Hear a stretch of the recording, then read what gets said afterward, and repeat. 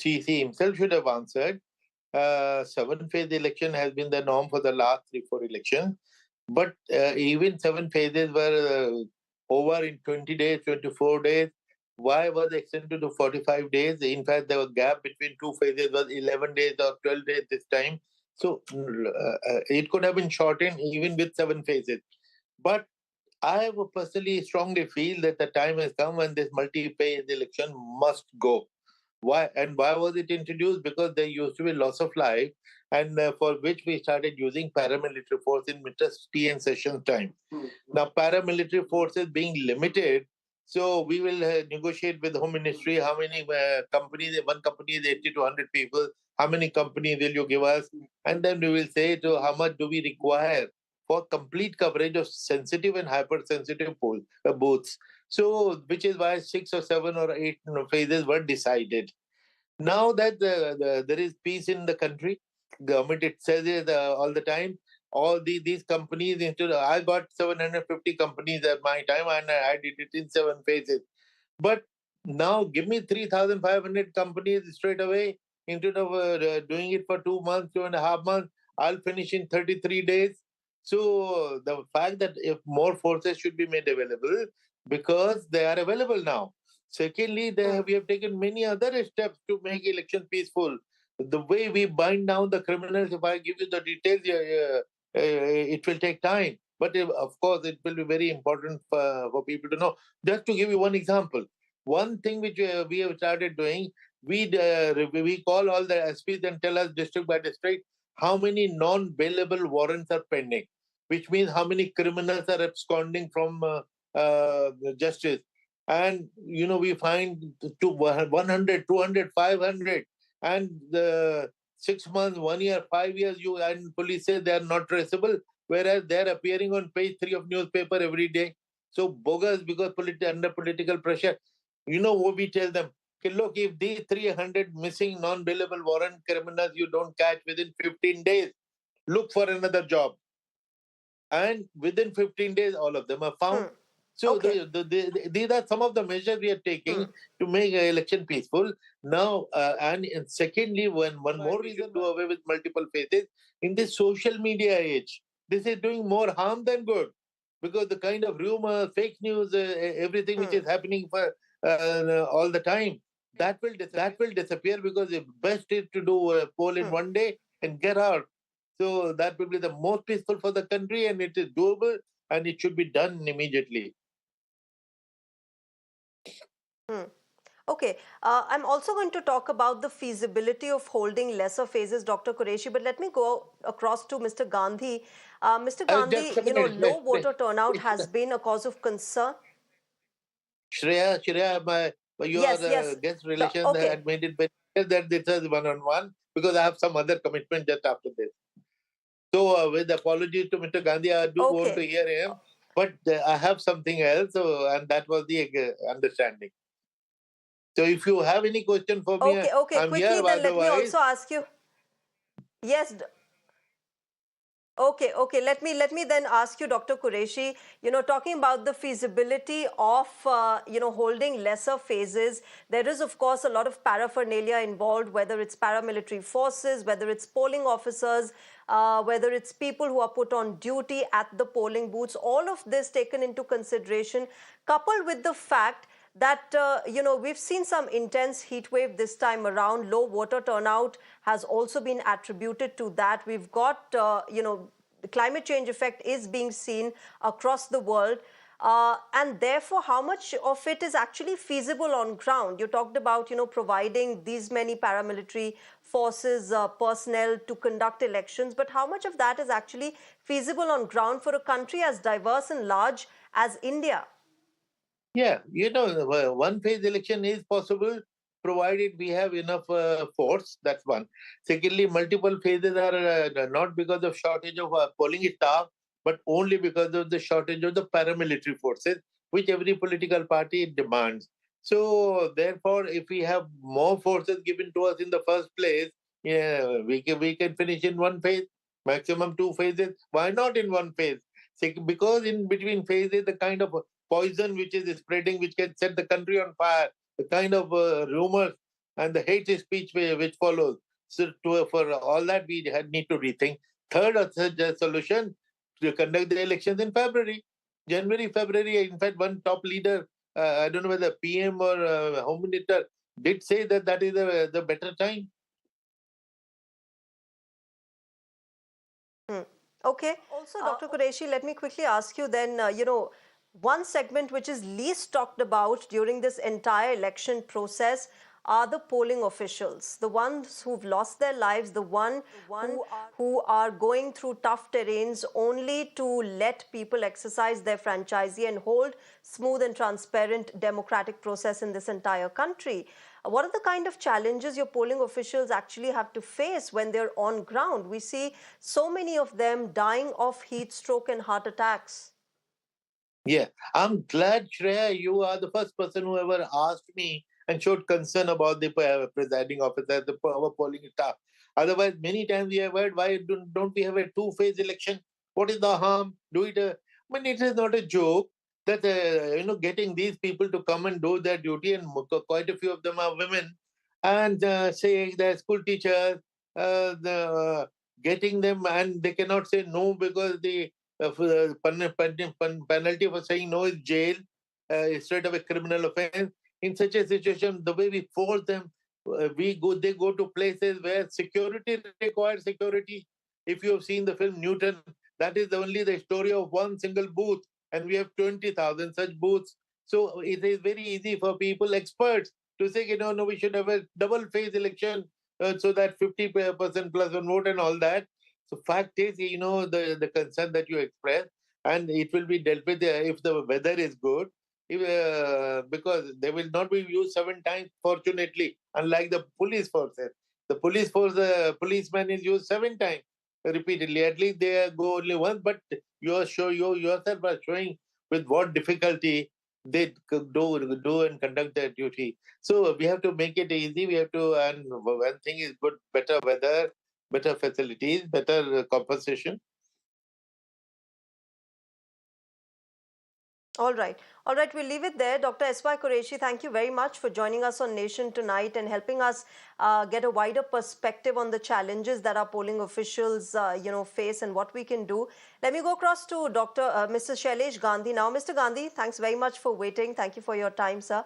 But as a citizen, as somebody who has witnessed these Lok Sabha elections, low voter turnout is something that has been attributed to the heat wave, the intense heat that people were facing and people were braving when they went out to exercise their franchisee. Do you think that is also one of the major reasons that people have been discouraged this time around to go out and actually vote? I guess the very high temperature is a major obstacle to people coming out and voting and standing in queues outside.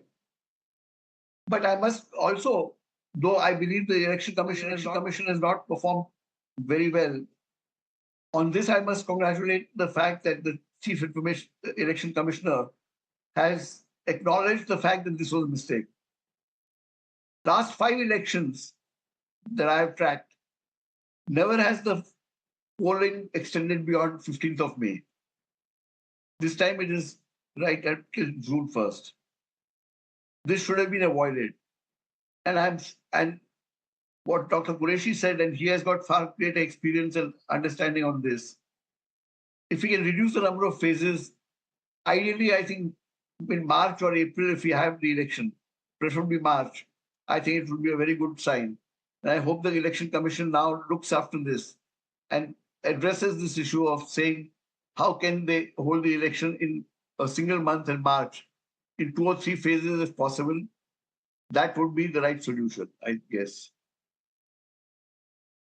Mr. Gandhi agreed that, the Election Commission has finally admitted and acknowledged the fact that this is a lesson learned, but perhaps it's been learned the hard way. Perhaps it has been learned very late, after lives have been lost, after people have been discouraged to go out and vote. They've been, stopping themselves from going out in the intense heat. Perhaps it's too late that this acknowledgement has come. That is true. I completely concede that. And yet, I believe people in the high positions should acknowledge mistakes that they've made. That is what will bring change and betterment. And that is not very easy to happen in our country. People make mistakes and do not acknowledge their mistakes and do not learn anything from there. Here, the Election Commission has shown its willingness to learn out of this experience and admitted that they made a mistake. And how do you think this can now move forward, Mr. Gandhi? Yes, I think next time they should plan on parliamentary elections being held in either March, preferably March. March is the ideal season where there are no problems of disruption anywhere. And preferably in 2 or 3 phases only. If it's feasible, I have nobody to comment on that. Dr. Qureshi says it is possible, so I would go by his judgment on this. Mr. Gandhi, you know, Dr. Qureshi also interesting point when he talked about how social media is impacting the elections and how it makes it worse when you have a long gap between phases. How misinformation, disinformation is actually impacting the voter, impacting the Lok Sabha elections that we just saw. What do you make of it really? How do you think this really can be sort of dealt with now in future? I think people blame social media for everything that goes wrong. It's serving a great purpose. It spreads things faster.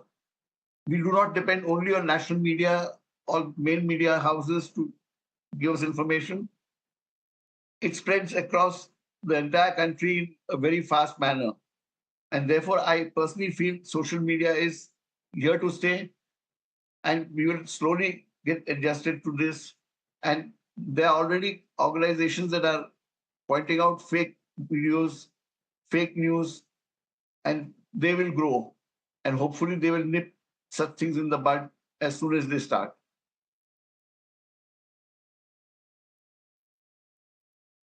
Mr. Shailesh Gandhi, thank you very much, sir, for joining us on Nation Tonight and sharing your perspective. Hopefully, we'll have the elections next that we have in this country better timed, convenient for all, and we will not lose lives in this whole process. Thank you very much. All right, now as the results start trickling in tomorrow, remember all eyes are on the big day. Ahead of this crucial moment, BJP leaders gathered at party chief JP Nadda's residence to discuss the preparations for the vote counting. The Bharatiya Janata Party has instructed counting agents from all booths to be present for the big day. जब मतगणना होगी तो पूरे देश के प्रदेश के मतगणना की रचना जो लगनी चाहिए प्रॉपर पार्टी की ओर से, जिस प्रकार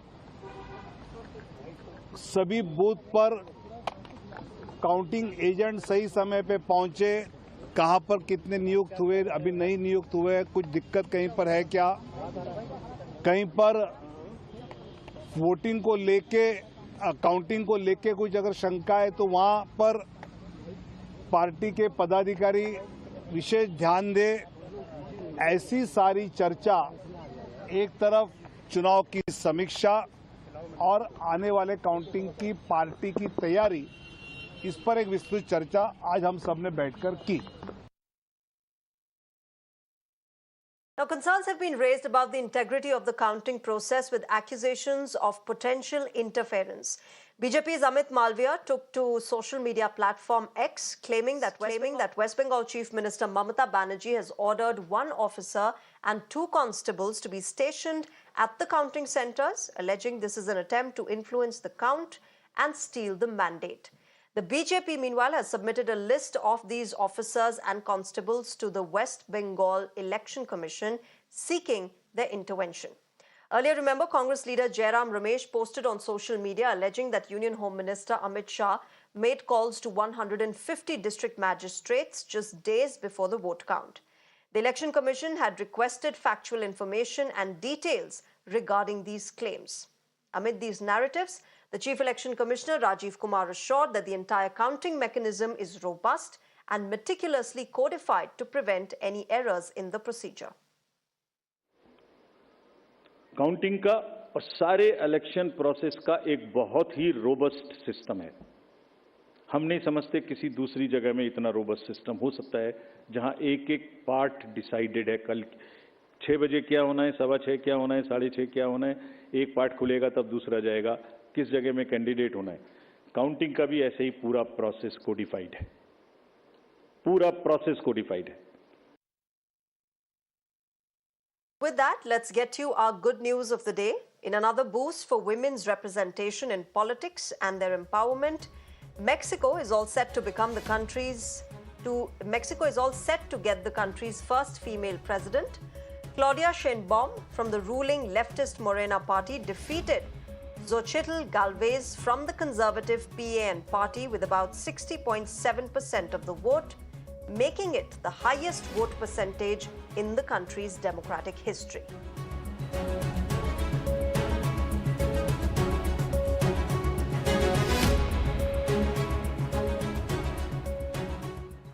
With that, on to our viral story of the day. In fact, this one's a bittersweet story coming in from Lucknow.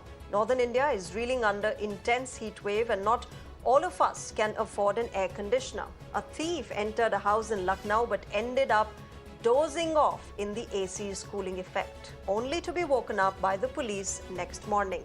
This incident went viral on social media with many empathizing with the poor man's plight.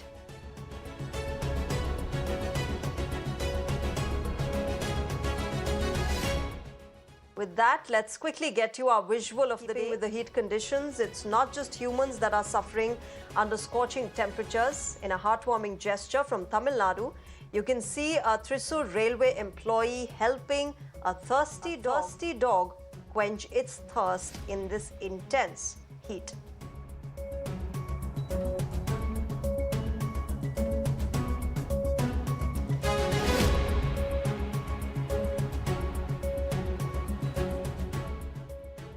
With that, it's a wrap on Nation Tonight. But of course, on Mirror Now, we will get you all the latest updates and results tomorrow, 7 a.m. onwards. Do tune in.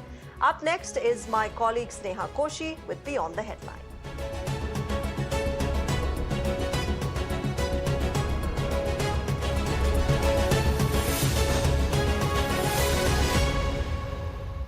Can Rahul and Kejriwal together win Delhi wala's dil? Sena versus Sena, NCP versus NCP. Who will the Mumbaikar choose? What will be the impact of the Prajwal Revanna tapes for the NDA in Karnataka? Can Annamalai make inroads for the BJP into the Dravidian bastions of Chennai? On the result day 2024. Get the clarity of Mirror Now. Join us on the road to Lok Sabha 2024. Only on Mirror Now. You first.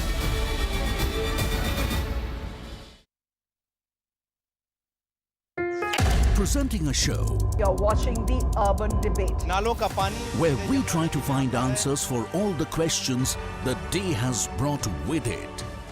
A show where instead of easing behind bickering and noise, if we don't start planning for the future, things will only get worse. What has happened in Bangalore is a violation of an individual, a citizen's fundamental right. authorities are forced to commit and respond on issues. Good conduct, assume for a moment it was so, but that is not the sacrosanct criteria. Have to follow the constitution. State government of Karnataka is very clear, saying that the civic authorities have been involved in road apathy where the road accident has happened. So we can together improve our urban reality. The Urban Debate with Shreya Dhondia, weeknights at 8 p.m. only on Mirror Now.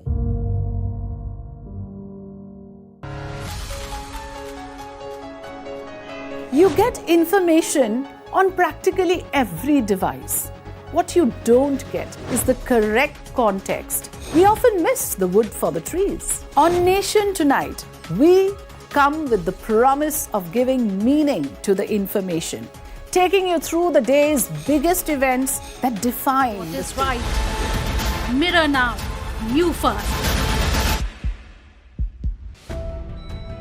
When you get back home from work after facing the madness of our day, To me, news is about one bold, strong voice that breaks silence. बोलो आपकी जान की रक्षा करते हैं, आप उनको मरवाने के लिए लेके आते हो। We go extra mile to give voice to stories that otherwise go untold. This tunnel is being constructed with the connivance of Pakistani army. We believe in asking straight, direct and pointed questions to people in corridors of power. I am Pradeep Datta reporting for Mirror Now. You first. Your issues are my stories, and that is news to me. Resident doctors out on the street. We expose the lies, uncover the truth, and demand accountability, all for a better tomorrow. With a transformer blast, no arrests have been made. On Mirror Now, we take the road less traveled, fight all odds, risk everything, only to highlight your plight. I am Neha Hebale, reporting for Mirror Now. You first.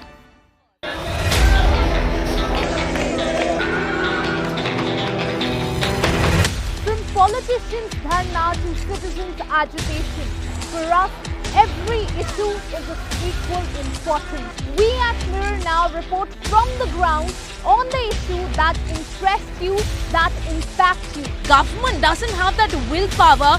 People of Delhi are struggling not just with deteriorating air quality. And now you can clearly see it's been 3 to 4 days that the situation.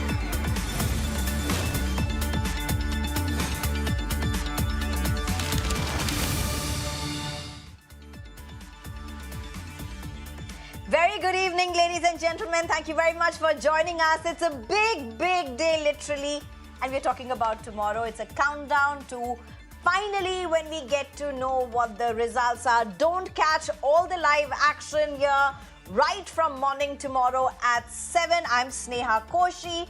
Tonight, we are going to be looking at something very interesting in elections. And you've been hearing this word for a bit now, especially since the exit polls came out. And you're going to be hearing it for the next few days as well. We are talking about bellwether seats. Yes, whether it be Valsad, whether it be Dharmapuri. What is bellwether seats? And remember, it's not just seats. There are even some leaders and parties that are known as bellwether leaders and bellwether parties. Well, we're going to be looking at a very interesting aspect of our Indian elections. But first, let's quickly take you through the headlines. Amid exit polls, it's the countdown to the big result day. It's Prime Minister Modi versus others.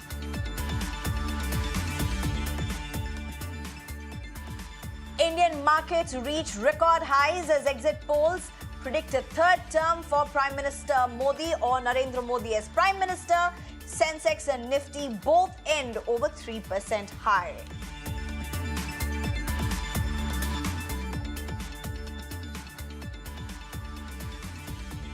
After over 40 poll officials died due to suspected heat stroke, Election Commission accepts polls should have been conducted 1 month before, when summer was not in its peak.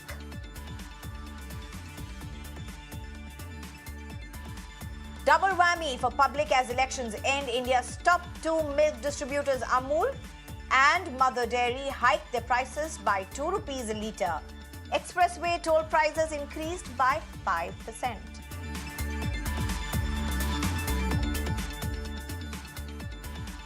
And even SK Kavita fights to get bail in Liquorgate. ED accuses her of involvement in proceeds of crime worth nearly 300 crores. Probe agency says the BRS leader destroyed digital evidence, tried to influence witnesses. Maldives imposes ban on entry of Israeli nationals amid growing outrage over Gaza conflict. Israel dismisses move, urges citizens to explore Indian beaches, shares pictures of Indian beaches, says Israeli tourists are warmly welcomed in India.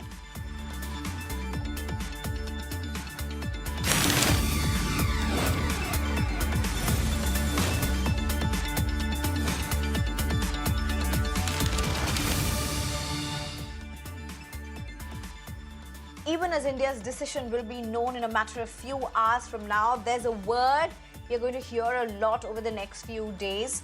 Something that psephologists speak a lot about, and that's bellwether. Yes, we're going to decode bellwether and India's Lok Sabha elections. It's a fascinating journey. In political terms, For the uninitiated, a bellwether seat is the constituency that acts as a trend indicator of the entire geographical location, where a small sample is a reliable representative of a larger trend, where past performances reliably reflect the national sentiments, including minority governments. The term originates from the English countryside when shepherds would tie a bell around the lead sheep's neck to track the movement of the herd, even if it was not in sight. Of course, we've come a long way since then. Let's take you through some of the bellwether seats for India's Lok Sabha elections, starting with Valsad, an eerie and fascinating constituency. Whichever party wins Valsad forms the government at the centre. This has been the trend from the first Lok Sabha elections in 1952. This year, Valsad is the constituency that has seen the highest voting in Gujarat. So that'll be interesting to decipher what Valsad has voted for. In 2014, though, BJP's KC Patel had won. Narendra Modi then on to become the Prime Minister. KC Patel was re-elected as the BJP candidate in 2019. The BJP-led National Democratic Alliance again won, and Modi became the Prime Minister for the second consecutive time. 2 years before that, in 2004 and 2009, KV Patel of Congress won Valsad Lok Sabha seat. Both times the Congress-led UPA formed governments at the centre. And if you think this is coincident, this goes back all the way to 1952. Look at this. Nanubhai Patel from Congress won Valsad. Congress won the general elections. And then Nanubhai Patel quit the Congress and joined the Janata Party and won Valsad again. And Janata Party emerged victorious, and Morarji Desai of the Janata Party became the Prime Minister. This saga goes on. Let's look at a bellwether seat in the south. A state that BJP seems to be, at least according to exit polls, making huge inroads in terms of vote share, as well as winning couple of seats. We are talking about Tamil Nadu. And the bellwether seat in Tamil Nadu is Dharmapuri. Not many of you would have even heard of this constituency. Well, it's a closely fought battle in Dharmapuri, frankly speaking. In 2019, Dharmapuri got it wrong, as in it didn't live up to its bellwether signage. DMK won Dharmapuri, but BJP went on to rule the centre, and Narendra Modi went on to be the Prime Minister for the second consecutive time. But that seems to be the only time when Dharmapuri voted in a way different from the larger trend. In 2014, PMK allied with the BJP. Prime Minister Modi emerged as the Prime Minister for the first time. Incidentally, PMK is popularly also known as a bellwether party because they just seem to know who to ally with. And that's why it created a lot of buzz when PMK realigned with the BJP this time. In 1998 and 1999, when the NDA held power at the centre, the PMK was in a poll or a pre-poll alliance with the BJP in 2004. When the UPA was in power, the PMK had sided with the Congress. When the PMK lost in 2009, the seat was won by the DMK, which was part of the Congress-led UPA. And then you have Delhi's very own Chandni Chowk, which appears isn't famous for its Daulat ki chaat alone, but also a very discerning electorate. In both 2014 and 2019, it was BJP that won the Lok Sabha seat from Chandni Chowk. Harshvardhan, a doctor by profession, was Chandni Chowk's representative in Parliament. He won the 2019 Lok Sabha elections from the constituency with 53% of the vote. But less than a year later, when Delhi voted in the assembly elections, all of the 10 assembly constituencies within the Chandni Chowk parliamentary constituency elected Aam Aadmi Party members. This is a fascinating trend, but we'll have to look deeper to try and understand the various aspects of bellwether seats. Let me introduce my panel at this point. I'm being joined by Professor Madhav Nallapat, who's a political commentator, Madhavan Narayanan, who's a senior journalist, and also Ajay Ummat, who's a group editor for Ahmedabad Mirror and Nav Gujarat Summit. Thank you very much, all three of you, for joining us. Of course, I'm sure all of you are as excited as anyone else in India for the election results that many of us would be, that all of us will get to know, in fact. But Mr. Ajay Unmat, if I can come to you. Sir, how do you look at this bellwether phenomenon? I mean, you've covered Gujarat very closely. So I spoke about Valsad, but it's not just Valsad. You have other places also in Gujarat that are bellwethers. How much of a phenomenon really is this? Is it even fair to say that a constituency can really vote in line of what the country may really be expecting?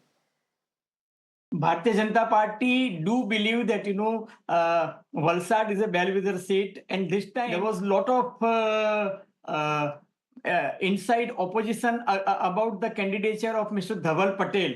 But his choice of Prime Minister Narendra Modi, it was told by a BJP High Command, instructed party president in Gujarat that this candidate is a Prime Minister's choice and he wants Dhaval Patel only to contest. Though everybody from Valsad said that, he is an outsider, but Prime Minister had personally gone for his canvassing. And on the other side, Priyanka Gandhi had also come for this particular seat in Gujarat, because both Congress and Bharatiya Janata Party, they believe that Valsad is a bellwether seat, and whoever win from this constituency, because this has not happened for one time, from 1957 to 1924, every time the candidate elected from Valsad, his party is coming to the power at center. Whether this has happened when Janata Dal, Morarji Desai, and this is, by the way, this is a birthplace of Morarji Desai, but Morarji Desai himself did not contest from Valsad, and he preferred Nanu Bhai to contest from Janata Party, and Morarji Desai contested from Surat because he said that no, Nanu Bhai would be a better candidate, and he didn't contest from this constituency. In this time, Prime Minister has chosen Mr. Dhaval Patel, and he is the most competent and most qualified candidate in Gujarat so far as educational qualification is concerned. He was working with IBM computers and with Accenture in US, UK, Europe and other countries, and is a personal choice, and Prime Minister has selected him. So I'm sure that how much BJP is taking care of this kind of bellwether seat. That's interesting. Madhavan Narayanan, if I can come to you. Tamil Nadu, we spoke about Dharmapuri, but what's interesting for me to know is, do we journalists, epologists would follow it very closely. We would look at, tomorrow when numbers come out, these would be some of the constituencies all of us would have our fingers on. We would be monitoring on the ground, getting the numbers to see which way it's going with some of these bellwether seats, as it were. But how closely do political parties really look at these bellwether states? Because when you look at the national discourse, you don't have a Dharmapuri being discussed. You don't have a Valsad being discussed.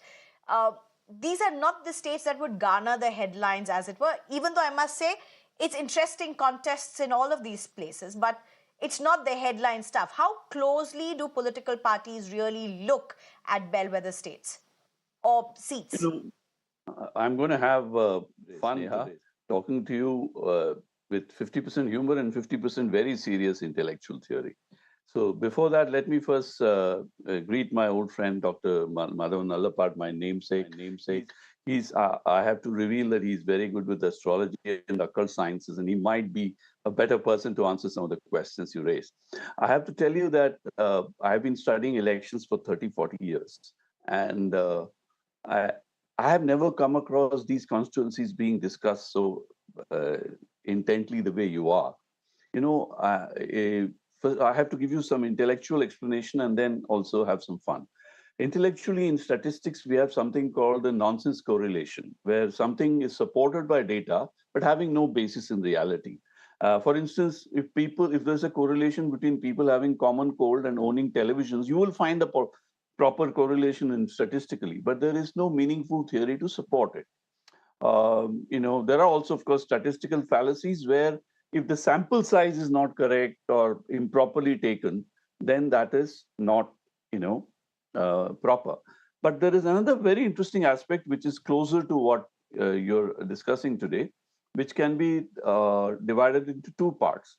In statistics, they say you either have better, you need, in order to make a correct prediction, you need either better data, which means proper sampling and proper surveys and large samples, or you need better theory. Better theory is something where, because of some underlying factor of which you're very aware, like a law of gravity, you know, if you know the law of gravity, you know that apples will fall from trees everywhere in the world. So that is theory. So from that point of view, let me say that Dharmapuri to me makes much more sense as a Since you constituency. mentioned that, Madhavan Narayanan, since you mentioned that point, let me just add some more aspects. While I was reading about these seats, look at Allahabad, or look at Dharmapuri as you mentioned, or look at Valsad, the kind of population that they form, the kind of confluence literally that they emerge as. Is that the reflective factor? That is the point I was coming to, because when I was listening to Mr. Umar, I could not find anything demographically to suggest that Valsad is a swing constituency. In fact, I was quite amused.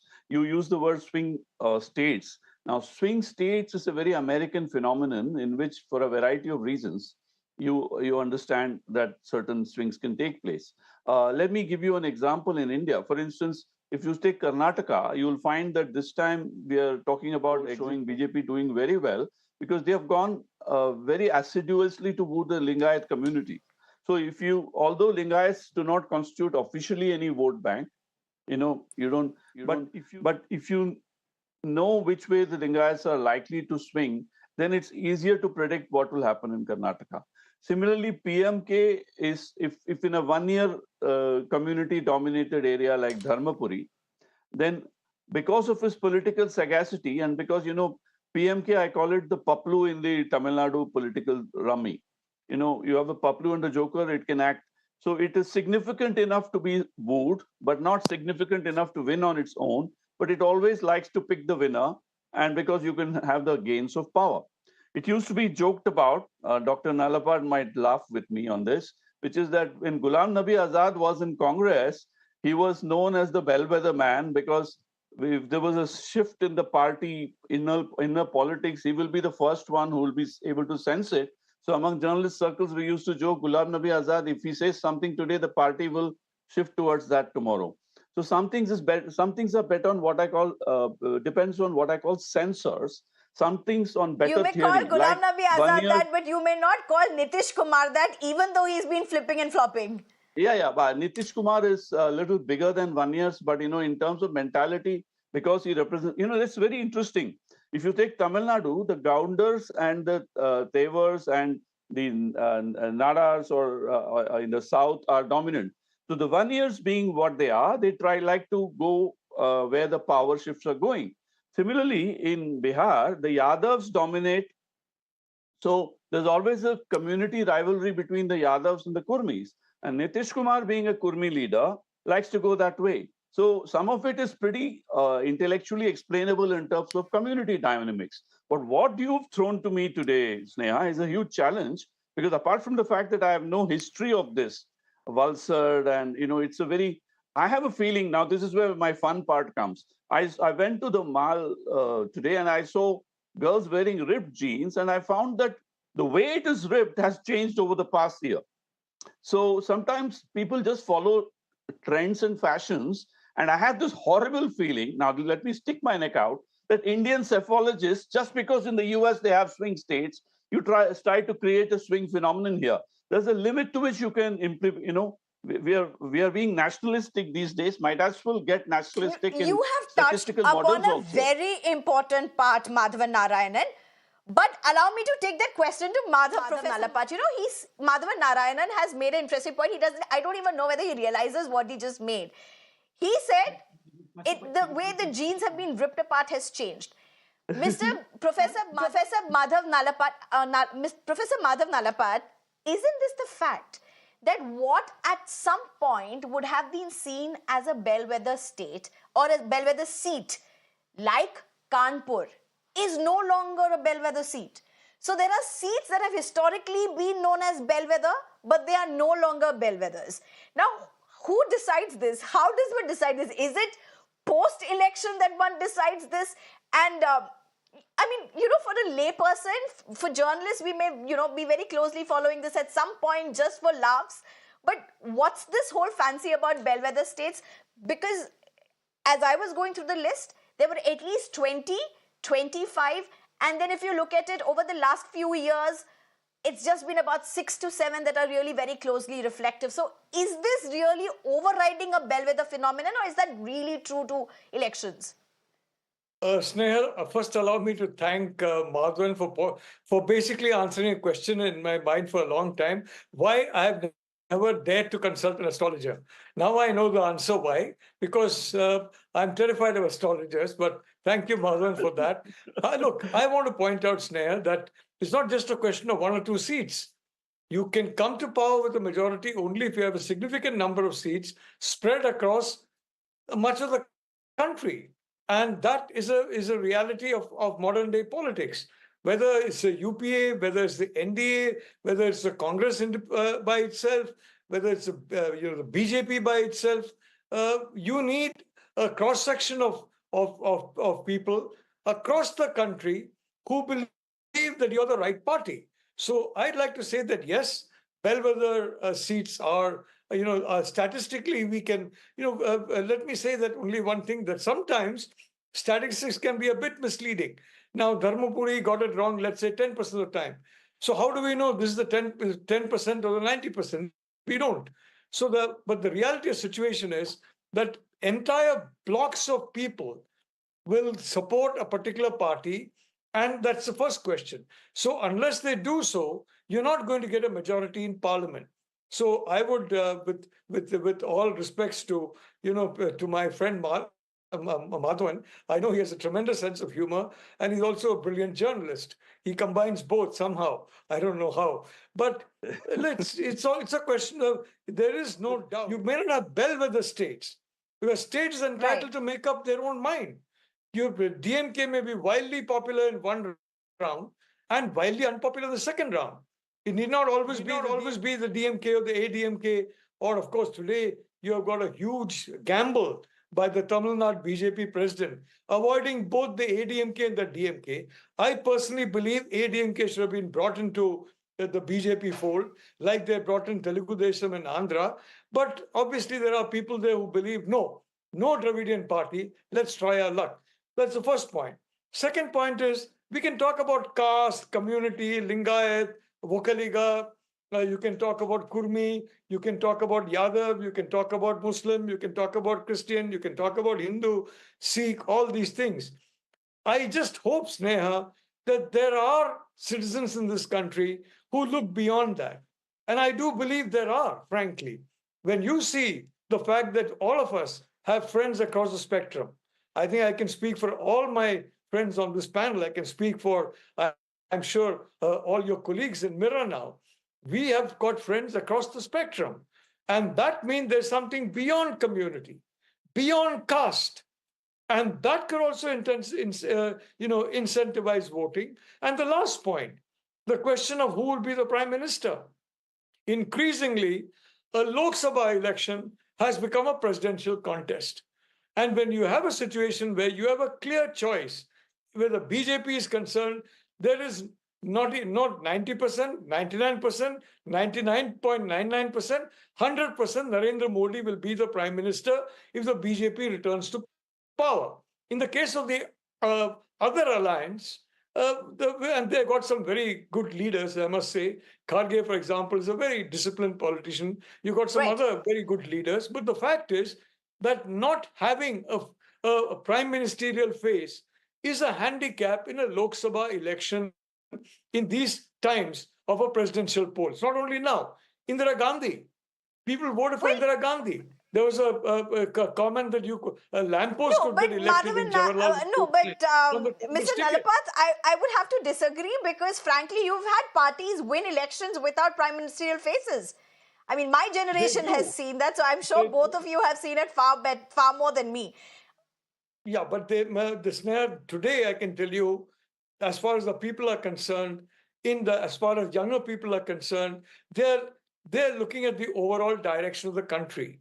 And when you look at the overall direction, unfortunately, leadership does count. There's no question about that. So I hope that there is, that this fragmentation, that Kurmis vote one way, Yadavs will vote the other way, Muslims vote one way, so Hindus will vote another way. I hope that's not correct. I don't think that's correct in India, very frankly. It's amply discussed in the media. I take the question to Madhavan Narayanan, who I'm 100% sure disagrees with you, even before knowing his response. But Madhavan Narayanan, bear with me a bit. I have to go to Ajay Ummat first. Ajay, you wanted to say something, sir. You wanted to basically make a point about Gujarat and the nature of people in these bellwether states and what is so peculiar about it. The peculiar thing about it is that, this constituency is a tribal belt. It's not that, Patel community or Kshatriya community, which is a dominating community, or, OBC community. No, this is a tribal belt. And Valsad is a seat, whether it was a Janata Party government or Janata Dal government or BJP government, or, in 2004 and 2009, you may call it a coincidence, but, it is a strikingly correct that, for 16 elections from 1957 to 2024, every time it proved correct. And that is the reason that, BJP and Congress, they both are very, very particular about choosing a candidate from this particular seat. And that's the reason I told you that Prime Minister has particularly chosen only one seat in Gujarat. That is this Valsad. And Priyanka Gandhi has also come to canvas for this constituency only in Gujarat. So that's the thing. And then I told you that Prime Minister knew that K.C. Patel as candidate may not win this time. There was a lot of opposition against him. So he brought a candidate from Delhi. So that's the thing, That much weightage BJP is giving to this particular Thank you, sir. seat. I just have barely 2 minutes left. Madhavan Narayanan, you want to make a point? It's over to you. Quickly, in response to Mr. Ummat, I'd like to say if Valsad has a tribal domination, it's quite possible that tribal votes swing in a certain way depending on emerging power equations, and that could be just a hypothesis.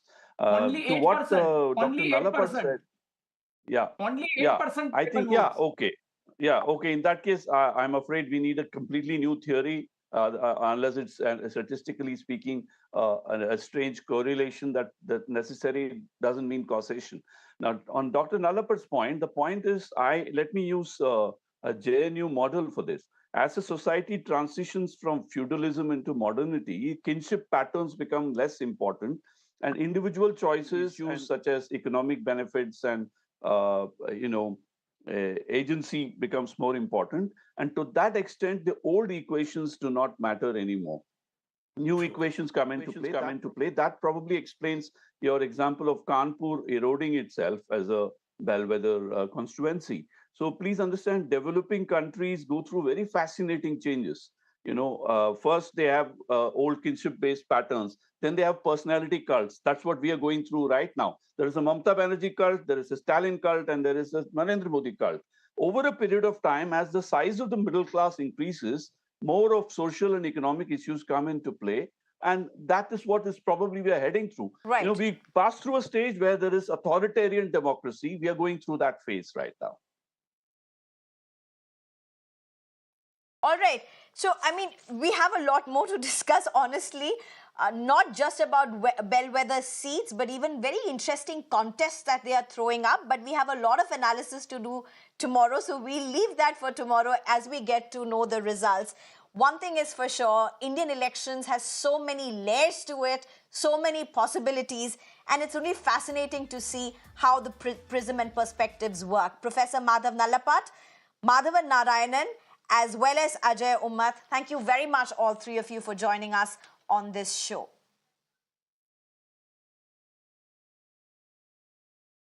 But before we end this segment, it is with deep sorrow that we inform you all of the sudden passing of our colleague and senior video journalist Amol Thakur last night due to a heart attack. His loss is a profound shock to all of us, and he will be greatly missed. We express our sincere condolences to his family.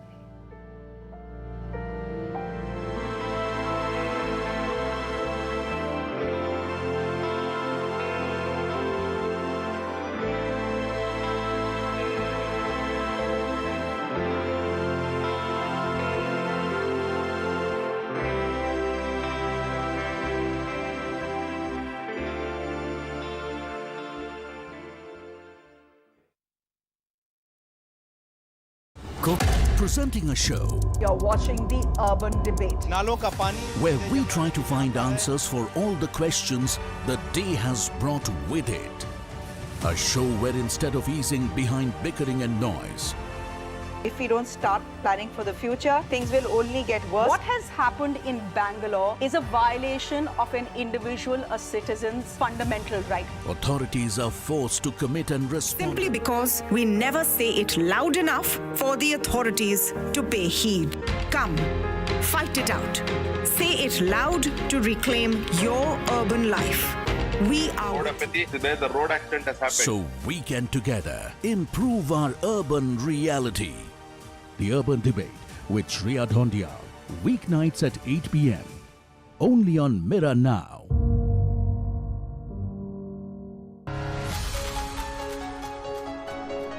You get information on practically every device. What you don't get is the correct context. We often miss the wood for the trees. On Nation Tonight, we come with the promise of giving meaning to the information, taking you through the day's biggest events that define the state of the nation. With me at 9 p.m. on Nation Tonight.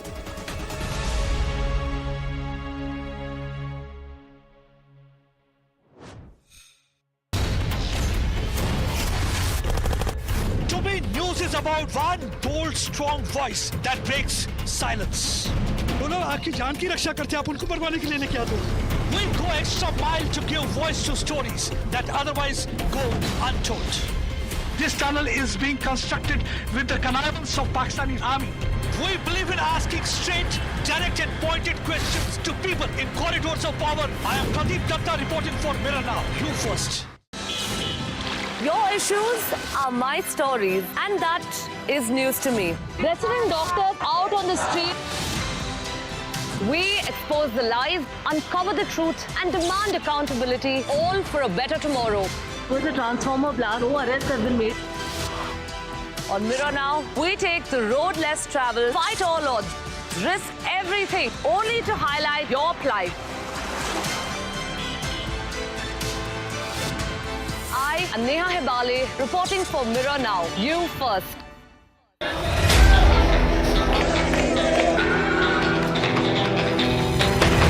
From politicians' dharna to citizens' agitation, for us, every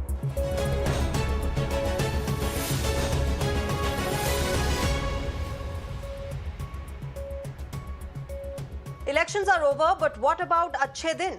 Well, two of the country's top milk distributing companies, Amul and Mother Dairy, have given a big shock to the public, which has been hoping for relief from the new government. First, it was Amul, which brands itself as the taste of India.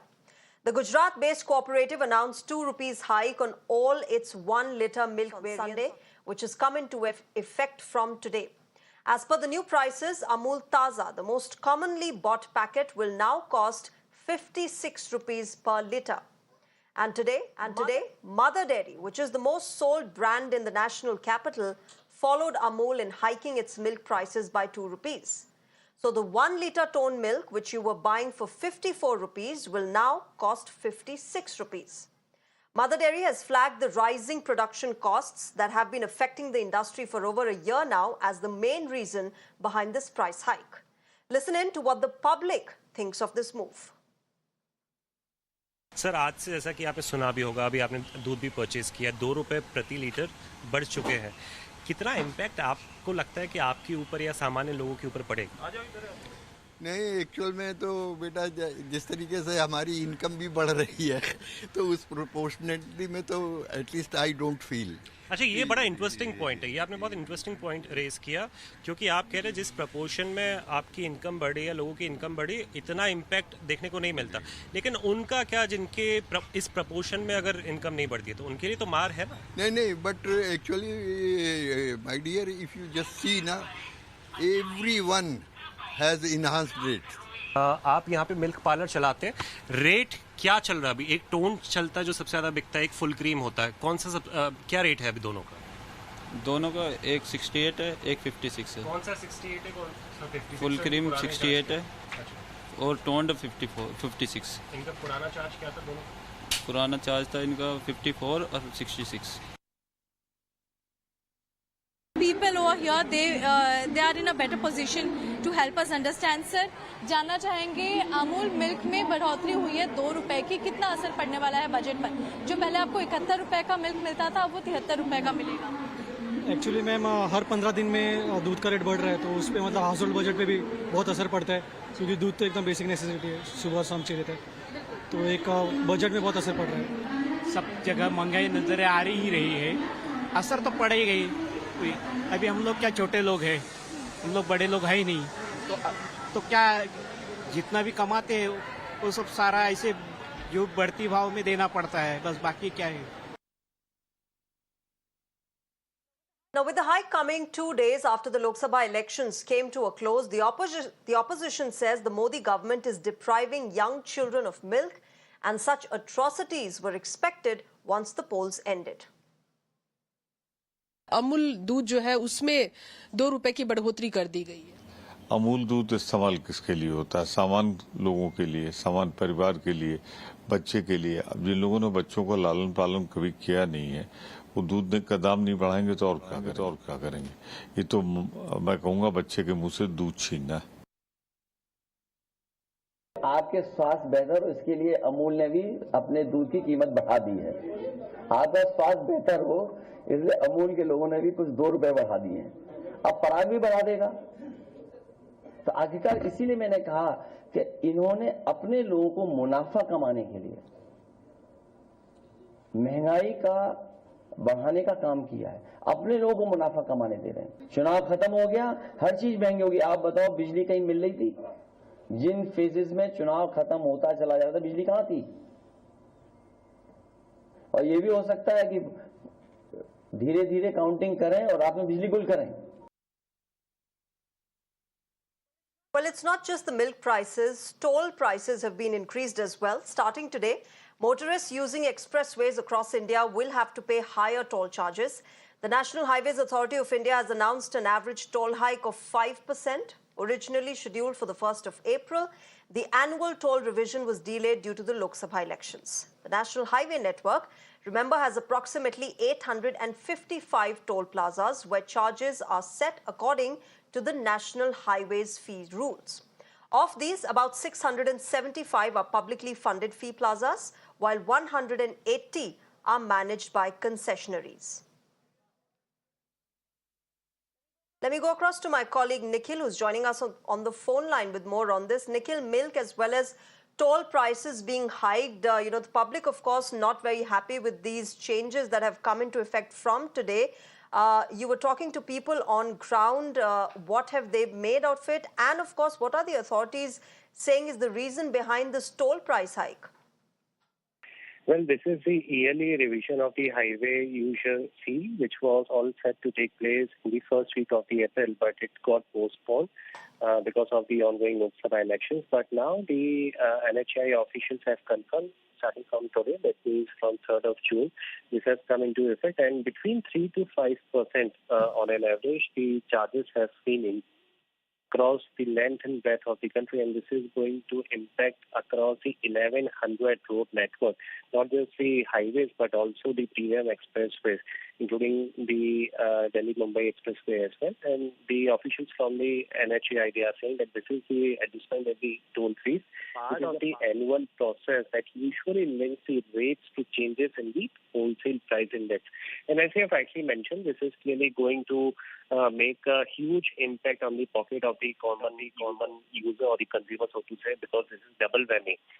Earlier today, the Amul and Mother Dairy, they have already announced a hike in the prices of milk per litre by ₹2, and the NHAI at the same time, they have announced that they are going to increase the prices for the toll free by 3 to 5%. So the consumer, average consumer and the user, now they are waiting for the prices of the fuel as well, because remember, Shreya, during the Lok Sabha elections, Prime Minister Narendra Modi only took to social media platform announcing 100 rupees reduction in the LPG price in particular, and also the prices of petrol and diesel, they were slashed equally in view of the Lok Sabha elections. Now that the elections are over, this is the return gift which has been given by the central government. Back to you. Right, Nikhil, thanks very much for joining us with those details. Moving on, there was a massive cheer on Dalal Street today as every pollster predicted a third term for Prime Minister Modi and a continuation of a stable government. On the first day of trading since exit poll results were revealed, the market soared to levels never seen before. The Sensex touched an all-time high of 76,700 points before closing the day just shy of 76,500, which is a record closing.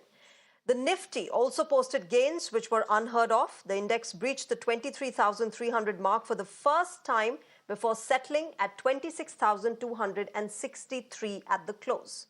Today also marked the biggest jump Nifty has seen in over 4 years. Now in total, nearly 12.5 lakh crore wealth was added to the markets by this unprecedented surge. Well, on the back of favourable exit poll for the current government, we saw strong bullish pressure in the market. Nifty registered its biggest single session gain in over 40 months, touching record high level as well. Also, the index added around 6 lakh crore market cap today in one session itself. Relevance was the top contributor, which contributed more than 120 points in Nifty's up move. If we talk about Nifty Bank, the Nifty Bank to touch record high level. It closed above that psychological mark of 50,000 for the very first time, and it hit 51,000 mark as well.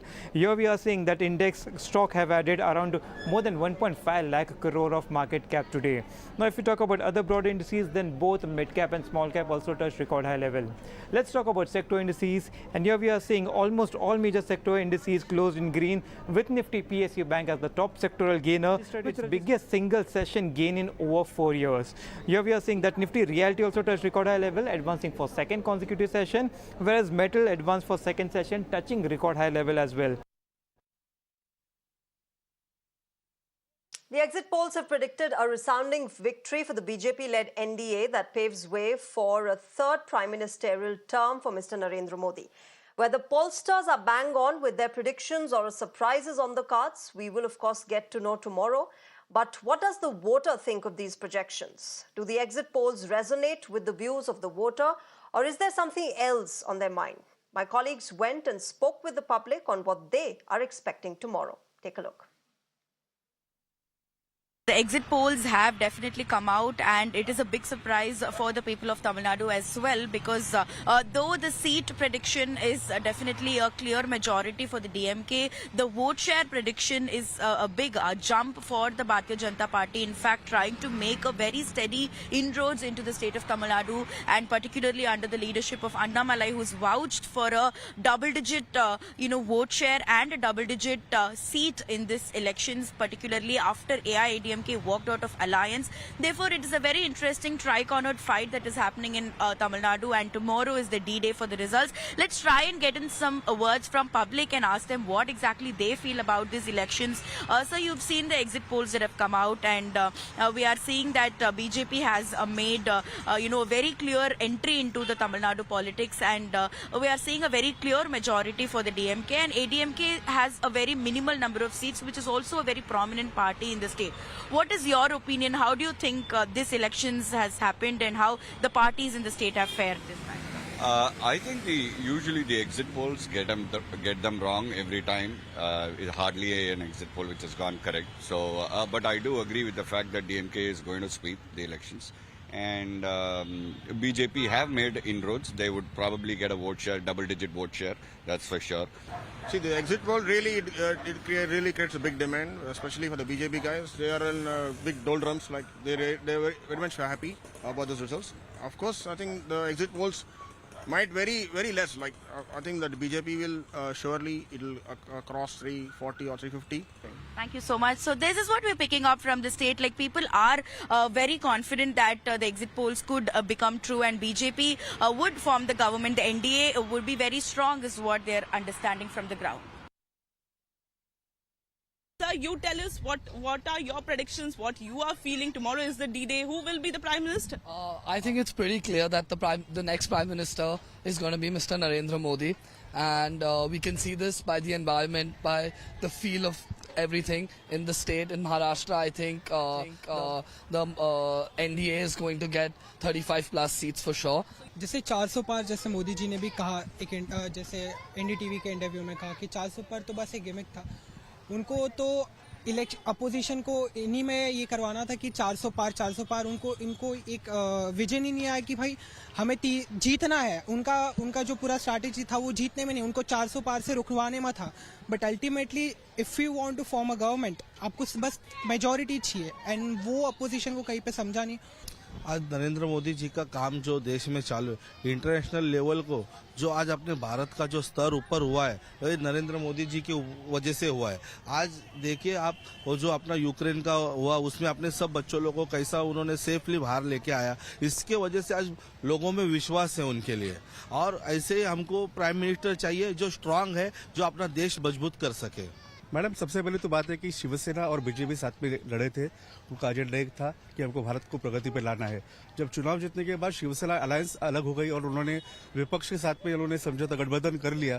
उसके बाद में जो उनके साथ जो काम करने वाले जो सहयोगी कार्यकर्ता थे, जो एमएलए थे, उनके दिल में कहीं पर रहेगा कि हम लोगों ने मोदी जी का चेहरा लेकर हम लोगों के सामने गए हैं, हम चुनाव जीते हैं। उसके बाद भी उद्धव ठाकरे ऐसा करने के बावजूद उनके दिल में कुछ वो गलत जैसे लगा उनको। और हमको या महाराष्ट्र के लोगों को चाहिए कि हमको विकास और विश्वास, ये दोनों चीज पर हम लोग विश्वास रखते हैं। और देश का नेतृत्व जो करेंगे वो नरेंद्र मोदी जी ही करेंगे। और हमको आने वाला लगता है कि 400 पार नहीं 400 पार ही होगा, ये हमारा विश्वास है।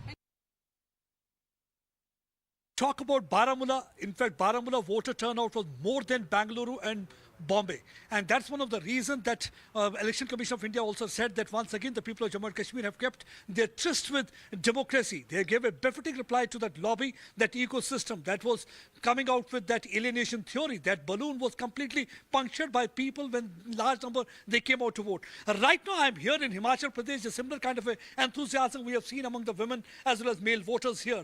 And you rightly said that final countdown has begun, and tomorrow one will get to know what way the political pendulum will swing once the EVM will be opened. Let me speak to people and find out what they have to say. हालांकि बताया इस वक्त exit poll तो बता रहा है कि BJP आ रही है। आपको क्या लगता है प्रधानमंत्री कौन होगा? प्रधानमंत्री तो अपने नरेंद्र मोदी जी होंगे। आपको क्यों लगता है इतना कॉन्फिडेंस? ऐसे है, जो कांग्रेस सरकार 17 साल में नहीं कर सकी, मोदी सरकार ने वो 10 साल में किया है। मोदी सरकार के आने से पिछले 10 सालों में जॉब अपॉर्चुनिटी काफ़ी ज़्यादा लोगों को मिली और जो विकास कार्य हुए वो भी बहुत ज़्यादा हुए।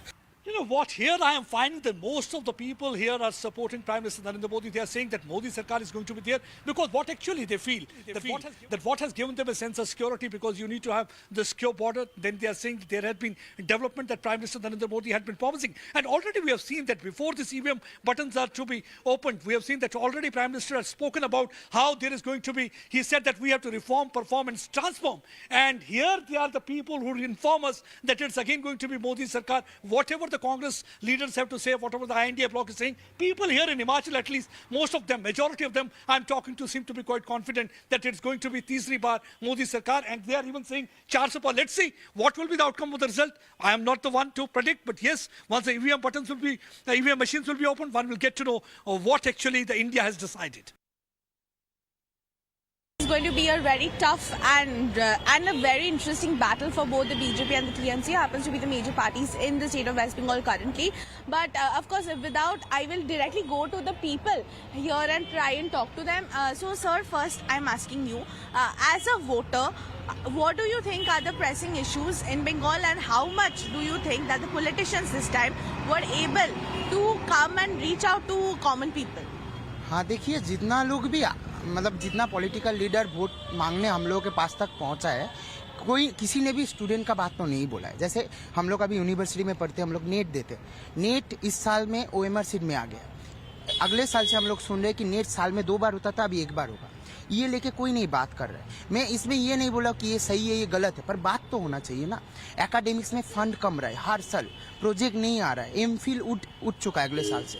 अगर ऐसा चलेगा तो हम लोग जैसे जो लोग ये मतलब अभी कॉर्पोरेट वर्ल्ड रहने से भी जो लोग एकेडमिक्स में आना चाहता है, वो लोग धीरे धीरे आना बंद कर रहा है। एग्जिट पोल्स का तो ऐसा कुछ नहीं है, क्योंकि एग्जिट पोल्स कल ही फेसबुक में कमेंट दिख रहा था कि जो एग्जिट पोल का हिसाब करता है, तो उसके ही एक एम्प्लॉय वो बोल रहा था कि एग्जिट पोल में जो होता है वो कोई हिसाब ठीक से नहीं लगाता, हमें ही फॉर्म भरना पड़ता है, हमें ही जमा करना पड़ता है। तो एग्जिट पोल पे ऐसा कुछ विश्वास नहीं कर सकते। वोट हुआ है इस बार, तो इस बार जो बोल सकता हूँ, इस बार जो हुए पिछले बारी की तुलना में शांतिपूर्ण वोट हुआ है बंगाल में, तो कुछ भी हो सकता है। Well, despite being confident of securing a victory when EVMs are open tomorrow, the opposition is already preparing a post-verdict strategy should their prediction go south. Sources within the Congress party are saying that all the senior leaders of the India bloc have been asked to camp in Delhi till tomorrow night or day after. The opposition is planning to hold a meeting in the capital after the election results are out. Sources also suggest, should they fail to get the magic number of 272, the India bloc is planning their next step, which includes holding a demonstration or press conference or meeting the president to complain about how the Election Commission of India has been misused by the ruling establishment. Let me go across to my colleague Niyamika, who's joining us with more details on this. Niyamika, the opposition now strategizing as to, how to plan forward from tomorrow onwards, whatever the result is, but also help us understand the details of how, the Congress party has even set up helpline numbers for their workers to share any sort of, misuse or hacking of the EVMs that is being done. Well, this time we must admit that the India bloc leaders are on an alert as just ahead of the results day. It is a communication department of the Congress party which has released an official message to all the workers and the senior leaders of the Congress party that they need to be attentive while the counting will be going on, as two helpline numbers are also being released by the Congress party, in which they have mentioned it clearly to all the workers of the Congress party that they need to go to various counting centers, and if they will find any kind of suspicious things happening at their particular counting centers, then they have to record a video and they need to send all those videos to the helpline number so that the legal team of the Congress party can take the appropriate action. Not just the Congress but the other India bloc leaders are also on an alert, and that's the reason why they have been called to the national capital either tomorrow evening or the day after tomorrow, as they are also going to hold a meeting for the future strategy, because they will find any kind of discrepancies or even irregularities being reported at some of the places all across the country. Then they are going to approach either to the Election Commission of India, or they can also hold a protest. And for that reason, now they are going to hold a meeting to prepare the future strategy, because we have seen that how the India bloc leaders are quite confident that they are going to get at least 295 seats in the general elections 2024. And for that reason, now they have said that BJP can do some kind of irregularities during the counting, and that's the reason why this time the Congress party has asked its party workers to be attentive, to be alert, and to recheck the tally which will be given by the Election Commission of India with Form 17C. Right, Niyamika, thanks very much for joining us with all those details. So that was about the opposition parties strategizing for tomorrow. But let's shift our focus now to the politics that's going on in the national capital. Atishi has alleged a BJP plot to torture Chief Minister Arvind Kejriwal in Tihar jail. The AAP leader has claimed that despite unprecedented heat, the Tihar jail officials are not providing Arvind Kejriwal with something as basic as a cooler, which even the notorious criminals get access to. Now, this allegation comes a day after the Delhi Chief Minister surrendered himself at Tihar after his 22-day interim release for Lok Sabha election campaigning ended. Bharatiya Janata party Arvind Kejriwal ji को प्रताड़ित करने में कोई भी कसर नहीं छोड़ रही है।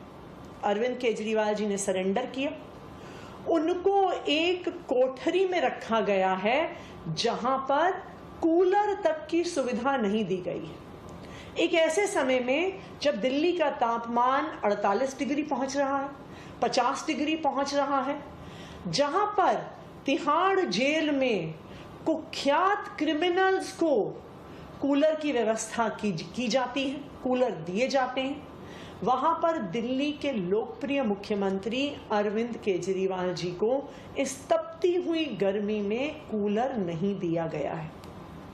मैं भारतीय जनता पार्टी से ये पूछना चाहती हूं, मैं उनके एलजी साहब से ये पूछना चाहती हूं, कितना नीचे गिरोगे? क्या आपकी क्रूरता की कोई सीमा नहीं है?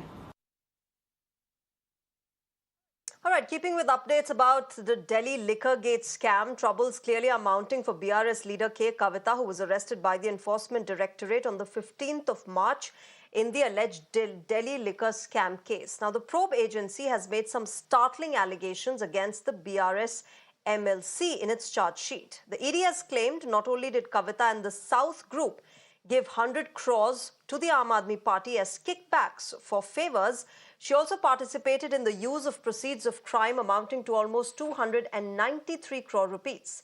In its charge sheet, the probe agency is also alleging that the BRS leader deleted digital evidence to hide her role in the scam. She's also being accused of trying to influence the witnesses. My colleague Rame is joining us with more details on this. Rame, troubles clearly not ending anytime soon for K. Kavita. What happened in the court today? What was the reason that the court gave in extending her custody? Absolutely. So recently, the Delhi's Rouse Avenue Court had taken cognizance of the 6 supplementary charge sheet filed by the Enforcement Directorate. And after taking cognizance, production warrant was issued against BRS leader K. Kavita and produced today before the Delhi's Rouse Avenue Court. Now, for the first thing, that judicial custody in both the CBI and ED cases has been extended. So there seems to be no relief for the BRS leader K. Kavita. Now, coming on the charge sheet part filed by the ED in the Delhi exercise camp case, Enforcement Directorate submits before the court that K. Kavita gave rupees 100 crore in kickbacks to Aam Aadmi Party leaders. Now, ED further went ahead and stated that K. Kavita deleted evidence from phone to conceal involvement. Further stating, the ED stated that K. Kavita, by way of conspiracy and formation of window spreads, participated in the generation, acquisition and use of the proceeds of crime amounting to 292.8 crore rupees, which was derived by her as a result of the conspiracy. Now, further stating, it was even stated before the court by the Enforcement Directorate that K. Kavita received undue benefits in lieu of the kickbacks in connection with a money laundering case, which is now linked to the scrap Delhi liquor policy.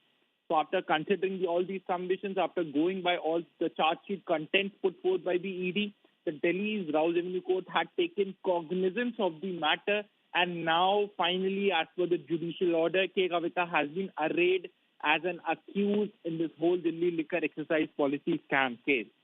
A next date has been given in this matter where the trial will proceed further against BRS leader K. Kavita.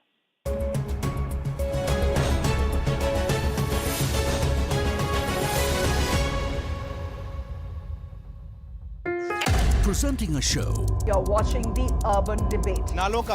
Where we try to find answers for all the questions the day has brought with it. A show where instead of easing behind bickering and noise, if we don't start planning for the future, things will only get worse. What has happened in Bangalore is a violation of an individual, a citizen's fundamental right. authorities are forced to commit and respond on issues. Good conduct, assume for a moment it was so, but that is not the sacrosanct criteria. I have to follow the constitution. State government of Karnataka is very clear, saying that the civic authorities have been involved in road apathy where the road accident has happened. So we can together improve our urban reality. The Urban Debate with Shreya Dhondia, weeknights at 8 p.m. only on Mirror Now.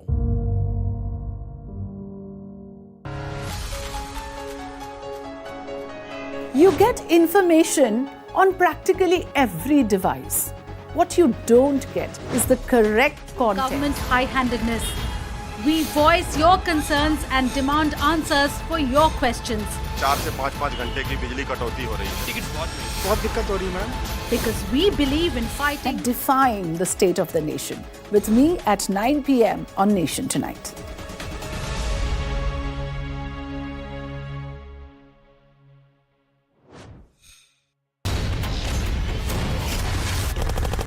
To me, news is about one bold, strong voice that breaks silence. बोलो आपकी जान की रक्षा करते आप उनको मरवाने के लिए लेके आते हो। We go extra mile to give voice to stories that otherwise go untold. This tunnel is being constructed with the connivance of Pakistani army. We believe in asking straight, direct and pointed questions to people in corridors of power. I am Pradeep Datta reporting for Mirror Now. You first. Your issues are my stories, and that is news to me. Resident doctors out on the street. We expose the lies, uncover the truth, and demand accountability, all for a better tomorrow. Was a transformer blast. No arrests have been made. On Mirror Now, we take the road less traveled, fight all odds, risk everything, only to highlight your plight. I am Neha Hebale, reporting for Mirror Now. You first.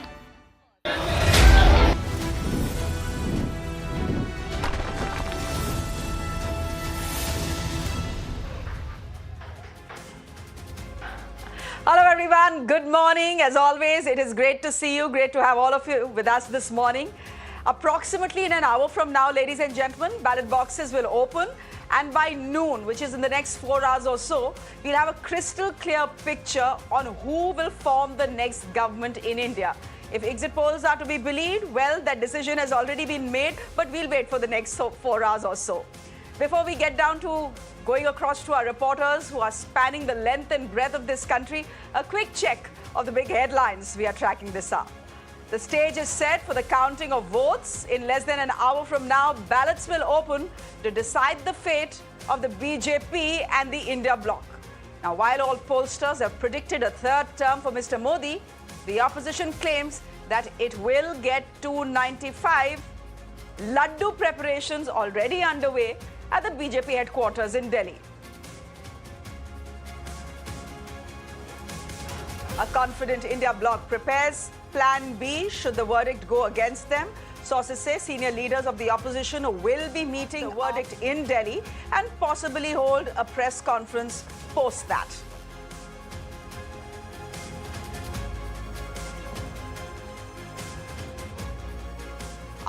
AAP is accusing Tihar authorities and the BJP of torturing Arvind Kejriwal in jail. The Aam Aadmi Party says Mr. Kejriwal has not been provided with a cooler despite a record-breaking heat wave in the capital. Mr. Kejriwal returned to Tihar on Sunday after his 22-day interim bail ended.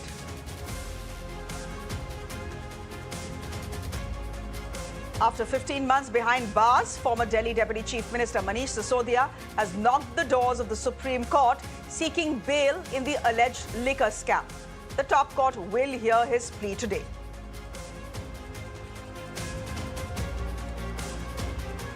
The chorus for Maratha quota reignites in Maharashtra. Activist Jarange Patil will be resuming his indefinite hunger strike from today.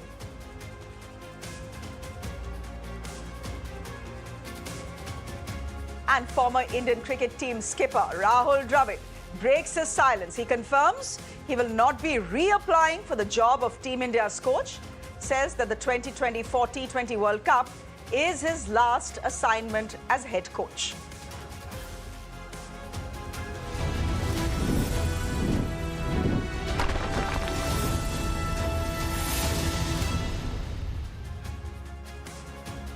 Ladies and gentlemen, good morning, and it's great to have you all with us. It's a big day for us as journalists, for you as viewers, and for all of us as Indian citizens. A day which only arrives once every 5 years. Now, it won't be an understatement to say that today is a day that will shape the future of the nation for not just the next 5 years, but for the next decade at least. First, let's take a look back at what we have pulled off in the world's largest democracy. India has created a world record, ladies and gentlemen, with 64.2 crore voters, including 31.2 crore women. That's a world record, participating in the Lok Sabha elections this year. Over 68,000 monitoring teams and 1.5 crore polling and security personnel were involved in the world's largest electoral exercise. Nearly 4 lakh vehicles, 135 special trains, and 1,692 air sorties were used for conducting elections. So a big thank you to everyone who was involved in conducting these elections rather peacefully. The big highlight, Jammu and Kashmir, its highest turnout in 4 decades at 58.58% overall and 51.05% in the valley. That's historic. The overall turnout has been 66.33 across the country. Not a record, but still significant enough to deliver a decisive mandate, something we are looking forward to. And what will that mandate be? Well, this perhaps has been the most bipolar election India has seen in several decades, thanks to the umbrella grouping of most top opposition parties under the India bloc. That hasn't held back the BJP, which has also found some new allies and rediscovered some old ones to redefine what constitutes the NDA. The result is that comparing today's numbers to 2019 will not be a simple apples-to-apples comparison given the sea changes that both the principal alliances have seen in the last 5 years. However, if one were to reorganize the 2019 numbers according to the 2024 alliances, then the baseline numbers read like this: 358 for the NDA and 120 for the India bloc. Now, Mirror Now on Saturday carried out the poll of polls, which gives 373 for the NDA, which means a clear mandate, and 141 for India. But here's a statutory warning. As always, exit polls are known to have gotten it wrong in the past, both the direction and the magnitude of trends. In any case, exit poll numbers will become meaningless when the real numbers that will start coming in will happen in an hour from now. Numbers that will answer some rather burning questions. Number one, can NDA hit its 400 par target and script history by becoming the only second coalition to ever do so? It's only happened once. 400 par has only happened once in 1984. It was a sympathy wave after his mother's death that had propelled Rajiv Gandhi to those numbers. Secondly, can the India bloc prove to be more than the sum of its parts, given that they are no longer taking votes off each other? Then, will the BJP break new ground in the east and south, especially Bengal, Odisha, Tamil Nadu and Kerala? That is something exit poll numbers are predicting. If that happens, it'll be big. It'll be a big sea change in India's national picture. Can Modi's magic help BJP hold on to its Hindi belt bastions, or is there anti-incumbency in the saffron strongholds? Exit polls are telling us that the BJP will hold on, will continue to maintain its hold in central India and parts of North India as well. And then, of course, there are the regional satraps. Will Arvind Kejriwal and Mamata Banerjee realize their expansionist plans and prove themselves to be potential leaders to challenge Modi at a national level? And finally, of course, NDA versus India. Who has nailed the alliance arithmetic and chemistry? So all these questions will be answered in the next 4 hours also. And I, with my team, cannot wait to take you through all the numbers that will start coming in. Of course, it's result day for all the candidates who had fought in this election. Madhvi Lata has created many headlines this election season, pitted against Usauddin Owaisi in Hyderabad. She was bright up and early today, speaking to reporters. Let's quickly listen in.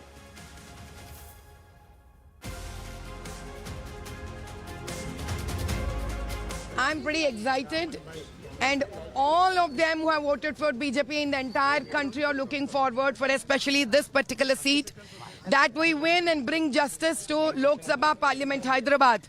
We all know that Modi ji in the entire 2 terms have tremendously worked, meticulously worked for the nation.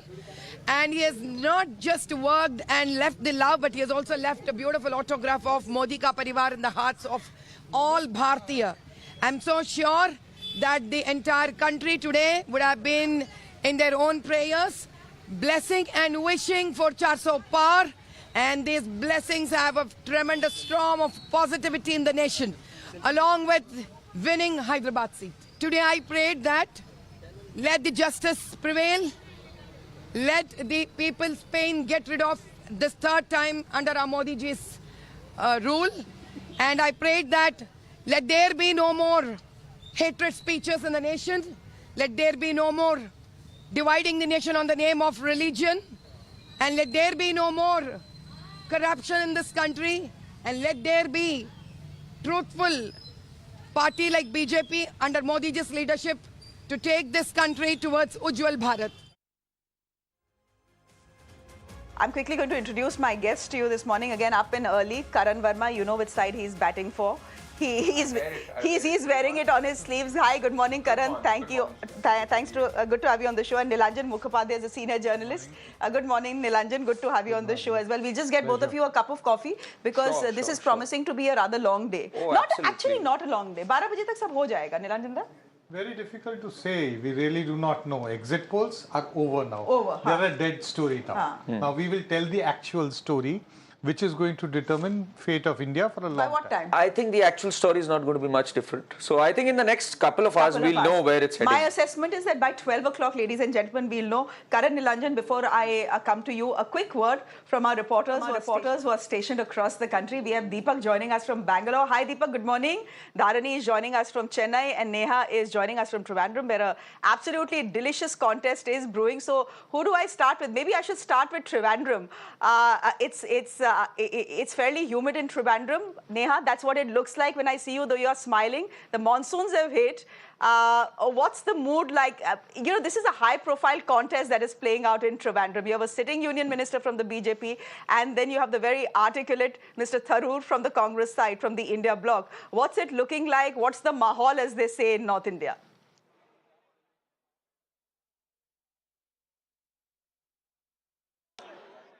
Well, Shreya, you've summed it up there so beautifully. There's really not much left for me to say. But, of course, having said that, we are in Trivandrum. It is, of course, the heart of a lot of action over here. We're seeing three-time MP Shashi Tharoor, in fact, going up against also someone who's considered to be a BJP strongman here, Rajiv Chandrasekhar. I'd just like to give you one glimpse here of the counting center, the Maravanyos College that we're at right now. Just look at the kind of, atmosphere here.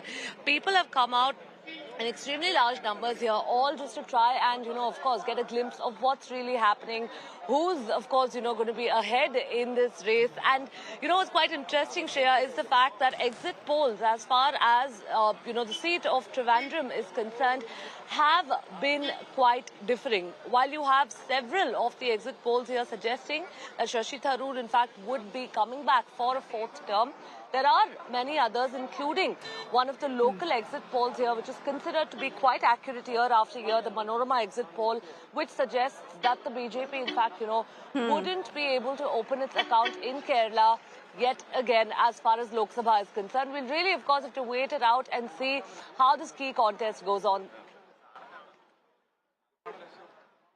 That's actually right. So national polls have given us one picture as far as Kerala is concerned, but there are local exit polls that have also happened, not reported in the national media, for example, Manorama, which are very clearly saying that though the BJP may increase its vote share in the state of Kerala, opening its account, well, they'll have to wait, maybe for the next election. We'll see how it plays out, because if it happens, if the BJP does manage to open its account in Kerala, Neha, it'll be a big headline tomorrow. It'll be a big story, because this is one very strong southern bastion that the BJP would have managed to breach, and how much level of effort that has been made by the Prime Minister personally it's pretty impressive, I would say.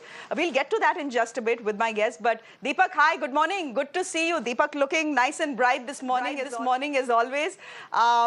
Deepak, what do I even begin to ask you about Bangalore? The fact is, if you look at the numbers from last time, we know that, yes, there is a Congress government in place in Karnataka, but when it comes to the Lok Sabha elections, the BJP tends to sweep it. It had swept it last time, and all indications are that it is going to do very, very well this time as well, if you believe the exit polls. Now, the exit polls are done and dusted. The results, Deepak, will be out in the next couple of hours. I just want to ask you again, much like I asked Neha, what the mahal is, whether the entire sex scandal, actually overtook muddas that we should have been speaking about, because, by the end of it, every headline and every show you did from Bangalore, Deepak, almost every show was on Prajwal Revanna.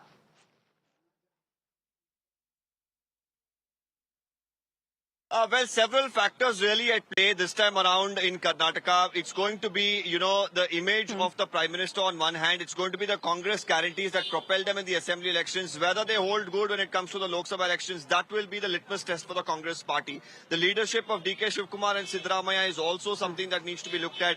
Vijendra took over as the party president for the BJP. So this performance of the BJP, and compared to last time they had won 25, it was a thumping win for them.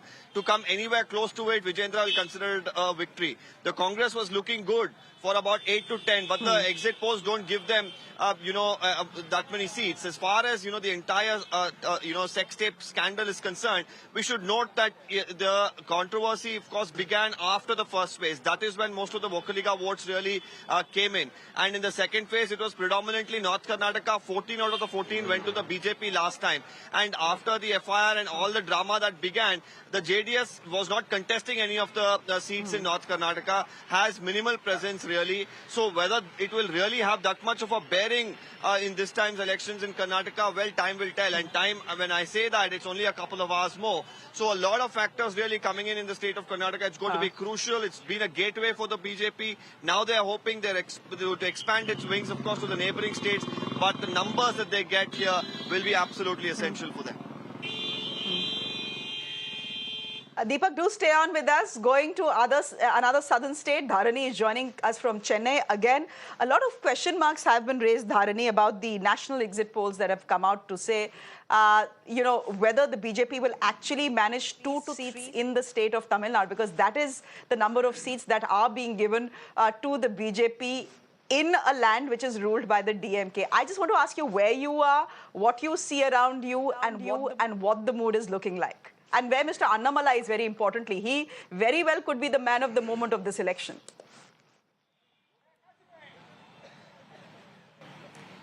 Most of the exit polls are giving 1 to 3 seats for the NDA here in Tamil Nadu, and we all know for a fact that Tamil Nadu BJP Chief K. Annamalai himself is contesting from the Coimbatore parliamentary constituency, and as far as Coimbatore is concerned, the exit polls are showing a mixed result.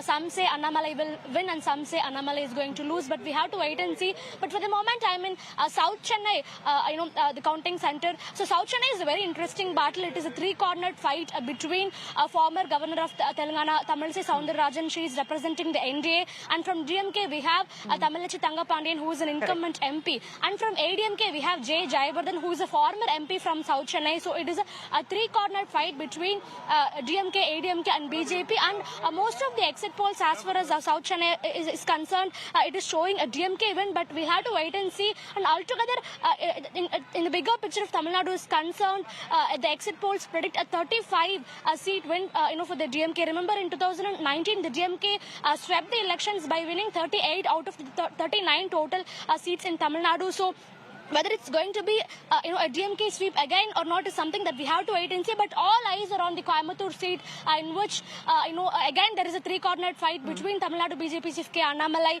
ADMK Singai Ramachandran and DMK's Ganapati Rajkumar. That has become the hot seat as far as this Lok Sabha elections in Tamil Nadu is concerned. And Annamalai himself is in Coimbatore at the moment, and once the trends starts to show, he'll be coming to Chennai for a quick 4 hours is what we're given to understand, and we'll try and talk to him at that time. But for the moment, Coimbatore is the hot seat that we are looking at this point. All right, we'll leave it there then. Thank you very much, Dharani. We'll keep coming back to you as and when. Deepak, thank you very much. Neha, thank you very much. Stay hydrated, stay well. It's going to be a long day for all of you. Nilanjana, we've seen pictures. We've seen some pictures coming in. All right, I believe there's a piece of breaking news that is coming in. And we'll quickly go across to that because leaders already reacting. Even those who don't get up in the morning are up this morning. We have Akhilesh Yadav. Hey, Karan is smiling and laughing because I said Akhilesh Yadav. Leaders who don't generally get up. So Akhilesh is known to get up around 11. Chalo. So that's when his day begins. Today we'll leave the personal jibes. Akhilesh Yadav has tweeted ahead of the counting. He hopes the Election Commission will be impartial. Ladies and gentlemen, this is what Akhilesh Yadav is saying even before the first ballot box has been opened. Actually, what will happen is that postal ballots open first. There has been Ladai Jhagada over that as well. We'll talk about that also. Now, this is what Akhilesh Yadav is saying. He's saying it is hoped that the Election Commission will carry forward its glorious tradition of impartiality and will continue to maintain its respect in the minds of the public by eliminating the possibility of any kind of rigging. Today's Panch Parmeshwar is the same. Long live democracy. I wonder what prompted that. Karan, would you want to hazard a guess? He started doing this since last night. I mean, he started saying, "Kafan bandh ke nikalne ka din aa gaya hai." I mean, this is really sick in the sense that we've had one of the best elections conducted. 64 crore people vote. Election Commission does a stellar job, and we already have people casting aspersions on this decorated institution. It's not fair for 1.5 crore personnel who've toiled in this heat to make sure that, democracy is vibrant. And democracy is vibrant. We don't need a certificate from Akhilesh Yadav to come up with that. So I think it's already a case of sour grapes. That's what I see. We are hearing from O.P. Rajbhar as well, the SBSP chief. Let's quickly listen into him. जनता ने मोदी जी को प्रधानमंत्री चुनने के लिए EVM machine में इतना vote भर दिया है कि गिनती होने दीजिए, तो देखिएगा दूध का दूध पानी का पानी हो जाएगा। जो एग्जिट पोल आया है उससे भी बेहतर प्रदर्शन एनडीए गठबंधन। विपक्ष के लोग चाहे जो कुछ भी करें। Is it a case of sour grapes? The opposition has been raising one point or the other through this election, putting the election commission in the dock. Yesterday, the election commission did a press conference to say, we can see this is an agenda being run. This is an orchestrated agenda being run. What is, I mean, how do you explain the way the opposition has gone about berating the election commission? Do you really, do they actually believe that this election has been rigged? I mean, election का तो result, election शुरू होने से पहले ही सबको पता था, right, Nilanjan da? In April, almost everyone knew that Mr. Modi is the next Prime Minister of this country again. I don't know. I wouldn't actually go by this belief that the election results were known even before anything was announced. There is a certain process, you know, we have to maintain the decorum of that. We can't take anything for granted. There's a lot of difference between how many seats that, even if you think that Mr. Modi will continue as Prime Minister, there's a lot of difference between the fact that if the BJP gets 300 plus or 303 minus, listen. So, you know, that magnitude of the victory of the BJP, for a moment accepting that what you are saying is that the result was known. I, as an analyst, say that nothing is known till the last ball is bowled. It's not over till it's over. No, not till the last ball is bowled. That is the way I look at it. You know, I find very strong analogies between politics and cricket. So that's the way I look at it. This election has gone down to the wire. It's a different thing that at the end of it, it might turn out that there has been a wave in favor of one of the parties, but then none of us actually saw this entire wave. What, you know, the election commission, right from the beginning, there have been various questions which have been raised right from the fact that just before the elections were due to be announced, one election commissioner dramatically resigned. Let's not forget certain things. Big question marks were raised, no answers have been provided. What led to the fact that an election commissioner resigned? Why was the vacancy of another election commissioner not filled by the government much before they actually had to do it? So you had this fairly questionable fact that two election commissioners got appointed, and on the same day, within hours, the schedule got announced. So it looks very peculiar that you appoint two election commissioners out of three, and then within a few hours you actually announce the schedule. Even through the entire period, we've had brilliant election commissioners. I'm sorry to say, you know, that election commissioners in the last few years have been a pale shadow of the TN Sessions and Mr. J.M. Lingdos of the world. Why will the BJP need to rig this election? I'm just playing the devil's No, advocate I'm here. not saying that rigging. I'm not using the word rigging. I am. So Nilanjan, hear me out. My limited point is this. Ultimately, by the end of it, 303 ho, 400 par ho, jitna bhi ho. Ultimately, what is the figure you need to form the government? 272? सुनिए हाँ ठीक है 272 चाहिए तो उतना ही ना, उसके ऊपर is all bonus. You know, it's all psychological victory उसके ऊपर. Look at where the BJP is starting from. BJP is starting from a place where the last time they won 224 seats of all the 303 they won, 224 seats. Their vote share was above 50%. Exactly. Yes. I think if you put these two numbers together, it tells you the story of where this election is going to go. I think we then need to revisit the 1984 election, which we keep on talking about. That was a different election. No. That was an election that was propelled by a sympathy wave. Also by national security. You know, that was the first election where the bogey of national security was raised by the Congress party. The Congress party used a very divisive campaign saying that the borders will arrive at your doorstep if you do not vote for the Congress. I am no admirer of the Congress politics. For the major part of my 4-decade plus in journalism, I have possibly written against the Congress party because they were the ones who were in government. It's only the last 10 years and the 6 years previously when Mr. Vajpayee was the Prime Minister that you had the BJP as a ruling party. For the other years that we have been in journalism, it was the Congress party, and our job is essentially to show light on the government. That is what is the job of the media. What news is, we learned. What somebody, somewhere wants to put it down, does not want to make it public. That is our job, and that is what we have been truthful to. Okay, to find out what is not being said. That is it. No animosity against anybody. We may have our ideological positions. That is different.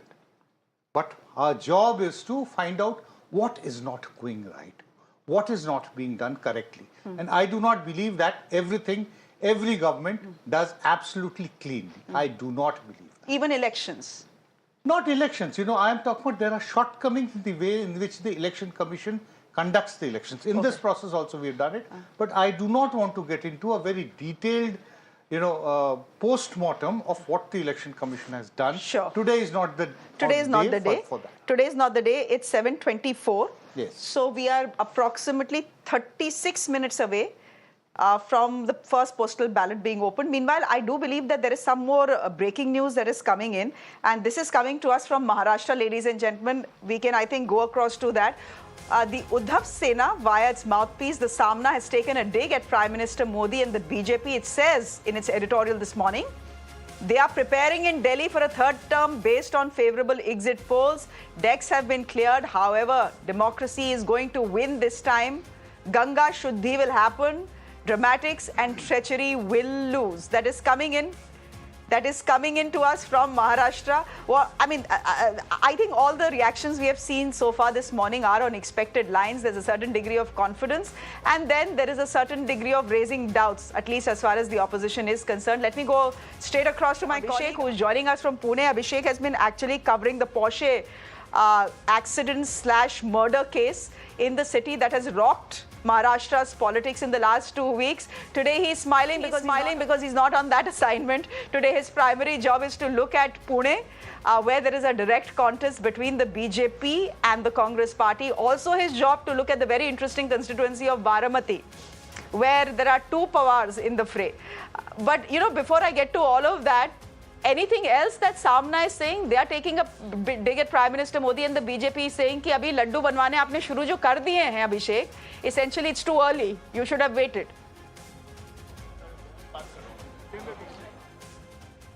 Definitely, we have to understand the point that entire India alliance partners, in fact, they had a meeting also. They are not ready to believe the exit poll. In fact, they termed that the exit poll is been made from the BJP's office. In fact, a meeting of the All India Alliance partner in Delhi, after that, they claimed, in fact, Mallikarjun Kharge said that we are winning 295 seats and are forming the government, and this will be proven today, is what they said at that given point of time. And similar sentiments are being echoed in the editorial written in Samna today, that let BJP daydream, or let them prepare for what they want to and be happy with the exit poll. But the real exact poll, what they want to say, that the people will change the course today, and definitely the democracy will win. And most important to note, when we talk about the state of Maharashtra, where we have seen how there was a split in regional parties engineered by the BJP, and first the Shiv Sena and then NCP,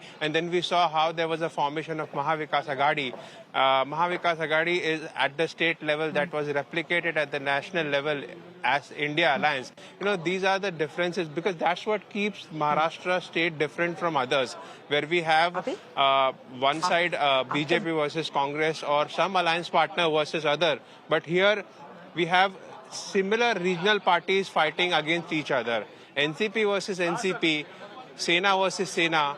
And that's how the politics of Maharashtra has changed the dynamics. If you understand, in 2019, and now we are in 2024, the results will be out today. So that's where the dynamics have changed. And definitely, I am standing at the counting center where 2 Lok Sabha constituency voting will be decided.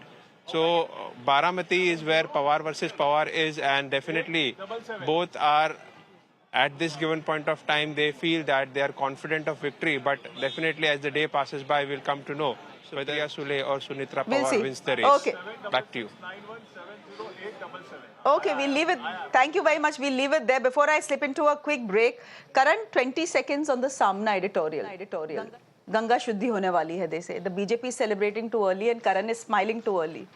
No, I think Uddhav Thackeray is a man on a redemption path in this election. I agree that he will regain some of his lost pride, but taking a dig at the Prime Minister who's all set for a third term, I think that's immature. He should have taken a dig at Eknath Shinde. I think that's where he can score today. I truly believe that. But the Prime Minister, I mean, he has no alternative. You just pointed out the baseline thing. Last time around, in a direct-to-direct between BJP and Congress, they won 171 out of the 186 seats and 155 of them by more than a 10% margin. So it's very, very difficult to dislodge them from that position. So the baseline effect is going to be in play. And it's not anyone's surprise. It's not just that the exit polls are telling us that.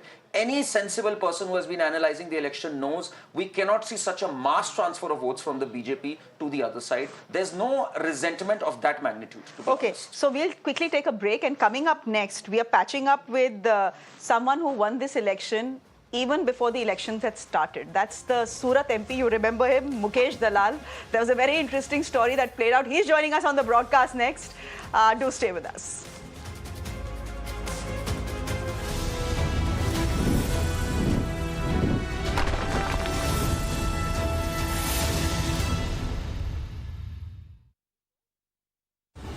Presenting a show You're watching the Urban Debate. where we try to find answers for all the questions the day has brought with it.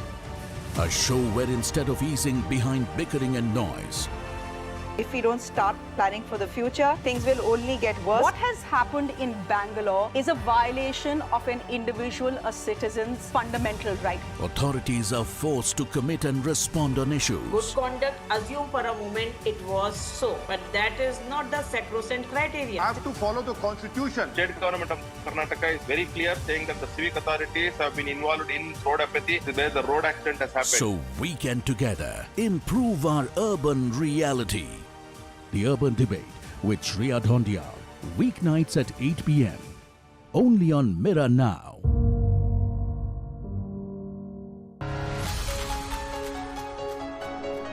You get information on practically every device. What you don't get is the correct context.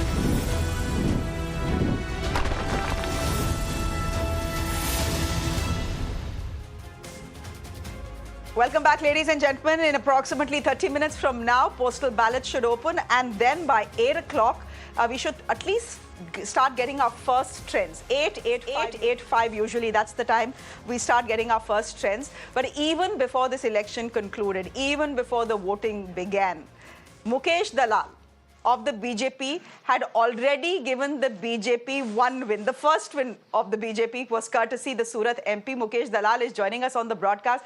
Mukesh ji, good morning, namaskar. मतलब बहुत सारे अभी मैंने देखा candidates को जा रहे हैं भगवान के पास हाथ जोड़ने के लिए, जैसे इलेक्शन रिजल्ट से पहले 12th बोर्ड के रिजल्ट से पहले सब बच्चे जाते हैं ना हाथ जोड़ने मंदिर में, तो अभी मैंने देखा बांसुरी स्वराज को, फिर उससे पहले माधवी लता जी थी। आपको तो कुछ करने की जरूरत नहीं है, आप तो सबसे पहले ही कैंडिडेट बन गए जो जीत गए, तो congratulations, first congratulations to you only. Thank you, very good morning and नमस्कार। नमस्कार। तो बताइए क्या लग रहा है बीजेपी के लिए? आपने तो पारी जो शुरू की बीजेपी की, आपकी ओपनिंग तो काफी अच्छी रही। अब सवाल उठ सकते हैं कि मतलब गलत हुआ सही हुआ, लेकिन by the end of it the BJP got its first MP from Surat and that is you. Can I ask you कि आपको क्या लग रहा है? सब जितने ऑपोजिशन वाले बोल रहे हैं वो एग्जिट पोल्स को बिल्कुल कचड़ा पोल्स बोल रहे हैं, कह रहे हैं ये मोदी पोल्स हैं। आपको क्या लग रहा है कि बीजेपी का क्या टैली रहने वाला है आज के दिन के बाद? देखिए, इनका हमारा ओपनिंग अच्छा रहा, हमारी एंड गेम भी अच्छी रहेगी और एग्जिट पोल के कारण गोखलाए हुए हैं सारे विपक्ष है, क्योंकि बीजेपी अपने अकेले दम पे 370 प्लस क्रॉस करके जा रही है और एनडीए 400 प्लस क्रॉस करके जा रही है। और नरेंद्र भाई मोदी फिर एक बार हिस्टोरिकल जीत हासिल करके किसी बार प्रधानमंत्री बनने जा रहे हैं, तो opposition is disappointed and distressed.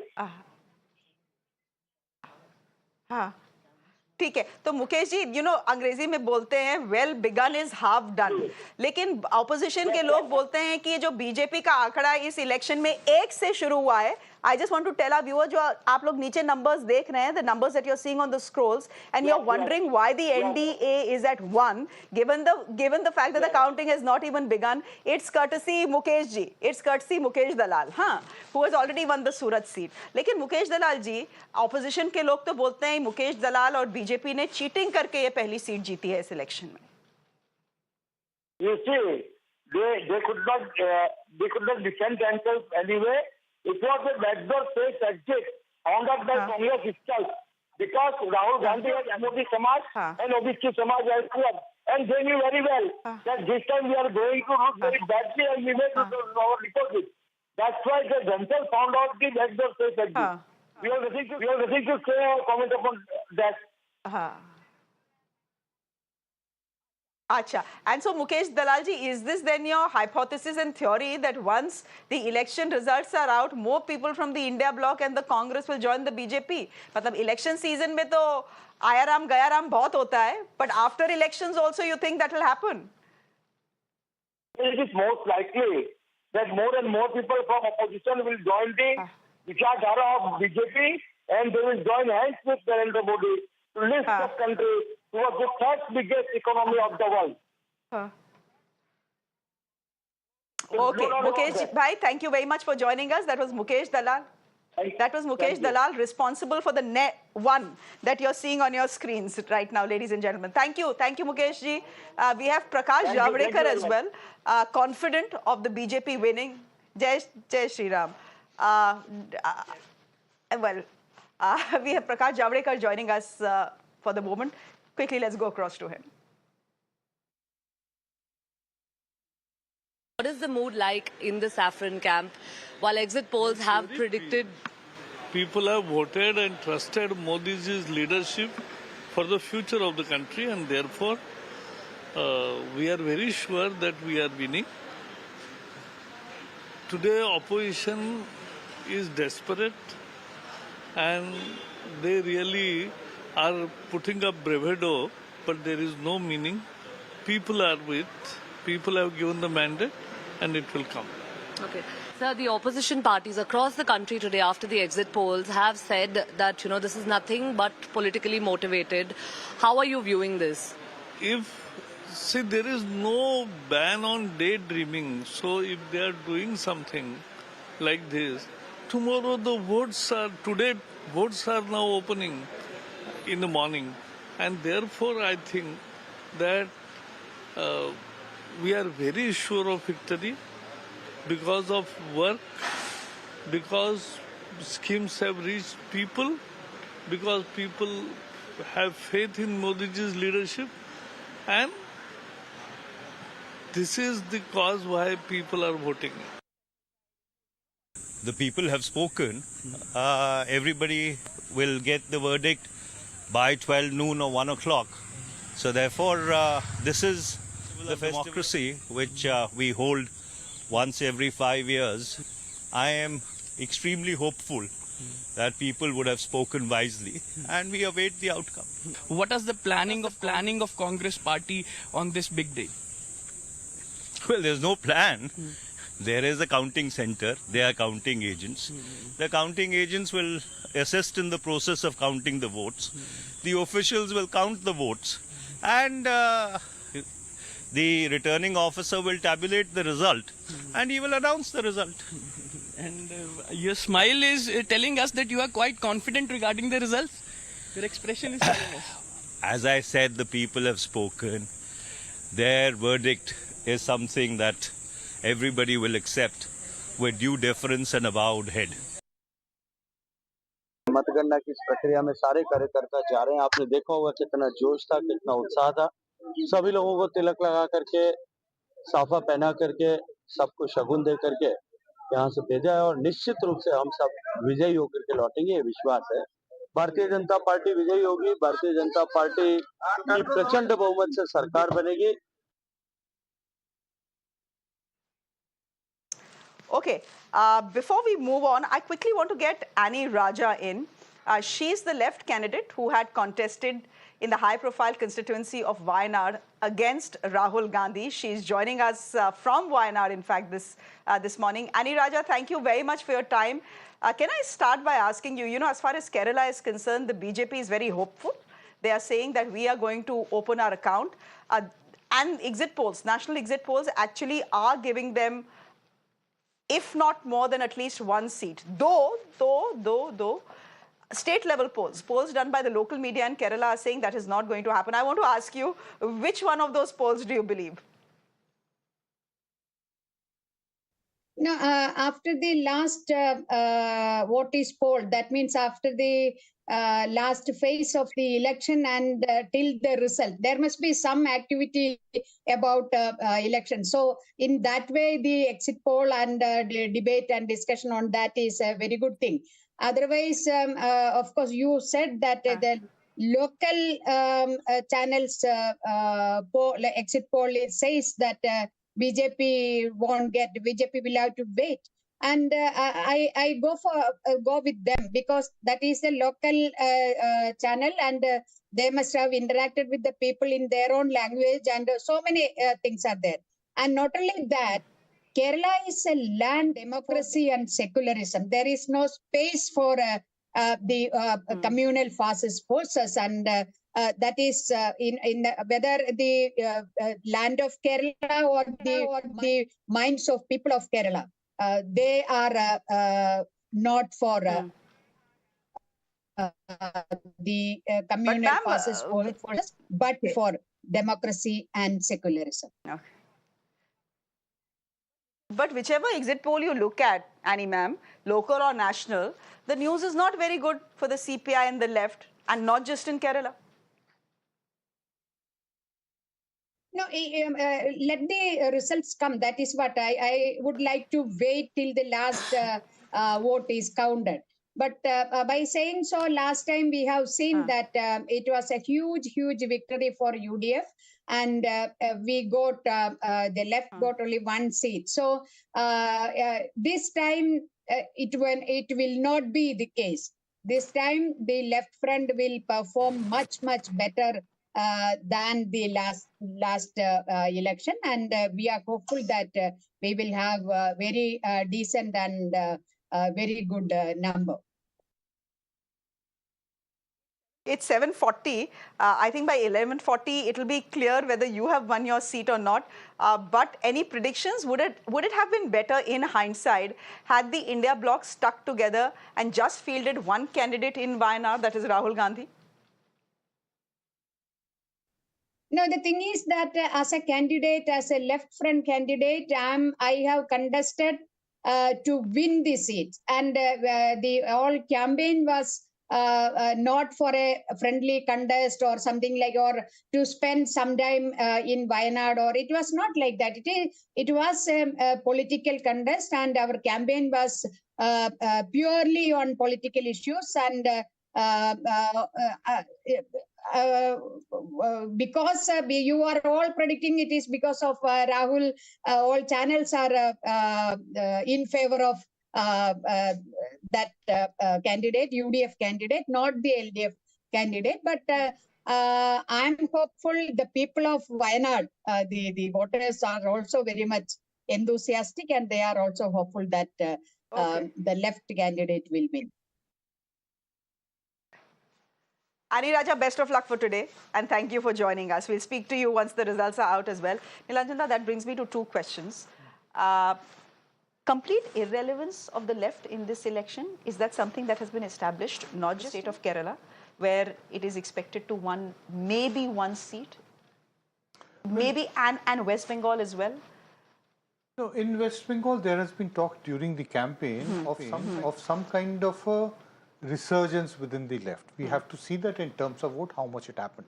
But on the ground, the reports which came that yes, there was much greater enthusiasm for the left and within the left cadre compared to the previous elections, from the time that they lost to the Trinamool in 2011. Thereafter, it's been more than a decade of decline of the left in the country. But I think, that as an idea, the left remains relevant, because I believe that democracy is not about having a hegemonic single voice. Correct. So the more voices we have, the better it is. We have to look at, a democratic country like India with the kind of, composite traditions which we have. As a big orchard with multiple, numerous types of trees, that is what is the country. And the diversity is something both in terms of not just the people, but also in terms of the political ideas and the ideologies. So we need the left, we need the right, and we need the center as well. We need everybody. We need everybody. We need everybody who's within the framework of law. That is most important. And therefore, Dharam Sankat for Rahul Gandhi. He's tipped to win Wayanad. Chances are that the only seat that the Congress wins in Uttar Pradesh, I think I may mean here, but anyhow, let me say it, will be Rai Bareli. Although they are expected to do better than last time, by the way, Karan. But Dharam Sankat for Rahul Gandhi, then what should he pick? South, where the Congress has been traditionally strong, or North, where, because there has been Safa chat as far as the Congress is concerned, at least in Uttar Pradesh? I think if someone were advising him, he should pick the North, because that is where they need to build a base. Honestly, if you ask me, the gloves were off in Kerala right at the start of the elections, and which is where the India Alliance never really got together. I mean, the first flashes of acrimony were actually between the left and the Congress in Kerala. And they never really got along after that. And in Bengal, that is, Nilanjana made a good point here, that there is a resurgence of the left in West Bengal, but that is only going to eat into the vote share of TMC and TMC largely, and it's going to come back to haunt them. The one place where they really needed an alliance was West Bengal, and they never really got their act together. So I think the India Alliance has also suffered because of the left. Whatever little is left of the left, I think it's left in Kerala, a few pockets of West Bengal, and JNU perhaps. That's about it. That's what's left of the ideology right now. And they really need to reinvent their ideology. Left in the traditional sense, which was liberalism, I think that eludes the current setup that we have. If only they can rediscover themselves, I'm sure it will find its relevance. Rahul Gandhi, difficult pick between Wayanad and Rai Bareli if he wins both today. Because look, fact is, Karan is saying he should pick the North, given the fact that there is where they are weak, they need to build a base there. But if that was the case, and if messaging was the entire point of picking a second seat, then the second seat should have been Amethi, not Rai Bareli. Well, yes, Amethi, yes, could have been there. There could have been somebody else, a very equally prominent leader of the Congress. From Amethi, they have got somebody who has been... I can't think of anyone else being pitted from Amethi except Priyanka Gandhi, if you're saying high profile. Priyanka could have, she could have, contested from Amethi. I had, in fact, in the course of the article, actually written an article, a signed article in my name, arguing that Priyanka Gandhi should have contested from Varanasi. That was a real challenge would have been posed. The contest would have become much more interesting. Just imagine that if it had been a Modi versus Priyanka Gandhi contest, it would have been a great media story. But also the fact is that for somebody to make a splash and create a long-term electoral career, it's important not always to look, that it's very difficult to say, would have been very difficult to defeat Mr. Modi and get elected, so let's not start on a wrong note. Those considerations cannot be made, because you have to be very bold and take the risks, which is important. But yes, I completely agree with Karan that till the time the Congress does not contest and emerge victorious against the BJP in the seats and the states where they are head-on against each other. Till that time, the Congress cannot actually make a recovery and become a party which has a claim to be power. But traditionally, I mean, in the last 10 years, data that has been thrown up suggests that every time the Congress and the BJP are in a direct fight together, the Congress does badly. No, the Congress has won, states also in the past. They did not, it's not that as if they did not win the elections. The previous elections in Madhya Pradesh or in Rajasthan, the Congress had governments. 2018, they did win those seats. They won Chhattisgarh. It didn't go well for them in 2023 for, I think, various self-goals. More than anything else, the Congress would have possibly won comfortably Chhattisgarh and Madhya Pradesh had it been for better planning and management of the election campaign. They didn't do it, and that is possibly one of the reasons as to why the opposition was not really able to do very well in the early stages, towards the end of 2020? You know, he's right that they've won a few times in the assemblies, but you know, the Lok Sabha election is a different ballgame altogether. In 2018, Congress won Rajasthan, Madhya Pradesh and Chhattisgarh and lost all three seats to an absolute clean slate in 2019, because BJP's vote share, when Prime Minister Modi is on the ticket, it goes up by 15 to 17% in the entire Hindi heartland. That's a matter of data. The fact is, Shreya, people respect guts in electoral politics. I remember when Arvind Kejriwal was out there to make an impact, he challenged Sheila Dikshit in her own constituency. That's the kind of guts people look up to in a leader. And that's what has eluded the Gandhis. Rahul Gandhi should have contested against Smriti Irani. He should have sent that statement that, okay, I am here in for a fight. We didn't see that. He chickened out. Similarly with Priyanka Gandhi, why didn't she contest an election this time around? She's done 107 rallies, the fourth highest by any leader, and she doesn't even contest an election. So that's a poor alibi that, oh, we were behind the scenes, we were managing things. You were pretty much the face. So why not have your name on the ballot? And Congress volunteers, the people who work hard on the road, they understand this. They were dejected and disillusioned in Amethi. They were all set to welcome Rahul Gandhi there. Let's shift our focus to Delhi. Praveen Khandelwal is the BJP's candidate from Chandni Chowk. He's joining us on the broadcast. Good morning, Mr. Khandelwal. A big day for you today. What are you expecting?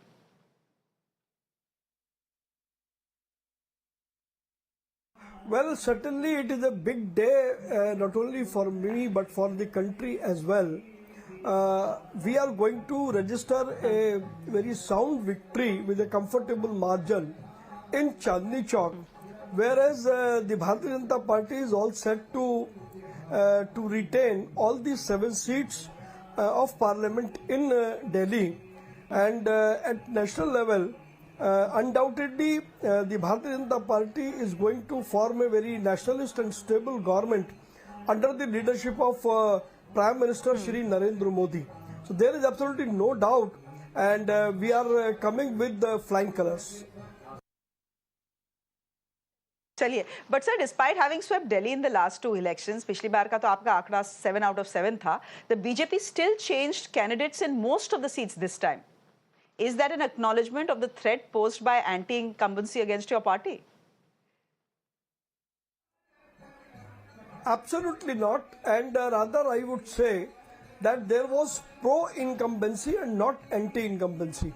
And as far as the change of names of the candidates is concerned, Bharatiya is a cadre-based organization, and therefore the party decides the role of individuals different times for different roles. So there is absolutely no replacement at all. It is all, if I say, is the decision of the organization to depute the individuals for certain responsibilities.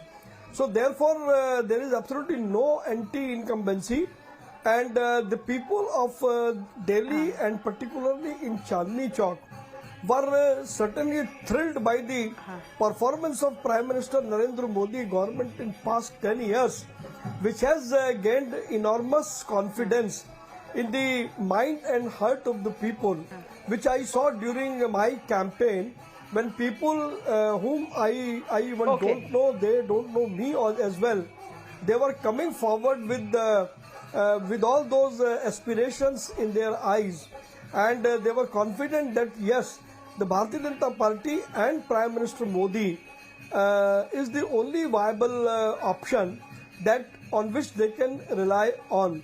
So therefore there was no anti-incumbency, rather I would reiterate, it was pro-incumbency. Okay, Mr. Khandelwal, thank you very much for joining us, and all the very best for today. May the best man/woman/party win. Speaking about pro-incumbency, do you think that is what has played out in this election? You know, we all understand that there was no anger against Prime Minister Modi, right? On the ground, there was some disappointment. But it's clear now, at least as far as exit polls are concerned, that the opposition was not in a position to convert this disappointment into votes.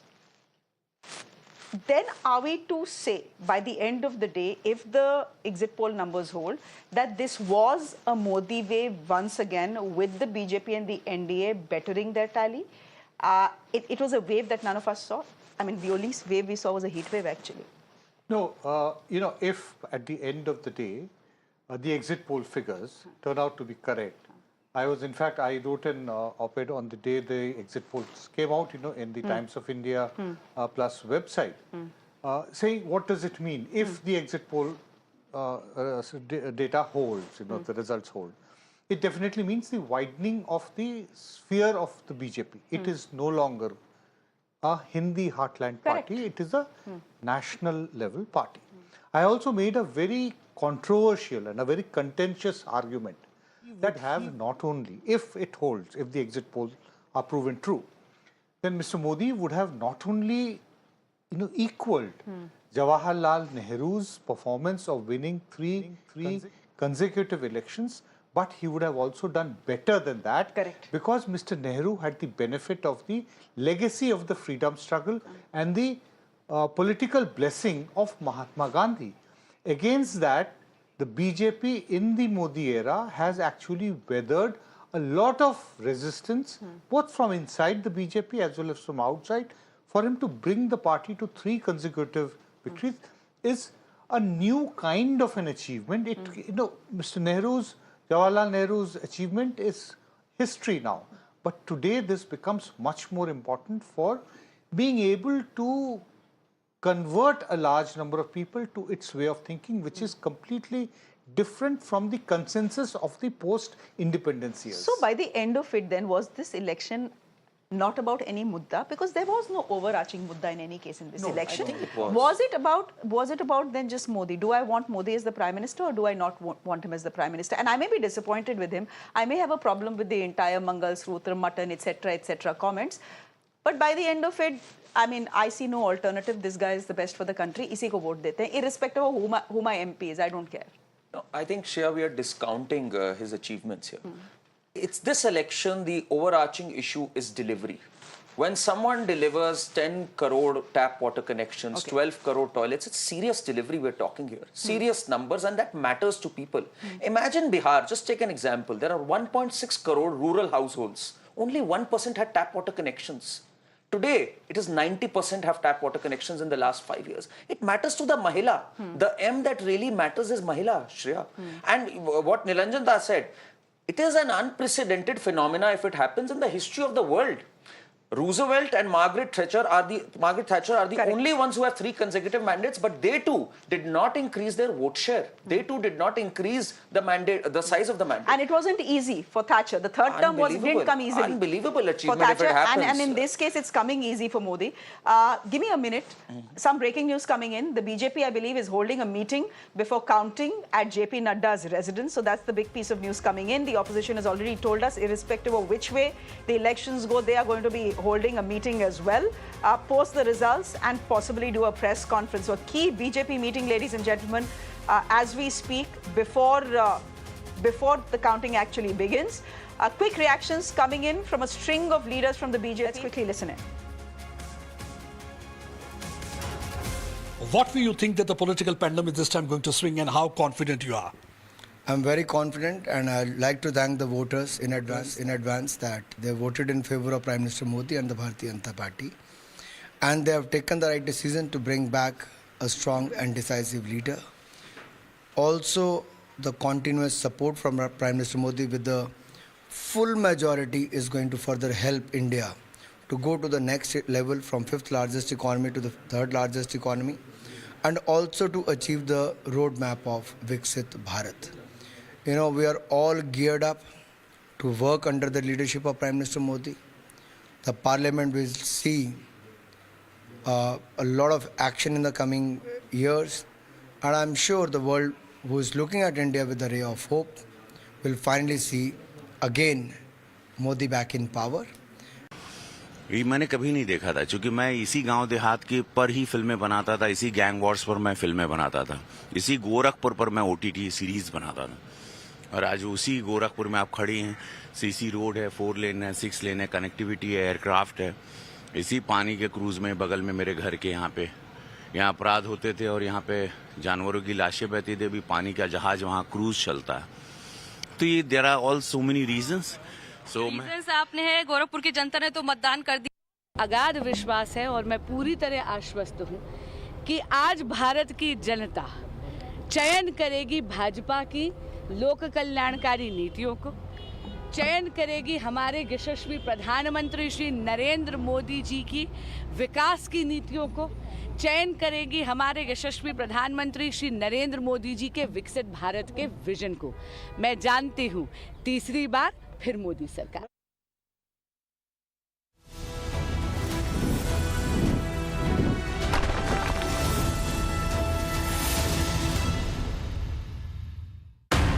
Presenting a show You're watching the Urban Debate. नालों का पानी where we try to find answers for all the questions the day has brought with it. A show where instead of easing behind bickering and noise, If we don't start planning for the future, things will only get worse. What has happened in Bangalore is a violation of an individual, a citizen's fundamental right. authorities are forced to commit and respond on issues. Good conduct, assume for a moment it was so, but that is not the sacrosanct criteria. have to follow the constitution. State government of Karnataka is very clear saying that the civic authorities have been involved in road apathy where the road accident has happened. I am a change maker at UPES. I am tomorrow.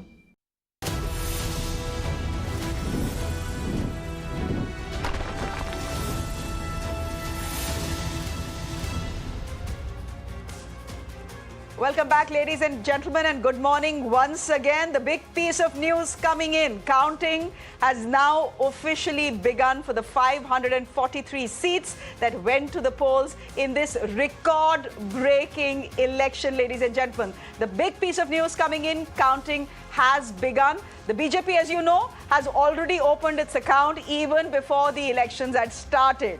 They had won Surat, so the BJP starts with a lead. In fact, the NDA starts with a lead of 1. Counting has begun in 542 seats, therefore. Shortly, we are expecting the first leads to come in. That should come in about 10 to 15 minutes. Quickly listening into some reactions coming in from top BJP netas. देश की जनता पूरी तरीके से प्रधानमंत्री मोदी जी को आशीर्वाद देने के लिए इस चुनाव में बाहर उतरी थी और मेरा पूरा विश्वास है कि प्रधानमंत्री मोदी जी के नेतृत्व में फिर एक बार मोदी सरकार, फिर एक बार देश की सेवा 24 घंटे सातों दिन 24/7 विकसित भारत 2047 तक बने,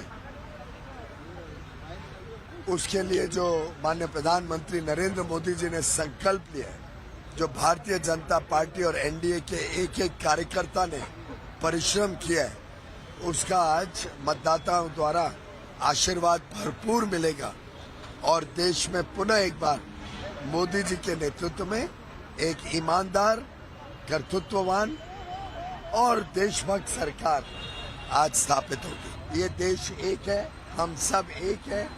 प्रधानमंत्री मोदी जी देश की सेवा करते हैं। भाषा, प्रदेश, धर्म, जाति, ये सब कांग्रेस और इंडिया अलायंस के और उनके कुछ मित्रों के विषय हो सकते हैं। भारतीय जनता पार्टी और एनडीए का विषय एक मजबूत भारत, एक विकसित भारत। इतना गर्व होता है कि हमारे पास एक ऐसे प्रधानमंत्री है जिनके प्रति विश्वास है, आदर है, सम्मान है और जिन्होंने बेदाग 10 साल काम किया। उस परिप्रेक्ष्य में कोई एंटी इनकम्बेंसी नहीं है, इनकम्बेंसी है और हम उम्मीद करते हैं कि ज़्यादा से ज़्यादा बहुमत भारतीय जनता पार्टी को ही मिले ताकि वो सक्रिय रूप से काम कर सकें एक विकसित भारत के लिए। Ladies and gentlemen, I urge you to keep a very close eye at the bottom half of the screen. Not the top half of the screen, but the bottom half of the screen, because that is where you're getting the numbers. The first leads coming in, ladies and gentlemen, on your screens right now. So NDA has already won Surat. We know that. It seems there's a lead. The first lead that we are getting in is a positive indicator for the NDA. The NDA, just take a look. Rapidly, the numbers are changing on your screens. The NDA now at 8. These are just leads. Will they convert into seats? We'll know in an hour or two from now. But the NDA at 8, India at 5, others at 3. These numbers will rapidly change. Ruhi, well begun is half done, they say? Well, it's just, as you mentioned, very, very initial leads, Shreya, so very difficult to say anything. But yeah, I mean, is it unexpected to see the NDA beginning with leads? No. It was unexpected to see the NDA win its first seat before the vote was even cast. Yes, I was wondering what's happening. I was looking at the screen and I was like, it's not even started. So how is this happening? It happened courtesy Surat. And it happened courtesy Mukesh ji, who was on our show just a while ago. And I asked him, it said that the BJP opened its account by cheating. He said, cheating nahi, hum kya kare? If everyone wants to join the BJP ideology, what can we do? Well. Abraham, any first reactions coming in? The NDA at 10 and India at 5, others at 3. Yeah, it is a welcoming move for the India bloc, where they have said that it will be cutting across 150 seats. But going with this speed, then they should be crossing the 272 mark, I would presume. And still, it is an early lead, and we have to wait at least 9 past 10 so that we can have a clear leads to but get with India at 12 and India at 5, these are, of course, early initial trends. How is the India alliance expected to cross? That's where the cephalogist work has to be in depth. With an exit poll was an average of 140 seats for the Congress. If it is going at this speed within 10 minutes of 5 for the Congress for the India bloc, it should be opponently go beyond 200 with this speed. So let us wait for the early. These are the early signals of how the VVPAT has been just opened within 10 minutes back. So we have to wait at least 10 o'clock to get the clear majority of the lead has been progressed. But people, the opposition has raised question marks about the exit poll. Just take a look at the numbers. Again, I'm saying these are early leads. We just need to be very clear about that. These are not seats. These are early leads. Will these leads convert into seats? We'll know in the next couple of hours. I think in the next couple of hours, I would say by 10:30, 11, we'll know. But look at how the NDA is running away with seats. Right.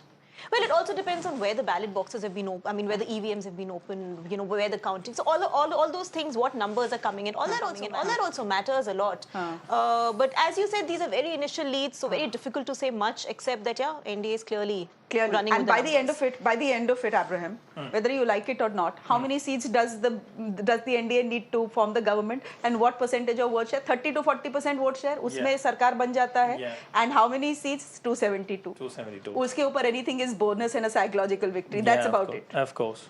Of course, but we have to wait and watch. The game is all about winning or losing. Beyond that, what is the undercurrent which was being played in this general election, and the Congress fought it well along with all the other regional parties. So we have to wait and watch whether the undercurrent which has been evident in all the states have been replicated to India bloc as a vote share.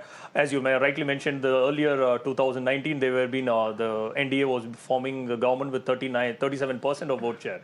Now, whether it has been uplifted or whether it is in the downgrade, we have to wait. That will be interesting to see. We have to wait and watch. That will be interesting to see.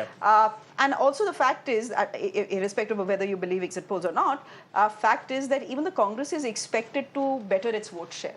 And better its vote share more than the BJP. So let's see if that plays out. Nilanjan Da, if you're looking at the numbers on your screens, and as I've been urging our viewers, just, ladies and gentlemen, keep a close focus on the numbers that are at the bottom of the screen. The scroll that you see, that's where the story is. हम लोग तो बोलते रहेंगे for the next 3-4 hours. So you can hear us, but your eyes should be where the NDA is at 35, 40 now, India at 11, and others is at 5. Nilanjan Da?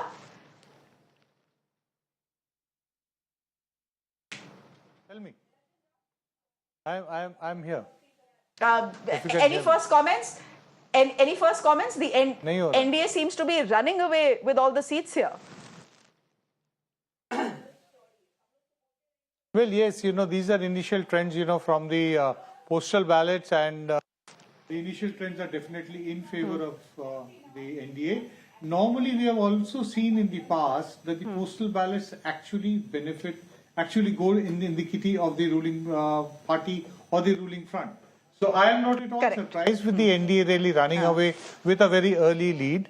This is a trend which could continue, or it may get overturned in time. Depends on what kind of a verdict it is. But it's a great start for the NDA. It's bare 7, ladies and gentlemen, and the leads that are coming in, and we have leads in, about 60 seats there, 60 to 70 seats there, and out of which the NDA is walking away with most of them, with 45, India Alliance at 15, and the others don't seem to be doing too well. They started with 3, they are up to 5, which means this is a clear, Ruhi, by the looks of it, the picture is very clear. The others will not matter, it's just the NDA and the India Alliance. By the end of it, you will not need anyone to form a sarkar, the verdict will be clear. I mean, obviously, others, there are certain very significant others, but otherwise, everybody is in an alliance. India is also a big alliance, many parties in it. NDA is also an alliance. How many others are really left? I think that's also a significant question to ask, right? And while we've all spoken about the India Alliance and the India partners, the fact is that the NDA very smartly had also stitched up an alliance that we weren't talking about. Chota parties all come together to give it that boost that is required. So I think we don't talk too much about it because it's also overwhelmed by the Narendra Modi factor and by BJP's election machinery, etc. But these small alliances also matter, like 3 seats here, 2 seats there, make a lot of difference when you're looking for that magic figure. These numbers, if they do convert, and I understand all of us can say early leads, but early leads actually point to which way the election is going. I think that is very clear, Abraham. If they do, by 10 o'clock, 11 o'clock, is this then a clear victory for Narendra Modi, not the BJP, not the NDA, but for Narendra Modi? Is that something that the opposition will be willing to accept?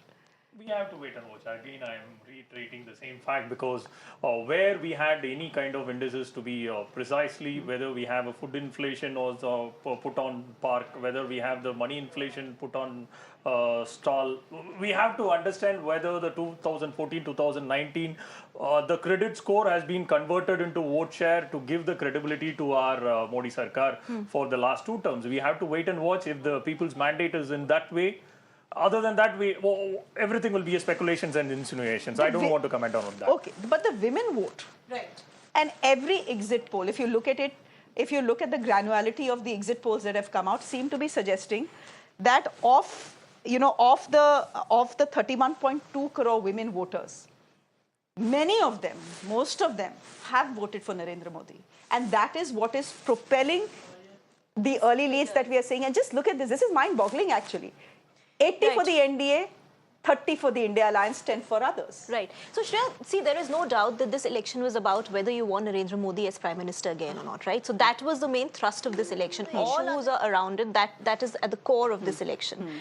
The women vote, as you said, has been crucial to the BJP, has been crucial to Mr. Modi, and which is why he's talking directly to women voters with all his schemes, with all his policies, and not just he, a lot of state leaders also doing it. So, of course, it's a very crucial vote, and he does remain very popular among the women voter. That's something that's hard to deny. But is that I'm just wondering to myself, is that an urban take on the elections? Do I want Narendra Modi as the Prime Minister or not? That is what I'm deciding, because if you go to rural India, and we know that rural and urban India vote differently, मुद्दे हैं उनके.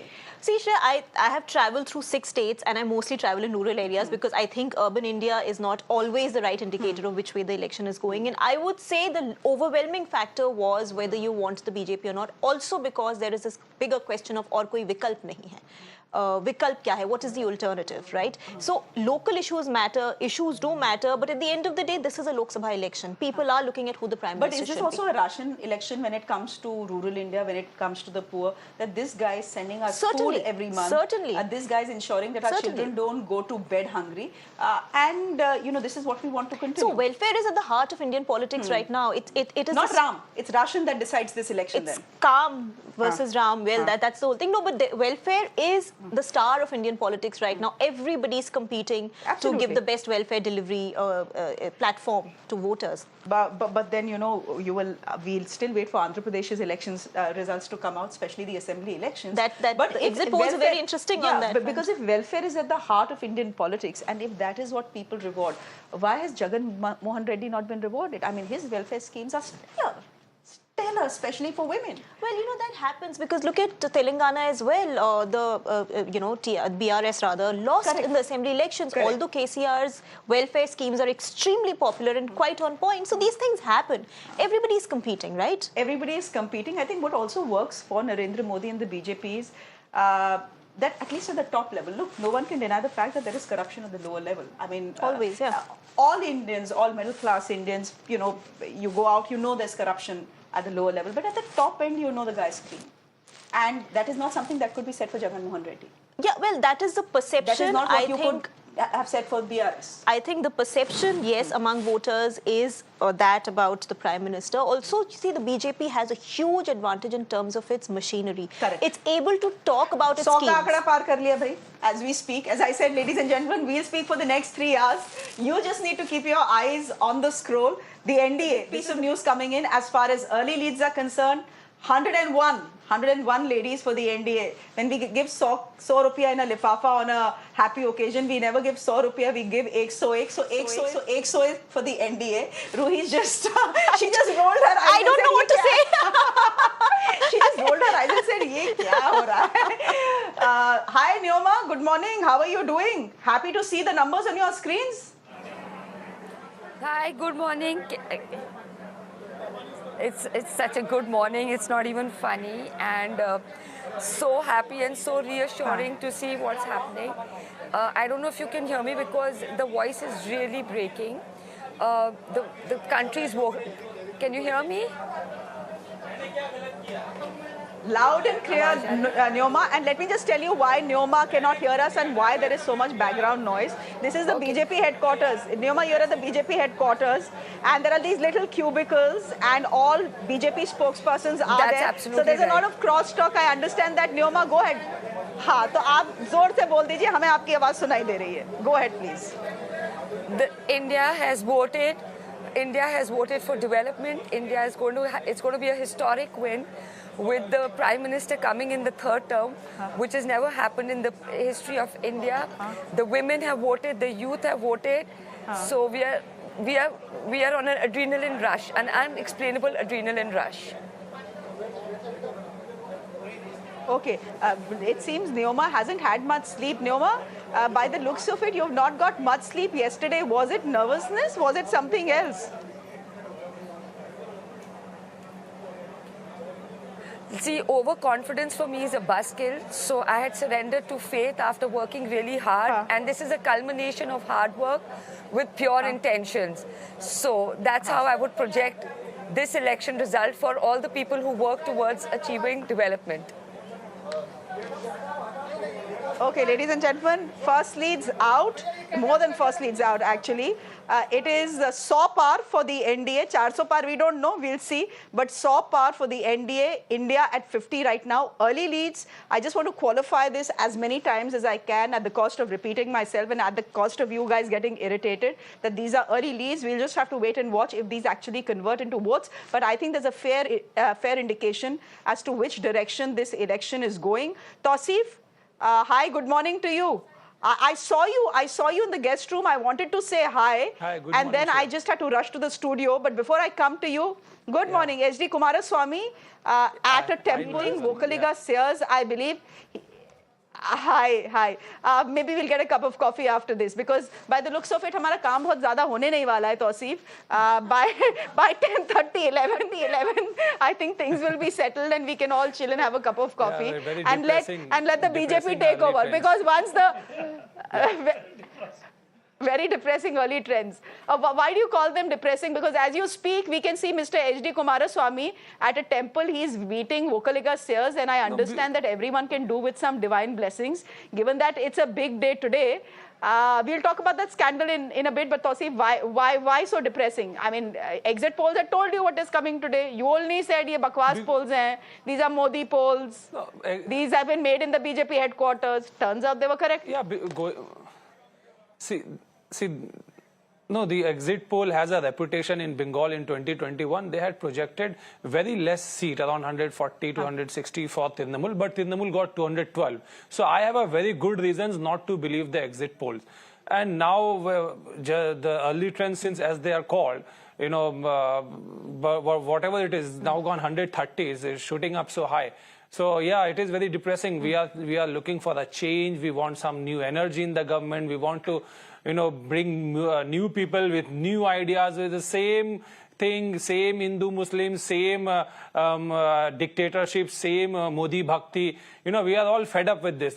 We were looking for some change. I mean, even if the Prime Minister face changes, we'll bring some new energy to the country. I mean, there's a stagnation, and a very, very important quote, very famous quote by Ram Jethmalani, and we all revere him. He's a very famous lawyer.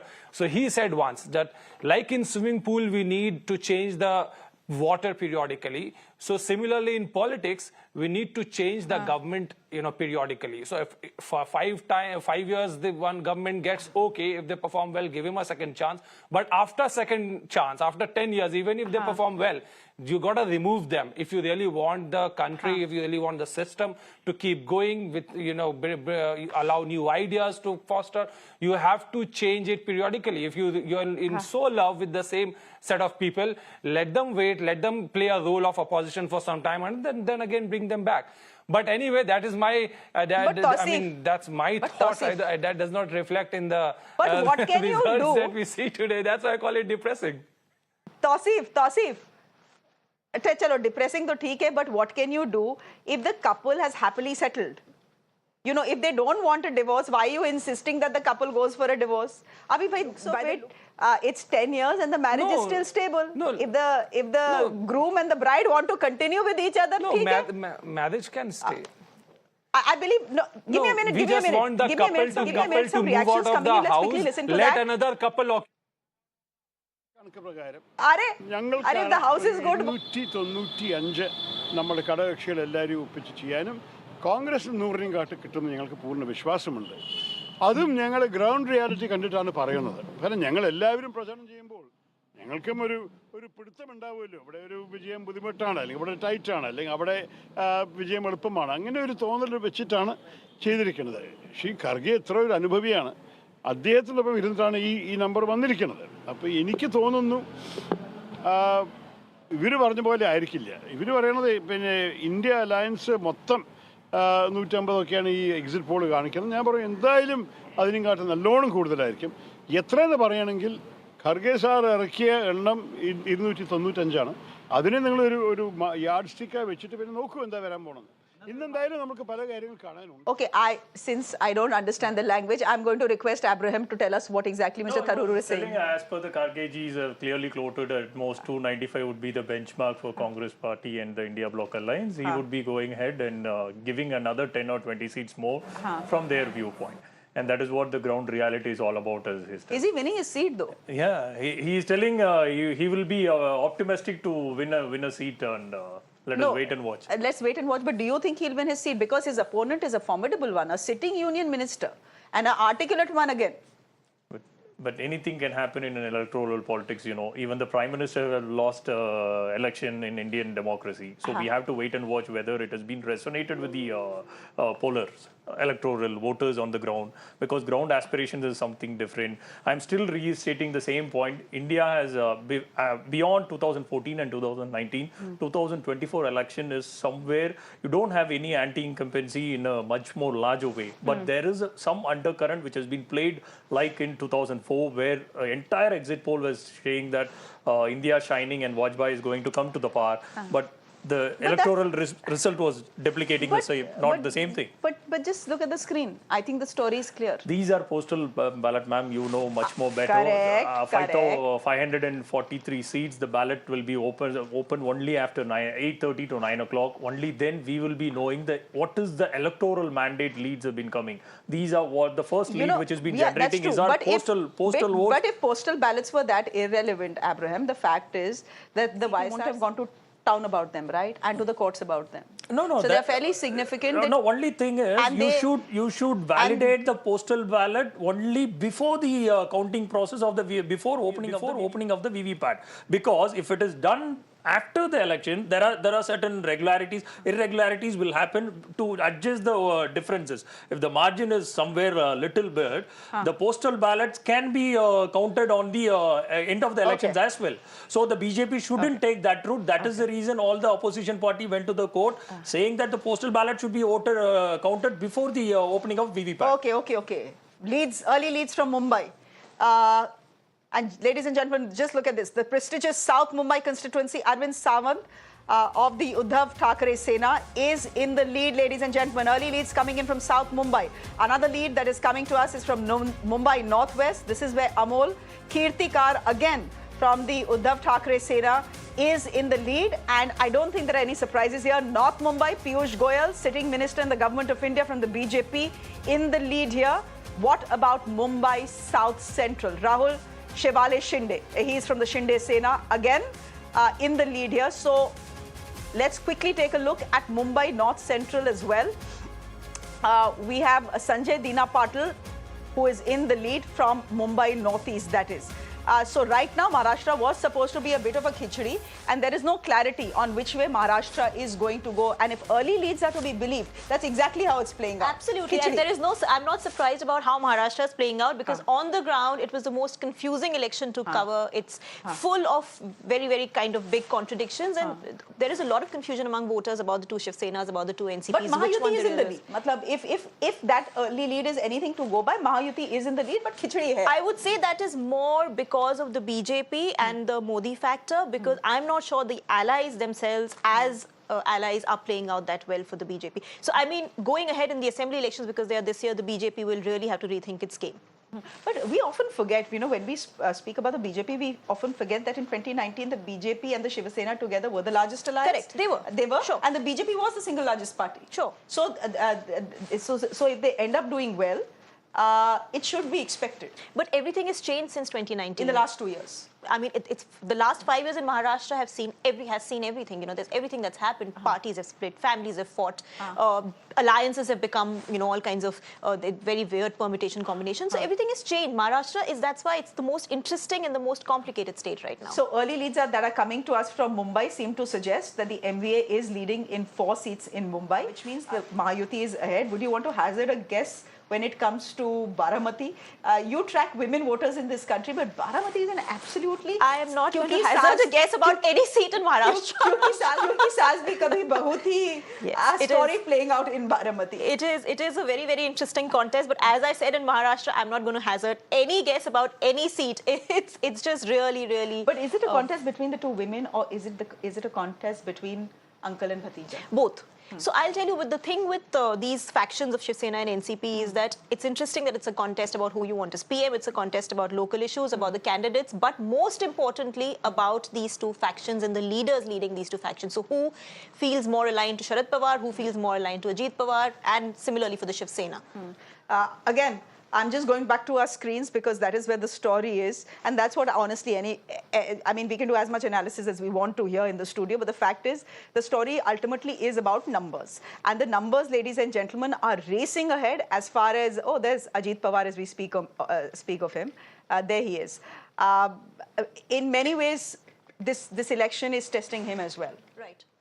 And is testing the fact that, what's the narrative that played out? Here's an elderly gentleman, someone who formed the party, someone who nurtured the parties, someone who nurtured Ajit Pawar as his son. And by the end of it, Ajit Pawar not once but twice does what he does his own thing. And this is where we are today. Right. So, Shreya, there are different kinds of narratives, right? Let's just talk about the NCP first. One narrative is what you mentioned. Because if you speak to Supriya, she still speaks with a certain degree of hurt about what happened. Right. So there is that one narrative, of course, that Sharad Pawar was betrayed by his nephew and, you know, he's the real leader of the NCP. But there are people who also say कि शरद पवार जी ने भी तो ये पहले किया है, उन्होंने भी तो पार्टी छोड़ी है, उन्होंने भी तो अपनी पार्टी स्टार्ट की है, तो ये कोई नई बात नहीं है राजनीति में. So, you know, it's a question of conflicting, battling narratives. Similarly, in the Shiv Sena, there is loyalty for Uddhav Thackeray because of the last name, but there is, well, there also has one Dharam Sankat. No, I have a say in just a minute, because there's something that is coming in from the south. Abraham, you'd want to look at this. Okay. I mean, expected, yes. Rahul Gandhi leading in Wayanad. We'd heard from Annie Raja earlier this morning, his opponent from the left. She said, I have given this all I had. So this was not a fight on paper. This was a real fight that played out. But turns out, ladies and gentlemen, that Rahul Gandhi, who won by record numbers in Wayanad last time, is ahead this time as well. Tipped to win the Wayanad seat. No surprises here, Abraham. 100%. He is loved by entire Keralites, even cutting across the party line, cutting across caste, creed and religion. He's a revered leader in South, particularly in Kerala. The people love him like anything, and it will be replicated in Wayanad seat once the results are out. Even he will be cutting across beyond the last year margin. He will be going beyond the last year margin, I would say. So what happens in the north then? If he's revered in the south, if he's revered in No, Kerala, what happens in the north then? Well, he's most likely going to win a seat in Raebareli And as well, as right? well, yeah. So that's so, you know, I will repeat what I've said in this election, that Rahul Gandhi, the Congress made a huge mistake by not contesting from Amethi. Rahul Gandhi made a huge mistake. He should have contested. There's a lot of unpopularity on the ground for Smriti Irani, and it was a bad call by the Congress. Also perceptionally, what's the point of going to a safe seat? But just take a look at what's on our screens right now. We all know Taranjeet Singh Sandhu. Right. He is leading from Amritsar. He was India's ambassador to the United States of America not too long ago. Right. In fact, that has been a huge subject of debate, that you have diplomats, you have sitting judges quit and join the BJP and fight elections. So that's been a debate of its own in this election season. But the opening seems to be good for Taranjeet Singh Sandhu. If the leads hold in Amritsar, then he's becoming a member of parliament from Amritsar, a very prestigious seat. You know, I think judges joining politics is very, very questionable. Sitting judges, yeah. It's very, very questionable. Even for diplomats, I mean, the right thing is a cooling period. Cooling period is always important. To be there. It is, but I think the BJP is desperate because its bench strength is quite weak. I mean, it's looking up in recent times, but when it first came to power in 2014, it had very few people who could actually serve as credible ministers. So the BJP is desperate to get people from outside the traditional party fold so that it can have some bench strength. Okay, Rohini Acharya leading in Saran had said a couple of things about the Prime Minister in this election which didn't go down very well. Was a big controversy as well. You have two of Lalu Prasad Yadav's daughters contesting this election. You have Misa and you have Rohini Acharya. It seems that the younger one is leading. We'll wait and watch what is happening to Misa, but Rohini Acharya leading from Saran. But I'll just wait for this one, actually. I mean, a lead may or may not convert into, yeah, that's true for all the numbers. So we are basically, it's just more hypothesis right now based on leads. Any analysis on what we could be seeing in Bihar? Because look, Narendra Modi's reputation is strong in the north. We understand that. But look, who he's allied with. Right. Someone who's called Paltu Ram, aaj idhar, kal udhar. So you can give a vote to anyone. Ultimately, by the end of it, you will see that there's only one person who ends up becoming Nitish Kumar. Yeah, I mean, you know, Nitish Kumar has really squandered away whatever he had accumulated, the goodwill, the popularity, and his the impression of being a very good administrator. He's to be blamed for where he is right now and the kind of mockery that is often made of him. Because really, you can't. This is amusing politics. He's just always the CM with somebody else as support. It can't work like that. Well, it is working, and yeah, it is. I mean, but history is not going to be very kind to him, right? I mean, it's not something he could have been the kind of leader Bihar needed. He changed Bihar from what it was under the RJD rule. There was better law and order. Girls felt so much safer. Education had improved. He was a good chief minister. I mean, just to be in power, he really squandered away all the goodwill.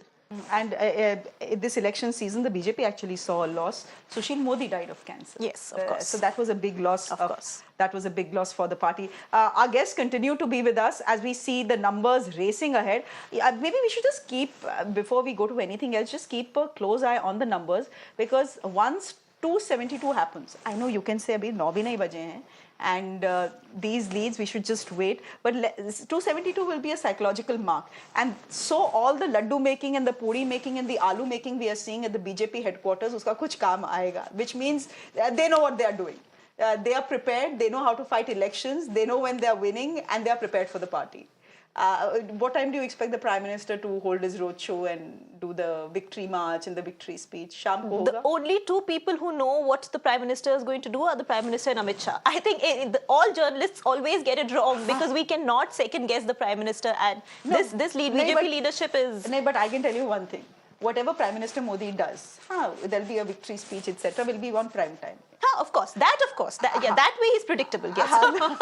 So it's going to be at 8 o'clock. Makes it easier for all of you. You have so much to show at prime time then, you know. At 8 o'clock is my show, the Urban Debater, so I'll just read the headlines, say over to the Prime Minister, and the Prime Minister will speak for 45 minutes. That's true. He's going to try and target the prime time, yes. Actually, Neoma, you want to leave? ऐसा कैसे हो सकता है भाई? You are winning today by the looks of it, and you want to leave Mirror now and go to another channel? No. I just wanted to say something when you guys were talking about the women vote bank towards Sri Narendra Modi ji. You know, at one point we only spoke about the upliftment of women. Today we are speaking about the empowerment of women. So there is such a beautiful shift in where we women stand and select the right person for us as a leader. And when it comes to puri and aloo, definitely no calorie count today. No calorie, and everyone at the BJP headquarters will have to eat puri, aloo and laddu for all 3 meals by the looks of it. 274, ladies and gentlemen. 274. Yeah. Ho gaya, Neoma ji. I don't know whether I should start congratulating you right away, but 274 to ho hi gaya. Bye. Chalo. BJP ko laga ho gaya hamara kaam. We are done for the day. Bye, Neoma. We'll see you. Tausif Ahmed, the numbers not looking good for you. There's a piece of news that may make you happy. Mr. Annamalai, it seems that the BJP is trailing in Coimbatore, high-profile seat. The Prime Minister made a lot of effort in the state of Tamil Nadu, and you have to give him that, Abraham. That they don't stop trying. 100%. That I will always give it to BJP. As you said, rightly said, they know how to fight an election on the ground zero without any discrepancies, and they will give 100% effort in that. I should agree with that. And the DMK is leading in 24 seats, which means clearly, even this time, as expected, they are running away with this election. 37 to 38 for DMK is sealed 38 out of 39. 39. Only one seat I will be betting on in NDA block. That is Tirunelveli seat. Tirunelveli seat, because it is a former transport minister from the ADMK government who has been switched over to the NDA block with BJP. He is right now, and I would be giving him that seat because he is almost 45 years of dedication work in ADMK as a ADMK minister on ground zero. He is penetrated to length and breadth of Tirunelveli. So I would be giving the first account if NDA block should open in Tamil Nadu, then it will be on Tirunelveli. And not Coimbatore, not Annamillau. Despite what he has done, he's brought so much energy into the election in Tamil Nadu. He never brought anything to the people. He just made sure he did that Padyatra. Top to bottom of the state, even his fellow friends didn't follow the Padayatra. It is a flop show, utter flop show in Tamil Nadu. Even he doesn't agree with that Padayatra is a huge success. Whether it is going to penetrate and change towards vote, that is not going to happen. He will be trailing and he will be losing at least with 1 lakh margin. 1 lakh vote margin he will lose. Keep it and write. His writing is on the wall. Chalo, I am writing 1 lakh. Please, for sure. I am writing 1 lakh. That he will lose. You are saying Annamalai will lose with a 1 lakh margin. 100%. 80,000 to 1 lakh margin he is losing. And Mr. Ganapati of Coimbatore from the DMK party, he is a well-known the length and breadth of Coimbatore, and he has done so much as a party cadre and as a social entrepreneur. But in Tamil Nadu, which is DMK land, you are still giving the BJP one seat, and you're saying it's not because of the BJP, it's because of the leader. Not because of Annamalai, because of the ADMK leader who switched over to BJP. Because he had almost four decades of his hard work which has been penetrated in his constituency. So the BJP was smart in poaching him then, no? It is almost done before 2-3 years back, and he has his own permutation and combination to switch over the party rather than with the ADMK. So it is not, I'm not giving the wholesome credit to BJP. Okay, the big leaders in Kashmir are trailing. By the looks of it, Mehbooba Mufti is trailing. By the looks of it, Omar Abdullah is trailing. By the end of it, you could very well see this change, ladies and gentlemen. But for the moment, early leads from Kashmir seem to suggest that the big wigs of this election are trailing. But what an election this has been. I mean, you just need to stand and salute the election in Jammu and Kashmir because of the record turnout. Right. Including in the valley, above 50%. That's incredible, yaar. Jo bhi bolo. Of course, yeah, that's true, that's true. That we have to commendable because they believed in the constitution right now after the bifurcation of the state between Ladakh and this. Now the repose on faith on constitution has been happening in the Indian democracy. I remember polling percentages in the Kashmir Valley, 3%, 4%. Yeah. From 3%, 4% to 50%. That's incredible. Right. What happened? I mean, there was so much bad blood in Kashmir over, over the bifurcation, over Article 370, etc. What happened? What happened? Well, I think people perhaps do want to, I've not traveled to Kashmir, I can't answer for sure, do want to participate in the democratic process. But I would say that Kashmir is an election we have not talked about enough because it doesn't have those many seats. Everybody's interested in UP and Telangana and Andhra and, West Bengal and Orissa, etc. and Maharashtra. Nobody talks about Kashmir. This election in Kashmir is actually one with a lot more implications than just who will form the government at the center. It is a watershed in a way in Kashmir. So that's an important election to talk about. I do believe that Kanimoi is leading. Of course. She's leading, of course. You're saying, of course. Of course, she will cross almost 3 lakh vote margin, she will win. Nilanjanda, would you want to come in here? I'm just looking at the tally. Early leads, yes. But the NDA, it seems, is running away with this election. Look at their numbers right now, 280 to 107 of the India bloc.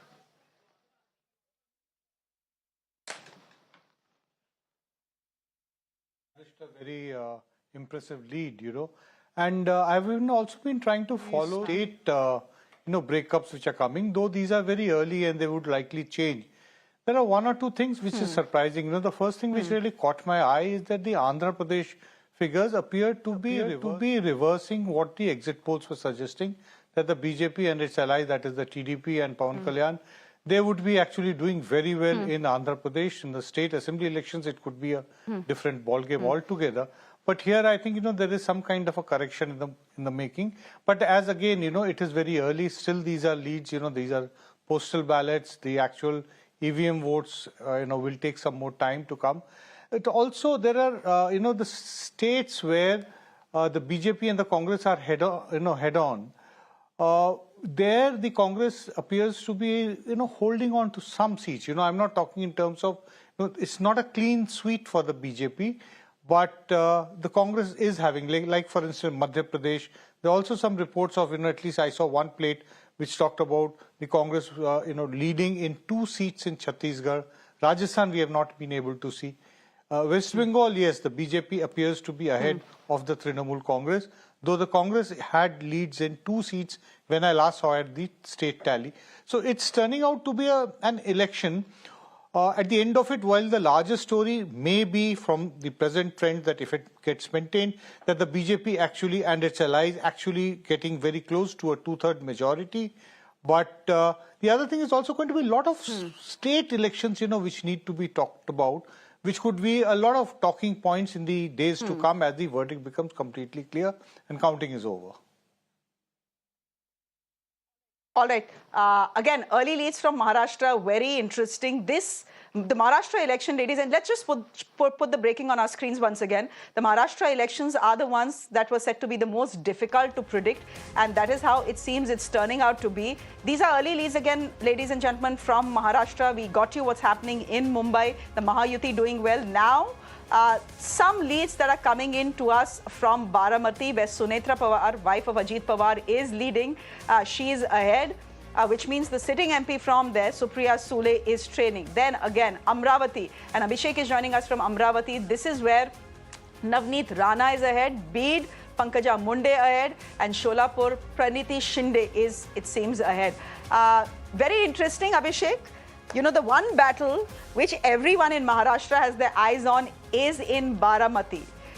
It is the fight of the sister-in-laws, it's the fight of the uncle and the bhatija, as it were. And by the looks of it, the bhatija is winning. It's the sister-in-law that is winning. We don't know again. Early leads, but by the looks of it. Yes, definitely. As per the early leads are concerned, we can see clearly Sunitra Pawar leading and Supriya Sule is trailing at this given point of time. And definitely, you rightly pointed out, it's a Pawar versus Pawar battle in their own bastion. Remember, Baramati is one of the high-profile seats in Maharashtra, which has consistently voted for the Pawar family. But now, after the split in the NCP, the people of Baramati were definitely confused, to go at which side. Both they had Ajit Pawar, who has consistently been a Deputy Chief Minister and worked on the development front. But at the same time, Supriya Sule, along with Sharad Pawar, was riding on the sympathy wave. And, the age group is concerned. The youngsters and seniors have their say, they have their soft corners toward Supriya Sule and the maker of Baramati, you can say, Sharad Pawar. On the other side, the other age group who are working, who are in direct connect with Ajit Pawar in day-to-day life and all the work that is being going on, wherein Ajit Pawar holds a ground-level leader in the Baramati and the nearby constituencies. So definitely, it's a tough fight at this given point of time, though the early leads are favouring Sunitra Pawar, but as the day goes ahead, we will have to closely monitor because, in fact, in the two-time past elections, in 2014, when there was a huge Modi wave, at that time also with significant 14,000 to 15,000 margin, we had Supriya Sule sailed through. And then with a margin of 150 vote in 2019, Supriya Sule again backed the seat. And this has been a traditional seat of Pawar family. So we will have to wait and watch out after the split. Where does the Baramati voter have gone and selected which Pawar? Definitely, it's a fight of political existence for the Pawar family, especially for Ajit Pawar. Back to you. The NDA seems to have picked its women candidates right. Because you have not just Baramati, you have Amravati as well. You have Pankaja Munde as well from Beed, who's leading. Praniti also. Hi, Niti. I see you there. Good morning. How are you doing? Hi, Shreya. Very well, very well. Good morning. And I'm liking Good the morning. numbers that I'm seeing on your screen. So, I'm fairly certain Tausif has been, he told me the numbers that he's looking at are fairly depressing for him, but 304 in the leads. You were 303 last time. Yani, pishli baar ka aankada you have crossed. Congratulations. Although, I think we'll just wait. On the leads, yes, but I'll talk about the numbers after 11 o'clock. But yes. Yeah, but I think numbers should be spoken about after 11, 12-ish. But I think overall the picture looks pretty positive for us right now. That's absolutely correct. These are, again, ladies and gentlemen, just leads. They will have to convert into seats as well.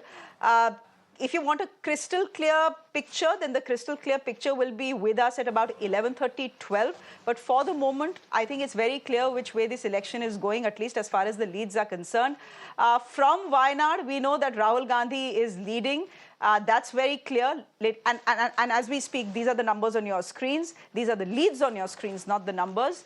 Others at 32, interestingly and significantly, the India bloc at 141 and the NDA alliance led by the BJP at 307. Rahul Gandhi is leading in both seats. The news coming in, he was expected to, of course, lead in Wayanad. That is happening. Was he expected to lead in Raebareli as well, which is considered to be the safest seat actually for the Congress party in Uttar Pradesh. So he's leading from both seats, and therefore the Dharam Sankat on which one he will pick, Ruhi. But I would think they should pick Raebareli.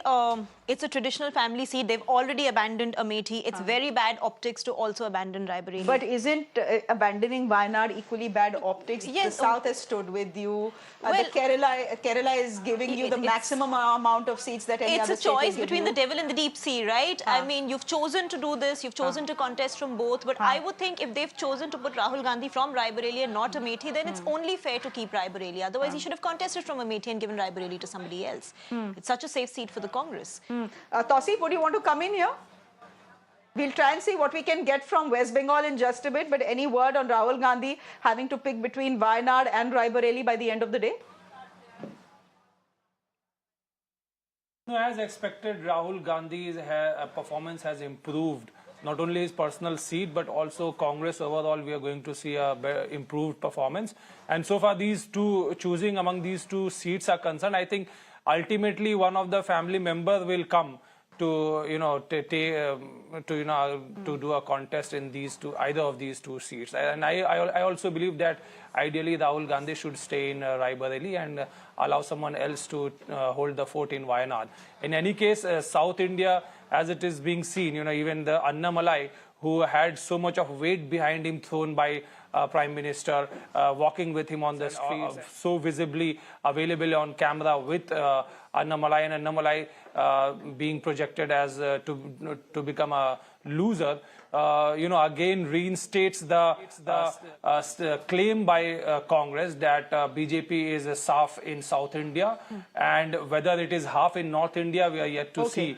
But not so much, at least from the news from the south, is not so depressing. But yeah, we are too early. It is too early to say. We all know. 11 baje tak. Yeah, ballot. These postal ballot basically, with all government votes basically, it remains with the ruling power. We have seen in this trend. It has been so forever. So perhaps after the machines are opened, perhaps around the noon, we will be able to, get a sense of really what is happening, how the day will end. Only after maybe 1 or 2 hours, we'll have to be patient. Okay. Dilanjanta, you want to say something, and then I'm going to welcome Dr. Pooja Tripathi, spokesperson of the Congress as well. Yeah, very shortly, I'm just looking at the final tally. Not many, just about 50 seats more trends are to be expected. And NDA is 317, which means that it is nowhere getting near what we call 400 par. And if the NDA is 317, I do not know whether the BJP on its own is running towards a runaway majority. Are they, it actually, I feel like raising a question that if this trend continues, they may not be able to retain the 303 seats which they won in 2019. They may well fall short. So the last laugh may not be the BJP's if this trend gets maintained as towards the end. We have to still see, and now keep an eye on how much more can the NDA build the lead on. Again, qualifying this, and as I said, I'm going to do this at the cost of repeating myself and irritating all of you, that these are early leads, ladies and gentlemen.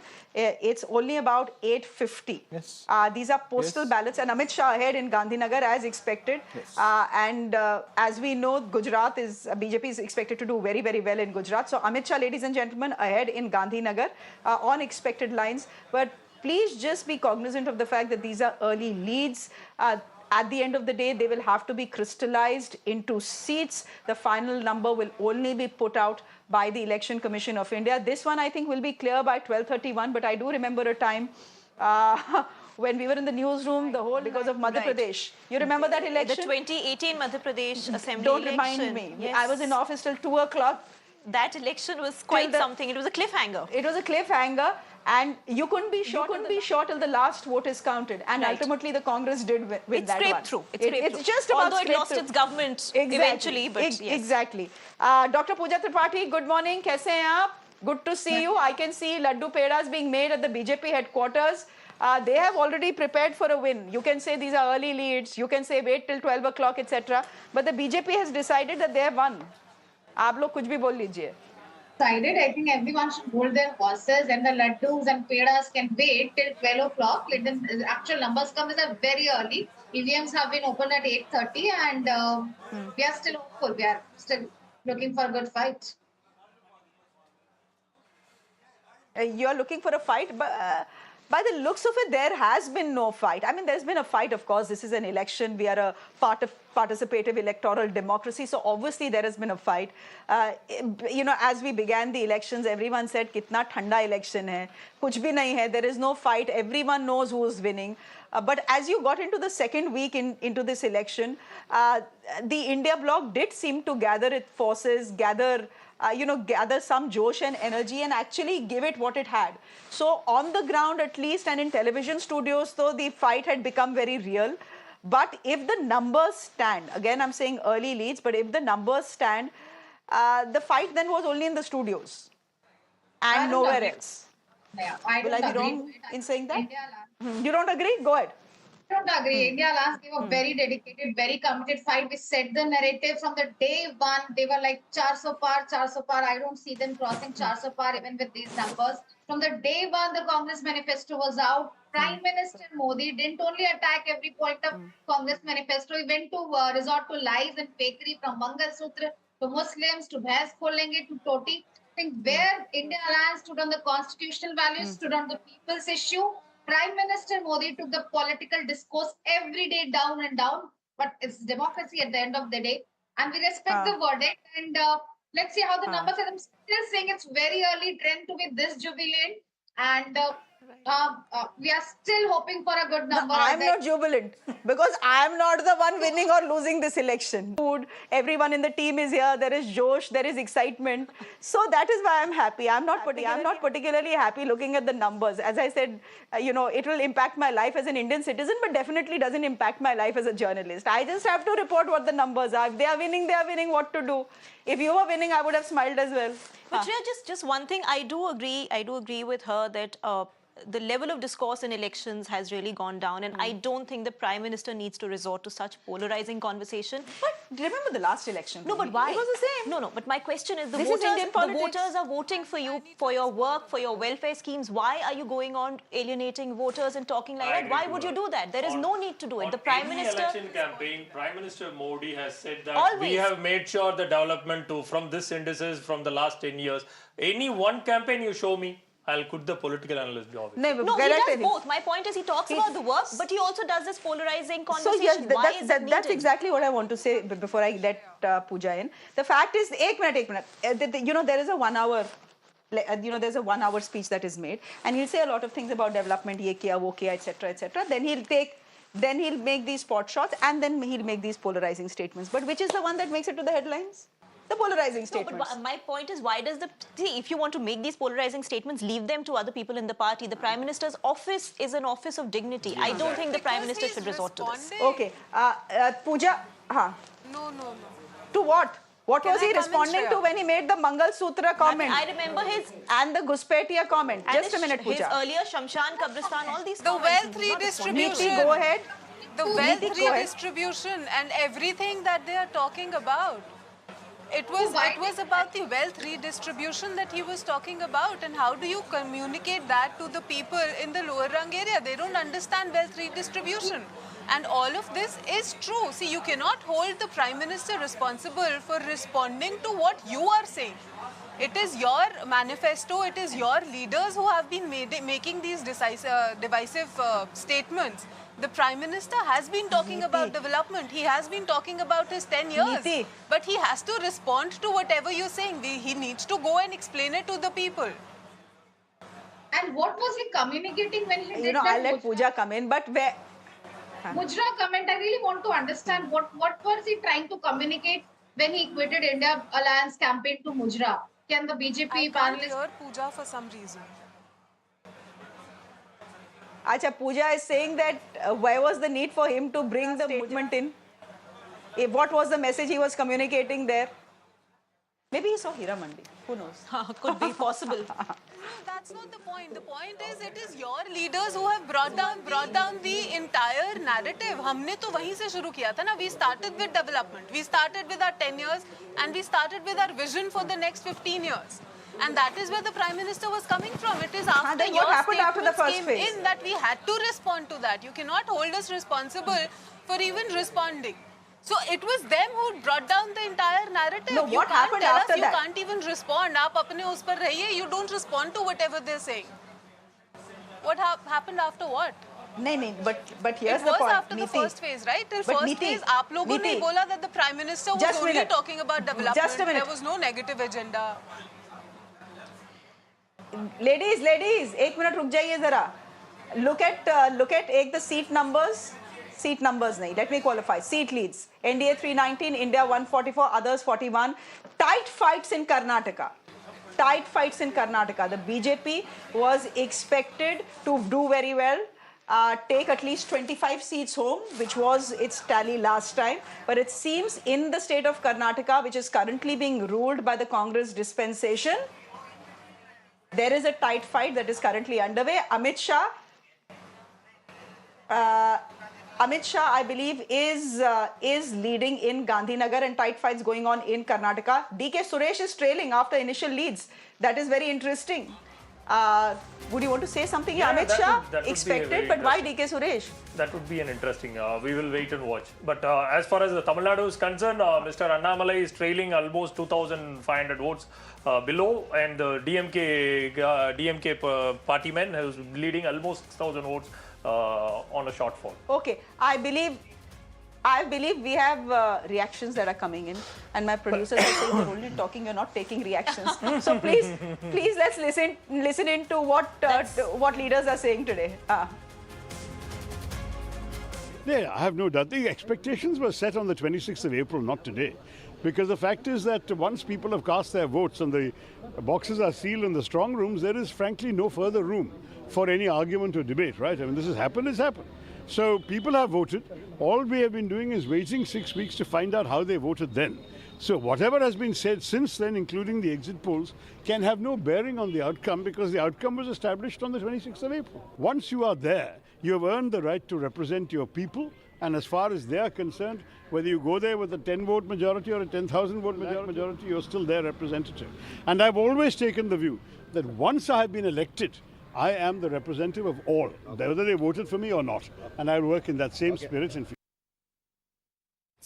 Sir Congress पहले से ही बोल चुकी है कि India block की 295 seat आ रही है कम से कम, लेकिन दूसरी तरफ बीजेपी की बात करें, कह रहे हैं कि आप लोग सपने देख रहे हैं. वहां पर तो मुख्यालय में तो लड्डू बनने भी शुरू हो गए हैं, वो इतने कॉन्फिडेंट दिखाई दे रहे हैं. आपका क्या कहना है सर इस बात? देखिए, लड्डू तो उन्होंने 2015 के बिहार चुनाव में भी बनाए थे, जो बाद में दूसरों को खिलाने पड़े. बंगाल इलेक्शन में भी बनाए थे एग्जिट पोल देख करके. तो एग्जिट पोल इस देश में उसकी क्या विश्वसनीयता रह गई है देश समझता है.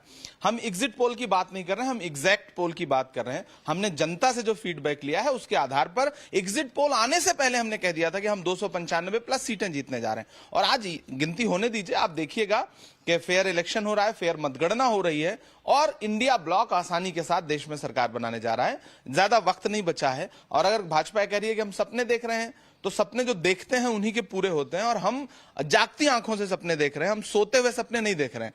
इसलिए आपने जो सोता हुआ सपना देखा है, उस सपने के टूटने का वक्त आ गया है. मेरे को आज दुनिया भर के लोग भारत का पार्लियामेंट लोकसभा का चुनाव के संबंधित रिजल्ट्स के लिए सभी लोग देख रहे हैं. मेरे को पूरा विश्वास है, एग्जिट पोल भी बताए, भारत के 140 करोड़ जनता के आशीर्वाद से नरेंद्र मोदी जी तीसरी बार प्रधानमंत्री बनेगा. जो हम देखिए, भारतीय संसदीय इतिहास में 4 जून 2024 का दिन हमेशा एक बहुत महत्वपूर्ण दिन के रूप में याद किया जाएगा। आज जो नतीजे आएंगे वो विकसित भारत की एक मजबूत नींव रखने वाले नतीजे होंगे और पूरा देश इंतजार कर रहा है और नरेंद्र मोदी जी तीसरी बार प्रधानमंत्री बनेंगे। मैडम, विश्व के इतिहास में इसका एक पैरेलल नहीं है। तीसरी बार जनता के बीच जाकर एक लोकतंत्र में एक नेता इतनी बड़ी जीत हासिल करना, ये बहुत बड़ी बात है। और विश्व के स्तर पे, वो अमेरिका हो, यूके हो, यूरोप के कोई देश हो, जापान हो, किसी देश में एक पैरेलल आपको नहीं मिलता है। मोदी जी विश्व स्तर पे एक बहुत बड़े हिस्टोरिक जीत हासिल किए हैं, पहली चीज। दूसरी चीज ये भी है, जनता ने भ्रष्टाचार, तुष्टीकरण राजनीति और देश को भटकाने का राजनीति, इसको जनता ने साफ साफ तिरस्कार किया है। इंडी अलायंस को आप जब देखते हैं, या वो जाति के आधार पर बने हुए पार्टी के गठबंधन है, या सब नेता भ्रष्टाचार के आरोप पे या बेल में हैं या कन्विक्ट हो चुके हैं, या बहुत बड़ी मुस्लिम तुष्टीकरण में सब लोग निरत हैं, ये सभी तीन मुद्दों को जनता ने तिरस्कार किए हैं। तीसरा चीज ये भी है कि आप जब देखते हो, विशेष रूप में दक्षिण भारत से जब मैं इसका व्याख्यान करूं, ये उत्तर भारत और दक्षिण भारत के बीच में जो डिफरेंस कांग्रेस पार्टी ने, इंडी गठबंधन ने प्रयास किए थे देश में शुरू करने के लिए, कि उत्तर अलग है, दक्षिण अलग है, बीजेपी का कुछ नहीं चलेगा दक्षिण में, इसको भी जनता ने तिरस्कार किया है। तो ये मैंडेट देश की एकता के लिए है।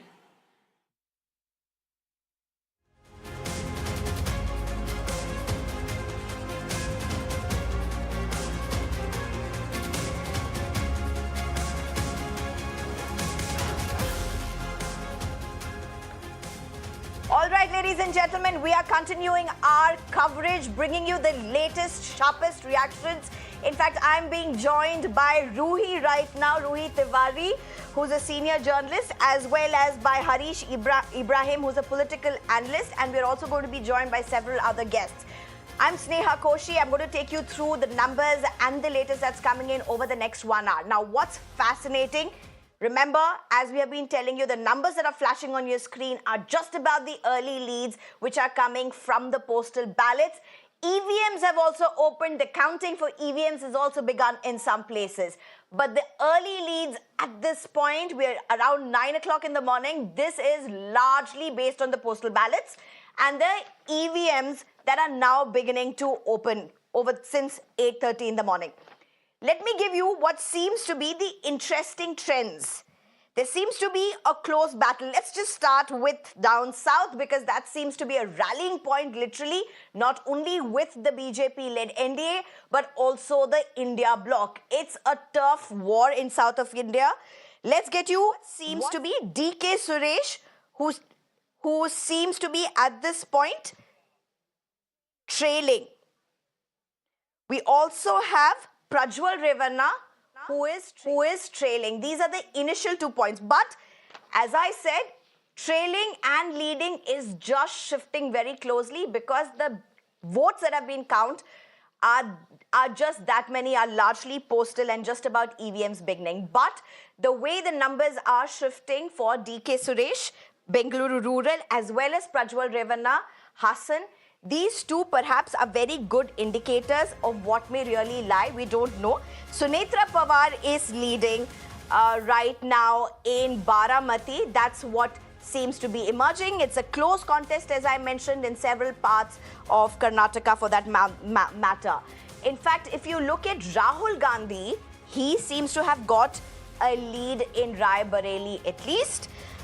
In Wayanad as well, as he's expected to win Wayanad, at least according to the estimates that we have got. But largely, what does this all mean? Kanimori is leading in Tuticorin as well. I'm going to be joined by our reporters, and we'll be told as soon as we have the reporters with us. We hopefully will have them really soon. But All right. So, Ruhi Tiwari, if I can just come to you at the first point. You're seeing what's happening with DK Suresh and Prajwal Revanna. Karnataka, by and large, has always voted for the BJP or the NDA when it comes to the parliamentary elections. No one is expecting a very big surprise. But in these two seats, or largely in pockets of Karnataka, there seems to be a close contest. Right. So, I think the exit polls sort of made it seem like Karnataka was a sweep for the BJP. But before that, there was a lot of conversation around, I have not traveled to Karnataka, so I wouldn't know. I think he's a better person to answer that question. But there was a conversation about the Congress doing well in Karnataka and managing to hold ground. So, I think the exit poll sort of threw people off as far as Karnataka was concerned. Okay, and all right. We are also getting leads of Uttar Pradesh, where India Bloc seems to be at the forefront, at least now, with the leads. But we'll just get to that in a bit. Harish Ibrahim, Rajiv Chandrasekhar seems to be at this point leading in Thiruvananthapuram. But it was trailing, and now he's Still leading. it will shift. So it's a very 2 and 4, as it would happen in a postal ballot if it is a close contest. Hands As well, down, too early Shashi to say. Tharoor is going to lead at least by 50,000 margin at the end of the day, for sure. Well, for those who have Shashi Tharoor or Thiruvananthapuram constituency, it's been a tough battle for Shashi Tharoor. Even if you look at the last two ones, and particularly last one, he did win with a good margin though, but it was a huge contest on the ground. For sure, it is a tough fight. The fact that BJP or NDA managed to field a candidate like Rajiv Chandrasekhar 100%. That I should really agree. changed the game. I mean, any other hardcore politician would not have possibly stood up to somebody as Shashi Tharoor appeals in a city like Thiruvananthapuram. Totally. That was kind of...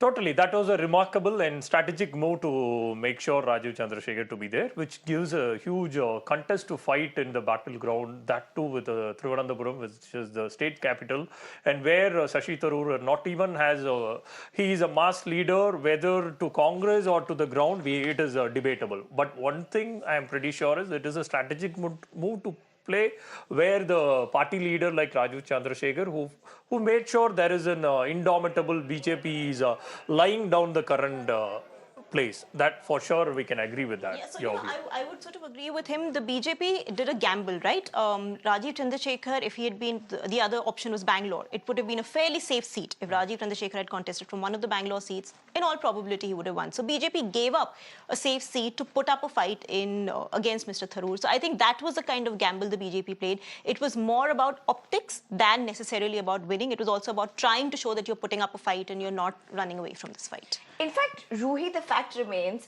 the possibility of winning with Rajiv Chandrasekhar, the possibility, was far more than fielding any other hardcore BJP politician that BJP could have fielded. Well, but it is Shashi Tharoor's home turf, but we must remember he's also been an MP for 15 years. So, but what is an election without a good fight? Absolutely. That's true, and I'm sure both the candidates, Shashi Tharoor and Rajiv Chandrasekhar, would vouch for that particular one. I'm being joined right now, and as I said, India Bloc, that's a breaking on our screens. India Bloc has taken early leads.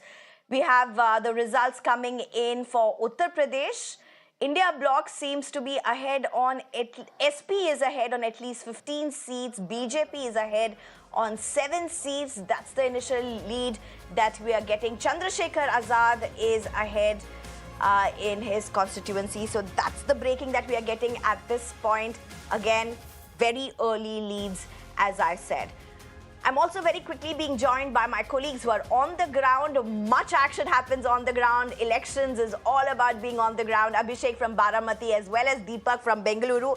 Deepak, let's go across to you. DK Suresh, Prajwal Revanna in the news. Close, trailing, leading. Is that even, is that in line of what we are likely to find through the day, or is it largely going to change once the count from EVMs comes to the fore? But what are you picking up on the ground? What's the mood? Well, initial rounds of counting of the EVMs as well has begun in multiple constituencies in the state of Karnataka. Right now, the trends that are coming in is indicating that in about 8 to 9 seats, the Congress is leading. In about 2 seats out of the 3 that the JDS is contesting, they are leading. The third seat where they're trailing is Hassan. Initially, of course, in the postal ballots, we saw a little bit of an upper hand, but after that, he has been trailing, and all eyes, of course, will be on that particular seat. Meanwhile, I'm here at the Adi Chunchanagiri Mutt. Mr. Kumaraswamy, of course, meeting the tops here from the Mutt, Nirmalananda Swamiji here. He's right now inside the chambers. We'll try and get a word from him because he's currently leading from the Mandya constituency as well. A lot happening in the state of Karnataka. While the exit polls have predicted once again a good number for the BJP, the Congress is hopeful of managing at least about 12 or more. That's what most of the leaders have been saying. But right now the numbers are stuck around the 8 to 9 mark. Whether they can improve that tally through the course of the day, that remains to be seen. But of course, the BJP has been hoping that they do really well to compensate on any losses in other states in Karnataka. So all eyes, of course, will be on multiple constituencies here. And Bengaluru Rural, which has been a bastion and the sole seat that was won by the Congress party last time. Just an update for our viewers that DK Suresh, the brother of Mr. DK Shivkumar, is currently trailing from that particular constituency. Right. Deepak, thank you very much for joining us. I'm also being joined by Abhishek at this point. Abhishek, with what's happening at Baramati, that's one of the questions that everybody really had. Will it continue to be the power place that it has been for the Sharad Pawar's family? It may stay with the family, but really, is it going to change hands? There seems to be at least initial leads for Sunetra Pawar.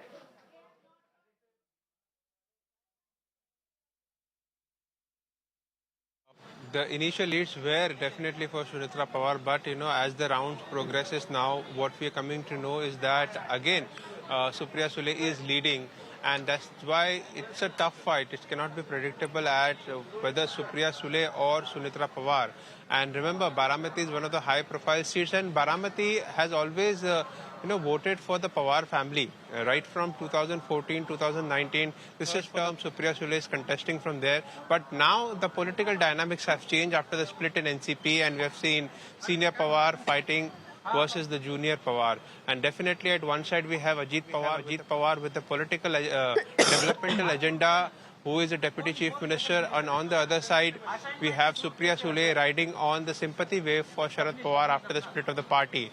And definitely it's a big challenge for the people of Baramati who have already voted, and now whom they have voted for is something we are closely monitoring. But as we speak, currently the lead has changed, and now Supriya Sule is leading from Baramati and Sunetra Pawar is trailing. But definitely this is just initial leads. We will have to wait till the afternoon to get the clarity, and whether Supriya Sule gets a third term or will there be a surprise of Sunetra Pawar winning the seat is something that needs to be closely monitored. Back to you. Right, Abhishek, thank you very much for joining us. So, Ruhi, what's your sense you're getting from Maharashtra? It's more than just which side is going to win, which alliance is going to win. It's also about which alliance the people manage to trust through despite all the shifts and change that's happened. Right, I think it is a bit of a survival battle for both the factions of the NCP and the Shiv Sena, because they've both taken huge risks and it's a gamble for both of them. It would also set the tone for the assembly elections that are due later in the year in the state, which are going to be far more complex because of these factions. So I think Maharashtra, that way, I've said it from day one, it's a big khichdi. One doesn't know what's going to happen there, what's happening there. And I think even some seats like Baramati, for instance, it's going to go down to the wire. These are going to be seats for which we have to wait for the election commission results to be able to tell what's happening. The other thing about Maharashtra is that it would, both the BJP as well as the Congress, or mostly the BJP, will have to think about who they have aligned with and whether that alliance is working for them. Because, at the end of the day, Shiv Sena, the Thackeray legacy is important, right? And the BJP has always been a natural Shiv Sena ally. Now, the Shiv Sena is split into two, and then NCP has been more of a Congress ally, but suddenly the BJP has one faction of it. So these are causing a bit of confusion, even ideological confusion, as far as Maharashtra is concerned. And the BJP will have to think about how it wants to go forward in Maharashtra. All right. In fact, I'm told we are also being joined by Charu Pragya. I'm joined by more guests as well. I'll introduce them in a bit. Charu Pragya, you've been waiting for a while now. Charu, give us the sense, initial leads that are coming in. Maharashtra, let's start with that. Sunetra Pawar may be leading at places, but largely the battle is also about which alliance manages to push through with all the changes that have happened.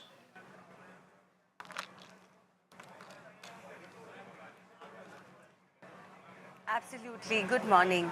Now, this is the day when we are celebrating the best of our democracy. We are waiting to see election results, and I believe it's going to be a thumping majority win for the NDA, and we're going to create history with this. Maharashtra, everybody is taking a look at, because this is the first time there are many, many political parties in the fray, and some which are very new because older political parties have split. But one thing remains very clear. The work which has been done in our country in the last 10 years and the vision our Prime Minister has for our country for the next 25 years is what is driving this election. And that is the only thing that is going to matter at the end of the day for most of the voters. So in spite of this discussion being, what will happen with the newly formed NDA alliance, etc., I don't think there'll be any surprises. In fact, I believe that we'll be beating very comfortably our tally in 2019, and we are looking forward to a great next 5 years.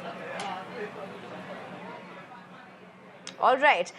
Charu, I'm also being joined by Anand Paranjpe, who's a NCP leader, as well as Nilanjan Mukhopadhyay.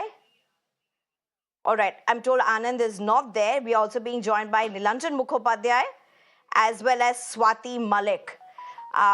Thank you very much for joining us. Swati, to you, with the initial leads that are emerging, let's also look at what seems to be the numbers that BJP is getting, at least what's being told about BJP and the NDA.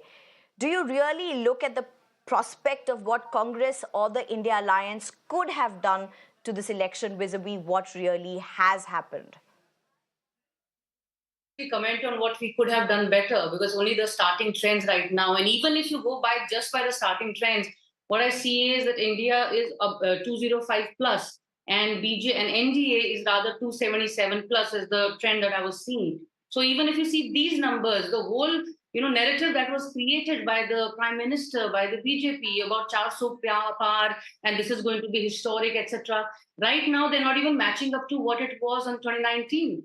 So you can see the narrative fail. You can only by the trend so far. Although, like I said, my caveat is that this is comment right now. This is too early to go by what we could have done better. But looking at the trends, the narrative created by the Prime Minister, whether all those gimmicks of him going into, the meditation zone that he goes into with his camera, or other things like that, the whole, the divisive politics that they have been playing. Whether he says that, okay, I will not talk about Hindu-Muslims, and then the next speech he talks about Hindu-Muslims. When you see all that, so in these trends, in these results, we realize that voter is not, we cannot take the voter for granted. Just like we failed in 2014 and 19 to create our dent. In 2014-19, we somehow could not convince our voters about our manifesto, about what our vision is for the country. But now in 2024, we can see, even by the trends, how from 91, it is almost double right now. So we are already doing better, and I am sure it is only going to get better from here, and we will form the majority. All right, at least Uttar Pradesh for now, Congress may have some relief. It seems to be having at least the leads that are coming in for the India bloc at this point seems to be good. Clyde Castro, we seem... All right, we seem to have some audio issues with Clyde Castro at this point. Nilanjan Mukhopadhyay, what really unfolds with this election? What would be the key takeaways?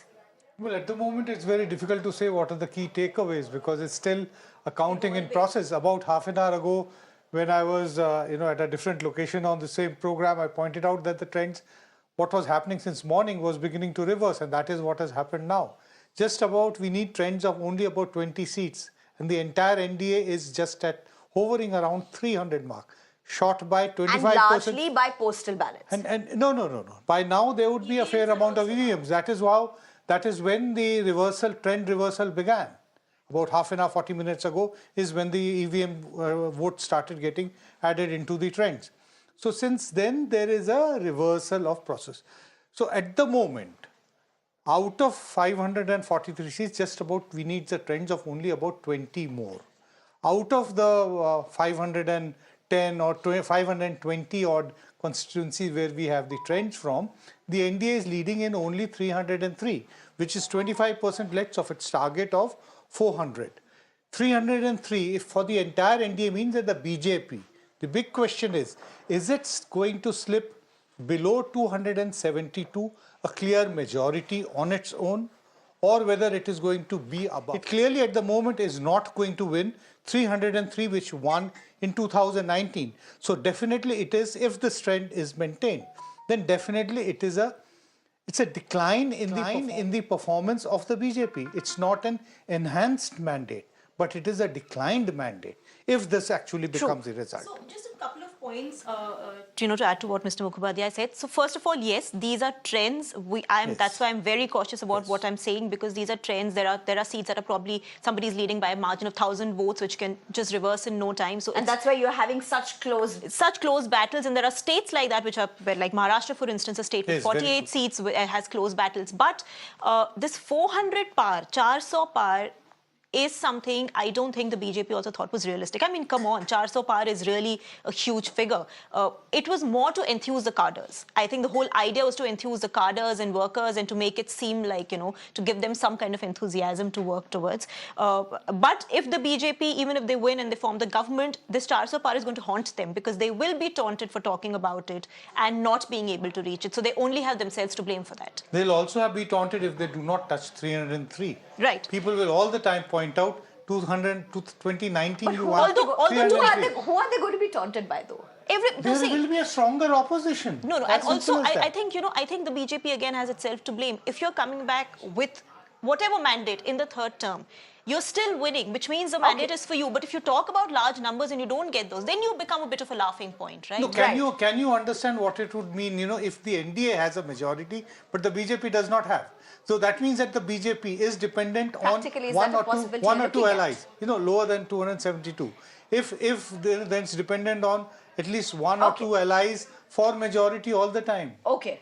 All right. I'm also being told at this point that we have Clyde Crasto with us. I believe we have been able to get through to you. Your audio is all ready. You can hear us loud and clear. Clyde Crasto, what would you see as the emerging trends with Maharashtra? It seems Baramati at present, even as we speak, and it's been for a while now, that Sunetra Pawar really is on the lead. And as it may be too early, Clyde, but it's still a lead. I'm getting real-time updates. No, I'm getting real-time updates. Okay, I don't know where are you getting it from. The real-time update is yes, that you're Supriya right. We've just got the real-time lead as well. So Supriya Sule is now leading. Correct. You're right. Yeah.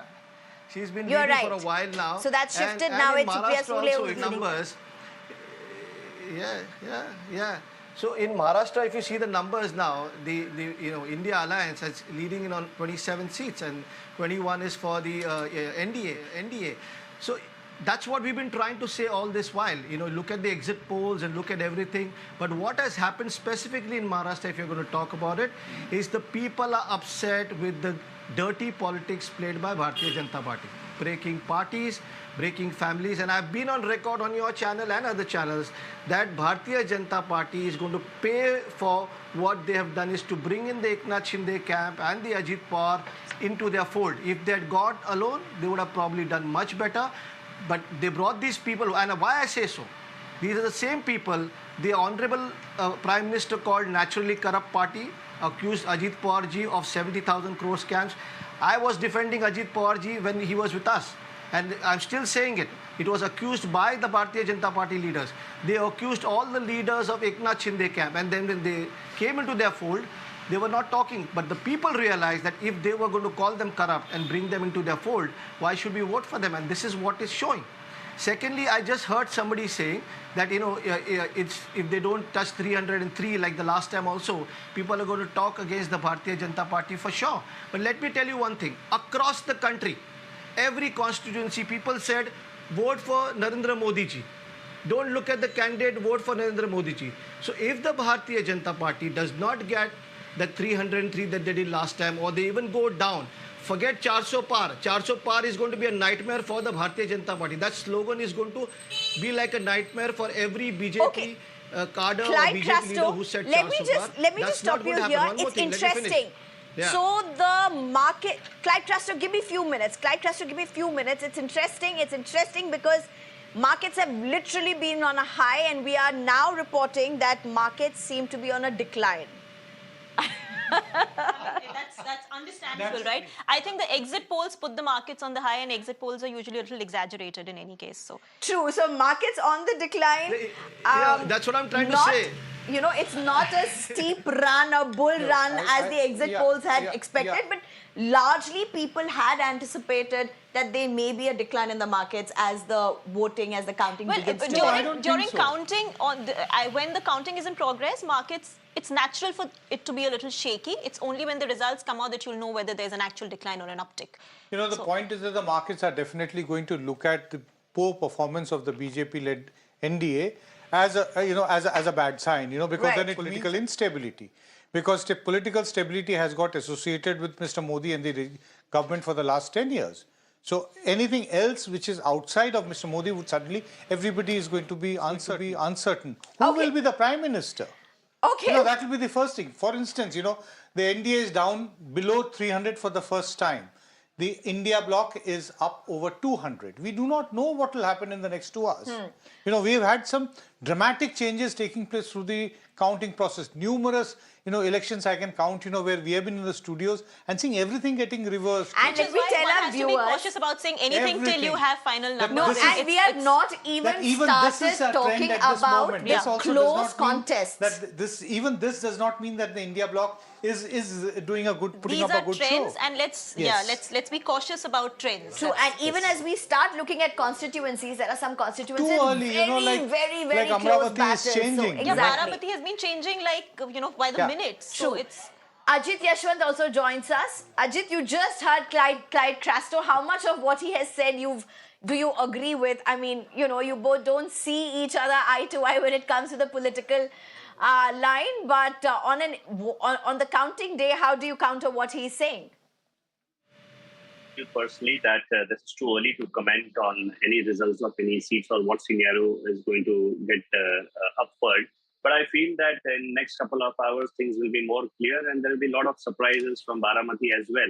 So we are just going according to what the trails that we are getting at this moment. And as you rightly said, every minute you can see the results are changing. So whatever updates that we are getting are just changing minute to minute. So we just need to wait for some more time. And I'm sure that with the National President, Shri Ajit Pawarji, we will be performing in a very good state in state of Maharashtra.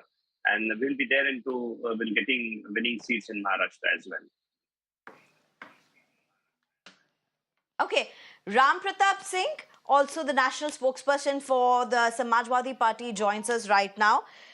Heartening for the India bloc at this point as results emerge from Uttar Pradesh? Good morning. Yes, it's a very encouraging start. And certainly one thing stands established, that there is no pan-India wave in favor of BJP, and all the hype about 400 plus, etc., stands debunked. And also what the exit polls were trying to predict for last 2 days, and it stands challenged now. And each state, as I said earlier in my several discourses, is behaving the way it was expected to. And similarly, for UP, if I have to talk, that it's certainly very encouraging, because the issues on ground were real. And the government of the day and the BJP just weren't willing to listen to the problems of the people, the rampant unemployment, the absolute poverty in so many districts in UP. And that's what people are now come out and voted against the BJP. Over to you. That's interesting, Ram Pratap Singh. Ruhi, do you really think, and is this the truth? Issues that people would often talk about on the ground were not really reflected in the campaigns and the politics that played out. Look, I would repeat what I said. This election for the BJP was about whether you want Narendra Modi back or not. So whatever the mandate is, they should understand the mandate themselves, because they were not talking about local issues. They are always... See, there is a limit. I've said this earlier. There is a limit to how much people will vote just for PM Modi and how much they want to vote for the local candidate. And there are many, many people in Uttar Pradesh that the BJP put up who were unpopular. I can tell you Smriti Irani was very unpopular. Sakshi Maharaj is very unpopular. Hema Malini is very unpopular. There's only so much that you can do under Narendra Modi's name. So it could be perhaps a lesson for the BJP going forward that elections in Modi's name will have limitations. People want to see what the immediate MPs are doing. Just very quickly, I'm looking at numbers in Haryana as well, and both Haryana and Maharashtra go to polls this year. Yes. Very, very interesting numbers. Congress doing well in Haryana. BJP will have some serious rethink to do in Haryana. Again, the BJP has really squandered the state away in the last, I don't know what it has been doing in Haryana, especially with the leadership, etc. So both states, BJP will have a lot of re-strategizing and rethinking to do. There's also another important thing which we have to see. 1/3 of BJP's candidates were those who came from other parties. So it created tremendous resentment within its own ranks. You know, the people who have grown vertically within the BJP over the last 2-3 decades, everybody aspires to be nominated to fight elections. But if you don't, and somebody comes from outside, lateral entry, what they call, in politics, it's extremely upsetting for the cadre and the people who have come up. So that's another problem. Charu Pragya, you heard both the panelists here with us, Mr. Nilanjan Mukhodjay. All right, we have Vinita Hariharan with us. So, Vinita, I believe you heard both what Ruhi as well as Nilanjan Mukhopadhyay spoke. Do you believe, one, that there are possibly limitations to fighting an election under the banner name of Prime Minister Modi vis-a-vis what the MPs would be, or is that a no-gamer at all?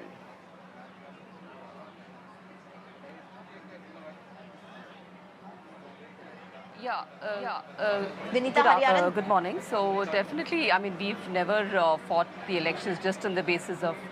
Yeah, can you hear me? Hello? Yes, please go ahead.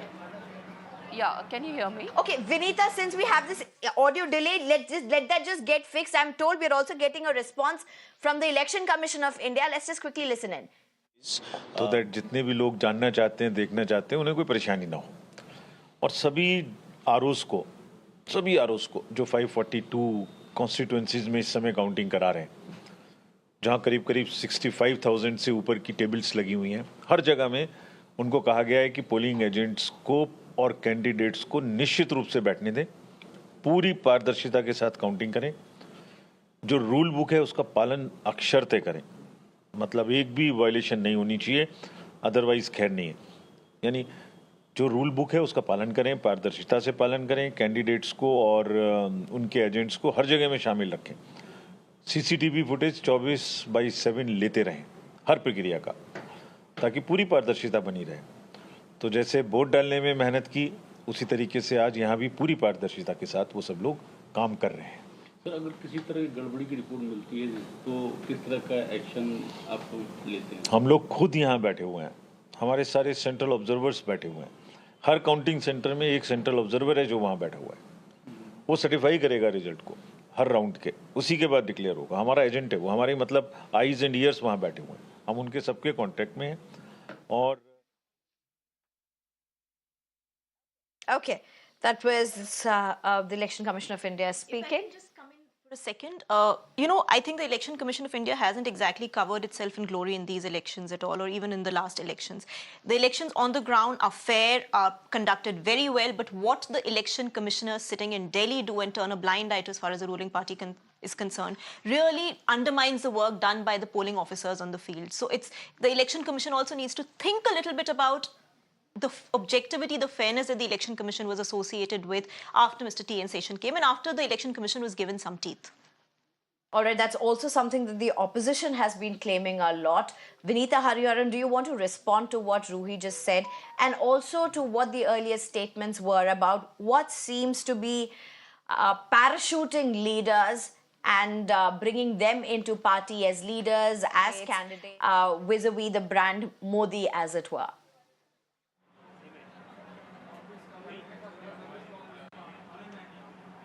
Yes, so as I was speaking earlier, the brand Modi is definitely there. It is Modi's Vikas agenda, Modi ji's Vikas agenda on the ground, which was being actually, propagated and which was used as a campaign plank, not so much of, the personality per se. Of course, Modi ji's personality was, was there all across because he's a 24/7 Karyakarta, as we all know it. So he's there whenever a candidate needs him, wherever he's required. He was there across the country, doing road shows and campaigns, definitely. But nevertheless, that doesn't undermine the local leadership or doesn't undermine local leaders on the ground, because they are the ones who translate these programs and the Vikas agenda on the ground. If it is not for their efficacy, it would never have been translated to the voters and how they are voting today.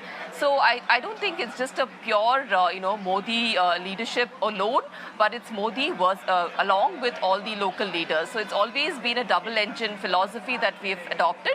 So I don't think it's just, blindly following just one central leadership. It's always been a combined effort, and it's always been a federal, cooperative federalism structure which has been followed across.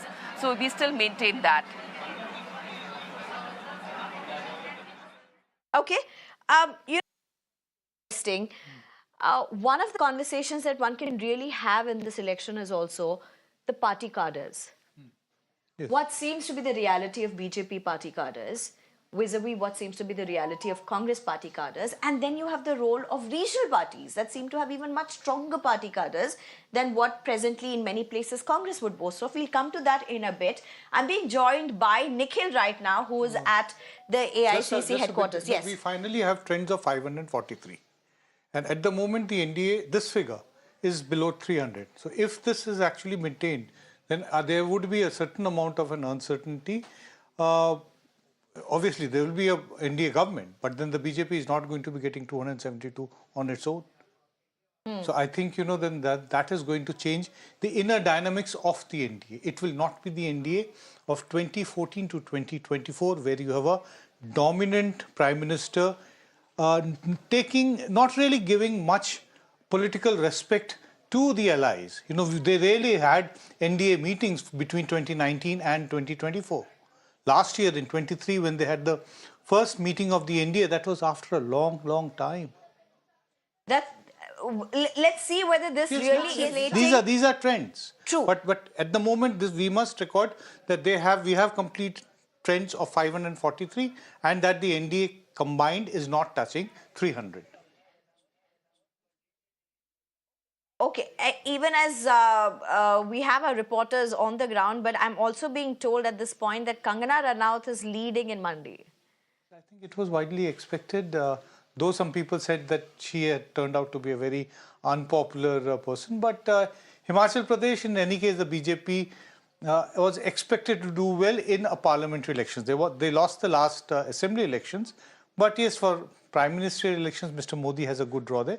We cannot forget the fact that as National General Secretary, when he was shifted out from Gujarat in the 90s, between 95 and 97, 98, Mr. Modi was stationed in Chandigarh, and among the states which he was handling for the BJP, Himachal Pradesh was one of them. So that is his political terrain. Than anything else. That's true, but even as we are speaking about Kangana Ranaut, who's again, as you mentioned, a celebrity who's been parachuted into electoral politics by the BJP. On the other side, you have Vikramaditya. So again, somebody there are always, the fact that film stars have always done well. You have had Hema Malini winning seats from Mathura. You have had Jayaprada previously winning from Rampur, where, you know, nowhere kind of a place as far as Jayaprada was concerned. She was actually, if there was anybody who was being paratrooped, was Hema Malini and Jayaprada. And Hema Malini is, of course, now quite a successful MP, if I may say, in terms of the number of times she's elected. Let's just stop this. Just give us few. That's another thing that we will be discussing. But give us few minutes. I'm being joined by Nikhil as well as Mohit. Nikhil joins us from the Congress headquarters, and Mohit joins us from the BJP headquarters. Nikhil, or let's just go across. Okay, Nikhil, let's go across to you first. Nikhil, what's the sense you're getting? Is there any action? Is there any laddus? Is there any mithais? Is there any puris? Is there any chola bhaturas? Let's get to the point first. It's breakfast time.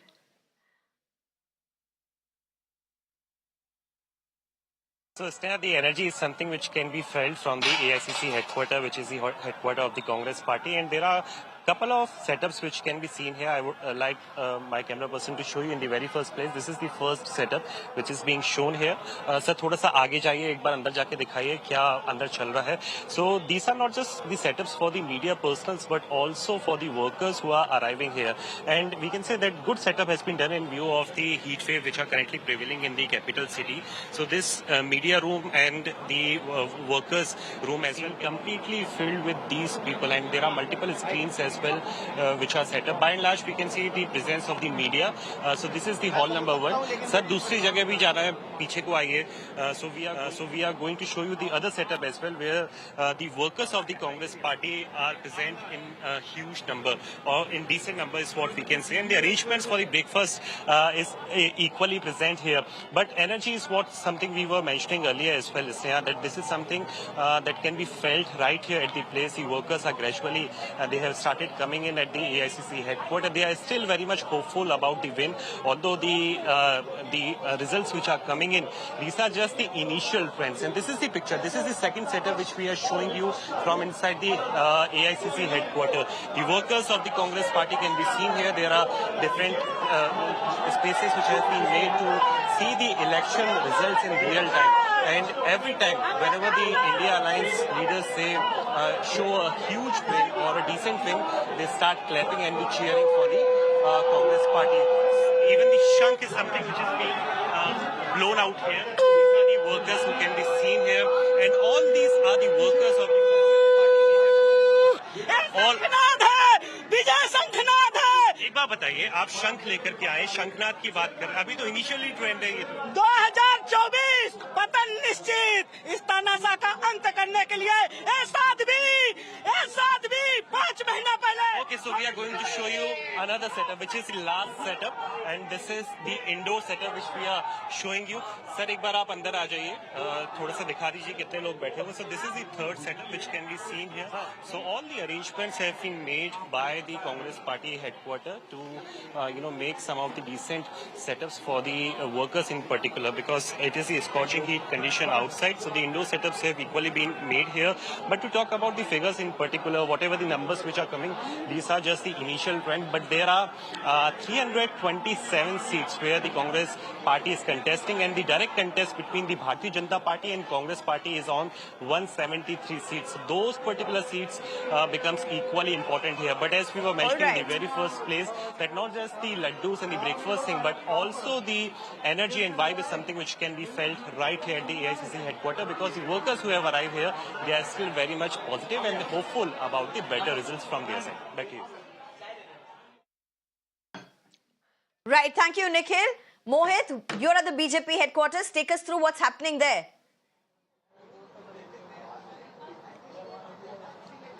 Well, you see, BJP workers have been strictly by the central leadership, the top leadership, not to celebrate early. And we have seen that how the scenario has changed. Now, it's a very tough fight that has been given by India bloc to the NDA.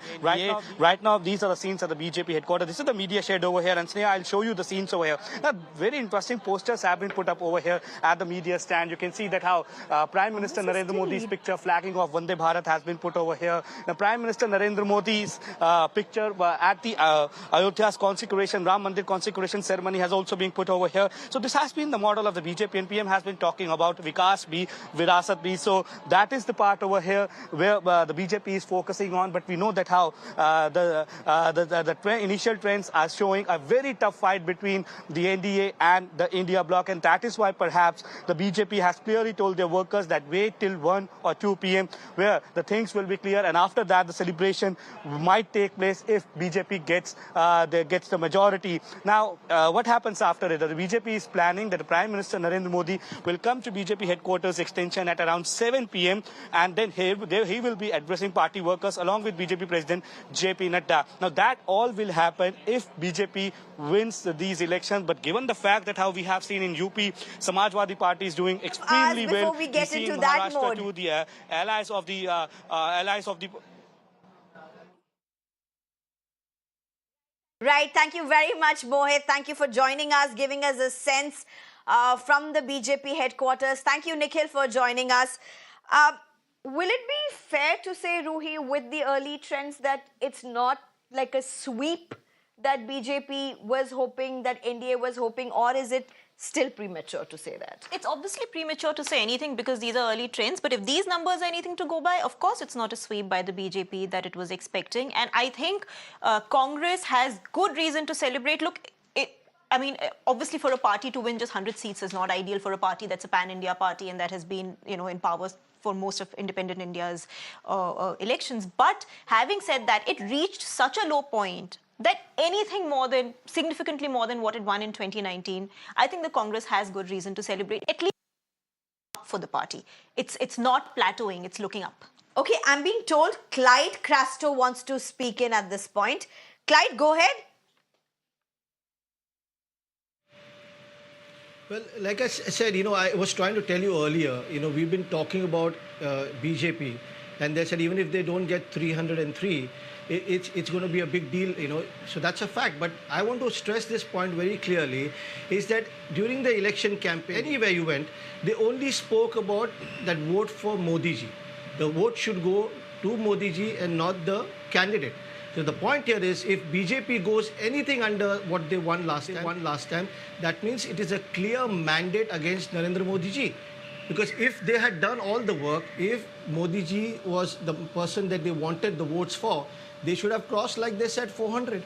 Ab ki baar 400 par. So anything that is under 300 or 303 that they got last time, and if the trends are showing right now, because I'm seeing some other channel, I don't want to mention it on your channel because it's a different channel altogether, they are showing much higher numbers for India Alliance compared to NDA.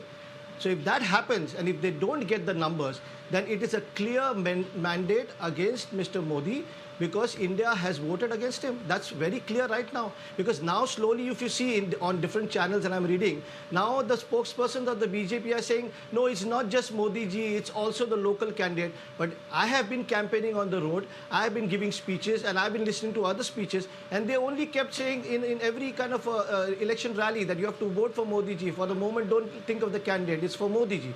So if the win is for Modi ji, then I'm sure the loss also should be for Modi ji. They shouldn't put up Nadda ji's photographs now. That's what I'm trying to say. Okay, let me just get in. I think we have Vinita Hariharan still with us from BJP. Do you want to make a quick response to Clyde Crasto?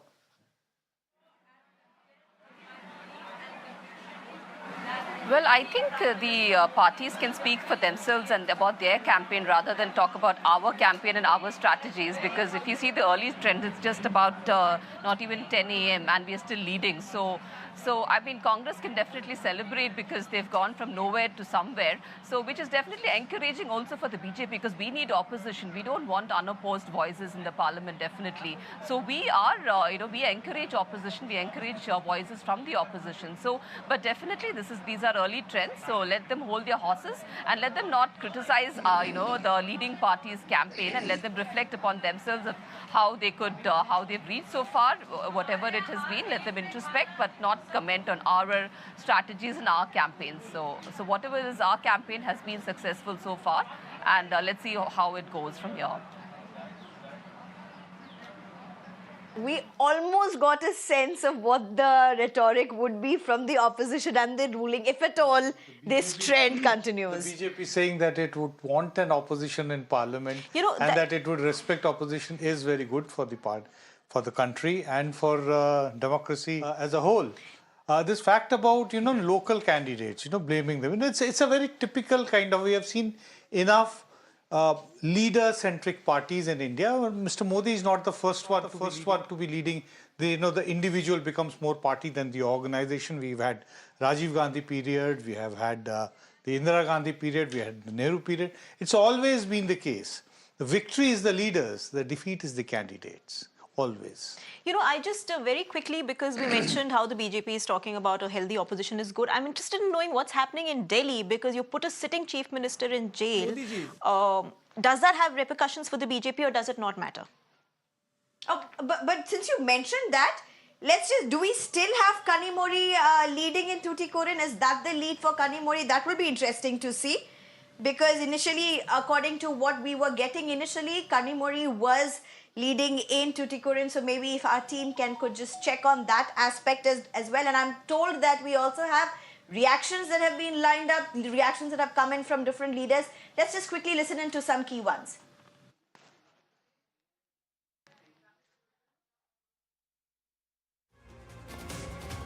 Total confidence we have. Comfortably we will going to win. From our party, all the three candidates, not only our candidates, three candidates, from BJP also in Karnataka, minimum, our BJP friends also will get minimum 20 seats. पिछली 2 बार से record तोड़ बहुमत से पूर्वी दिल्ली जीती थी भाजपा ने। इस बार क्या उम्मीद? इस बार भी जनता का भरपूर आशीर्वाद और प्यार मिलने जा रहा है। इस बार जिस तरीके से गठबंधन हुआ, क्या चुनौती दे पाया वो इस बार? वैसे तो आज पता लग जाएगा, लेकिन जिस तरह से 81 दिनों में जनता ने आशीर्वाद दिया है, समर्थन दिया है, प्यार दिया है नरेंद्र मोदी जी के 10 वर्षों के कार्यों को लेकर के, मुझे लगता है कि दिल्ली में 7 सीटों पर कमल खिलने जा रहा है। एनडीए 400 पार होगा और नरेंद्र मोदी जी तीसरी बार प्रधानमंत्री बने। अगर पूर्वी दिल्ली सीट की बात करें, उनका जो इतिहास है मिला जुला रहा है, कभी कांग्रेस तो कभी बीजेपी, लेकिन 2 बार से बीजेपी त्रिकोणीय जो मुकाबला हुआ उसमें जीतती गई है। इस बार दोनों पार्टियों ने गठबंधन किया, आम आदमी पार्टी हो या कांग्रेस, और इनके लिए कहीं ना कहीं मजबूत गढ़ भी रहा है कांग्रेस के लिए एक समय पे पूर्वी दिल्ली। क्या लगता है कांग्रेस इस बार ज्यादा समर्थन दे पाएगी? उनके जो कार्यकर्ता निकल पाए, समर्थन उतना दिया जितना देना चाहिए था या नहीं? मुझे लगता है आम आदमी पार्टी चुनाव लड़ रही थी, तो इनका जो गठबंधन, इन्होंने जो सो कॉल्ड गठबंधन किया था, वो मन से नहीं था, जिसके कारण से आम आदमी पार्टी खुद भी अलग थलग और अकेली दिखाई दी। Ram Pratap Singh, quite something. SP still continuing its leads from Uttar Pradesh. That must be heartening for sure. But this could also see reversals as BJP strongholds see the votes increasing in their favor again. The trends are continuing to hold on, and that's very, very encouraging for us. That we've almost very close to the halfway mark, as I can see on your screen. And we stand vindicated where in this campaign, which we built up for this election in UP, we were fighting on issues on the ground. We were trying to bring to fore issues of talking about issues of unemployment. And also this whole thing about Char So Par meant that probably somewhere the constitution was under threat. And this was also one of our poll planks that we wanted people to understand that, and what BJP spokesperson just said now, that they want a very strong opposition. Well, coming from them, that's very, very encouraging.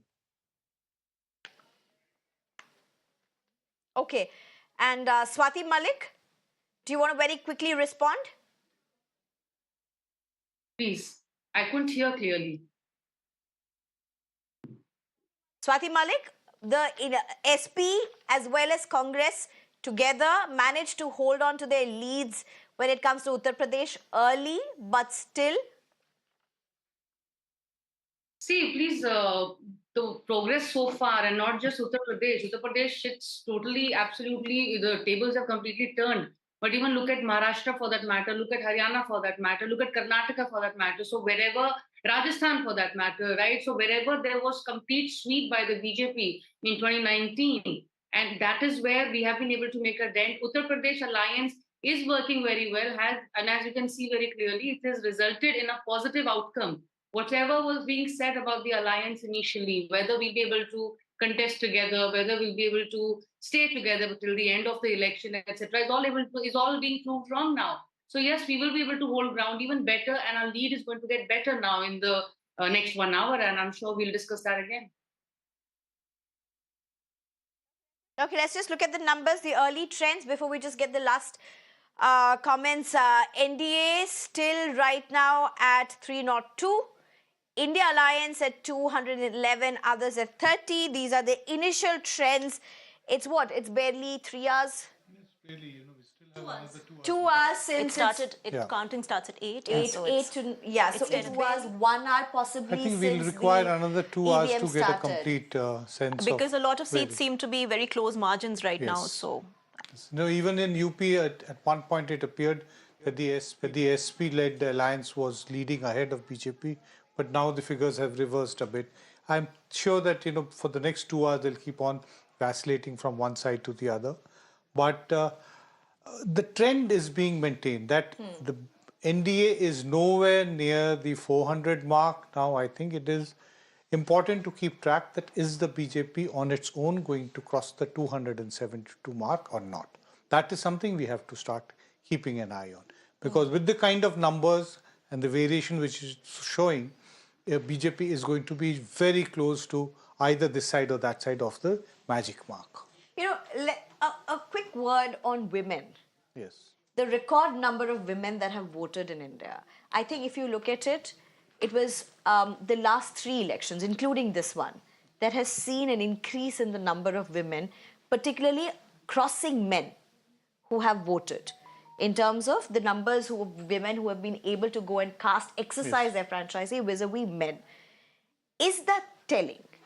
Is that telling that I got a sense that this possibly is one of the arenas where they are exercising their domain? Well, it's been there for quite some time. You know, we have been seeing, at least from the 1980s onwards, you know, the elections we've seen, increased women participation, increased evidence of women voting separately from the men in the family, having a clear political opinion, not being very gullible. You know, it would be very incorrect to say that women don't understand politics. You know, I'm talking about the women who are in the rural area. They're as participative and they have a very strong voice of their own.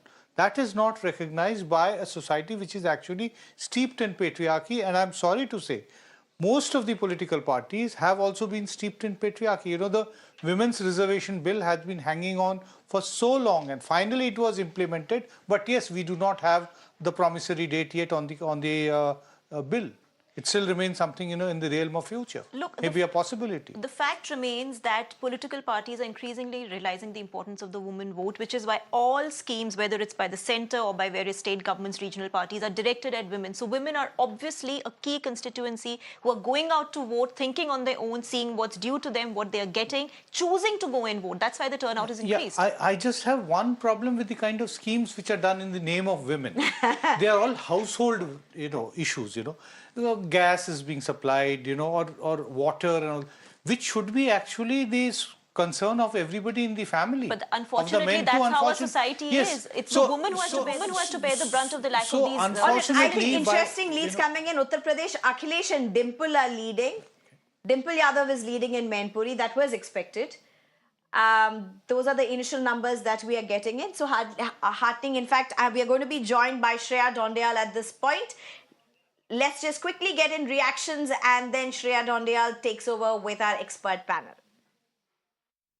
It's a democratic process of our election process, and I salute all the people who are involved in this electoral process for months together. They dedicated their time months together. So first of all, I think that all the politicians and all the leaders should express their confidence in this process. The whole world is appreciating the democratic process conducted in our, the election process, which is democratically conducted in our country. So we have to express our belief and confidence on this process. If some of us express disbelief, people also will lose their confidence. So I am really very happy. People are very confident. Each and every voter, I thank them because they have taken responsibility to cast their vote, to fulfill their democratic right, and whatever may be the result, I salute the voters and we will carry our service activities further. मुझे पक्का विश्वास है कि मतगणना के नतीजे India के पक्ष में होंगे, गठबंधन के पक्ष में होंगे, कांग्रेस के पक्ष में होंगे। और जो एक भ्रम प्रधानमंत्री जी ने 400 के पार और उनके तथाकथित गोदी मीडिया ने फैलाया है, वो भ्रमजाल कुछ ही देर में छट जाएगा। मुझे पूरा विश्वास है कि देश के मतदाताओं ने बदलाव के लिए वोट दिया है और कुछ ही क्षणों में मालूम हो जाएगा कि देश बदलाव की ओर जा रहा है। ऑल विल बी एल और सब बढ़िया होगा। एग्जिट पोल्स तो ये जो है मैन्युफैक्चर्ड था एक मीडिया द्वारा, गोदी मीडिया द्वारा, तो उसका तो कोई ऑथेंटिसिटी वैसे भी नहीं थी। जो आज रिजल्ट्स आएंगे, that will be the verdict of the people of India, people of Himachal Pradesh, और उस पर हम आगे बढ़ेंगे। हमारे इंडिया गठबंधन के सभी लीडर्स ने अनुमानित किए हैं, उसके ऊपर हम खरा उतरेंगे and we should be comfortably in a position to form the government.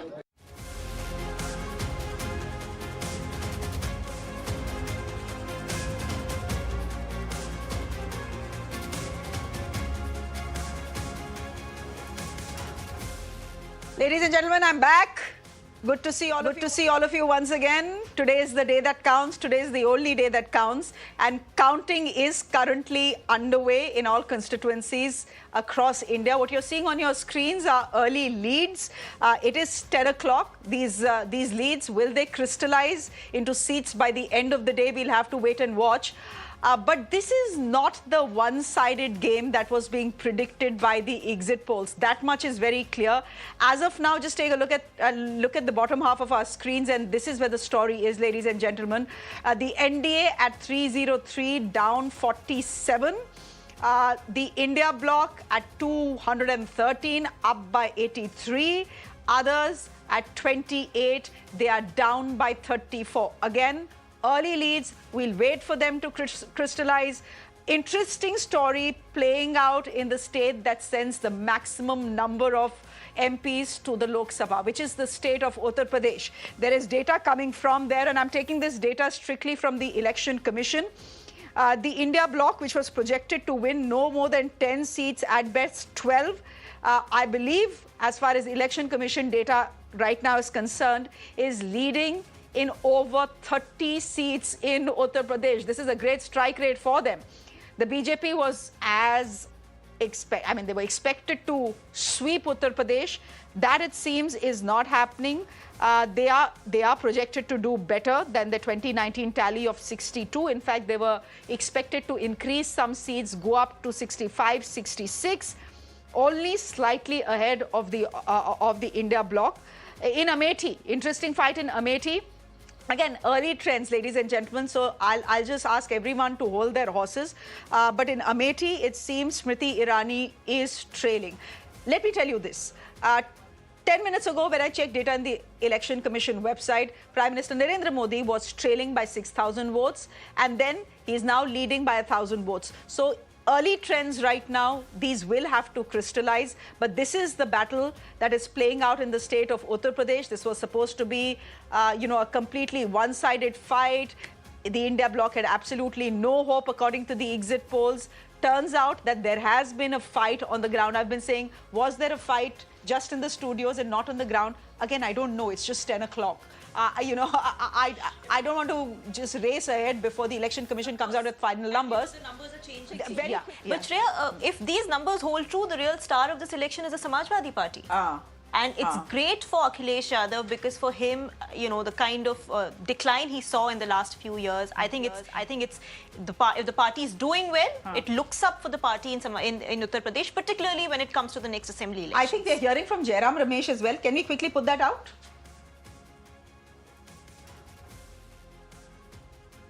Okay, we'll go to Jairam Ramesh, but before that, just again, keep your eyes on the bottom half of the screen. What we are going to do is put out the state of Rajasthan. The BJP ahead on 14 seats, while the Congress, it seems, is leading in 8 seats. The Congress was supposed to do okay this time in Rajasthan. There were 4 or 5 seats that were given to the Congress party in Rajasthan. Right. The numbers are changing constantly, though, in the result state, and it indicates that this too difficult to say, Nilanjanda. Yes, definitely. You know, as we are saying, you know, these are changing.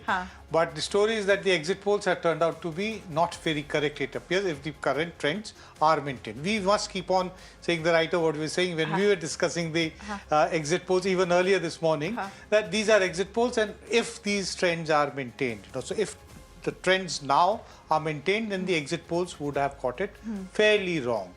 It also means that we are heading towards a more competitive politics. That's good. That, I think, in any way is good, because if we actually look at India's history, you know, it's not that coalitions have done badly, you know, have not been good for India.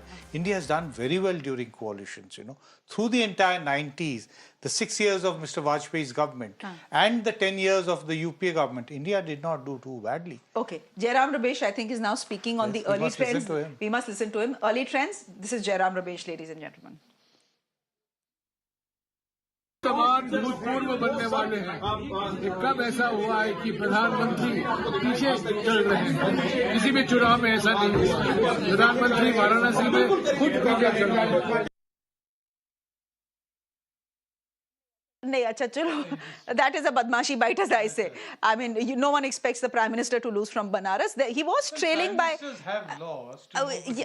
But Nilanjanda, we have to be realistic. No. My job is always to put the rider to say that, look, anything can happen in elections, which is actually true. But again, these numbers are changing very rapidly. What you saw 3 minutes ago has completely reversed 3 minutes later. Okay, Maharashtra. This was always supposed to be a close fight between the ND and the India bloc. Rajasthan was supposed to be. Rajasthan has turned out to be. Both alliances are leading on 22 seats each. Just take a look at the numbers. Just put out the Maharashtra numbers as well.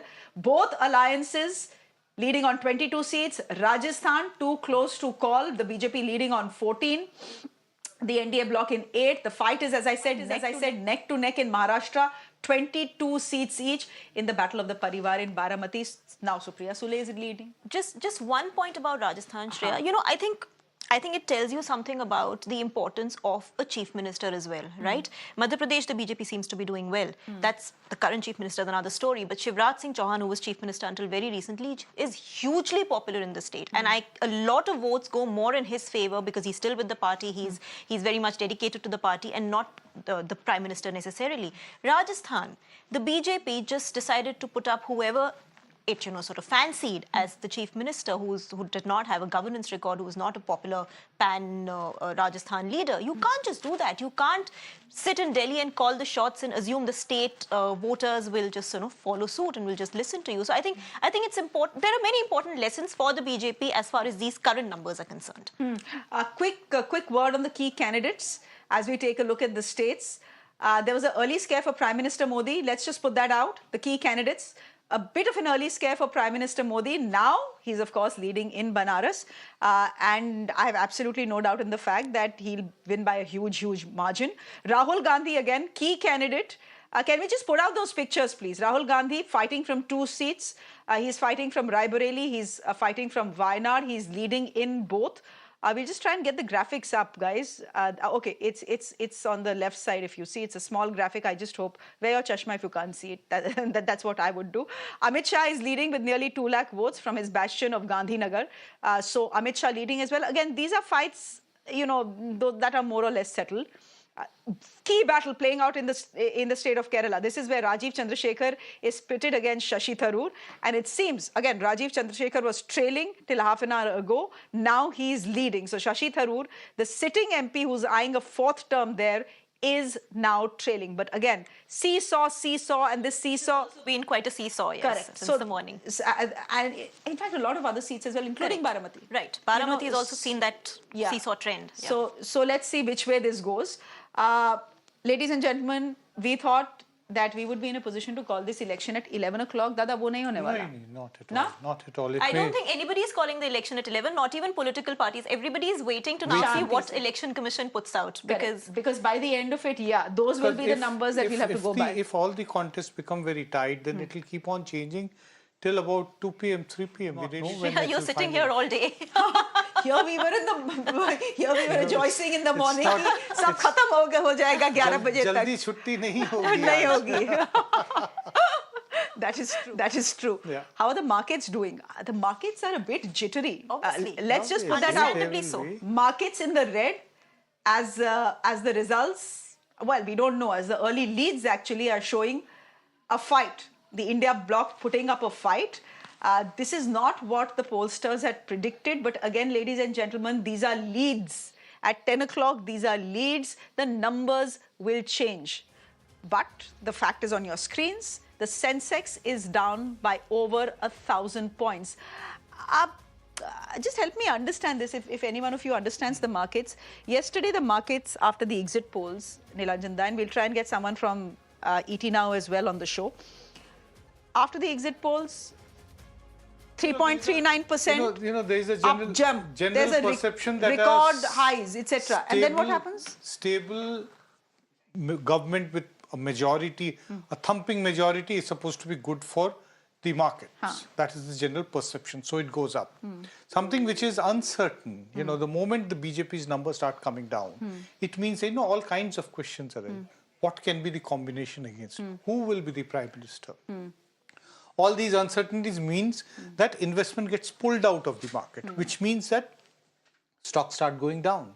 That is the first thing which happens. Yeah, obviously, with counting like this, which is really going in a, you know, in all kinds of directions, obviously the market would be jittery and would want to wait to see what happens. Till then, it's going to be jittery. I mean, how can the market rejoice or not rejoice in a situation like this? I remember this, you know, way back. This is a story which I'll tell you, something about our media.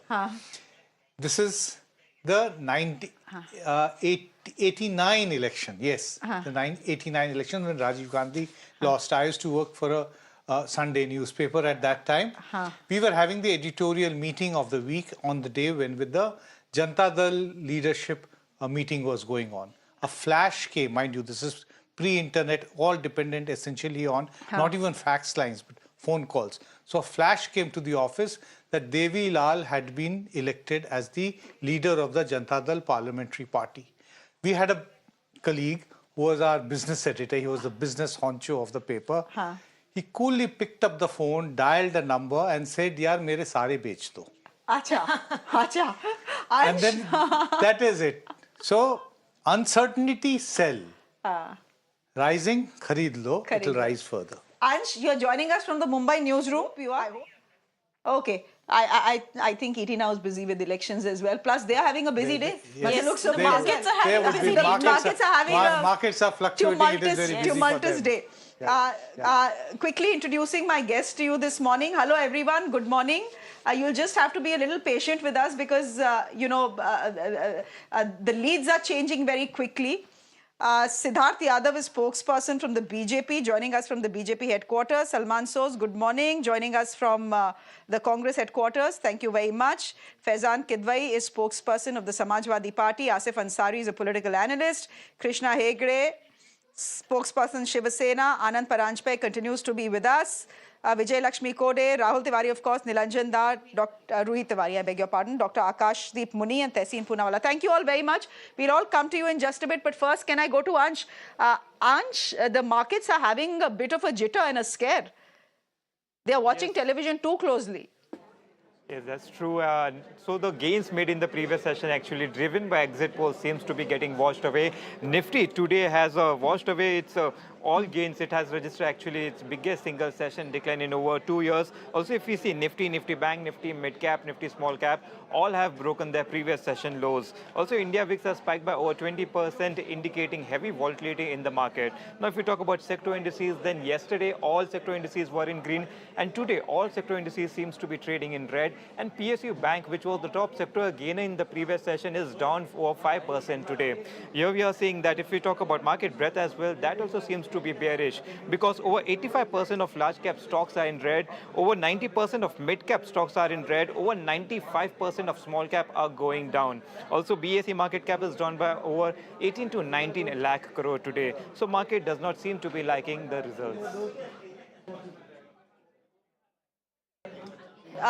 Thank you very much, Ansh. The markets, well, the results are not out. Maybe the markets do like the results. Abhi to leads hain, they certainly are not liking the way the leads are going right now. But by the looks of it, and Ruhi, you pointed this out, and I'm just going to turn our focus back to the state of Uttar Pradesh as we continue to see that the markets aren't exactly cheering the leads that are coming in. I'm looking at the state of Uttar Pradesh, ladies and gentlemen, and well, what do I say?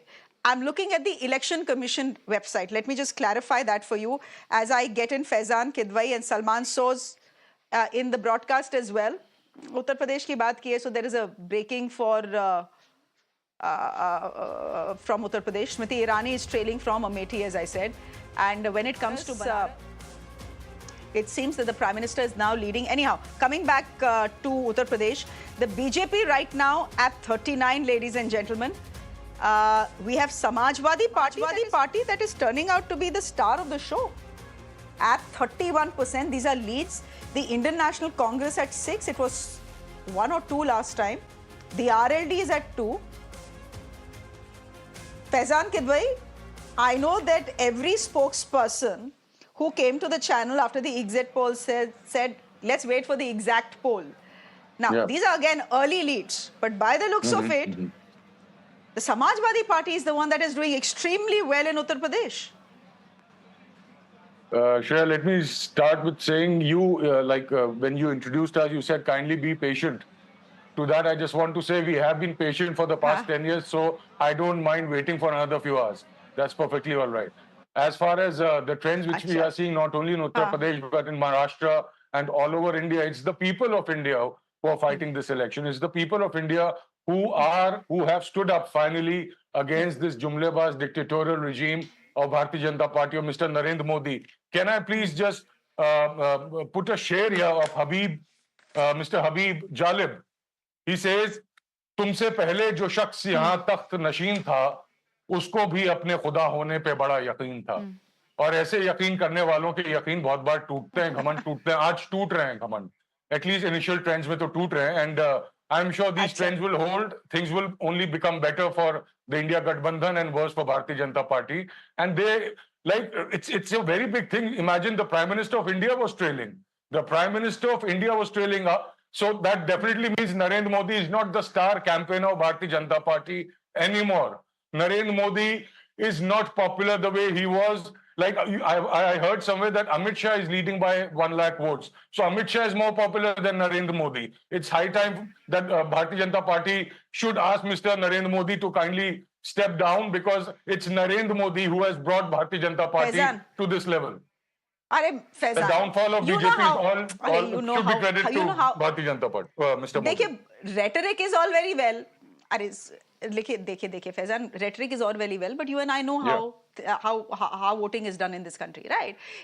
For 4 or 5 minutes, the Prime Minister of this country was trailing. Now he's leading by 15,000 votes. It's a big thing. It's a big thing.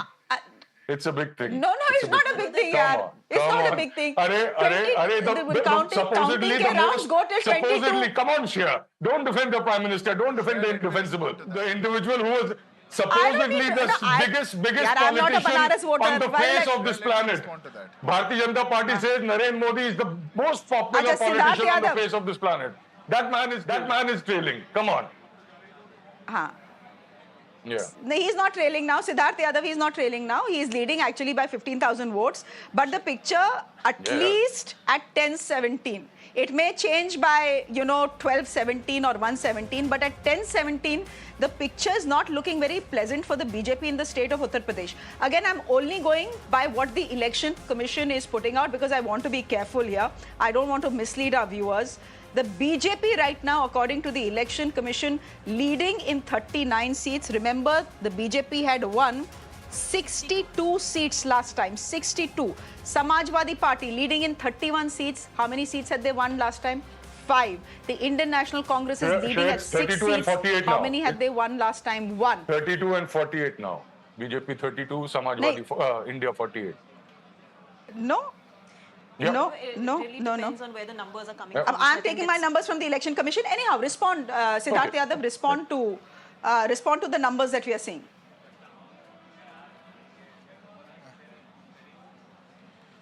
First of all, my friend from Samajwadi Party was speaking about the seat of Varanasi. I'll just request him, Hindi में कहते हैं, थोड़ा ठीक लगा लो, इतना भी मत करो. अभी the Prime Minister is maintaining more than a 50% vote share in Varanasi for 5 minutes. मतलब this happiness is going to be fleeting very soon. पर आपको ये खुशी आपकी मुबारक है, 2 घंटे में तस्वीर बदलने जा रही है. पर आप अपनी इस खुशी को, इस 2 घंटे की खुशी के लिए आप बिल्कुल खुश रहिए, क्योंकि 5 साल के लिए the people of this country have chosen a government. They have chosen prosperity or distribution over your property distribution.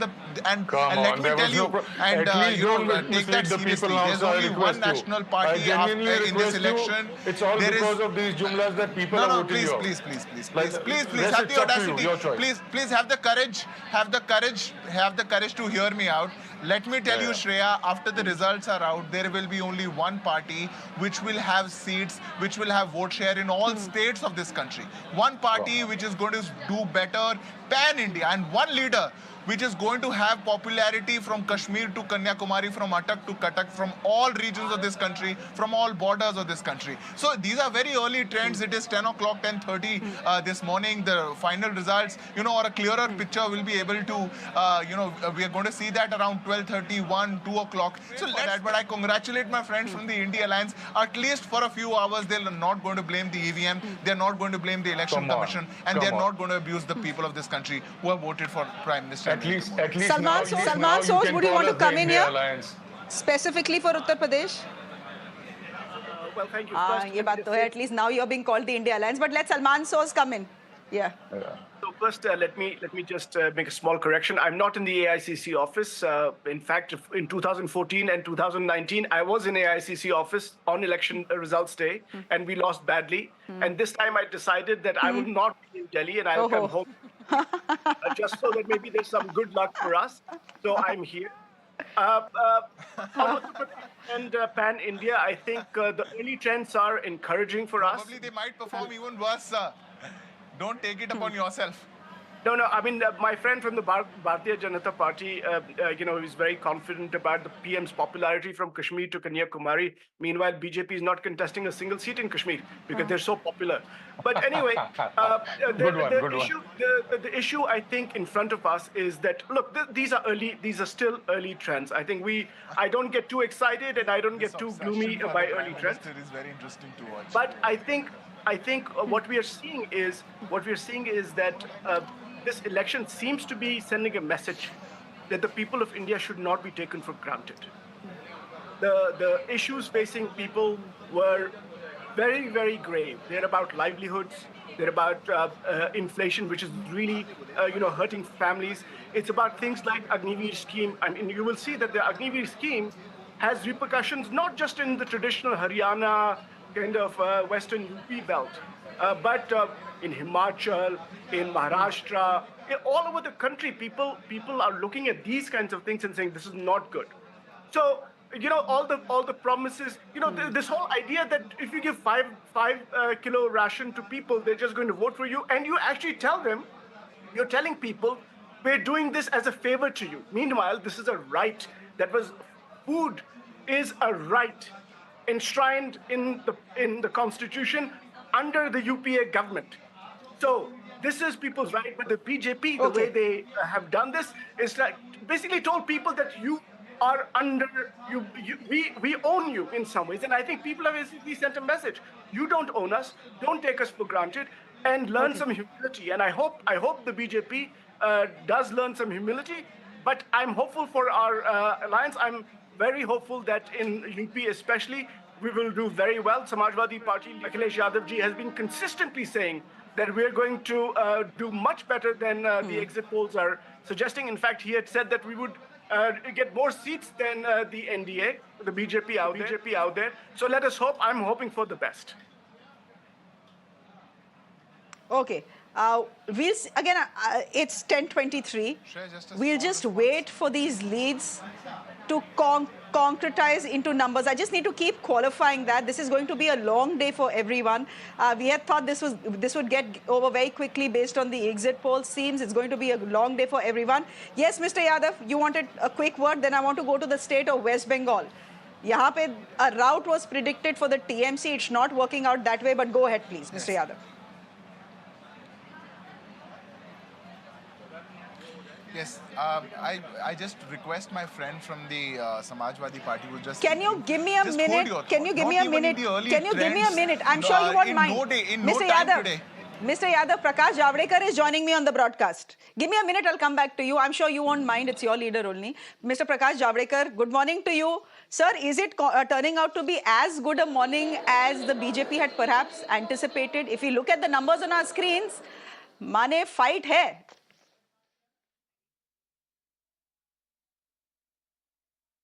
See, there is no fun in victory without fight. But the truth, finally what will emerge in the evening is, BJP has registered its third massive victory and Modi is going to be the Prime Minister for the third time of the country, realizing and working on the vision of developed India. So that is the sum and substance of what is happening today. No two elections are equal. And I'll tell you one example. In Uttar Pradesh, subsequent election in 95 and 97, I think, two elections, all the parties' strength were the same. Same means exactly same. But when I studied deeper, 1/3 of seats were changed of each party. So elections always are different. But here the basic thing is very clear that NDA is winning handsomely and Modi is becoming Prime Minister again. So to speculate on a raw data is not a good idea. So today I'm in Kerala. Kerala, we have made a change in Kerala politics. Our two candidates are leading and leading comfortably. Even Rajiv Chandrasekhar and Suresh Gopi are leading. And there is one more surprise also that can happen. We are waiting for that. Let us see.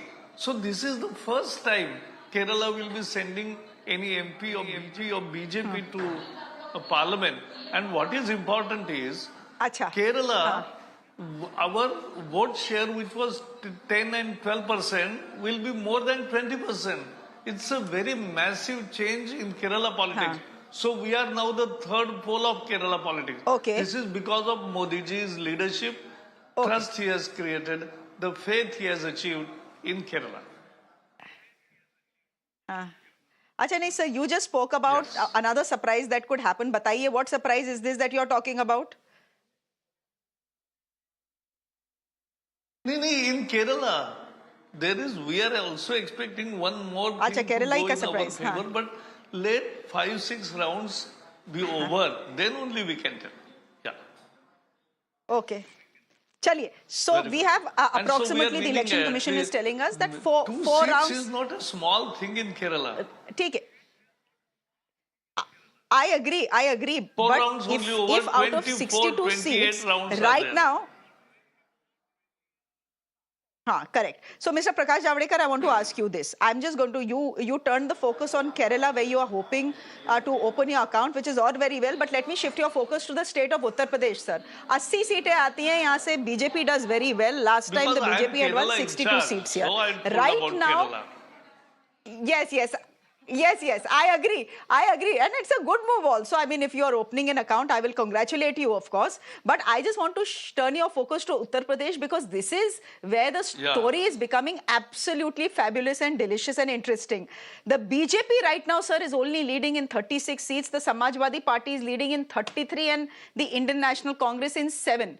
Sir, this is data that is coming from the Election Commission. This is not data coming from anywhere else. Are you a little taken aback at what is coming out from Uttar Pradesh, given the fact that the BJP traditionally does well here?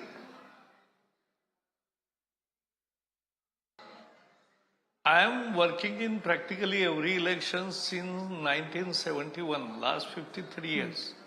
And let me tell you that elections always bring some surprises. And that is what election is all about. Okay.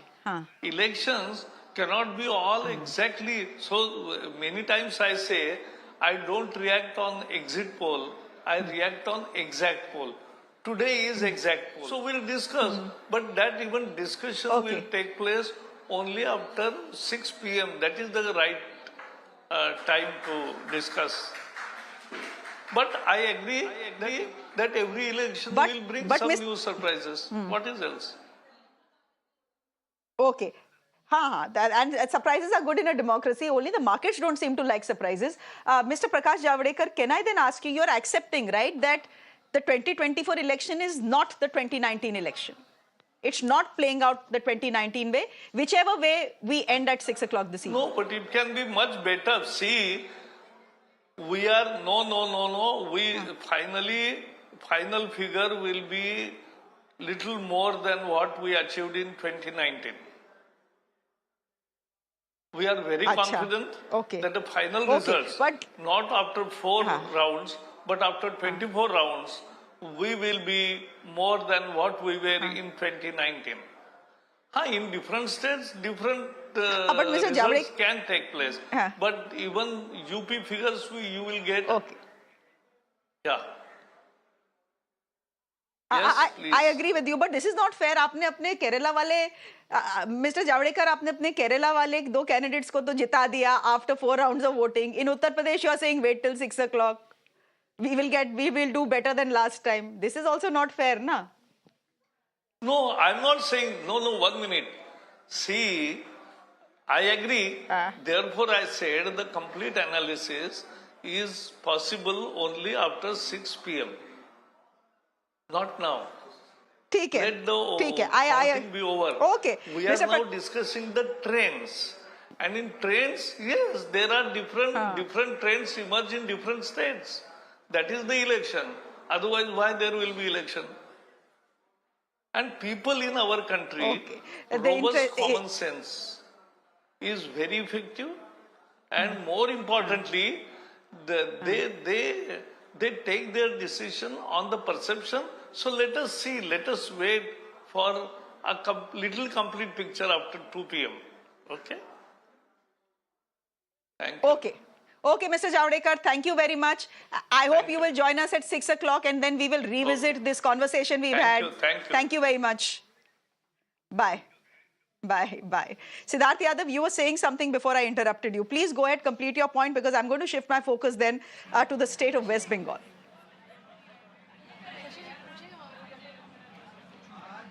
Yeah, Shreya, I was just trying to point out to my friends from India Alliance that no time in the day, since morning, since the trends have to come out, the Congress party or the alliance has even surpassed a 250 mark, and Bharatiya Janata Party is way beyond forming, NDA is way beyond forming a third-time government. And still, and that's why I request them to hold their thoughts for a while. According to the official Election Commission data, the Bharatiya Janata Party is already leading on more than 230 seats. The NDA has crossed the 272 mark. We are reaching what we had set as our target. The people of this country has given us enough mandate, enough blessings, enough support, and we are very confident when the final results will come out. The picture is going to be very clear. But my friends from the Congress and the entire India Alliance are, all very excited for this 2 hours of joy that, let's claim this glory of that and take this enjoyment. But we are prepared for a 5-year work. Okay. Mr. Soos wants to come in. Gentlemen, quickly, because West Bengal and Odisha are turning out to be very interesting. Go ahead. Yes, just one thing. Sometimes you have to look at some bellwether seats. You have to see what's happening in those seats to get a sense that maybe something really is changing. I urge you to look at the seat of Gurgaon or Gurugram in Haryana, a seat that no one was expecting Raj Babbar to do well in. He's leading by a very healthy margin there. That tells you what might be happening in Haryana, because nobody was giving Gurgaon to us. Nobody. And look at what's happening there. Please take a look at that seat. That will tell you a story about the country, perhaps. Okay. Can I just quickly look at West Bengal as well? This is where the BJP was expected to do better than the TMC. The TMC dismissed all exit polls. They said nothing doing, kuch nahi hone wala. Let's wait for the exact polls. It seems, according to the leads that are coming into us, and these are early leads and trends, the Trinamool Congress is leading in 22 seats, ladies and gentlemen. The BJP in 10 and the Indian National Congress in 2. This data has just revised itself, continues to be the same. The TMC at 22, the BJP at 10. Ruhi? Yeah, so, the figures last year were 22 for TMC, 18 for BJP. Correct. I wouldn't think that it would be much different from last time because Mamata Banerjee is a very strong regional leader, continues to have a very, very strong hold over the state. Unlike a lot of states where the BJP has penetrated, West Bengal has remained a bit of a difficult turf because she is, at the end of the day, a popular leader. And the question in West Bengal is that the two of Mr. Modi's strongest points, women and welfare, are also Mamata Banerjee's strongest points. Correct. So she gives him very, very tough competition on those 2 points. I mean, that's something that cannot be ignored. He's competing with someone right up his alley. But those are the strong points of Naveen Patnaik as well. And Naveen Patnaik and the BJD are not doing that well in Odisha. I'll come to those numbers in just... But Naveen Patnaik has been in power for a very, very long time. 24 years. Very, very long time. 78 days away from becoming the longest serving chief minister in India. So will that happen or not? We'll see. Asif Ansari, would you want to respond to that? Political analyst joining us, pro the TMC. It seems that Mamata Banerjee's suggestion that the exit polls may not have been the exact polls is, at least for the moment, at 10:34 turning out to be true. It could change in the next 2 hours, huh?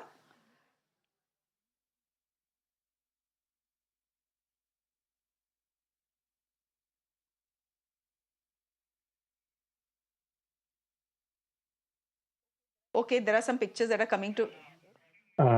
Yeah, can you... I'm audible. You're on mute. Could you unmute yourself, please?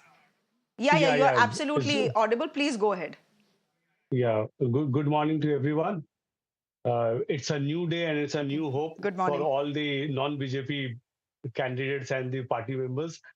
The thing is that what Mamata Banerjee has said regarding the exit poll, the exit poll which have shown was totally incorrect and it was out of proportions. It has been said that the one channel of the Chanakya, it has given the 400 mandate to BJP without, I think it's so impractical to give such a numbers to a party which is going to anti-incumbency factors to all over the India. Have you seen the TMC party? What is what would not be the reason for not gaining the party in West Bengal? Mamata Banerjee, as a chief minister, has gone so far for the development of West Bengal, where she could achieve the landmark numbers over here. But the thing is that if you find the resources, if BJP is claiming to get a hello. Can you hear me? I can hear you completely. Please go ahead, complete your point. Yes, I can. Complete your point, please. Yeah, that's what I am just saying, that you see the resources. What the Prime Minister, today Bengal you will be saying in the terms of revenue, Bengal is lacking far behind where 23 years of CPM regime, 34 years of CPM regime has become so back economically after coming back in the power. TMC gained so much of economical gain over here. So the fact is that now you see the resources where Prime Minister is coming for a rally. He is spending so much of money going every part of the Bengal, whereas the Chief Minister of Bengal cannot afford to go to inside of the land where she has the voter. But still, with the minimum resources, he has... Okay. No, how's a ruling state government, how does she have minimum resources? She has enough resources and more. But from Bengal, let me just switch our focus. I'll come to Maharashtra, ladies and gentlemen, in just a bit. I urge you to have some patience because I'm looking at Odisha. This is where the BJP was expected to do very well. Remember, Odisha has voted for the assembly and it has voted for its Lok Sabha as well. I'm just sticking to the numbers that the Election Commission is giving me as far as the Lok Sabha is concerned. The BJP, ladies and gentlemen, by the looks of it, out of 21, this is looking to be a clean sweep. The BJP is getting 17 out of the 21 seats in the state of Odisha. The BJD is getting 2, and by the looks of it, ladies and gentlemen, the BJP could be forming a government in the state of Odisha as well. Those numbers will be out in just a bit. But as far as the Lok Sabha elections are concerned, ladies and gentlemen, here's the story coming in from Odisha. The BJP was expected to do well, but the BJD, as far as the Lok Sabha numbers are concerned, Ruhi, wiped out. The Indian National Congress at 2, the BJD at 2. Now we know why Amit Shah didn't want an alliance with the BJD. I mean, these are certainly surprising figures. What did you say about the assembly election figures? I'm just going to quickly check. I'm just going to give me a minute. Yeah. Give me a minute here. All right, here it is. The BJP is leading, so 147 seats in all. And these are the assembly figures. What I gave you previously, ladies and gentlemen, that figure on your seats is the Lok Sabha figure, just to clarify. Now what I'm giving you is the assembly figures. 147 seats. The BJP, Ruhi, you asked, leading in 57, the BJD in 38, the Indian National Congress in 10. In fact, we have some Udiyas here in the newsroom. They said, Madam, आपने कभी resort politics Odisha में नहीं देखा, शायद अब शुरू हो जाएगा. Oh God, that is left, yes. Yeah, but no, about the BJP, they've done it. If these numbers hold, they have done it. Yeah, I think the caveat right now for everything is if these numbers hold, because it's been quite a tumultuous morning and numbers have been fast changing, etc. Now look at this, the gap narrowing between the NDA and India Alliance on your screen even further. So yeah, but if these numbers hold, then the BJP has managed to make sizable inroads in Orissa. But again, the whole question about women having your own constituency, welfare schemes, Naveen Patnaik has done fabulously on all those counts. And yet, he's losing, at least as far as the Lok Sabha elections are concerned, by a huge margin. And by the looks of it, the assembly constituencies, if these numbers hold, the BJP is set to form the next government in Odisha. But again, qualifying, I think we'll have to qualify after every 3 sentences. Yes. It's 1040. By 140, this may change. Also there is something to be said about voter fatigue, right? It doesn't mean Naveen Patnaik is unpopular. It just means the voter gets bored. Look at what happened to Shivraj Singh Chauhan in 2018 in the assembly elections. He lost by, the BJP lost by a margin despite his popularity and despite PM Modi's popularity, because he had been the chief minister for so many terms. People were just bored. They didn't dislike him. They still liked him, but people were bored. So there is something to be said about voter fatigue. So there is a big political churn in the state of Odisha. And by the looks of it, Odisha has been saffronized at 1041. Things will change. Things could change. As far as the battle for Andhra Pradesh is concerned, ladies and gentlemen, well, what do I say? The YSRCP completely wiped out. If you look at the right-hand side on your screens, that is where the Odisha numbers are. That is where the Andhra Pradesh numbers are. Quickly going back to the Andhra Pradesh numbers, ladies and gentlemen, we saw some celebrations at the TDP office in Andhra Pradesh. So the TDP-BJP alliance very comfortably, absolutely and very comfortably in a position to form the next government in Andhra Pradesh. This is really southern politics churning, ladies and gentlemen. The BJP plus, which means BJP plus TDP, at about 117. Salman Soz, any comments? Well, this was going to be a tough fight in Andhra Pradesh, and we have not done well. Clearly, we've tried, but we knew that we would not do as well. But clearly, the TDP BJP alliance has really done a great job out there. But let me just say that when the national picture unfolds, with TDP pretty much forming its own government in Andhra Pradesh, who knows what the national equations tend to be if the NDA is just close to the majority mark overall. So, a lot is to be seen still. I think, these are still early kind of hours. I think a very, very interesting day and possibly very interesting next few days. Now, Salman Soz, what are you saying? Are you saying that if the India alliance is close to forming a government at the center, you could see the TDP and Mr. Chandrababu Naidu walk over to your camp? Is that what you're saying? I'm saying that if the India alliance is close to forming the government. That means the people of the country have spoken that despite all odds, despite all the money and frankly, a lot of media support, a lot of big business support, all the agencies, everything, the people of the country have basically taken this election into their own hands and said, we will not be taken for granted. You will not rule this way. You will not rule like kings, and your arrogance will be crushed. And if that is the message, then I don't see how other parties can stay on the side of the BJP. I don't see it. Oh, okay. Gopal Krishna Agarwal, spokesperson of the BJP, is also joining us from the broadcast. He's joining us from the BJP headquarters. Mr. Agarwal, I think maybe by the end of the day, there will be congratulations in order for the BJP when it comes to the state of Andhra Pradesh and when it comes to the state of Odisha. But are you looking at the picture that is being thrown up from across the country? The NDA at 292 down by 59, the India Alliance 222 up by 92, and others at 30 down by 33. Will you also, like all the other BJP spokespersons, ask us to be patient and say, "Abhi ruk jao, picture abhi baki hai"?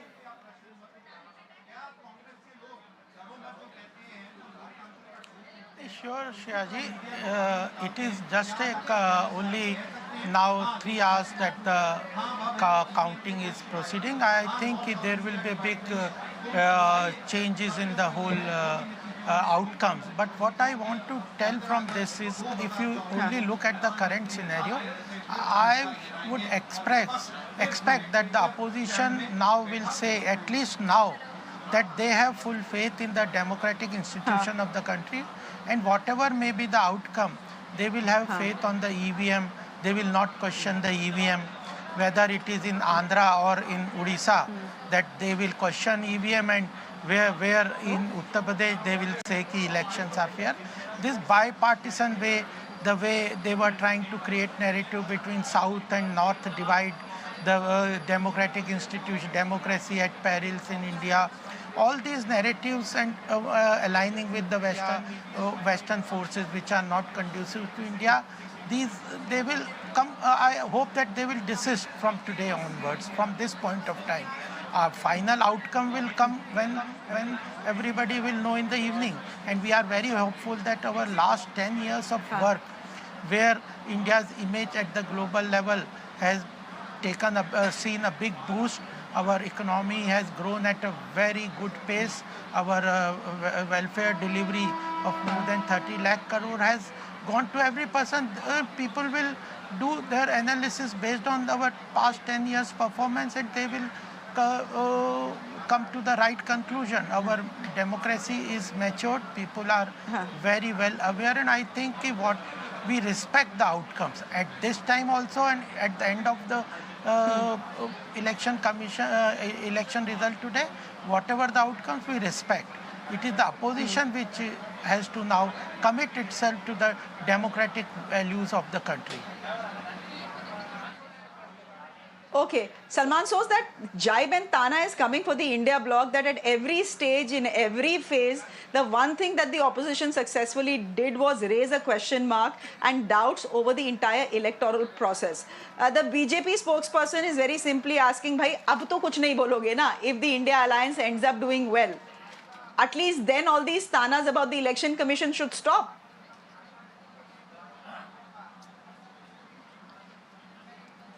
I am also asking, if the NDA does a very good performance in the end of the day, still they will have faith?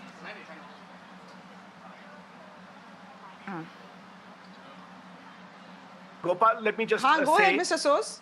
Yes, let me just say that, although Gopal is a reasonable spokesperson of the BJP, but I'm shocked that on this day, he would basically brand the opposition as influenced by Western things and basically cast as an anti-India party. They should be ashamed. There are crores of people who have voted for the India Alliance. Crores. And possibly as many as for the NDA. You should be careful about what you say about your countrymen and women. You should not be speaking such language. On this day, at least have some humility. What is this nonsense about calling everybody anti-India? Just because there is a fight over ideology. We say that everybody is together. We'll all fight together. We'll all be together. This is shameful, Gopal. You should not be speaking like that. No, Mr. Soz, you were talking about North-South divide. The Prime Minister, the Prime Minister basically, the Prime Minister said, Gopal, the Prime Minister, 2 days back, you should keep in mind that the Prime Minister you were questioning the democratic institutions. BJP doesn't have any morality about. You were questioning the impartiality of the election commission. Why should we not? When gentlemen, let's move on. 2 days. चलिए हो गया लड़ाई हो गया when the election commission passes ridiculous orders, when the Prime Minister is basically calling सुनिए पहले मेरी बात सुनिए, मैं आपको बताता हूँ, आपको जवाब अरे भाई जवाब तो देने दीजिए ना। होंगे तो सब जेंटलमैन, लड़ाई फिनिश, लड़ाई over, today's result day. Okay. Give you the answer. The Prime Minister. The Prime Minister. Mr. Soz and Gopal, let's move on. Let's move on, yaar. हो गया. In the past, whatever has happened has happened. No, but you know, today is the day of results. The fight is over. But that's what I'm saying. Why on this day are you basically saying that the opposition alliance is an anti-India alliance? Why? Who are you? Who are you to give us a certificate? We will probably get the same number of votes, maybe more than you. Who are you? I'm asking you that you will. I have only 2 questions. I have only 2 questions. That India's democracy is vibrant. Do you agree or not? This is the only question, not past. I am talking at this point of time. India's democracy is vibrant. Are you sure about that? I am asking this question. India's democracy is vibrant and we did a fair job on the democratic front. Let me respond to that. I am asking you a futuristic question. Let me respond to that. At this point of time, I want your commitment. I want your commitment that, Gopal, that you respect the Indian democracy at this point of time. Gopal, let me respond. If we leave this democracy to the BJP and the RSS, it will be destroyed, and we are fighting. We're fighting to protect this democracy. And that is what the people of this country are telling you. Please take a lesson. Please take a lesson from this election. The people of the country are saying that we will not let you destroy our democracy. This election has not been fair. Look at what has happened throughout this election. We have arrested 2 chief ministers. 2 chief ministers have been arrested. Is that fair? This election has not been fair. You are saying this election has not been free and fair.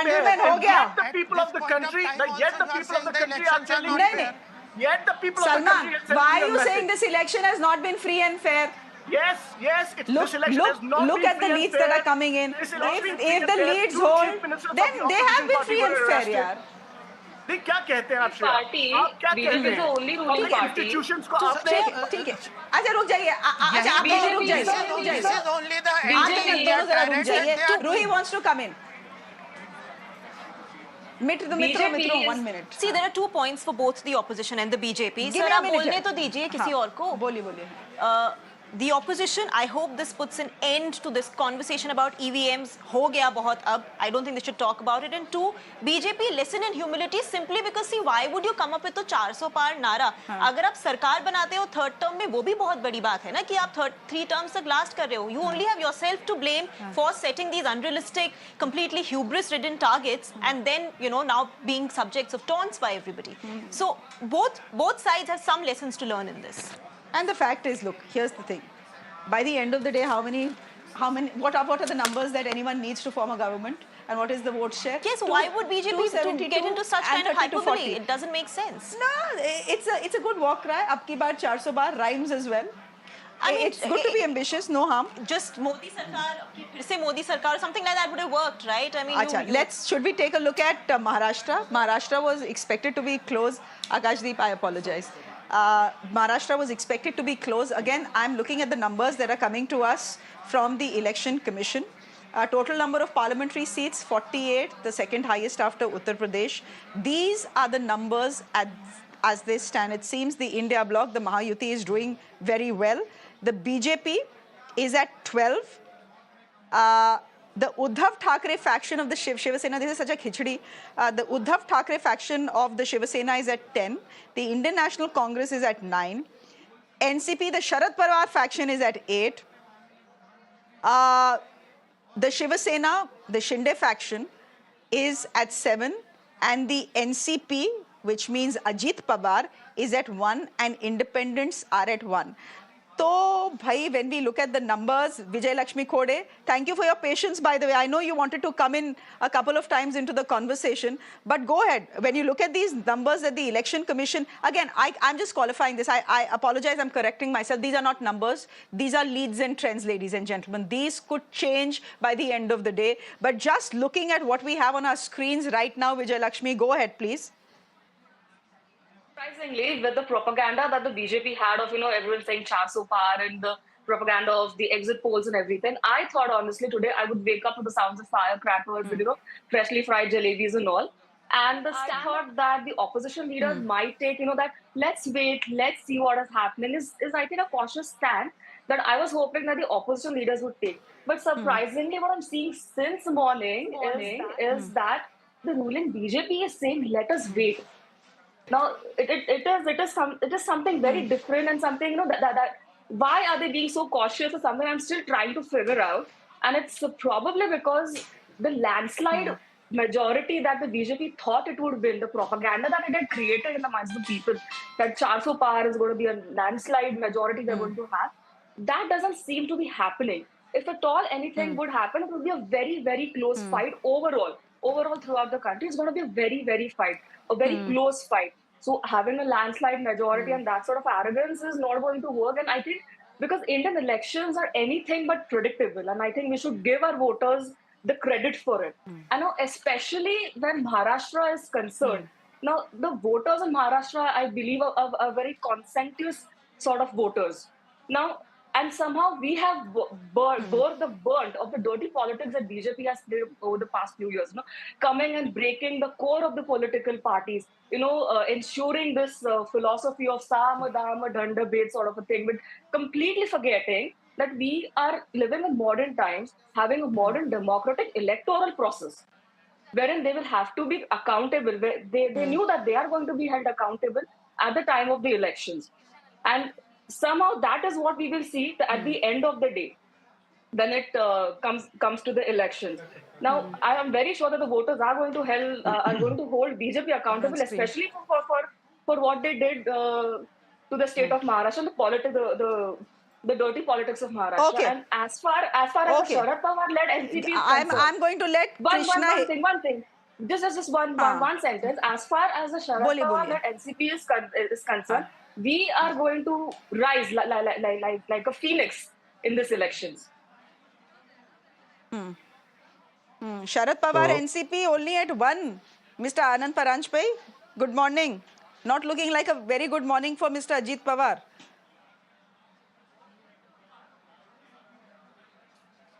Can I come in here? Acha, we have Krishna Hegde, spokesperson. No, I have Krishna Hegde, spokesperson of the Shiva Sena here. I don't have Mr. Paranjpai, so I apologize for that. But before I go to that, just take a look at what's on your screens, ladies and gentlemen. The exit polls, post the exit polls, the markets were cheering. They had reached record highs, etc., etc. Today, the markets are completely in the given the early leads and trends we have seen, the Sensex is down nearly 3,000 points. Not very happy with the prospect that this has been a close fight. Again, early leads, early trends.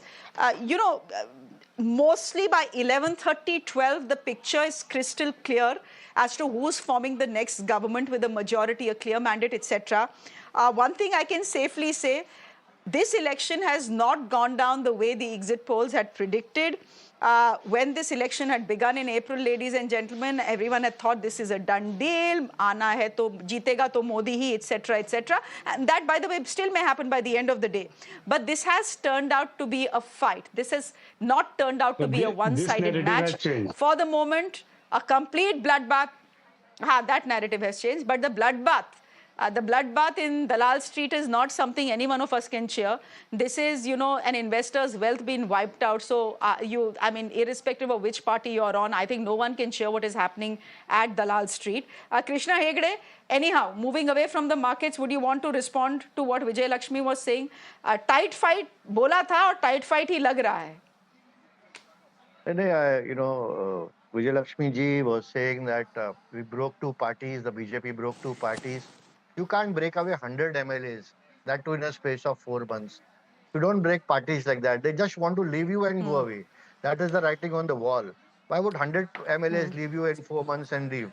Secondly, when you are saying that the BJP did this or that, let me remind you, it is the BJP and Shiv Sena who fought the elections together in 2019 in Maharashtra in the name of Hindutva under the leadership of Narendra Modi ji and the ideology of Balasaheb Thackeray ji. The same Balasaheb Thackeray ji, Hindu Hriday Samrat, who said that जो दिन मुझे कांग्रेस के साथ हाथ मिलाना पड़े मैं मेरी दुकान बंद कर दूंगा. And it is Uddhav ji who went with the Congress. It is not the other way around.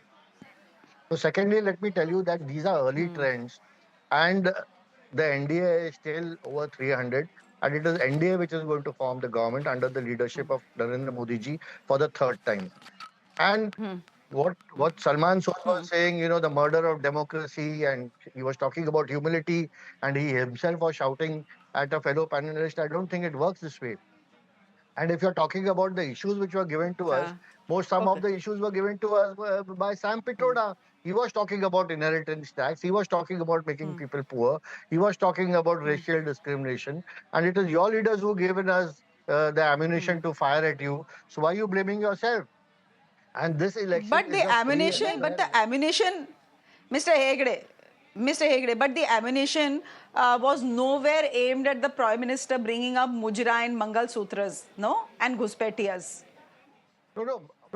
Where did the Mangal Sutra come from? It was that Sam Pitroda said that the inheritance tax would be 55% on each and every household. And whoever had a house or any jewelry would lose their jewelry if you have that inheritance tax which is imposed on the people of India. And therefore the Prime Minister bought a Mangal Sutra. What's wrong with that? I thought he just made the explanation simple. But you took it in another way. The other thing is, now we have to And analyze in Mujras and Maharashtra. Ghuspetiyas and जो लोग बच्चे ज़्यादा पैदा करते हैं. No, let us talk about the issues in कहाँ तक Maharashtra. explanation देंगे Mr. Hegde? नहीं, वो तो explanation देंगे. हमारा काम ही Easier, that's easier to do. कोई issue नहीं है. Now let me tell you, these people have no faith in the Supreme Court. They have no faith in the High Court. They have no faith in the EVM. At 5 o'clock today, they'll start, shouting about the EVM yet again. And then they'll say, okay, the country has gone down, democracy has been murdered. And the same story will continue for another 5 years. All these things don't work this way. The people of India are clever. They know whom to elect. They know who will take the country forward. Yes, it's a tough fight, we admit, but these are early trends. Let's wait till 5 p.m. Okay, let's wait till 5 p.m. I think that is, those are wise words and those are words we'll stick by. But Niranjan da, welcoming you back to the show. I'm welcoming Karan back to the show as well. Good to be here. Karan, MVA leading in Maharashtra. This was supposed to be a close fight. There's khichdi politics in Maharashtra for the last 2 years. We'll see which way this goes.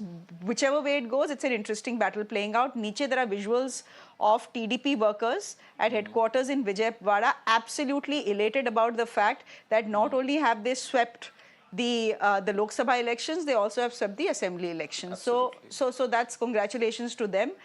And the YSRCP completely wiped out, actually. If you look at the numbers that are coming in, completely and totally wiped out.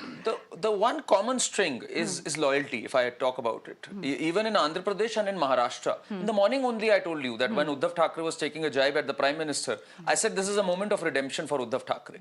People in Maharashtra, where they revere their leaders as Sahib, they don't like it when their parties are broken and when the old guard is just shifted into oblivion. They do not appreciate that, and that's precisely what we saw, and I had expected that. Pretty much this was expected in Maharashtra. Maharashtra, the voter will also, just as we all are taking time to understand which party is this, kaun si wali Shiv Sena, kaun si wali hai. So people are going to take some time, and which is what lays the ground for a very interesting assembly election for Maharashtra this year. It will be very, very interesting there.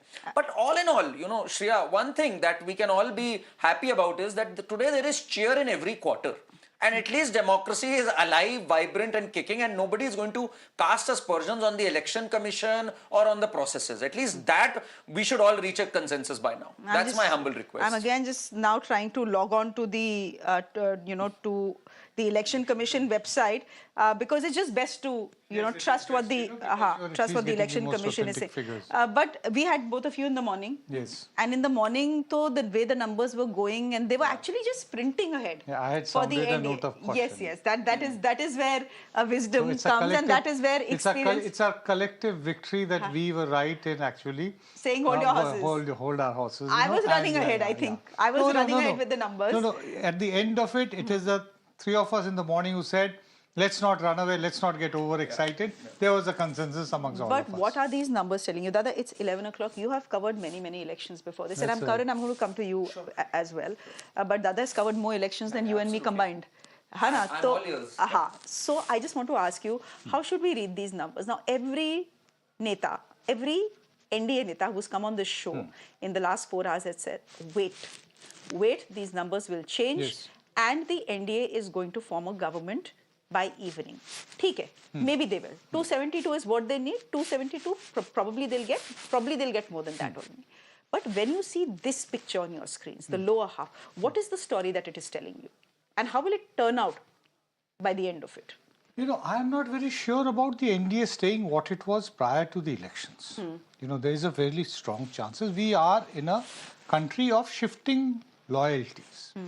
It is quite likely that many opposition parties who are many parties which are part of the NDA may not like to continue with them any longer and would like to switch allegiance to the India alliance. It is quite possible. It is also possible that they may think that now we will have a slightly diminished Mr. Modi, so we will be able to dictate terms to him just the way that coalition partners did with Manmohan Singh, especially towards the end, when he said there are compulsions of coalition politics. Mr. Modi has not ever had the need to show his skills to manage a coalition. Possibly he does not have, from whatever little I understand of him, about his personality, he is either his way or the highway. So listening to the coalition partners is possibly going to be very difficult. So we are in for a much more competitive politics in the country and a greater debate and respect to the institution of parliament. That's a good thing. A strong opposition. And if by the end of this election we see a strong opposition, it's good for this country. It's good for our democracy. Yes, definitely. I think more than strong, a responsible opposition is good for the health of our democracy. If large reforms are stalled, I mean, as the farm laws were stalled. But you can't rush through laws as well, na? Doing dadagiri and manmani, which this government has done. So they should be discussed on the merits, right? Just taking to streets, causing blockades, that is also not called for in a democracy. It was an illegal blockade that happened at Shaheen Bagh, that farm protest. If these sorts of blockades are going to be strengthened by the increased number of opposition, then it's a sad day. I think the opposition should also behave responsibly. Tomorrow we might have a lot of reforms, whether it's land acquisition, tomorrow it could be farm laws also in a different way. So I think the opposition also should start respecting whatever mandate they get, in an increased role. If with power they do not show responsibility, I'm afraid they'll go back to the margins that they came back from. So you already are saying... here at this stage, that before expecting the opposition to behave, whichever party is in opposition, it could well be the BJP which is in opposition. Parliamentary traditions, are they being followed? They have to. Look at the number of bills which were referred to the standing committee, which is a mandatory tradition. It has been completely reduced in the last 10 years. You do not pass laws without referring it to the standing committees. Let them study. Where is the, you actually passed the very important laws in 2 hours, 3 hours in Parliament between 2019 and 2014. The one on Kashmir, you did it, just in a matter of a couple of days. So let us be more, greater adherence to our parliamentary traditions and the institutions. Let us not completely devalue the institutions. It's very important. That is why I say that the numbers on the side of opposition is actually going to strengthen the democratic polity of this country. I think, Shreya, if there is one party that has obstructed parliament, that has boycotted parliament, and literally burnt taxpayers' money by reducing parliament to this, I think it's the opposition. And there have been multitude of instances. Sometimes they pick up Pegasus, sometimes they pick up Adani. So let's not go there. I think the opposition is very irresponsible thus far. I hope that with greater numbers, some wisdom dawns on them and they begin to exercise responsibility which has eluded them completely thus far. We also need to take into account the record of the Bharatiya Janata Party as the opposition party between 2004 and 14 and Firstly, two wrongs don't make one right, and secondly, it pales in comparison. The obstruction caused by the Congress, it pales in comparison what BJP did, and that was also not right. I don't take that in empty spirit either. For the last 10 years. Two wrongs don't make one right, now sir. This is very funny. This debate post 6 o'clock, ladies and gentlemen, for the moment, what we can safely say, as I welcome our guest this evening, Adil Boparai, happily on his phone. I think he's just doing a quick check of the numbers as they come in. Hi, Adil. Good to see you. You can just say a quick hi and go back to your phone if you wish to. Hi, good evening. Advocate Sushil Vyas is spokesperson of the... Good morning. Good morning. Good morning. Arey, evening to hui nahi hai. We are all hoping evening ho jaye because evening ko hi pata chalega what the real figures are. Because what we have is early trends now. And the trend seems to be fairly favorable as far as the India bloc is concerned. So when the India bloc was saying 295 and everyone had dismissed it, about If you remember, I remember. But on I'll the still 1st say of wait. June at 8:30 p.m., I told you exit polls are fabricated. I told you they're fabricated. So regardless of the final numbers, regardless of how these numbers indeed crystallize, I think one thing is very clear, the exit polls were fabricated. I think the other panelists of yours were also present, who are present today. This was a handiwork of the BJP's duo, the exit numbers. No, maybe they got it wrong. But fabricated kyun, bhai? They have their reputations that line as well. Adil. 5 lakh sample. Fabricated. 3,600 assembly constituencies why. they toured. I'll tell you why. I have a justification. Let's not paint everyone with this. I have a justification. Casting aspersions. I have a justification. I have a justification. Hear me out. Hear me out. I have a justification. Look at the market numbers yesterday. Look at the short selling which has happened. And God willing, if the India Alliance comes to power, the SEBI will investigate this. The SEBI will investigate how the exit polls predicted a landslide and how short selling happened on the stock exchange. This is another scam. And some of your media outlets, some of your sister channels also Election khatam hua nahi, you are already inventing a new scam. Yaar. Exit polls can get it wrong, but why call them fabricated? Anyhow, it can be your view. Quickly, Adil, any comments? Numbers that we are seeing on our screens here? There are two, three things, there are 2-3 aspects, Shreyaji, which your viewers must consider. Number one, a key takeaway. This is an election which is going down to the last wire. Number two, the exit polls have got it entirely wrong. Number three, the people of this country fought the BJP electorally. They fought the institutions which were previously captured by the BJP. We kept on reminding an election commission which was in coma to ensure a level playing field. The Congress party's bank accounts were frozen 10 days before the elections. Our chief ministers were arrested on the eve of the elections. We fought against all odds. And the initial numbers indicate that the people of this country, at least I'll hold my horses till about 2 p.m. But one thing is very clear, the palpable anger which all of us saw, the palpable anger which we saw in UP, the palpable anger which we saw in Haryana, the anger which we saw in Maharashtra is coming to fruition. The BJP's, the initial results are a repudiation of the BJP's arrogance. The problem is their arrogance. And Indian politics, and I'm of course much younger than all the August and the esteemed persons on your program, but one thing which I have learnt and which I have read is that the Indian voter does not like arrogance. Okay, 272 is what any bloc will need to form the government. And even if we go by the trends that are on our screens right now, the NDA has crossed that 272 mark. So they are in a position to form the government unless kuch aur jhol hota hai. The India Alliance at 231 up by 101. You wanted to respond, come in, and then I'm going to Anuja. First of all, Shreya, I'm witness to an arrogance of a different sort, even though they have not yet won, and they're nowhere close to winning. It's going to be Modi 3.0, all said and done. Yes, the margins can be different. And secondly, this bluster, it doesn't work. Their accounts weren't frozen. They were on lean. They hadn't paid their 20% which they should have paid. They didn't follow the procedure. सब election So के पहले this he sort याद of आया ना entitlement, नहीं, हाँ, 3 सब साल से इलेक्शन के पहले ही याद 3 साल आया से चल रहा था. Just as Arvind Kejriwal refused 9 summons, similarly, from 3 years they were bypassing the date again and again. They appealed in the tribunal. They were reprimanded there also. So, you know, brazenly flouting law and norms and then playing victim, it doesn't work. And at least that they should not do now, at least. Now that the institutions have worked well, saying we made the election commission function. Arre, who are you to make the election commission a vibrant institution? Sitting there, you can't cast aspersions on our democracy, on our institutions. That is very unfair. It is showing you getting 213 votes. At least respect that now. Bring some grace into it. If people have given you greater seats than last time, show some maturity, show some grace. Achha, but you are accepting that.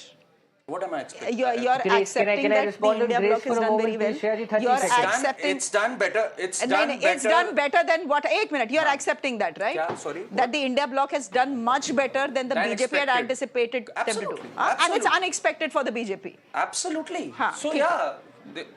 What is there is to be accepted. Let's agree on that. Of course. Adil, go ahead, because Anuja is waiting and she's wondering why we have not come to her. Then she'll accuse me of doing partiality and not going to the BJP spokesperson. I'll just take 30 seconds. Please see how the discourse was lowered in this election. My friend was speaking about grace and decency. Who used words like mujra in an election? Has such a phraseology, has such a pejorative phraseology ever been used in our 75 years? Ever been used? How the opposition was targeted, how our manifesto was distorted, how a specific section of our society was targeted, was demonized, how mainstream media was captured and they became a mouthpiece. So therefore, let's understand. This is ultimately the results and the initial trends indicate that the people of this country closely monitor all this. Play by the rules of the game. Don't alter a level playing field. You may be in power today, you may not be in power tomorrow. The fact of the matter is there has to be decency in politics, which the BJP has forgotten. I come from Punjab, Shreya ji, and let me say this. I've been wanting to say this for a very long time. We were vilified as Khalistanis. Aaj to bolne do. The food bowl of this country. A state which sends their young boys to the army. We've defended the country's borders. We've made innumerable sacrifices. We were called Khalistanis. Our young wrestlers from Haryana are national jewels. And these people talk about decency. Okay. What I just saw on screen was not very decent, actually, the TDP celebrations, but we'll just take that off, guys. Quickly, because I am going to the Samajwadi Party that is turning out to be the story of the season. I mean, just look at, again, ladies and gentlemen, everyone thought Uttar Pradesh would be a sweep, a clean walkover, as it were, for the BJP. They had 62 seats last time. What was the prediction? That the BJP on its own will go up to 65. This is where the numbers stand at 11:16 a.m. I'm saying this could change. This could change. We don't know if it changes or not in the next couple of hours. But this is where the numbers are, ladies and gentlemen. BJP at 37 on its own. The Samajwadi Party at 33. The Indian National Congress at 7. So if you combine the two, that's already 40.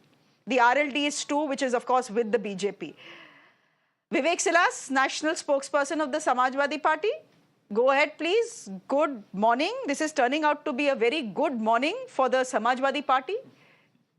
Subeh, you know, Akhilesh Yadav has raised some questions about the election commission. आप तो नहीं करेंगे ना? आपको तो अच्छा number दे रखा है. Very good morning to you, Shreya ji, and all my panelists, the viewers. Yeah, it has been a good day for the Samajwadi Party, and it was just to charge our, our youth and to charge the people and supporters of the Samajwadi Party that we have to be alert. That was the thing. And today you are showing that Samajwadi Party definitely with the alliance is around the 40 mark seat, but our data shows that the Samajwadi Party has crossed the 50 mark in Uttar Pradesh, which is very substantial, which is very good. We are very thankful if it contains like this till the end. Very thankful to the people of Uttar Pradesh. The campaign was excellent. The response that we were getting from the people of Uttar Pradesh was absolutely phenomenal. The same thing I said in Varanasi when I was debating with Times Now, and no one was ready to believe me. You know, even the spokesperson of the BJP literally fell down from the chair. He said, "What is this? Is a joke, and you are daydreaming." I said, "No, I have seen the reality on the ground." So I think it's the contest that is happening at the moment is excellent. I hope to form the government. We hope to form the government by today evening. Let's see what the final data comes out. But thank you so much for the cooperation to the people of Uttar Pradesh and the people who have supported the India Alliance and the Samajwadi Party. But where are you getting this 50 figure from? Mr. Silas, where are you getting this 50 figure from? Abhi to the Election Commission is giving you 33. How are your numbers racing faster than the Election Commission? No. Actually, the numbers that are coming is on the WhatsApp group that has been that is the Samajwadi WhatsApp group where I'm attached, and we get all the data instantly from everywhere. So it could be 51, 49, whatever. Yeah. Right now we are standing on 50. Okay, we'll see it rises into seats actually. You know, before Nilanjana, can you give me a minute? I know you're giving me interesting figures, but I quickly want to get in Anuja. Anuja, 37 for the BJP. This is where double engine ki sarkar is. This is where Yogi is a popular chief minister, and I can tell you that he is a popular chief minister. Prime Minister Modi continues to be very popular in the Hindi heartland, especially in Uttar Pradesh. I come from Lucknow, so I can attest to that. Yeah, the Karan as well. Did something go wrong in your calculations? Because by the looks of it, it did.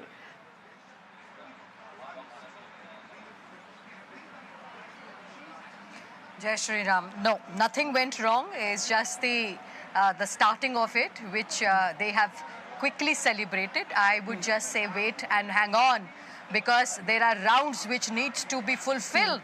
The EVM, they have now, I hope, as we've all clearly saying, at least they will not bite us back on the EVM.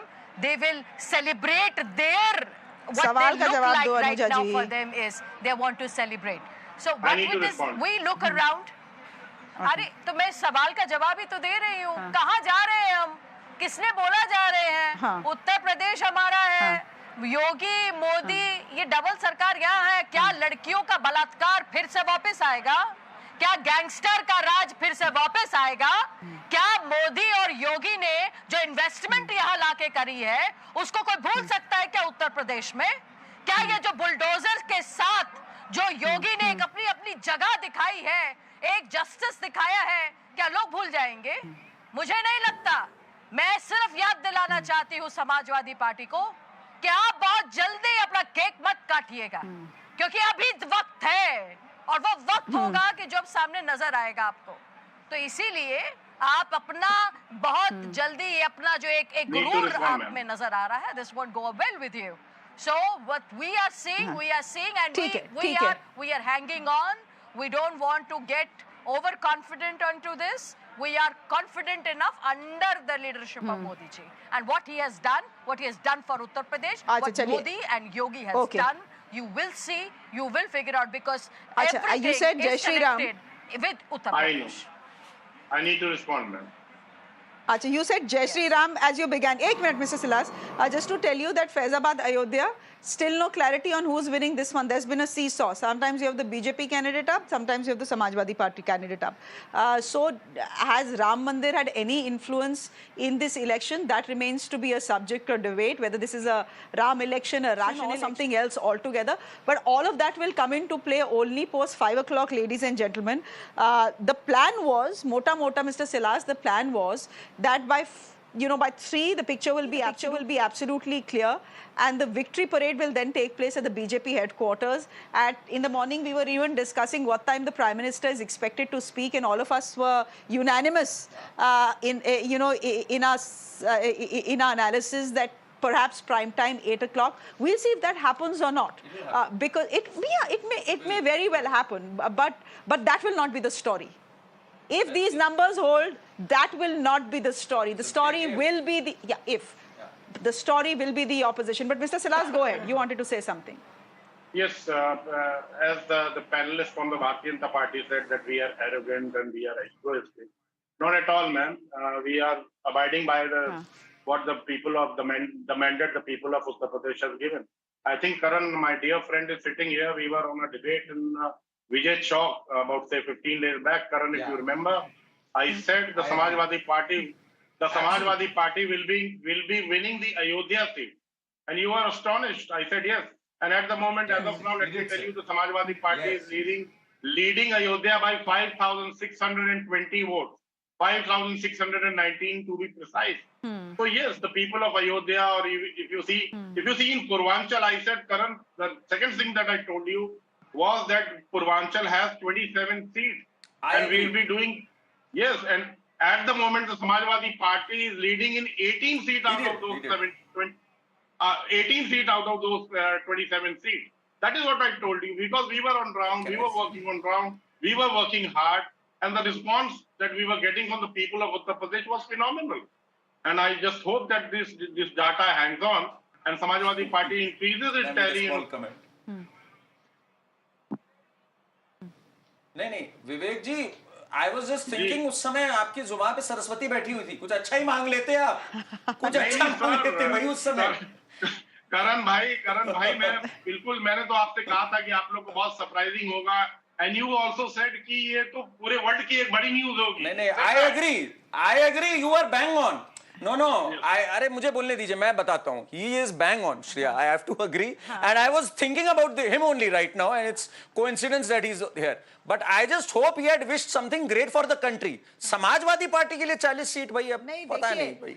It is great for the country if our democracy if our democracy has a strong opposition. जो सुबह तक कह रहे थे हम कफन बांध देंगे, जो कह रहे थे अगर हमारे 79 out of 80 नहीं आए तो सही नहीं है कुछ भी. अखिलेश said 79 out of 80 आने जा रहे हैं. If our expectations are not met, then youth are ready to go on the streets. So they are, I don't know how good they are for the democracy, but yes, they've done well. That has to be said. And you have to give it to the wisdom of the people of this country. Now, if they are the ones saying that the opposition deserves a chance. Let's see. The wisdom of the people, that's a subjective issue altogether. The wisdom of this country has trusted the Prime Minister twice, so don't question it. Let me just complete one sentence.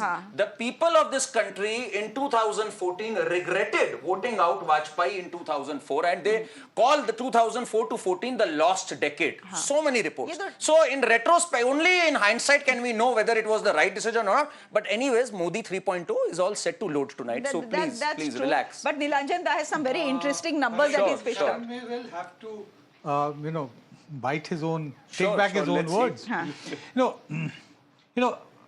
Trends on counting day is like a cricket match, and we are commentators. So what we say, we are saying as of the moment. Correct, absolutely. As of the moment, the Election Commission on its website, which is the most authentic website, has leads of all the 543 seats. It is giving BJP leads plus victory 236. 236, which is 36 seats short of a clear majority of its own. The Congress is getting a lead in 96, which means that collectively the two largest party in parliament are less than 340. 200 seats is being smaller parties. This is actually the message that we can see from this is that this is an election mandate which has been given to the smaller parties. So let us not start running down parties on the basis of our perceptions and misconceptions, even as the mandate is coming in. Let us at least respect the mandate of the people.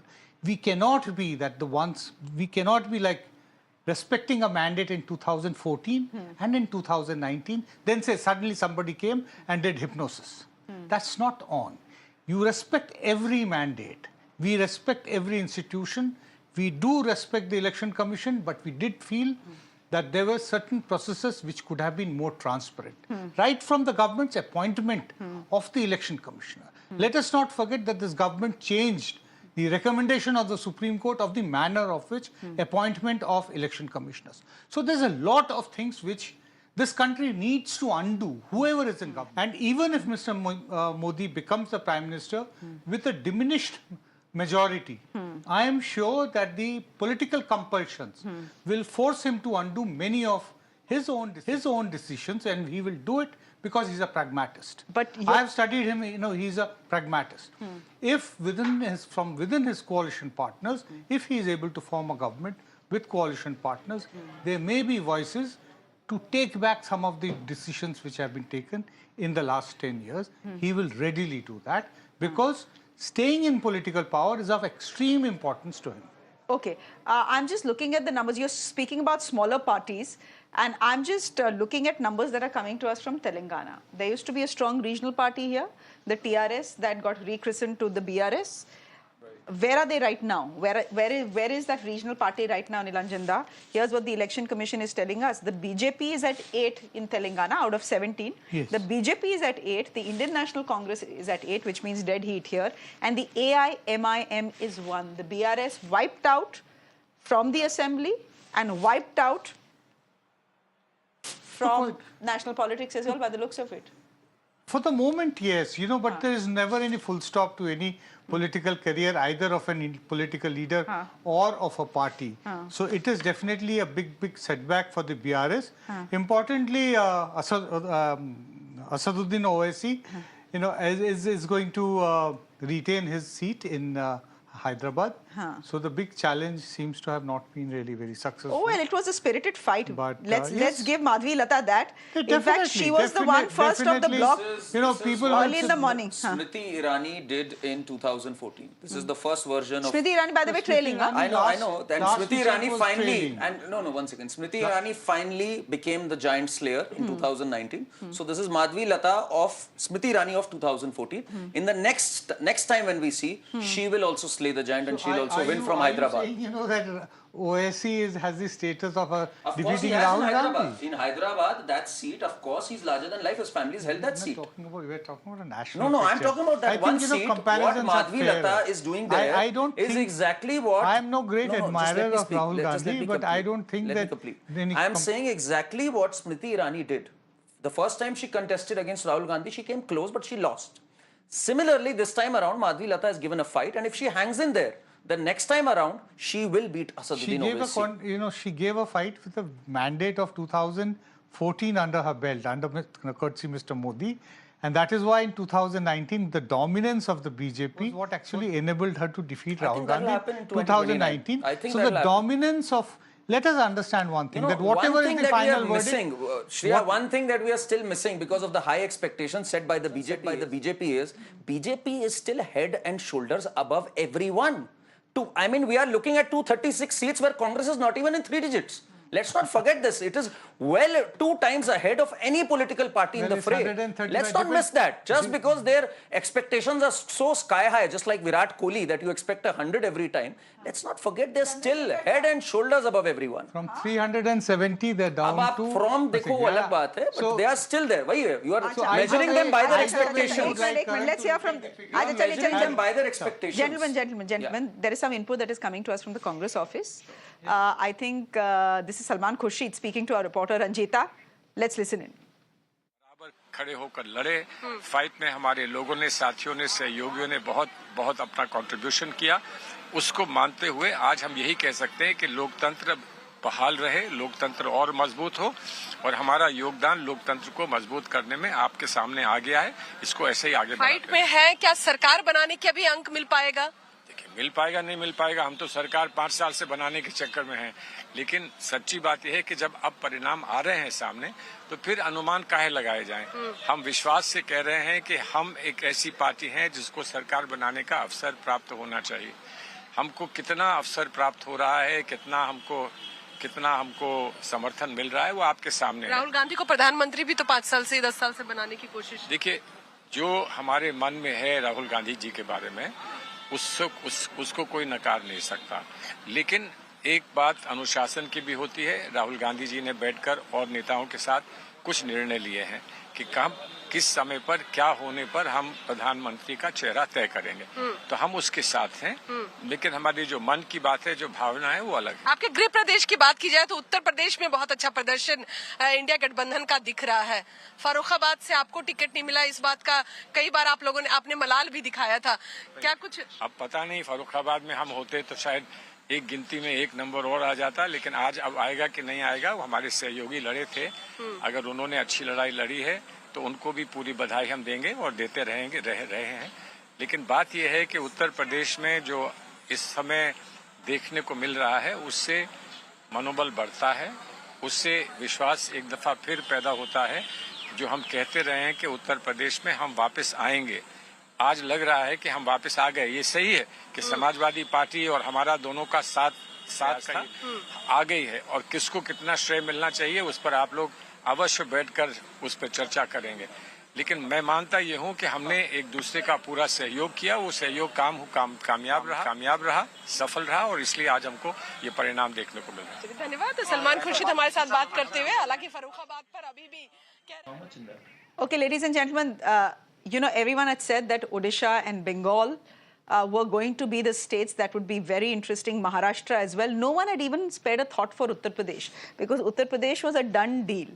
Turns out Uttar Pradesh is not a done deal if you go by the numbers.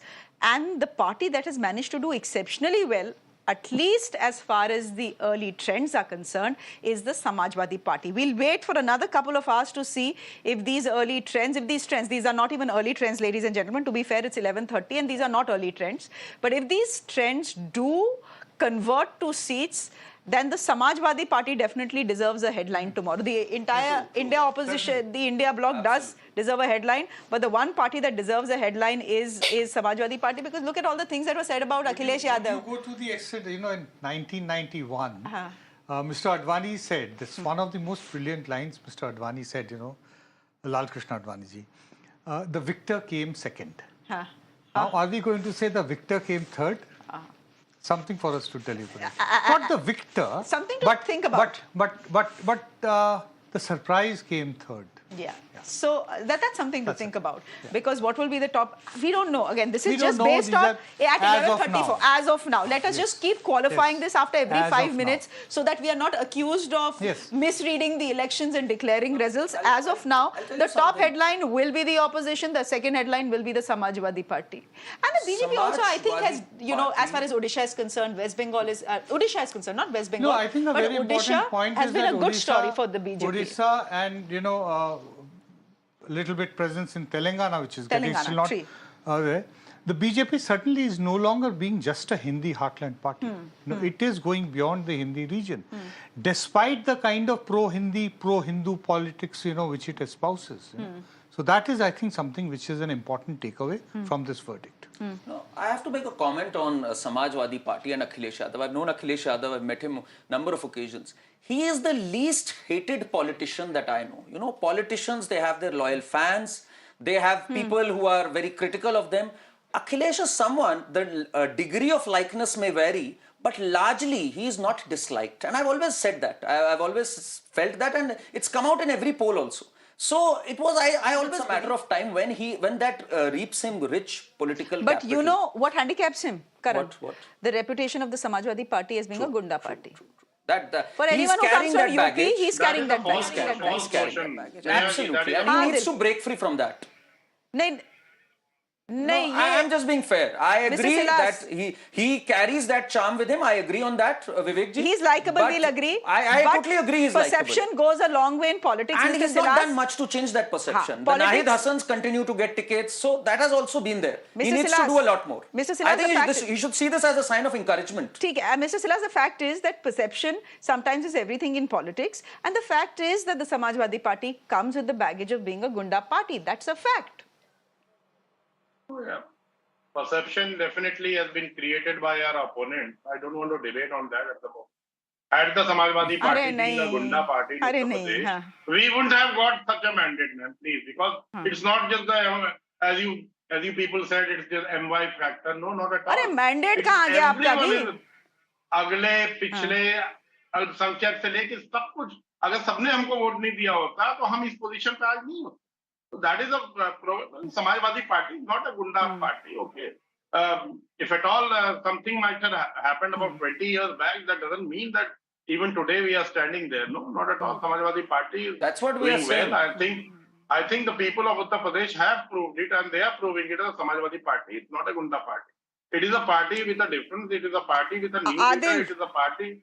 It is a party that has a dynamic leader in Uttar Pradesh, and we hope we'll do better and our tally would increase, ma'am. Definitely, for sure. Mr. Silas, I wish you all the best. And I also hope that the perception that Akhilesh has carried, he can do something to dispel it as we move forward. Adil, just quickly come in, and then I'm going once again to Maharashtra, because this is where the fight is actually very interesting. It's as khichdi as the politics in Maharashtra, but go ahead, please. Another interesting contest. There is another interesting contest, which is Amethi. Miss Smriti Irani is trailing by 31,000 votes. There, the son of the soil, an ordinary grassroots worker of the Congress party, is again defeating the arrogance of the BJP in Amethi. 31,000. Okay, we'll see. We'll see if these trends actually convert. And I'm not going to say anything right now, because as I said, I understand what you're saying, Adil, but the fact is that, in the morning, the Prime Minister was trailing by 6,000 votes. But now he's not. He's managed a massive lead. So when you start counting, there are 23, 24, 25 rounds that need to be counted. Okay, we'll see. Can we just shift our focus now to Maharashtra? We'll see about Amethi. Indian National Congress guys just putting out the Maharashtra numbers now. Ma'am, can I leave? Yes, Mr. Silas, you can, and you will be much in. It's too much in demand. I know. Today, Samajwadi Party is too much in demand. शाम को आ जाइएगा, Mr. Silas हमारे पास. ऐसा नहीं कि गायब. मैं studio आ रहा हूँ. 2 बजे आता हूँ स्टूडियो आपसे. आ जाइए. आ जाइए. चलिए. Thank you so much. Adil has also decided that he's saying goodbye. Time for lunch. Adil, bye bye. It become pricey all of a sudden. ठीक है. I'm just. Oh, yeah. Adil has also decided, chalo, ab story khatam ho gayi. Let's move on. Can we just quickly look at Maharashtra now, ladies and gentlemen? The NVA is surging ahead. I'm just going to give you a breakup of what each party has got. It's a bit complicated, frankly, if you ask me, and it's just better to put it all in one plate. But here it is, Maharashtra defying pollsters there. It was supposed to be a tight fight. Is that how it has turned out to be? Not really. The NVA, as I said, surging ahead in Maharashtra. Doing a breakup for you. The Indian National Congress is at 11. The BJP is at 11 again.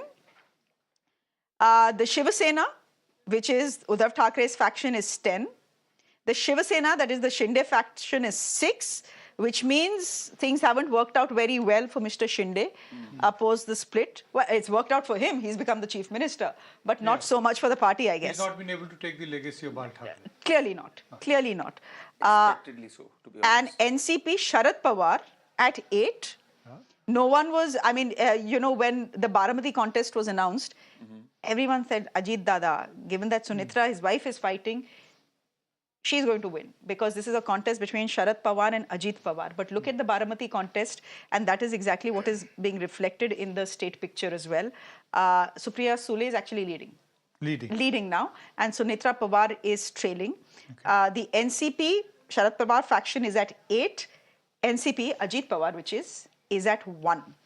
Which means that the split has not worked to his benefit. Sharad Pawar is still seen as the patriarch of the family. And by the looks of it, the split has not worked very well. It's not worked as badly for for Mr. Shinde, but hasn't worked very well for him either. Advocate Sushil Vyas, would you want to come in here, spokesperson of the Shiva Sena? Thank you very much. Just looking at the numbers, I've just done a breakup of the numbers. Just 6, I'm not talking about the alliance, but specifically the Shinde faction, just 6 compared to 10 of the Uddhav faction. Madam, we must take into consideration that the Uddhav faction contested 22 seats, whereas we have contested 15 seats. Now, secondly, we are not contesting this election as a Shiv Sena, Ajit Pawar group also. We are contesting this election as a NDA. So, NDA includes BJP, Ajit Pawar group and our group. that there is a solid one unit team, one team. So we are contesting as a NDA. So as a strike rate, if you see 22 versus 15, then my information from my party hierarchy is that we are leading, in fact, in 8 seats, and 2 seats we are very trailing with a very narrow margin of less than 3,000 votes. And this is very initial stage, as you said earlier. These only 5 or 6 rounds are completed. There are on average 25 rounds will take place. So let us wait for up to 2 p.m. or so. We will see that we will retain our seats, which we have won last time. So, if you want to wait till 2 o'clock, we'll wait till 2 o'clock. Chandrasekhar, I'm going to give you 20 seconds to respond because badi khabar is coming from Odisha. Very badi khabar is coming from Odisha. Please respond. I'm going to Odisha, quickly taking a look at the numbers as well now. See, a basic thing which has happened in Maharashtra, that the people has mandated against the corruptions and mandated against the philosophical ideologies being divided and splitted between the parties. These things have been rejected by Maharashtra people. And categorically, they have voted for the people who have done work and infrastructural work in the state of Maharashtra. And they have decided to vote it in favor of the MBA. And it is very categorical now. And if you can see the trend also, and it is not an initial trend right now. We had 1143, and it is currently not an initial trend, but we are leading now. So if you see the state which is going into poll after 2-3 months, the elections of assembly elections are going to be conducted. So there you will also see that this government is going by and we are coming. We'll talk about that, whether the results today, whatever they are, will impact the elections, the state elections. They are coming, at least 8 of them, Dada. But Odisha, just take a look at what is coming from Odisha. The big story also emerging in Odisha, where the BJP, ladies and gentlemen, has crossed the halfway mark and is in a position to form the government. Just for viewers joining us, Odisha has voted for its state assembly as well, along with the Lok Sabha. As far as the Lok Sabha is concerned, again, the BJP, it's a clean sweep, but the bigger story is that the BJP is now in a position to form the government in the state. They have crossed the halfway mark already. 147 is the total number of seats. They are at 76, which means 3 more than the halfway mark, Dada. No surprises here. This was being predicted. This was being predicted essentially because of self-goals by the BJD. I think Mr. Naveen Patnaik made the critical error of promoting his assistant, Mr. Pandyan, in the political side, as a result of which there was a revolt from within the party as well as among the people, that they would not want a non-Odia to come and actually start dominating and dictating the flow of politics. But he had come out and said he's not my successor. The people of Odisha will choose my successor. He may not have, but it was too late. By the time the message had already been sent. He did not say so in the beginning of the campaign. He said it at the fag end of the campaign, and it carried no impact. And that too, he made that statement after Mr. Modi had actually questioned his health. So there were multiple issues which came out. I think Mr. Naveen Patnaik, like many leaders, what happens is that their last performance is always not their best. So he was 76 days away from being India's longest serving chief minister. That is not to be, but such is life. Elections can be brutal to even the most popular of leaders. This is something which every politician in office must remember. Many people had said that whatever said and done, there is anti-incumbency, there is, the BJP has pushed this narrative that Odisha is being run from Tamil Nadu, courtesy Mr. Pandyan, who is a Tamilian himself, etc., etc. But the fact is that there was much affection for Naveen Babu in the state of Odisha. And the Prime Minister, by the end of it, got personal, pointing out to his health, saying, hum ek inquiry banayenge as to who is responsible for the sudden deterioration of the Chief Minister's health, etc. And many people had thought that would not go down well, but it seems that worked. Despite the Chief Minister saying, I'm fine. It was a tough campaign for the Prime Minister also. He has had a bond with Naveen Babu himself. And don't forget, BJD has helped BJP on some important legislations, pushing through important legislations. But it had to be pointed out now that perhaps Odisha needs a fresh leadership. And don't count out BJP. Once BJP gets its foot inside a door, it just knocks the door off. It's just a matter of time. We'll see that in Bengal in the coming days. But BJP has been growing leaps and bounds in Odisha, And now there is no part of the country, honestly, which doesn't see, BJP doesn't have a sizable presence. It's a pan-India party now. Whether it's the East, slowly, very slowly, but yeah, surely. In the South also, we've seen in Telangana and Karnataka, they have a sizable presence. So BJP has spread itself across. That's good news for the BJP. Good news for the BJP in every sense. But not good news in Bengal. Odisha results, or the trends. It is a sign and actually a bit worrying for the BJP's partners in the states, especially if the partner is a dominant partner. The BJP gets in, puts its foot into the door and then slowly They've been allies, by the way. The BJP and the BJP have been allies in the past for 11 years. They were allies from the time when the BJP was insignificant in Odisha politics. They made an entrance, courtesy the BJD, and then opened the door a bit more, then moved out of the alliance. They both parted ways. BJD then continued to be what we call, the reserve member of the NDA. That is what used to be the joke around, that they can be called upon to bail out the NDA if ever required. He would always stand with critical issues with the Prime Minister. I mean, BJP has the right to grow. So, in whichever it sends a message of warning to all allies of the BJP that eventually we will become irrelevant. I think it sends a message you can't take the people for granted. If you're thinking that you've been in power for 20, 25 years and just continue and be in a state of complacency, that's not going to happen. BJP is going to keep you on your toes, and if you slacken a bit, BJP is always the option for people. I think that's the same message for the central of government. Course it You would is. say that? Of course it or is. Mr. Modi, you would so say? I agree. Of course. So overconfidence, arrogance, and so BJP needs to be careful. Of course, it's a message, but I think still BJP is head and shoulders above the required. So of course, I'm happy that the opposition, if ever the opposition is able to, on constructive issues, put the BJP on its toes. It's a good sign for the democracy. But only, that's what I've been saying since morning. He's come to many elections is always better. He's come to many shows, yeah, and we often represent him as a BJP spokesperson, though he's not officially one. Yes. And he's usually taken the right stand, and I mean not the right stand. Yeah, but he's, especially when it came to the wrestlers story. I remember that. What is right has to be called out. Gentlemen, Uttar Pradesh ki story to is becoming fabulous. Really. Samajwadi Party at 34, the BJP at 34. This is what the Election Commission website is throwing up. It's at 11:50. I mean, I just want to keep reiterating that these numbers can change, that these are trends and they will have to concretize into numbers, etc., etc. But the way things are playing out, Uttar Pradesh and Odisha actually turning out to be the two most interesting states. I also very quickly wanted to look actually at the state of West Bengal. Let's see where the story stands there. Will you give me a minute here, Karan and Dada? Yes. Because I am, we have all the time in the world.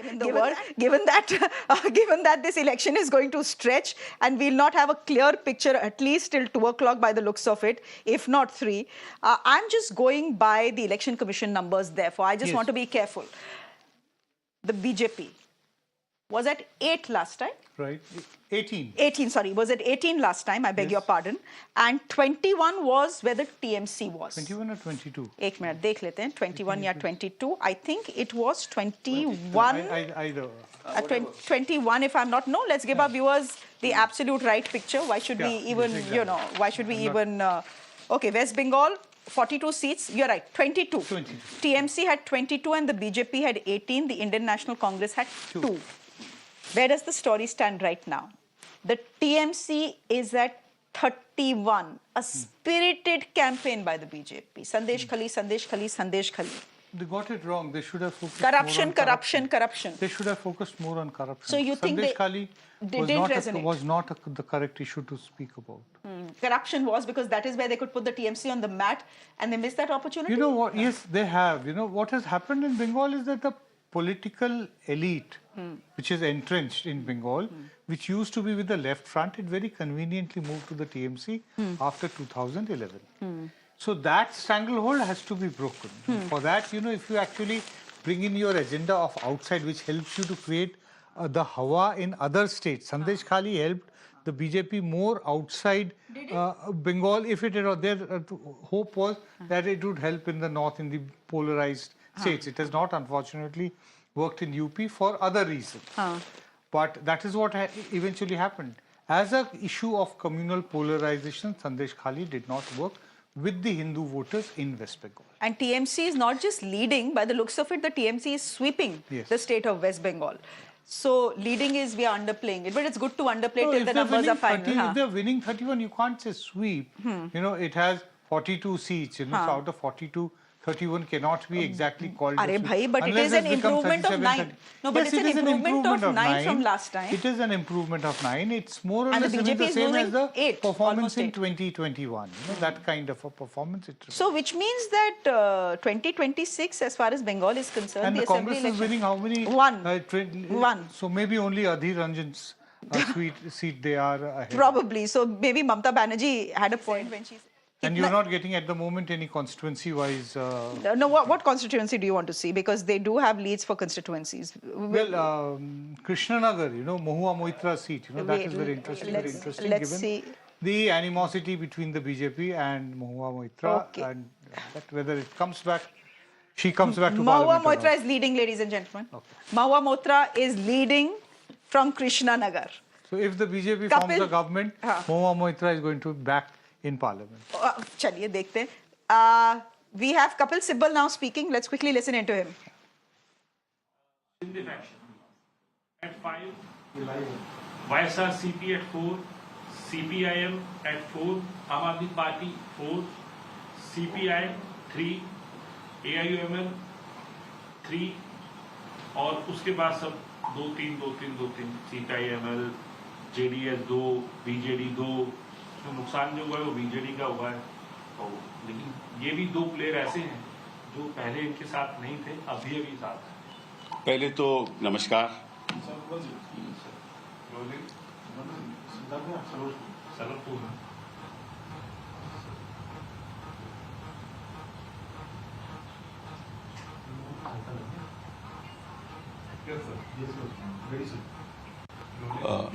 नमस्कार।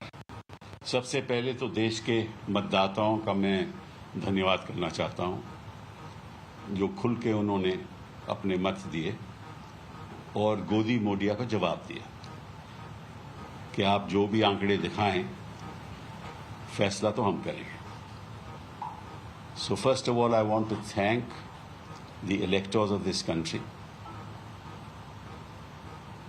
For having reflected their opinion, which is contrary to the opinion of the Godi media, which was giving a runaway victory to the BJP, some of them saying that they'll get about 400 seats. This is exactly what Pradhan Mantri ji was saying, कि 400 पार। सबसे पहली बात तो ये। दूसरी बात ये है कि अगर आप गोदी मीडिया के भी आंकड़े देखें तो उससे साफ जाहिर है कि भाजपा की अपनी सीटें 239 हैं, 239, which means Bhajpa on its own is not crossing the 272 mark, as is reflected from the trends shown by the Election Commission of India. I'm not going by Godi media at all. The trends in the Election Commission of India are that BJP at the moment is only leading in 236. And Congress party is leading in 99. Right? Now, the question that arises is, these are trends, so I'm not going to make a prediction because ultimately it is the will of the people who will prevail, which will prevail. But I want to just request the counting agents in all the constituencies where they are present. मैं सभी counting agents से आग्रह करना चाहता हूं कि जब तक पूरा चुनाव खत्म न हो, जब तक उनको सर्टिफिकेट ऑफ विक्ट्री न मिले, वहां से वो उठे नहीं। पहली बात तो ये। दूसरी बात कि जो पोस्टल बैलेट्स हैं उनकी पूरी संख्या, पूरी काउंटिंग पेनल्टीमेट राउंड से पहले होनी चाहिए। ऐसा न हो कि 10वां या आखिर का चरण की काउंटिंग हो जाए और पोस्टल बैलेट की काउंटिंग न हो। ऐसा मत होने दीजिए। ये भी मैं आपसे आग्रह करना चाहता हूं, आप सब चौकन्ने रहिए, क्योंकि जो गोदी मीडिया के द्वारा झूठ और फेरेब फैला सकता है वो कुछ भी कर सकता है, तो आप इस बात पे चौकन्ने रहिए। तीसरी बात जो मैं इलेक्शन कमीशन से आग्रह करना चाहता हूं कि उनको हर जल्दी से जल्दी आंकड़े अपडेट करने चाहिए। पीछे मैंने देखा कि लगभग 8 घंटा उन्होंने आंकड़े अपडेट नहीं किए, तो मैं उनसे आग्रह करूंगा कि आप इसको कंटिन्यूअसली अपडेट करते रहो। ये बहुत ज़रूरी है ताकि जनता को पता चले कि रुझान किस तरफ हैं और कितनी सीटों में कितने दलों के रुझान हो रहे हैं। ये 3 बातें बहुत बहुत ज़रूरी हैं। अब ये नहीं मुझे मालूम कि आखिर नतीजा क्या होगा, किसकी सरकार बनेगी, लेकिन इतना ज़रूर है, और मैं गोदी मीडिया से भी आग्रह करूंगा कि जब प्रधानमंत्री जी पीछे चल रहे थे तो गोदी मीडिया उसके बारे में कुछ नहीं दिखा रहा था। कुछ मीडिया हाउसेस दिखा रहे थे, और जब पीटीआई ने ट्वीट किया तब उन्होंने दिखाना शुरू किया। तो ये ठीक नहीं है। और पहले उनकी एक तरफ तस्वीर थी राहुल गांधी की, दूसरी तरफ थी मोदी जी की। अभी तस्वीर राहुल गांधी है और दूसरी तरफ नड्डा जी हैं। तो ये भी ठीक नहीं है, अच्छा नहीं लगता। आप कितनी भी गोदी मीडिया हो जाइए, इतना भी ना घुसिए, क्योंकि कहीं ना कहीं तो आपकी जवाबदेही होगी ना। The time will come, no matter what happens, that you will have to answer. All the media channels will have to answer.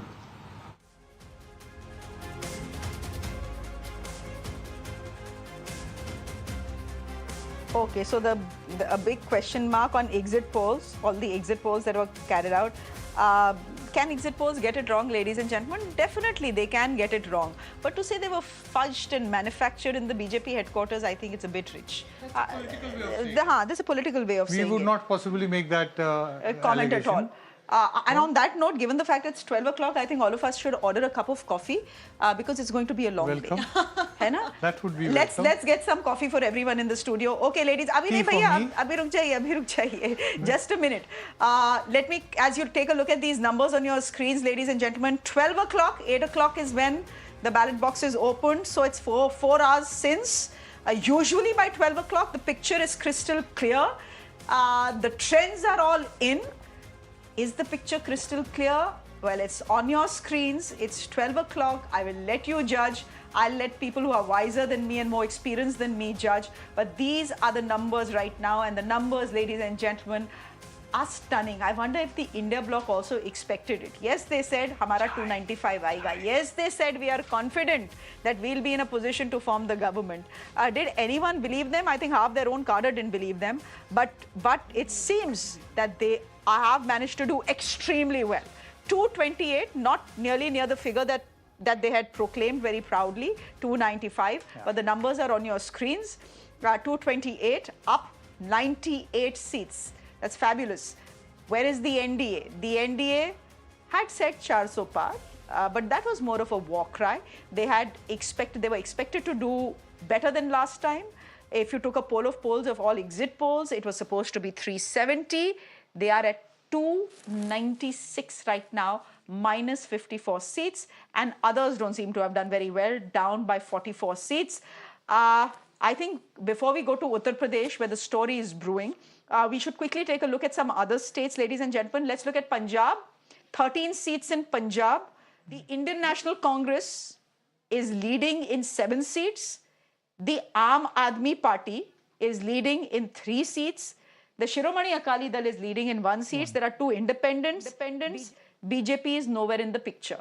So that is where Punjab is right now. And I think Punjab is playing out. No, the Aam Aadmi Party swept in the assembly elections. Correct. It's bad news for the Aam Aadmi Party. For the government as also, because there are murmurs we have been hearing in the last few weeks about dissent against the Chief Minister in Punjab, given the kind of developments which have taken place in Delhi and the fact that the opposition alliance has not been able to make any dent in Delhi.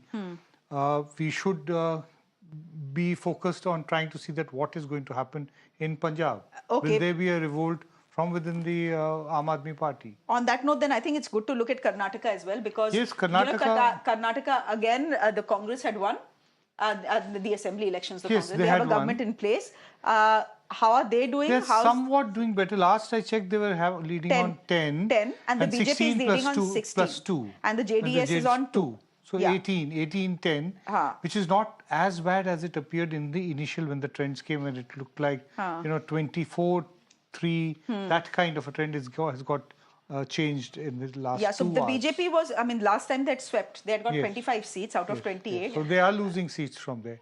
In fact, the BJP is possibly, ending up winning more seats in Odisha at the moment is 1 seat, and Telangana. These are the 2 states which possibly have given it some. Shreya, see, here's what happened. The states in which the BJP had peaked, except Madhya Pradesh, which it's doing phenomenally well even this time, I think largely thanks to Shivraj Singh Chauhan, who's hugely popular. BJP could not have done any better. It could have only gone down or could have plateaued, right? It's the new states, for instance, Orissa and Telangana, which could have given BJP some fillip. But then again, these are not states with such huge numbers. What the BJP didn't factor in was that in the states where it had peaked earlier, it could actually go down by a significant margin. I think that is where they sort of didn't do that kind of math. They kept thinking of where they would gain, but they forgot that they could lose in seats where they had peaked, right? Because there's no way to go up in those seats. Like Uttar Pradesh, even the BJP, to be honest, off the record, was admitting that they would probably be around 60. They were not thinking. But they were 62 last time. Correct. So they had not thought they would gain. They were more realistic. Right now. But they have fallen to such an extent, I don't think anybody realized that. And even in BJP UP, I mean, they were honest enough to say we will not gain, we'll probably lose 2 seats. And I think I know what 2 seats they were talking about. One of them is Smriti Irani's seat. Okay. But Pilibhit. No, also Amethi, right? It was a big win for the BJP last time. I get that. And Smriti Irani is trailing. But again, 4 rounds hue hain. So we'll see. We'll see by the end of it. There are 22 rounds. No, but what I'm saying is the BJP did realize that it's a tough seat. To just put it that way. So they realized. But the Congress didn't. Because had they realized it was a tough seat. I'm not going to comment on that. I think Congress really played its cards very badly. If Rahul Gandhi had contested from Amethi, he would have won it with a very, very healthy margin. I've been saying that since I went to Amethi 2 months ago. I was trolled relentlessly on Twitter by the BJP ecosystem, or whatever ecosystem that was. But that's a huge mistake by the Congress. But the larger point being that the BJP did not factor in losing seats where it had already peaked. They thought हमने तो peak कर लिया, हम तो वहाँ उतना ही अच्छा करेंगे. That hubris got them. Okay. But Kerala is surprising. Kerala BJP, even the election commission is showing that the BJP is leading in 2. Rajiv Chandrasekhar's seat, he's leading, So which means Shashi Tharoor loses. Yes. Interesting. No, I think it's politically very significant because it opens up the space for a third front in Kerala. And look at the left seats. Huh? No, the left CPM is there. You have to look at the other alliance partners. IUML is there, Kerala Congress is there, RSP is there. But can we look at Delhi? Congress is 12, so which means that is more than 50%. Can we look at Delhi? Yes, because there is one silver lining that is coming in for the BJP. It's coming from Delhi. 7 out of 7 seats. 7 out of 7. 7 out of 7 seats. That's where they are in Delhi. But the markets, can we just put up the graphic for markets? The markets not very happy with the results they are seeing right now. Again, I beg your pardon, these are not results. These are trends. These will convert to seats, and eventually the Election Commission will give us final numbers by the end of the day. And when that by the end of the day is going to be, we do not know. I do remember an election that stretched on to to 1 o'clock, 2 o'clock, wee hours of the morning, 2 o'clock, 3 o'clock, I was still there sipping my coffee, waiting for the last vote to be counted in Madhya Pradesh. 2018 Assembly. 2018 Assembly elections, which the Congress just about managed to win. And then, of course, they went and lost it. So that's another story. So this is going to be a long-drawn process. Dada, kitne baje tak will we have a clear picture? I think by 3 we should have a clearer picture. I think the trend is pretty much there because how much... Can we, if you think that the trend is pretty much there, then can we actually now say, with a fair amount of confidence, the BJP is not going to get a majority? They are showing 235 on the Election Commission website. I mean, I would say let's wait. So still too early to say that because the story would be completely different with BJP at 235 or 240 and but BJP by mean that the opposition has put up a yes, significant opposition, fight. yes, and that the BJP is going to emerge out of this election bruised even if it forms Yes. the government. Yes. And it is going to be a diminished Mr. Modi as Prime Minister. But he has only himself to blame for that. As I said, why did he need to go on with the 400 par? No, you know, Is that why they lost? I mean, why they've not done as well as they were? Just a walk cry. Just a walk cry will not do it. But Shreya, you've set your own target. You could have just said, "Phir ek baar Modi Sarkar." You would have formed the government. You could have, you would have had a face saver saying, "We said we'll win again." If you say 400 and you don't even get 300, I mean, that's a huge loss of face. It's 370 for the BJP, and they are 240. So it's a loss of 130. Gentlemen and ladies, please look at this. The markets are not very happy. Like, the Sensex is down nearly 4,500 points. This is a day after they were cheering the exit polls. So Modi is good for business, we know that. Businesses like stability, the markets like stability. Is the picture that is being thrown up according to the market? This entire idea of Majboot Sarkar, is what the market laps up. They think that Majboot na ho, they don't have a runaway majority, we will not get a good government. They forget the fact that some of the most important, crucial economic decisions were made by minority governments. 1991, Narasimha Rao didn't have a majority at that time. Yet the economic reforms and liberalization was started in 91. From that time onwards, we can keep on reeling the dream budget of Chidambaram, United Front government of 97, that dream budget, still talked about. Some of the most important reforms in the markets which are done. I think all coalition governments. Mota, there are a couple of things we can say, and please add on to what I'm saying here. And do let me know who are the guests who are joining me, because I'd want to speak a bit. They are on my prompter. Okay, thank you very much, because I would want to speak about Uttar Pradesh, where the Samajwadi Party is now leading in more seats than the BJP, at least for the moment. Ladies and gentlemen, here's the thing, and I'm just going to go to Uttar Pradesh now as we get a cup of coffees. Total 80 seats. It sends the maximum number of MPs to the Lok Sabha. The Samajwadi Party had won 5 last time. They're at 35. They're leading at 35 right now. The BJP is leading in 34, had won 62 last time. The Indian National Congress had won, only Raebareli, I think. They are leading in 8. The RLD, which has gone with the BJP this time, they are leading in 2. So the picture is looking extremely interesting in Uttar Pradesh, where the India Alliance may just manage to get more seats than the BJP. I'm wondering, what did the BJP, forget Mangal Sutra, forget mutton, forget everything else. The fact is that the Yogi government is well regarded in the state of Uttar Pradesh, Ruhi. I don't doubt that at all. After having travelled to Uttar Pradesh, I'm surprised because I can tell you that Yogi Adityanath continues to remain popular. His law and order model is something a lot of voters cite. So this is a bit of an inexplicable result. But I would say one thing, Shreya. I think the problem with the BJP was they were harping too much on the Ram Mandir. Nobody in UP was talking about the Ram Mandir. They should have harped more on their governance, on their law and order. They just got into this polarization. But by the end of it, Ram Mandir bhi kahan hua? Polarization hua, but not in the name of Ram Mandir. But end of it nahi hota hai na. The elections are being decided from a long time. They were talking about, they made the Ram Mandir the focus of their UP plank, which it wasn't, which it should not have been. Yogi Adityanath won an assembly election based on his law and order model. Wasn't the election, it wasn't the issue in Ayodhya city itself, not at district. All. By the way, Ayodhya, not even next to the Ayodhya, the Samajwadi Party candidate is leading. People were extremely, the businessmen, the local businessmen were extremely disappointed because they were not getting the kind of business which they expected, for which they took huge bank loans. They were worried that how are they going to repay those loans? No, on that lane that leads to the Ram Mandir, all these small shop owners were unhappy because they were like, "Pehle to kam se kam business aata tha." Now because of the police, the restrictions, nobody is allowed to come in. Vehicles are not allowed to come in. We are actually losing business. So the Ram Mandir was really not.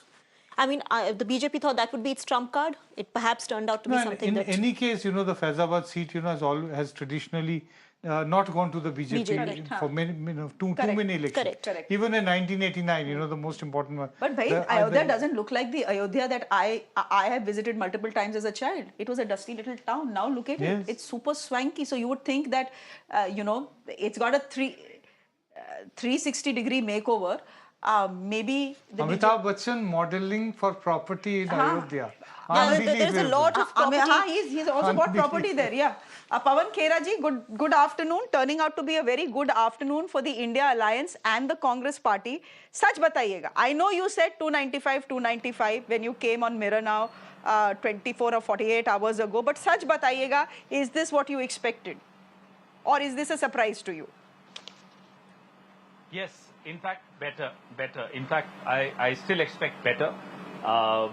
I think the issues that the governing party tried to push down the throat of the voter did not gel well with the voter, because the voter's issues were something else. And that came out very clearly when Rahul Gandhi undertook the Bharat Jodo Yatra and later the Bharat Jodo Nyaya Yatra.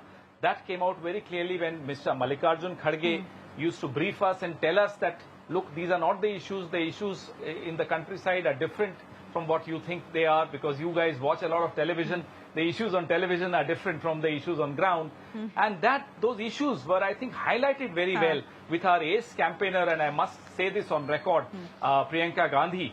The way she campaigned, the way she enumerated these issues, I think came out very well. So it was a good team as far as the Congress Party is concerned, and a good team as far as the India Alliance is concerned.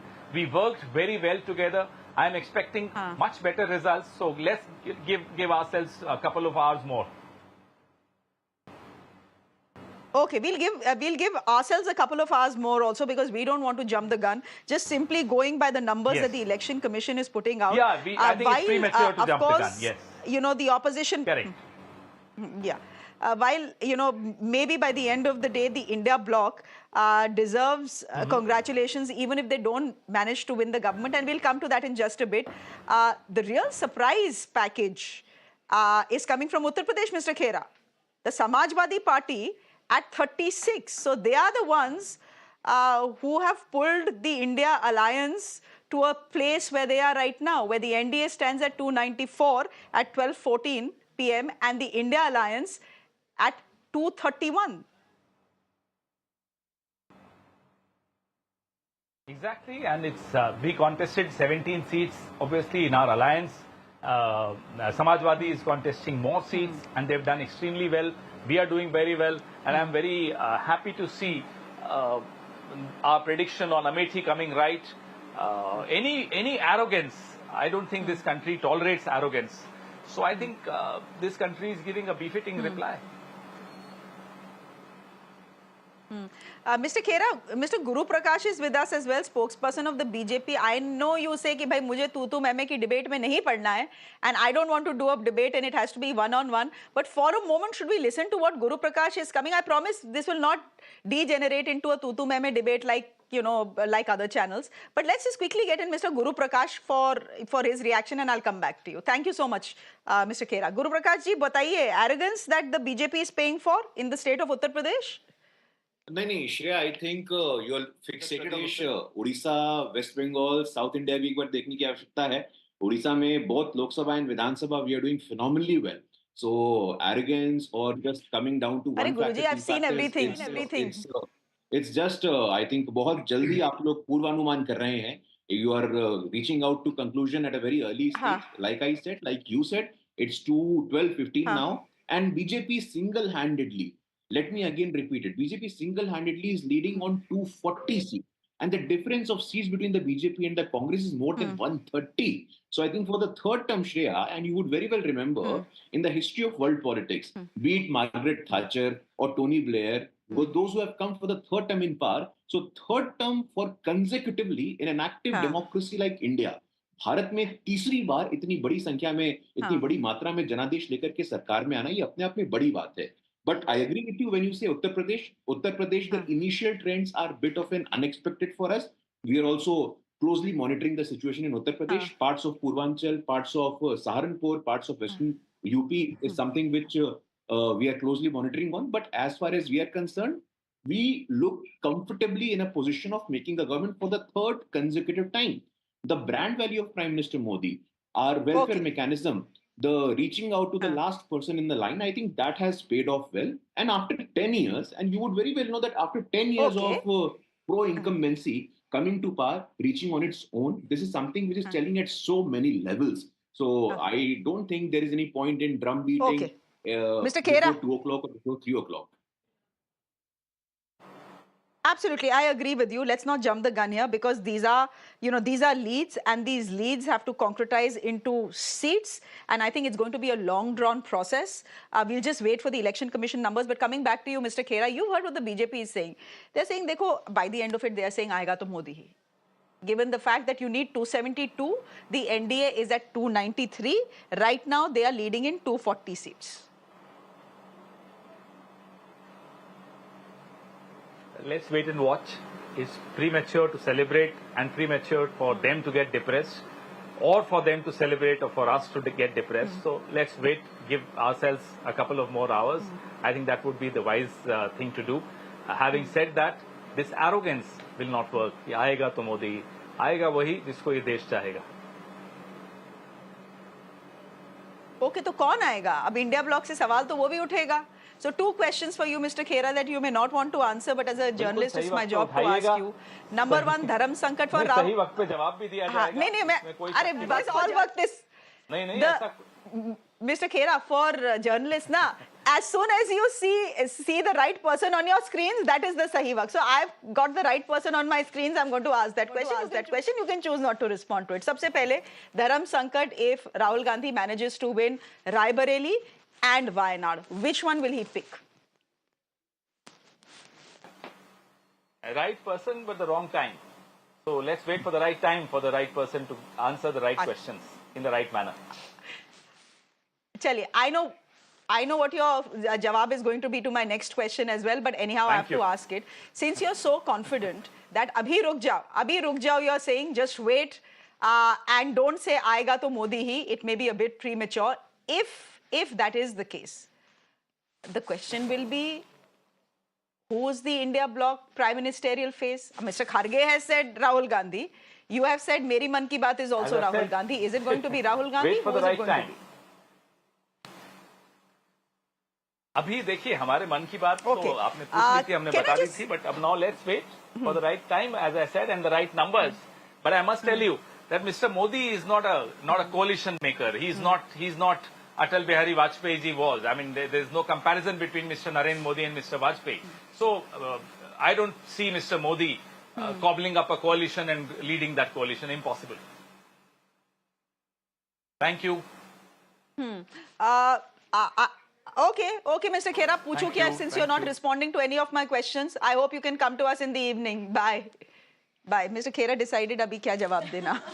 Let's wait. He's right. Mr. Modi is not a coalition person, but he's also not someone to let go of power, right? So it's a tough choice for him. He will have to be in power. He will have to lead a coalition government, and hopefully it would curb some of the BJP's brazen instincts. Because when you're in a coalition, you have to be a little less brazen about your means. Tariq Khan, national spokesperson of the Samajwadi Party, irrespective of who becomes the Prime Minister of this country in the next 24 to 48 hours, the Samajwadi Party has hit it out of the park. You were 5 last time, 35. Leading in 35, the BJP is leading in 35 as well. Many congratulations. If these leads hold, then you are the story of this election. Thank you very much. And first of all, let me thank the great people of Uttar Pradesh as well as India who have voted for us. And this is really a great time for we have let the things happen. And Uttar Pradesh believe that what Akhilesh ji convincingly delivered the message to the people of Uttar Pradesh. And please, this is the message to BJP that please calm down and bring your arrogance to a lower level. Please, because In Uttar Pradesh, there is no space for arrogance. Just like Yogi ji, and whether he is going to accept the defeat and step down from the post of the CM, or what he is going to do, because each and every exit poll, even though your channel or your co-partner channel Times Now has said that we are not going to win even 9 seat, 8 seat, 6 seat. Now look at the numbers. Because why? Why I'm saying these? The exact poll has done by the great people of Uttar Pradesh, and I'm really from the bottom of my heart. I don't have words to thanks to the people of Uttar Pradesh. 3 or 4 his minister, cabinet minister. Let it be Teni, let it be Smriti Irani, let it be Balyan. They all are trailing. This is a great message to the Prime Minister, to Bharatiya Janata Party, that people don't want you, people want to remove you, people want India Alliance to come in power and lead the nation. Guru Prakash, would you know, over and over again, the one word that the India bloc allies are using for the BJP is arrogance. Is arrogance, Guru Prakash, what did the BJP in? Because I can't think of what went wrong for the BJP in Uttar Pradesh. As I said, you know, what do women look at? Women will look at, mere ghar mein is my family well fed? The Prime Minister is ensuring that the poor families are well fed. No one is going to sleep on an empty stomach. What are women looking for? They're decisive voters. What are they looking for? Not just women. Anyone who stays anywhere, including in Lucknow, in Balia, in Bahraich, anywhere, you look at law and order. And everyone will tell you that law and order under the under the BJP, under Yogi Adityanath, has improved. Everyone will tell you that. Have you been able to wrap your head around what possibly could have gone wrong for the BJP in Uttar Pradesh, a state like Uttar Pradesh?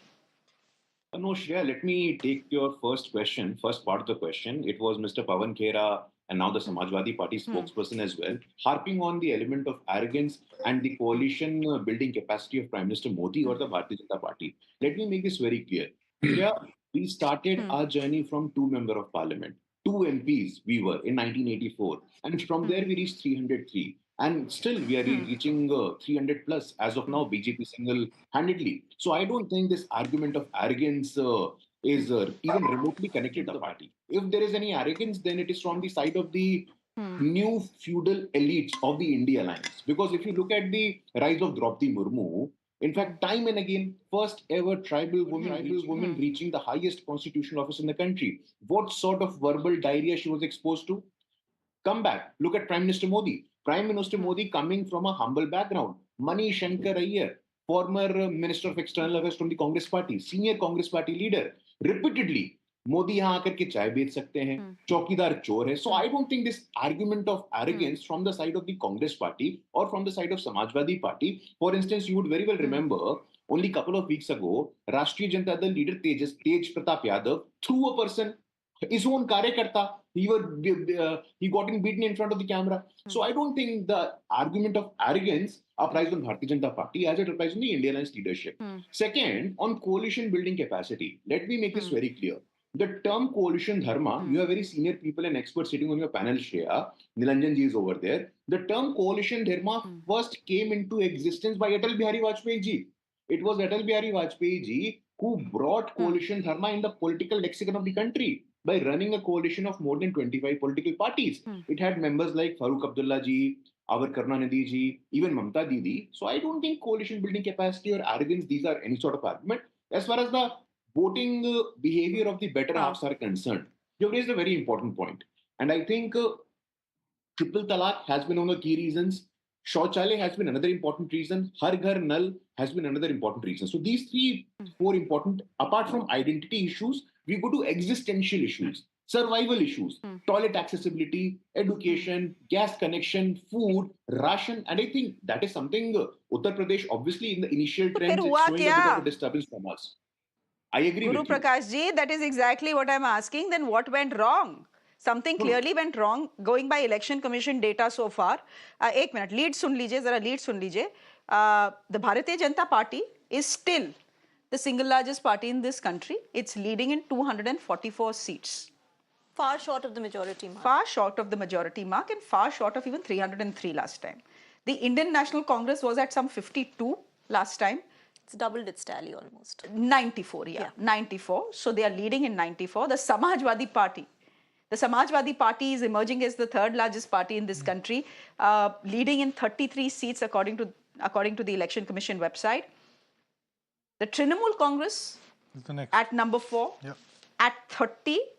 The DMK at 21, leading at 21. So there is a story. There's a story in Tamil Nadu because the DMK had 20 out of 28 seats. They had out of 29 seats they had 28 last time. So there is a story that is playing out in Tamil Nadu, which we'll look at a little closely, because the DMK was expected to get more numbers than this, which means that the BJP is managing to get at least 2 seats in the state of Tamil Nadu. No, at the moment they're not showing. If the DMK is at 21, is leading in 21. No, I don't think so that the it's on the election commission. BJP is it? No, I can just tell you what the DMK. What is there in the election commission website is telling us that the DMK is the 5th largest party right now, leading in 21 seats. So basically, election commission says 21 to DMK, 8 to Congress, 2 to VCK, 2 to CPI, 2 to CPM, and 1 to PMK. So nothing to BJP. So nothing to BJP in Tamil Nadu. Yeah. Okay, that is interesting. TDP at 16. Interesting. They were expected to do well. They have swept Telangana. So sorry, Andhra Pradesh. Pawan Kalyan would also be getting, I think, 2 seats. That was there. So Andhra Pradesh has gone with the TDP in both elections. Yeah. Janata Dal United. Janata Dal United is at 15. 15. Yeah, they have done better than what was expected. And the Shiva Sena, Bala Saheb Thackeray faction is at 10. Uddhav Thackeray faction. The Uddhav Thackeray faction is at 10. So, Shreya, I think that tells us that both UP and Maharashtra were a bit of miscalculations by the BJP. UP thought it was complacent. It thought it will do well. I'm also surprised. I thought it would do. I would perhaps get 55 to 60 seats in UP. It's done really badly. And Maharashtra, obviously, the alliances did not work out. Both the allies, both the factions that have done well are the factions that are with the Congress, whether it's the NCP led by Sharad Pawar or whether it's the Uddhav Thackeray-led Shiv People Sena. have rejected those who left the main party. Yeah, so it was seen as betrayal by a lot of people. Both by the Shinde faction as well as by Ajit Pawar. Correct. So in Maharashtra, the BJP loss has been largely thanks to the allies, because there is a lot of bad blood against these allies, the new factions. But can I ask you, Ruhi, since you travelled to Uttar Pradesh and since the woman vote is such a big vote even in the state of Uttar Pradesh, like it is in for the rest of the country, we know that these have been record-breaking elections for us. 64.2 crore people voted. Out of them, 31.2 crore were women. Now, if you looked at the exit polls that various channels have put out, we didn't have one of our own. But the granular data that came in said that overwhelmingly women had voted for Mr. Modi. But if overwhelmingly women had voted for Prime Minister Modi, Uttar Pradesh mein these results would not, the leads would not have been what they are. Women are not the only ones voting, right? That is one block that is voting. But it's a very big block. It is a big block, but that's how first past the post system works, right? I mean, it doesn't mean that just because women are voting overwhelmingly. Not all women would have voted for Mr. Modi's BJP. No? But Shreya, I'd say one thing. On the ground in Uttar Pradesh, you are right. There is a lot of support for Yogi Adityanath's law and order. I mean, obviously, he won the state election not very long ago with a very, very handsome majority. And we had esoteric debates here on Mirror Now about how bulldozer justice was no justice, it was injustice actually, that you might as well take that bulldozer and take it to the High Court and the Supreme Court and bulldoze the High Court and the Supreme Court if this is the sort of justice that you need to get. But people on the ground are actually cheering, saying, "Arey, rape accused hai, bhag gaya, to uske ghar ko to tootna hi chahiye." So that was the image, which I'm talking about. And also the last Samajwadi Party government was associated with a lot of gundagardi. People still talk about it. So I don't know what has happened there. I'm equally surprised. But there's just one thing to be said. Akhilesh Yadav has got a fresh lease of life. He needs to detach himself from this gundagardi image that the Samajwadi Party has developed. The beginning has been made in the candidate selection of the Samajwadi Party. They've done a good candidate selection as well. They have actually widened their social base there in terms of candidates going to the EBC sections and reducing the number of Yadav candidates, only down to 5. Can we just talk about a state we have not spoken about, and maybe we should, because we are talking about women here. Yes. And we all saw how Manipur burnt for months. Yes, and that is very surprising. Women were raped, there were no FIRs, the police abandoned them. We heard all those stories. Just take a look at the results. Yeah, again, leads. 2 seats in Manipur. The Indian National Congress is leading on both of them. Does it tell us something? Yes. Clearly it does. Right. It does. Keeping quiet, not showing up in Manipur will not work. The fact is Rahul Gandhi did show up there. You tried to stop him, that's okay. This is remarkable. But this is... Given the fact that And everyone kept saying, why is this chief minister still here? It is under him for 6 months that Manipur has burnt, more than 200 people have died. BJP obviously handled Manipur very badly, so that's not even neglect of Mr. Modi's government in the last year and a half, Manipur. Has been. They handled it very poorly. There's no doubt about it. I mean, they didn't and I even don't bother. Think, it would have been terrible if the BJP had won in seats. In fact, its effect should be seen finally in a few other states in the northeast. So Manipur, if the leads stay what they are at 1232, Manipur has spoken. Manipur has effectively spoken about the way the BJP dealt with the entire crisis. Correct. Ladies and gentlemen, on that note, are you confused? Don't be. This is the Indian elections, and this is the fun of Indian elections. They'll throw up numbers. We are saying we are not sure if the leads will hold by the end of the day, because that's the truth. Don't let anyone tell you otherwise. We'll just wait for a final word from the Election Commission.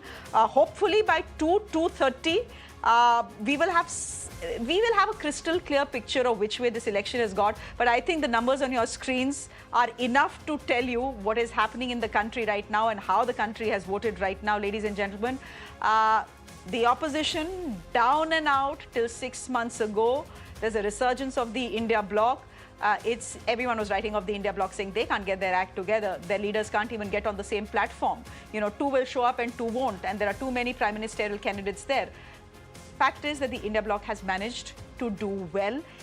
The lead suggests that they are leading in 235 seats, which is very good because it's up 100 seats, actually 105 seats. And the NDA is at 290, down by almost 60 seats. Is the NDA in a position to form the government? Of course, ladies and gentlemen. As far as these leads are concerned, they are in a position to form the government. 272 is the halfway mark. They have more than that. So by the end of the day, the Prime Minister will still be the Prime Minister of this country. He will still get a 3rd term. But the story will be the opposition, and the story will be Uttar Pradesh and the Samajwadi Party. Also Manipur, where we've just pointed out to you that 2 seats in Manipur, the Indian National Congress leading in both of them. And this is where there is a ruling BJP government. On that note, ladies and gentlemen, I'm slipping into a quick break on the show. We continue with our broadcast. It's been a fun ride for us. It's been interesting. Many of us didn't expect what we are seeing on our screens, but that's Indian democracy. And surprises are good for democracy. Slipping into a quick break on the show. Our guests continue with us.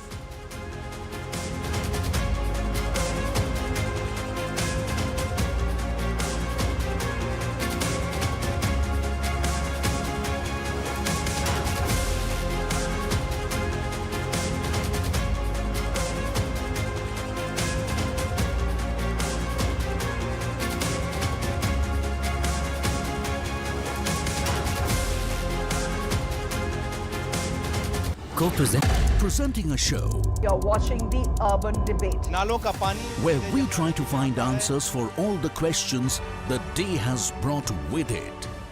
A show where instead of easing behind bickering and noise, if we don't start planning for the future, things will only get worse. What has happened in Bangalore? कभी जीती तू, कभी मैं हारा, फिर भी खूबसूरत है ये नजारा, क्योंकि इसमें है गुला। कुछ मेरा, कुछ तुम्हारा। Amazing spaces के लिए Green Lamb Laminate. Set criteria. Have to follow the constitution. State government of Karnataka is very clear, saying that the civic authorities have been involved in road apathy, where the road accident has happened. So we can together improve our urban reality.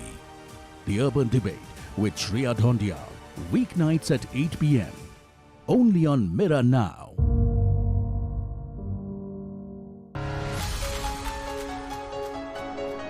You get information on practically every device. What you don't get is the correct context. We often miss the wood for the trees. On Nation Tonight, we come with the promise of giving meaning to the information, taking you through the day's biggest events that define the state of the nation. With me at 9 p.m. on Nation Tonight.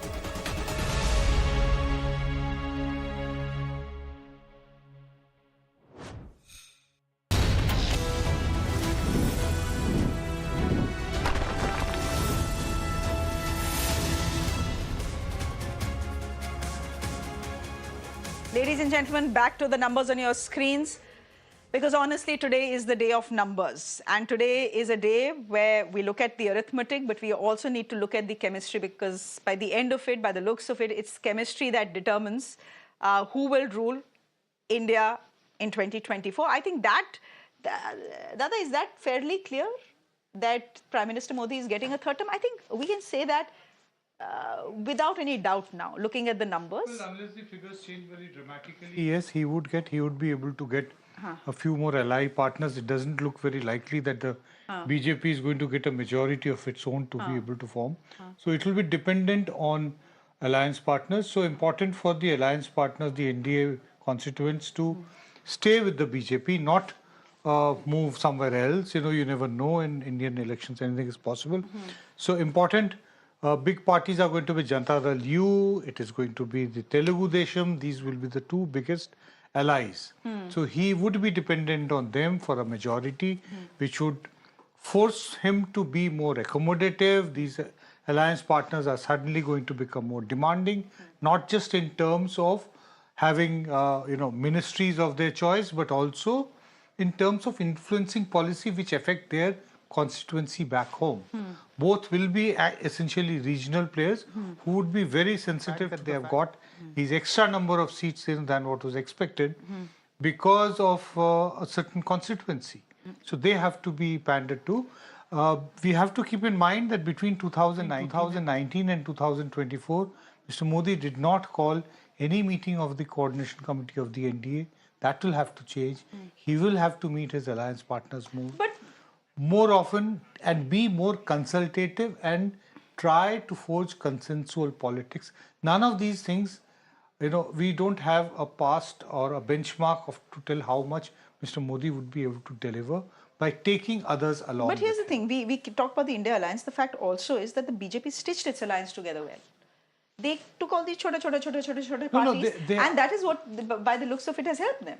No, it has helped them. That is how the NDA is getting a majority. Correct. But it can become difficult also while managing a government while not having a majority of one's own. So, Shreya, also what is interesting when you talk about alliances is that these alliances, say in UP, the vote transfer did not happen in Uttar Pradesh in these alliances earlier in the opposition alliances. It's happening in this election. So something has obviously changed. There's some smart technique, strategy that the Samajwadi Party has managed, because it didn't manage that in 2019. They picked smart candidates. Sure, but there is choices. But the vote transfer is very crucial when you're in an alliance in a state like Uttar Pradesh, when both the parties are traditionally from the state. What message went round to the cadre of both the parties is that this is a very crucial battle, and if we don't combine our forces this time, then we are really going to be out. And if the BJP comes back with a greater mandate, then it's going to be very difficult for us to ever come back. Can I just welcome Mr. Tom Vadakkan, spokesperson of the BJP, joining us on the broadcast. Good afternoon, Mr. Vadakkan. Good to see you. Tariq Khan is national spokesperson of the Samajwadi Party, continues to be with us. And Avinash Adik is State General Secretary and spokesperson of the NCP, which is the Ajit Pawar faction. He continues to be with us as well. Mr. Vadakkan, you're smiling? Nothing to smile for the BJP today by the looks of it?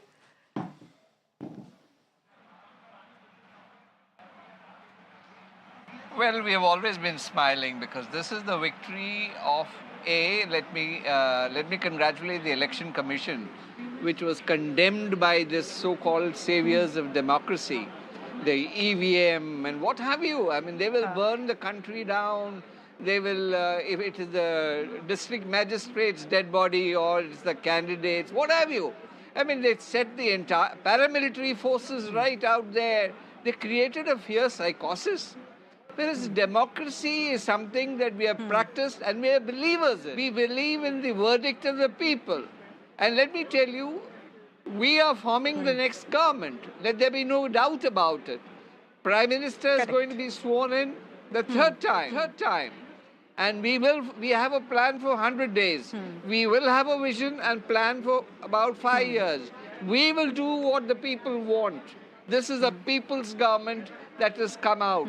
And let me tell you, this is early time still.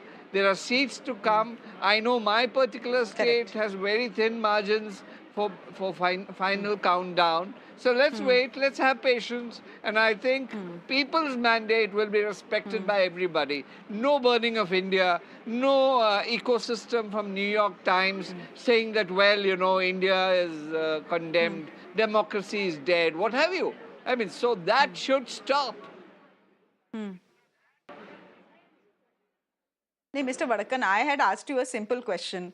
Things are not looking good for the BJP. Of course, you can argue that the BJP, that Prime Minister Modi will be sworn in for a third term, and it will only be the second time in India's history that will happen. The last time it happened was with Pandit Jawaharlal Nehru. So in that sense, yes, matlab, khush rehne ke liye, you can say that Prime Minister Modi is creating history. He's being sworn in as the Prime Minister for a third time, but just look at the numbers, Mr. Vadakan, right now. Just look at the BJP's individual numbers and look at the NDA's individual numbers as well and compare that to the India bloc. This is not what you had signed up for. This is not what you had expected. That's very clear, right?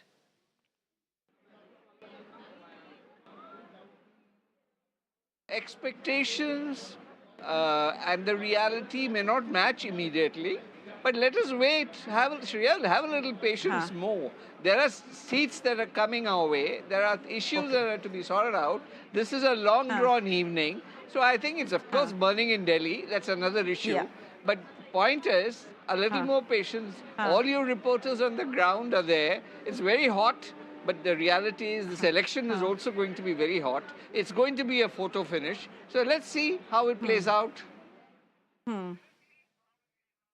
Mr. Vadakan, it's interesting. You're now saying from 400 par, you're now saying this is going to be a photo finish. You're the first BJP leader who has come and said it. I know you've already said that the BJP is in a position to form the government, which it very well is, but you're saying this could be a photo finish. Are you prepared for the possibility? And I'm only asking you this question because a Congress spokesperson was on the show a bit earlier and said, wait, let the final numbers come out, and then you never know how things will play out. So Mr. Modi should not be very confident of being sworn in this evening or day after, because things could change if the India bloc manages to do as well as it is doing right now. For all you know, the TDP could walk over. For all you know, some of your allies could walk over to the other side.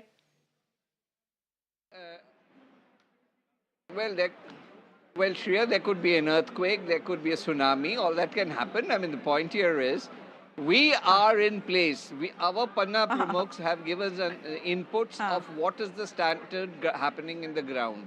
We believe them because they are working on the ground. We are not going by some exit poll or whatever. We are going by the reports we get from our Panna Pramukh, the block chiefs. And based on that, we have a good belief that we are forming the government. Whoever wants to go the side of that. So when I said photo finish, I meant it will be a nail-biting finish on various seats. Final outcome is something that you will see and I will see over the late evening. I think we need to keep qualifying that, and what Mr. Vadakan is saying, there is a point to it. Look, largely we are seeing what the trends are, but these trends need to convert into seats by the end of the day, and the end of the day could be very long today. This will stretch by the looks of it, Ruhi, I don't know, 9, 10 possibly. You have to wait for the election commission. You have to wait for the election commission. With the elections, counting being so tight, I think the election commission is also going to slow down the process. Yeah, slow down the process and be extra cautious. Yes. About what they are putting out. Yes. Tariq Khan, national spokesperson of the Samajwadi Party, जैसे मैंने कहा कि अब वड़क्कन साहब तो बोल रहे हैं रुक जाओ, पिक्चर अभी बाकी है. This is not the clear picture. These are only leads. These leads have to turn into seats. And they may not turn into seats for the India alliance. मैं आपसे पूछना चाहती हूँ, is that your belief as well कि अभी थोड़ा रुक जाते हैं, लड्डू के डिब्बे जो खोलने होते हैं उनको थोड़ा रोक लेते हैं, and let's wait till say 4 o'clock, 5 o'clock before we start saying that the India bloc has won, etc., etc. Listen, what this means, what this data is saying, that there is no clear mandate for BJP.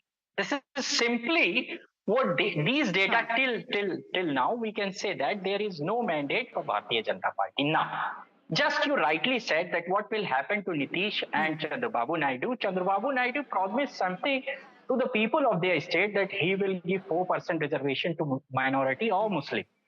And BJP is exactly against that. So what is going to happen, we don't know. But For BJP and Prime Minister, it's to time to take up and say that yes, people of the nation has not voted for Bharatiya Janata Party as a clear mandate as it was 303. Now it's near about 220, 230 or 230 or whatever it would be. Let the numbers be in front of us, then we'll talk about. And there is a lot to happen in Indian politics. We have to wait and watch that who is going to form the government because there is no clear mandate for Bharatiya Janata Party. And abhi BJP Pravakta was saying about his Panna Pramukh, where when your voting percentage was going down, you said that you have a Panna Samiti on every page of voter list, you have 6 people. So what they are doing, they went to Bangkok for vacations when the polling percentage was coming down. So what they are doing, they are the biggest liar I have ever seen. Biggest party in the world, they have few members of their party on Jupiter, on Venus, on some on the moons as well. So what they say, they are one of the biggest liar I have ever seen in Indian politics or ever history of the world politics. Biggest liar ever seen by the politician. Mr. Khan, wait. Okay, so the leads are also changing only slightly. I just want to update our viewers. This is becoming like an IPL match, running commentary we are giving. But what to do? This is turning out to be such an interesting election. So the BJP is at 36, leading in 36 seats in the state of Uttar Pradesh. The Samajwadi Party in 33 now. Still, from of course. 5. I mean, whatever you say, it is a big this for the Samajwadi Party. So Tariq Khan. Tariq Khan, you've spoken. Let me quickly get in Avinash Adik. Avinash, I've spoken about Maharashtra. We've looked at Maharashtra, but I just want to concentrate on Uttar Pradesh right now. Actually, the bigger picture as well, as you see on your screens. So, every reporter came back and said there is no wave except a heat wave in India. That seems to have turned out to be true.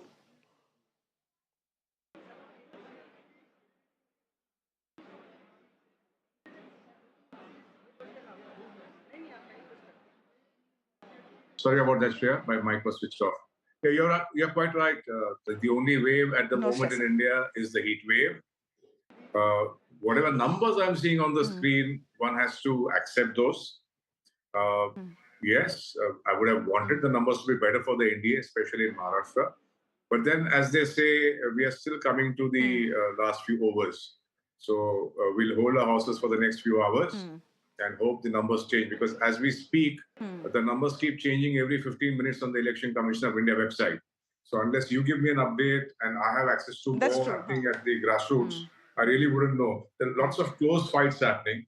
So you could see some change in the numbers that we're seeing for Maharashtra, which is where I'll be focusing my attention on. But pan-India, you're quite right. The only wave is the heat wave. The only wave is the heat wave. So, since we are speaking about Maharashtra, let me quickly get in the Maharashtra numbers as well. As they stand now, again, not numbers, leads. I just need to keep correcting myself here. The BJP is at 12. The Indian National Congress is at 11.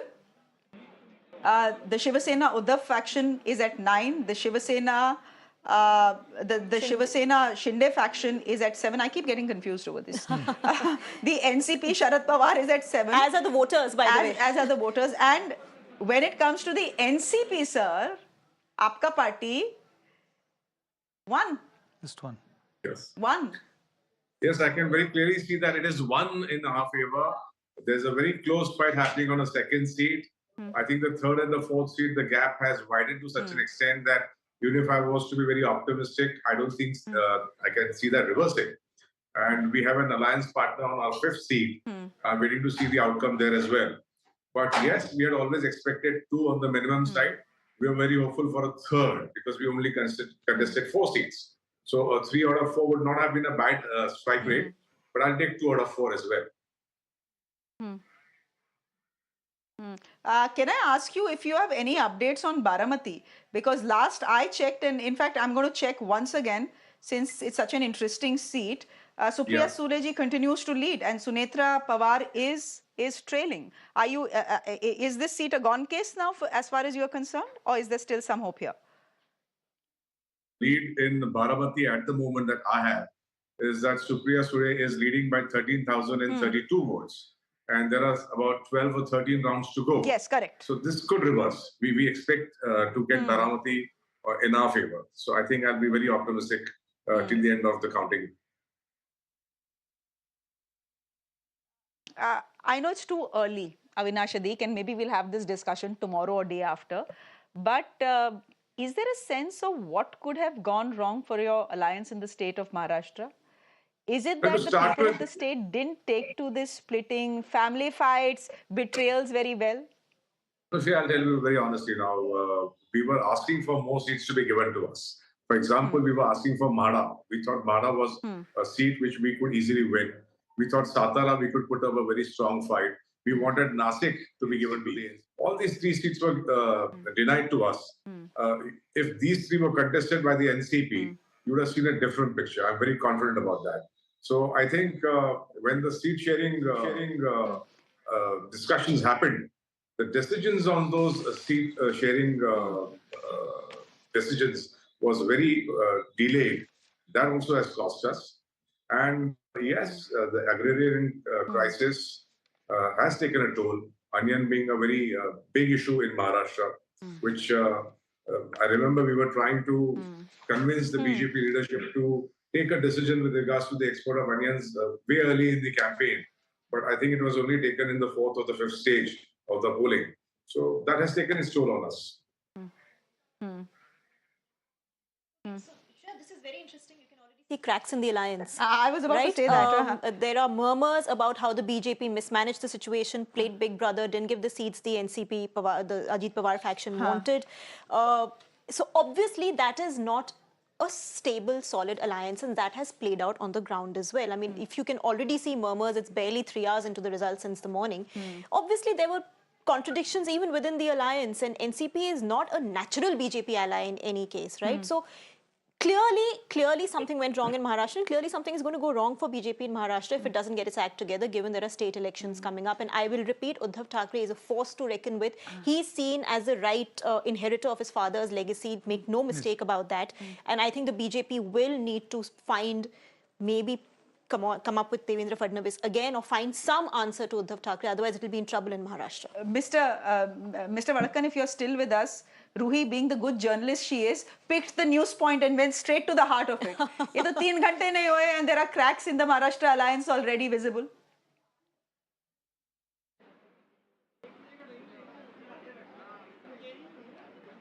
Well, as I said, well, it's too early to comment on cracks. Every crack can be cemented. There's no proper. It depends on what kind of crack it is. Is it a crack on the surface that can be cemented? There's no problem on that. We'll get a good mason to do that. So nothing to worry on those cracks. But as long as the crack is not on the, the main construct of the building, that is something which needs the engineering department to look into. But believe me, we are fully aware of the situation, the ground situation. We'll measure according to our requirements. And I don't want to make an advance comment on television on what our methodologies will be. Acha, theek hai, Mr. Vadakkan, what can I say? It's what is visible to Ruhi and me should be visible to you as well. But I'm going to, for a minute, turn our focus to Haryana. Another disaster for the BJP. BJP, 10 seats in Haryana, ladies and gentlemen.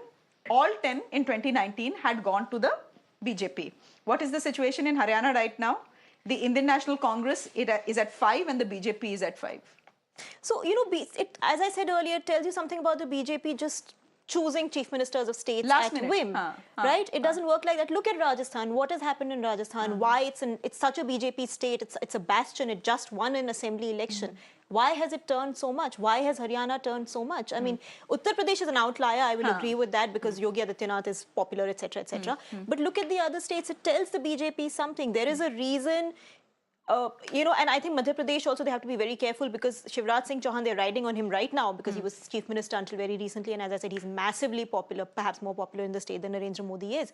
But soon enough, people will get tired of just someone they don't want to see as CM sitting as CM. And soon enough, the tide will turn against the BJP in Madhya Pradesh. So they need to be careful about who they pick as CMs. It can't just be the high command sitting here and deciding, chalo, aaj inko bana do, aaj inki lottery lagi hai. That kind of an attitude has to change. Mr. Vadakkan, any comments on that? Any comments on on the numbers that are coming from Haryana. Again, leads at 1256, the Indian National Congress at 5, the BJP at 5 as well. All 10 seats in Haryana were won by our party in 2019.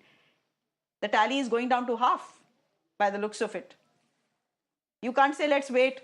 I've heard you say that 3 times, Mr. Vadakan. Ab to kuch aur bol dijiye.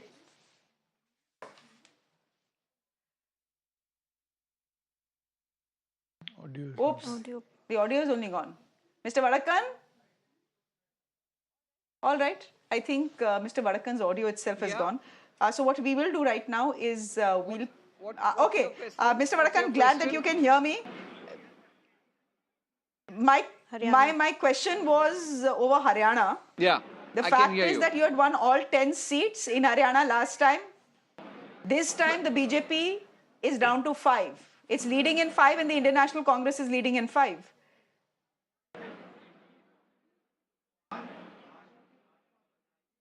Well, as I said, I don't think you heard it.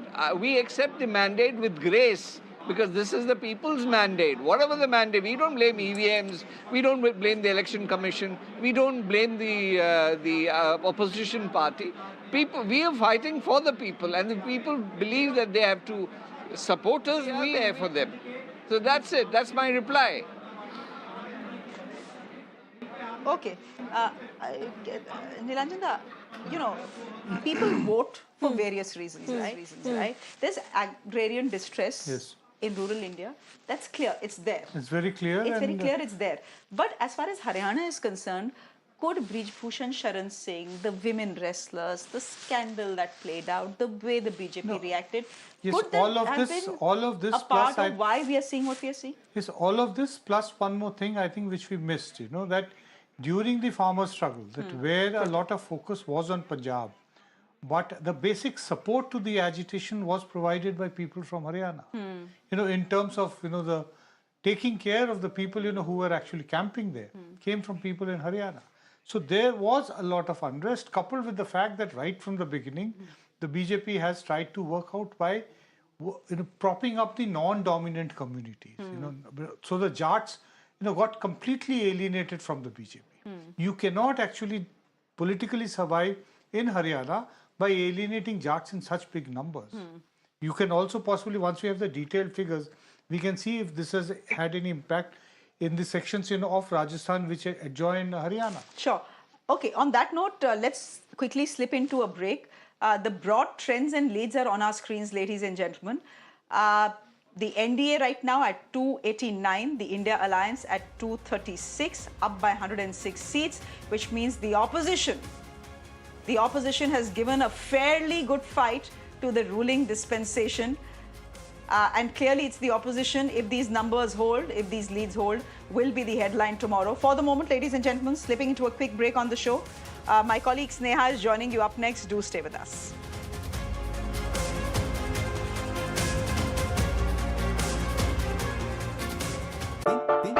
Presenting a show. You're watching the Urban Debate. Where we try to find answers for all the questions the day has brought with it. A show where instead of easing behind bickering and noise, if we don't start planning for the future, things will only get worse. What has happened in Bangalore is a violation of an individual, a citizen's fundamental right. authorities are forced to commit and respond on issues. Good conduct, assume for a moment it was so, but that is not the sacrosanct criteria. I have to follow the constitution. State government of Karnataka is very clear, saying that the civic authorities have been involved in road apathy where the road accident has happened. So we can together improve our urban reality. The Urban Debate.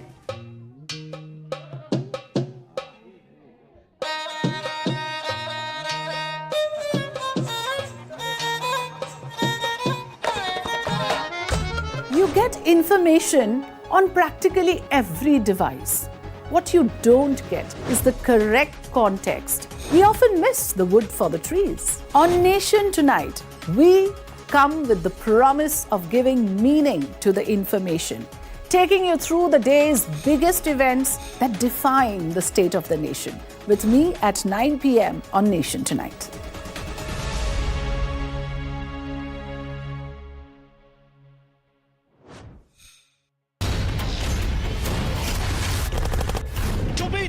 about one bold, strong voice that breaks silence. बोलो आपकी जान की रक्षा करते आप उनको मरवाने के लिए लेके आते हो. We go extra mile to give voice to stories that otherwise go untold. This tunnel is being constructed with the connivance of Pakistani army. We believe in asking straight, direct and pointed questions to people in corridors of power. I am Pradeep Datta reporting for Mirror Now. You first. Your issues are my stories, and that is news to me. Resident doctors out on the street.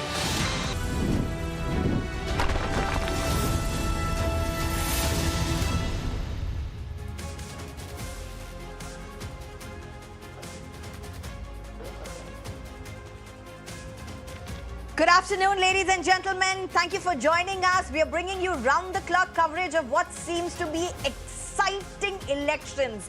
That's really what democracy is. This is really what Indian elections are all about.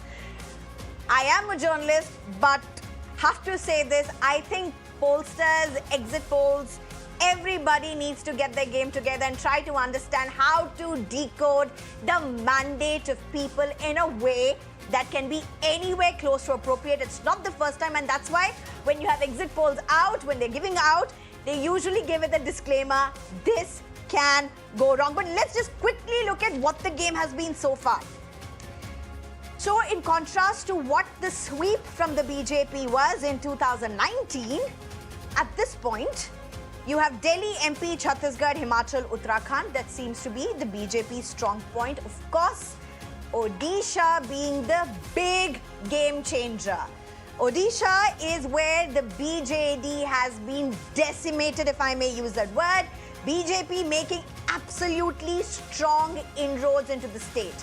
Whether it be in the assembly election, Lok Sabha election. So Odisha as a state was seen as a swing state and is going to be decisive in deciding who goes on to form the government. Odisha has everybody's eyes on, even as the other results are unfolding.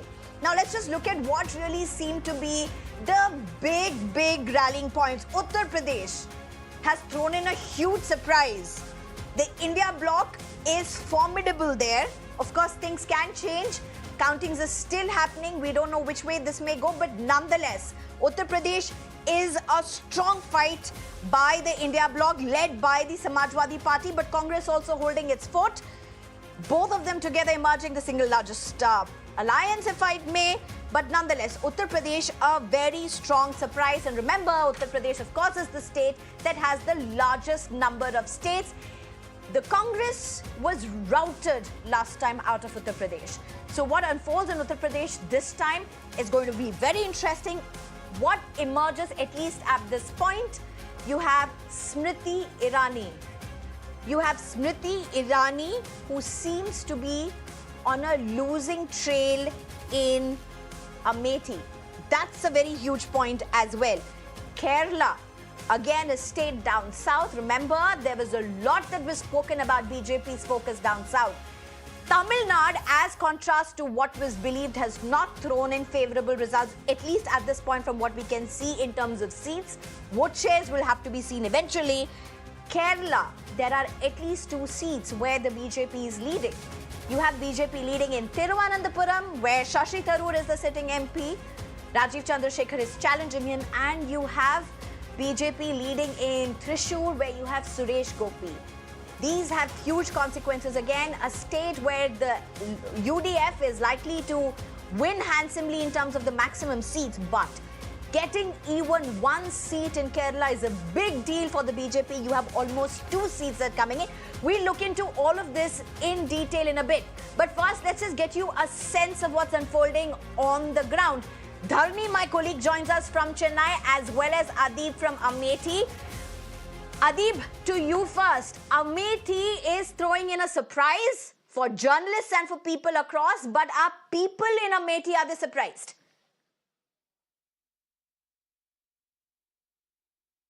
Well, definitely, Sneha, not just Amethi, but entire Uttar Pradesh is a surprise.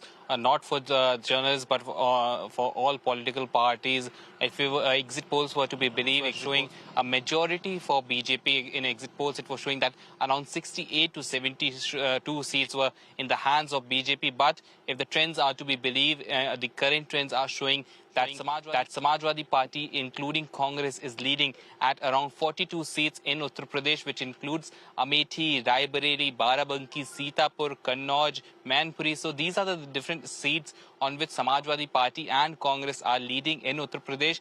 Earlier, when the elections were going on, and at the time of voting, people were saying that they are voting for development, and they were hinting that they have voted for BJP. But it was not very easy to track the mood of the people at the end of the day, where they are going to cast their vote, on which button they are pressing on the EVM. So it was not very easy to track the mood of the people this time. And clearly it is reflecting in the trends. The trends are in favor of Samajwadi Party, and Samajwadi Party, including Congress, has become one of the single largest party in Uttar Pradesh, which is gaining more seats than BJP.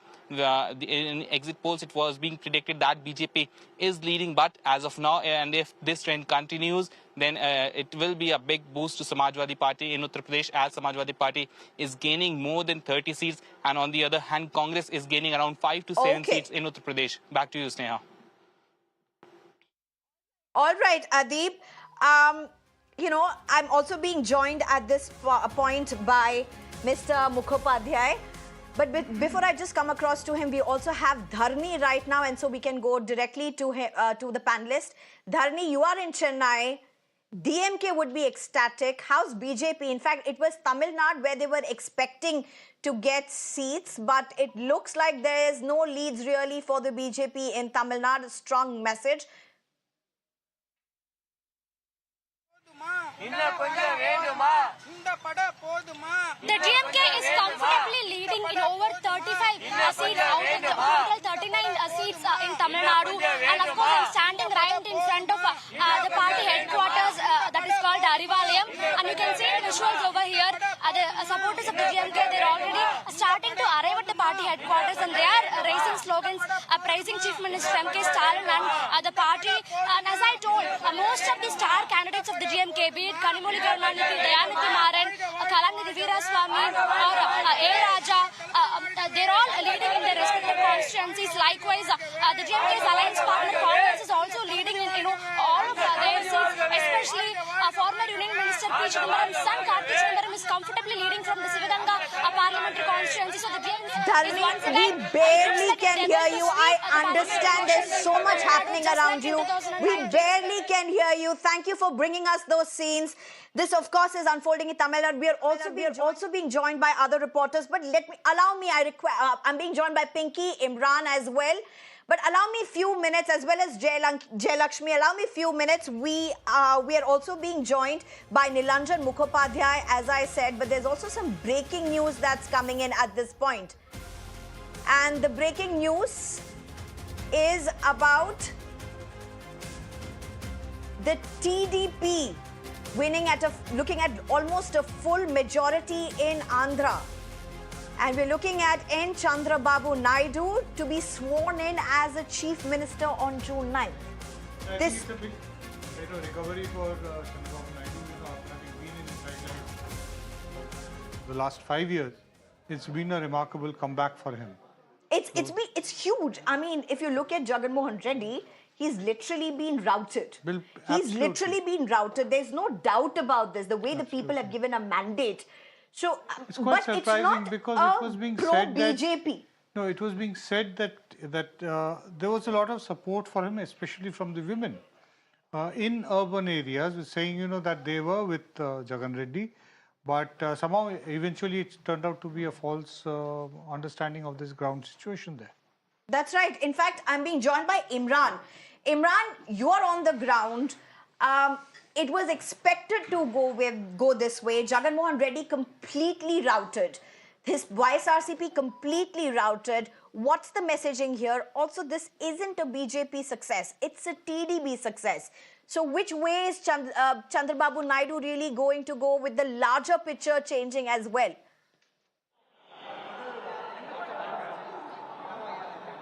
Well, at the moment, Chandrababu Naidu is to stay with the NDA alliance. In fact, I spoke to leaders that no call has come from India alliance as far as rumors are there. They said, insist that it's just those rumors.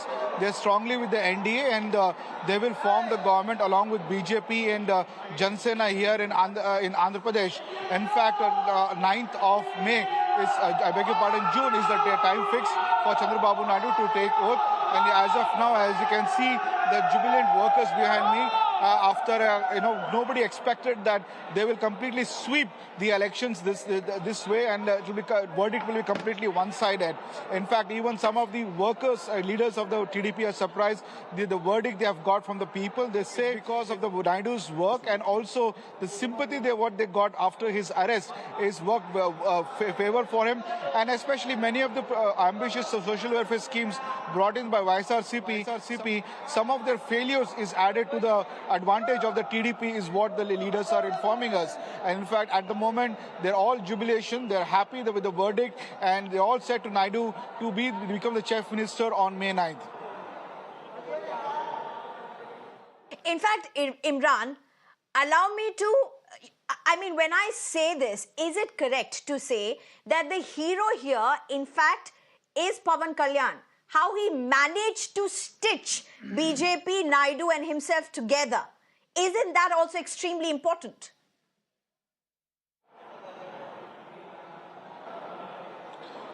Well, absolutely. In fact, both the coalition has, all the coalitions have come together, the Jan Sena and the BJP and Naidu, primarily TDP and Jan Sena. They are the large party which has, in fact, got this alliance together. And in fact, we saw how they had a meeting with Amit Shah, and the results here is also quite surprising for the YSRCP. In fact, they are shell-shocked over this entire result, not just Assembly, but even the Lok Sabha too. We have, as of right now, the TDP is leading in more than 15 seats, and 4 seats is the BJP and 2 seats in Jan Sena. So it's also a shell shock to their YSRCP. We are not yet reacted to the results which are coming up right now. But we're expecting the chief minister to respond by evening once complete results are out, is what the YSRCP is clearly telling us. But at the moment, as rumors are going on that there are India Alliance people are calling TDP, they have ruled out any such thing. They're staying firmly with the NDA Alliance over this issue. And on June 9th, they're expecting even the Prime Minister Modi to come here and be part of the vote-taking ceremony of Chandrababu Naidu. Imran, just a minute. Mr. Nilanjan Mukhopadhyay has a question for you. Please go ahead. Hi, Imran. What about the Modi factor? How important it was for this particular victory?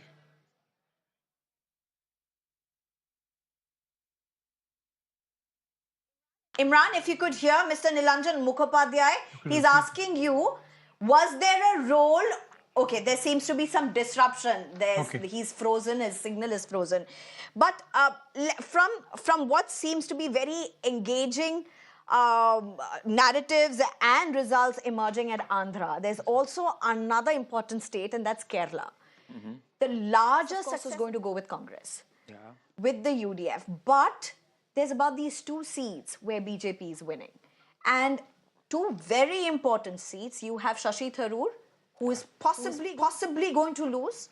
We don't know. As I was telling my colleagues, towards the end, you have certain assembly constituencies which are left bastions. So we don't know which way this may go. But as of now, the leads are with Rajiv Chandrasekhar for sure. And then you also have Thrissur. Now, it's not about 2 seats. It's about the South messaging. You see Andhra, where BJP really hasn't played any role whatsoever. But if you look at Kerala, to get even 1 seat, a vote share increase would have been phenomenal. Here, you likely are getting 2 seats. Abhishek Sudhir. Karan Verma. Karan Verma, please. Yeah. Yes. So, it's historic in the sense, and the one big message that goes out today is that BJP is no longer confined to one area.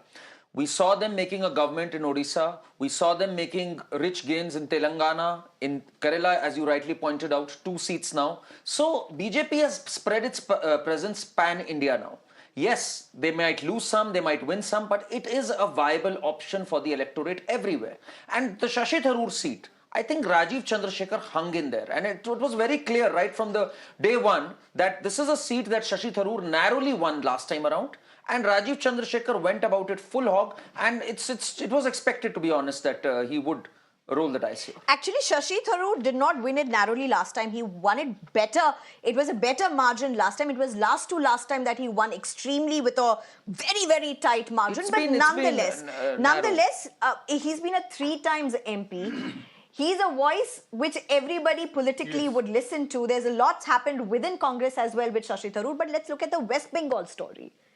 Amazing. In the sense that BJP doesn't seem to even get the numbers that it had boasted of in 2019. Mamta Banerjee, who supposedly was on the back foot, Sandesh Khali, where TMC was absolutely on the back foot, seems to be going the TMC way. Khali, I think, this is a point which I made earlier in the program also. I think it was a misreading of us in the Delhi media that it's a big issue. As far as Bengal was concerned, it was not a very big issue. There were other issues against the Trinamool Congress, most important being the string of corruption charges against various Trinamool Congress leaders, evidence being found, cash being found, all cases going on. But that doesn't seem to matter. But it, I think, this over-stressing on Sandesh Khali and a fairly polarized campaign to, put off the voter in Bengal. Despite the fact that Bengal has a history of communal riot, there is a more palpable social harmony on this, in the society that beyond a certain point they do not want to tamper with. People would still, despite differences, they would still like to live in close harmony. And I think they did not like the polarizing campaigning of the BJP. It's interesting that Mr. Mukhopadhyay makes that statement because last time in 2019, this was the exact explanation given for Kerala. At a time when Sabrimala issue was literally at its peak, BJP could not make any inroads. And this time, if you look in Kerala, you've not had polarizing issues. You've had issues where BJP has raised up, but it's not been this highly polarizing issues like Sabrimala that came up. The way they posted, there was violence on the streets in 2019. Nothing of that translated into votes. In fact, in pockets, you had votes decreasing for the BJP. This time around, it's totally turned around. Allow me to go to my colleague Jayalakshmi at this point, who is right now in Thiruvananthapuram. Jayalakshmi, what are the scenes that you are seeing? Where are you in Thiruvananthapuram? This is possibly a huge message. And the fact that Congress has won larger seats is not a big deal. It was expected. It's a national election. This is where the Congress-led alliance would usually win hands down. But BJP getting those 2 seats possibly is huge. Where are you right now? What's the sense you're picking up?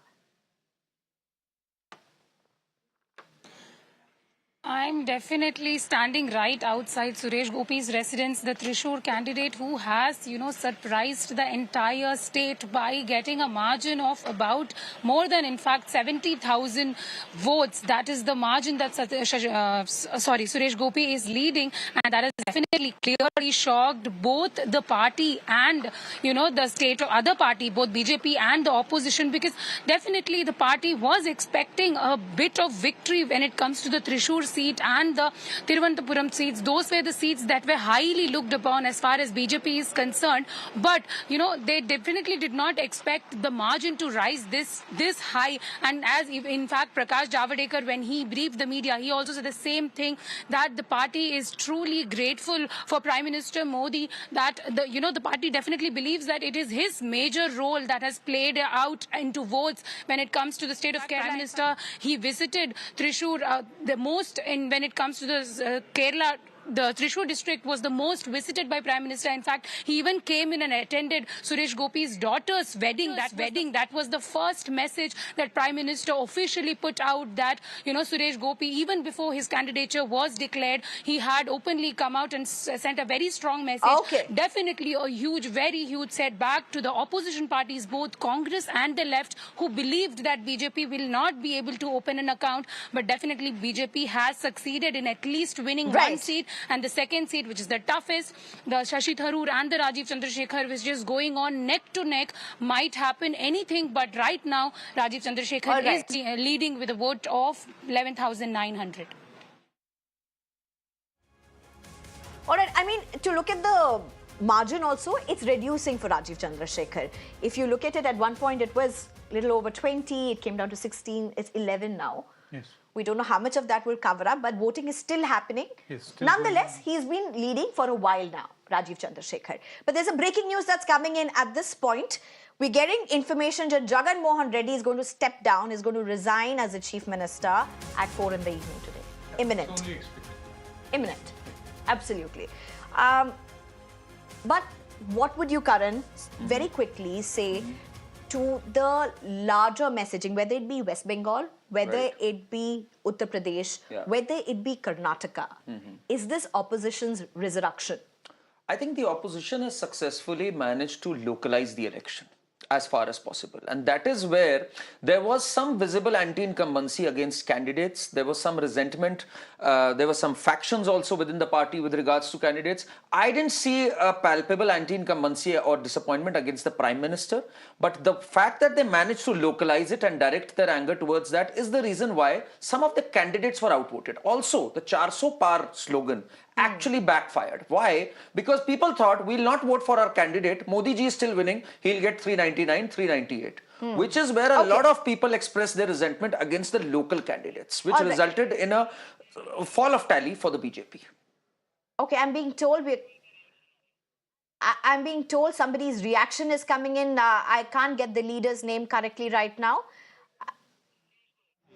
जीतेगी, मुझे पूरा विश्वास है कि देश में भी इसी प्रकार से भारतीय जनता पार्टी और एनडीए की विजय होगी और पुनः एक बार देश की सेवा करने का जनता हमें आशीर्वाद देगी और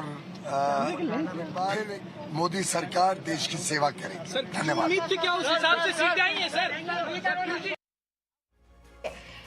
Let's just very quickly go into Subhashini Yadav, who joins us, Congress spokesperson, as well as Pradeep Maur, leader from BJP. You have celebration shots also coming in from the BJP. To you, Subhashini Yadav, first, too early to congratulate you, but nonetheless, there's a strong fight which has been put up by the opposition. You may see with what's happening in Uttar Pradesh, a lot has been spoken about it, with the SP and the Congress combined. But if you and Karnataka as well. But look at what's happened in Kerala. Look at what's happened in Odisha. Odisha, well, nothing to do with you. Kerala, where Congress-led alliance is winning handsomely, but big inroads for the BJP. Big. I mean, it may just be 1 or 2 seats, but it's huge.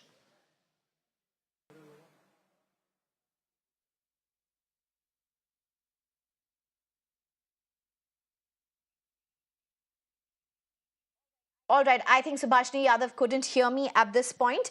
But before I just go across to you, I believe Mr. Mukhopadhyay has to leave. Thank you very much for joining us, sir, and see you soon. Thank you. We have a lot remaining with you. Subhashini Yadav, to you again at this point. Yeah. My question to you is, what really has unfolded in Uttar Pradesh is a big, big deal for the India Alliance. You've changed the narrative literally in Uttar Pradesh. It's no longer a sweep. In fact, many states which were a sweep for the BJP or the NDA are not. You've been able to fight very strongly. But look at what's unfolding in Kerala. See, here whatever we have seen in Uttar Pradesh is definitely an indication that Uttar Pradesh plays a major role in forming government in the centre. We were expecting this result. Our leader Rahul Gandhi ji and our ally leader from Samajwadi Party Akhilesh Yadav ji were constantly saying this, that there is going to be a huge difference in Uttar Pradesh and we are coming up with majority of seats. And here the picture is clear. Rahul Gandhi ji himself is winning from a flying margins, and Samajwadi Party is absolutely performing really well. And it is the magic of the 2 boys, as they quoted कि 2 लड़कों का क्या जलवा चलेगा. So it is definitely the 2 boys who have proved themselves, and it is the people of Uttar Pradesh who has given this mandate, who have believed in the ideology of saving constitution, who have believed ideology of safeguarding the farmers and certain other issues. It is the people who have made this result possible. All right. I'm also being joined by Pradeep Maur. Pradeep Maur, how do you look at these elections? It was an election riding on Prime Minister Modi. It is not a sweep the way it was. Has the dominance been cut short? Would BJP look at it this way? No. It's not like that. Look, first of all, NDA is forming the government. That is for sure, right? And since morning, I'm listening to different channels. And what I find is very surprising that Congress people are congratulating each other and even accepting congratulations as if they have, a party which has gained not even 100 seats is celebrating in this scenario. I'm really surprised. Look, first of all, the thing is this: Congress itself is not a very consolidated kind of a party. They are a party of states, as Rahul Gandhi says that India is a union of states. So I would rather say that Congress party is a union of the small parties in the states. So they have to first protect their field. After winning the elections, many of them can run away. So this is a surprising kind of a scenario. Second, as far as the BJP's performance is concerned, it was third term of Modi ji, and after this third term also, BJP has done so well. This is a very good thing. This has to be congratulated. Definitely, their expectations were very high. We are not at par with the expectations, but whatever it is, we are forming the government. That is the good thing. All right, sure. I mean, we'll look at that as well in a bit. Elections are elections, results are not done yet. But yes, looks like you would be forming the government. But, as I say, elections are elections. But very interesting information coming in. And let's just break this at this point. Shashi Tharoor seems to be now leading. After trailing for a very long time, he's now leading. And as I said this, I explained this to our viewers. It's towards the end of the counting. You have certain assembly seats which are left dominance, which have Congress voters as well. And that may change. Remember, it was the last elections also that saw this kind of a torpedo. We don't know yet. However, briefly, you have right now Shashi Tharoor is who's on the lead. We'll have to see how that pans out, whether that changes or not. But after a considerable lead by Rajiv Chandrasekhar, a lead for a considerable time, you have Shashi Tharoor who's back on lead. Abhishek Sudhir joins us right now, and of course we have with us Karan as well, who's staying on with us. Thank you very much, both of you, for staying on. Very interesting here. Let's just look at what's unfolded right now. So Andhra has gone away totally from Jagan Mohan Reddy. TDP way, but you don't really have a very big Modi factor there. Right. Odisha, you have a big BJP move, a big BJP gain. Uttar Pradesh, India bloc, marching ahead. We don't know what the results are, but nonetheless, I would say marching ahead because SP and Congress both seem to have maintained their dominance. Karnataka giving a good fight. It's not a all-way route like parliamentary elections would have been. Kerala, it was expected to win, but nonetheless, BJP has made very strong roads. How are you looking at this? I am looking at it with a big smile on my face. I think the people of India have spoken. There's no 400 400 par. I think that's very clear. And what I would say is that when you set the bar so high, like Prime Minister Modi has, you will be judged by the high standards you set. So the question is this: can Narendra Modi form a government on his own? No. It looks like the BJP is not going to get 272 on its own. No, very, very unlikely. Very, very unlikely.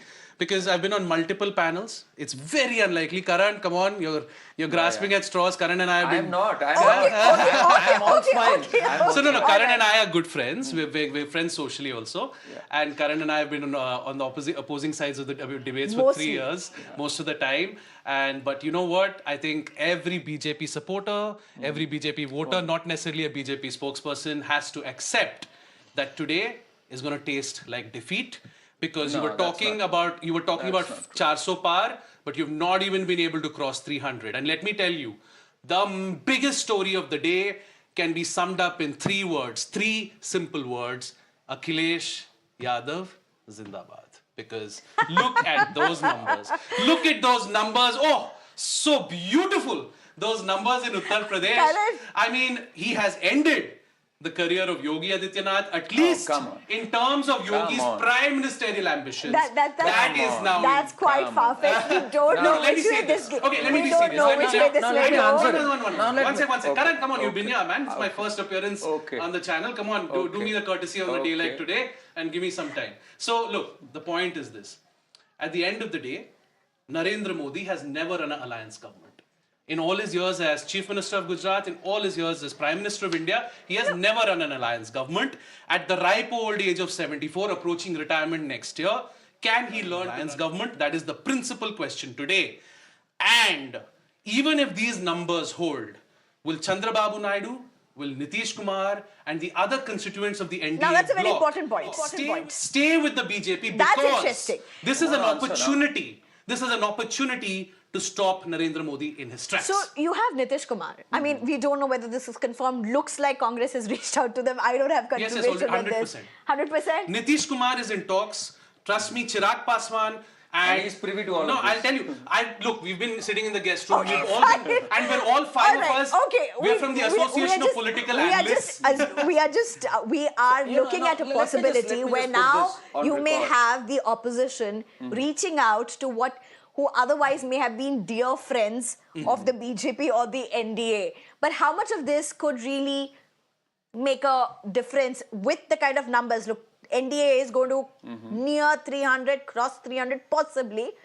But I mean, I don't know whether BJP can form the government alone by itself. First of all, I'll tell my friend Abhishek, calm down. I mean, this is what happens when victory eludes you for so long. A little hint and they are all, elated. This is what happens. Premature elation. Please, calm down. Come on. The fact is that even right now, BJP is 2.5 times bigger than any party around it. Congress is still yet to touch 3 digits. It's at 95, 96, I think. No, and BJP is at 240. No. Your point is absolutely correct. But what's interesting, you will complete. Don't worry. I'll come to you only. But what is interesting is democracy, victories and losses are never about just one party, though they will eventually go to form the government.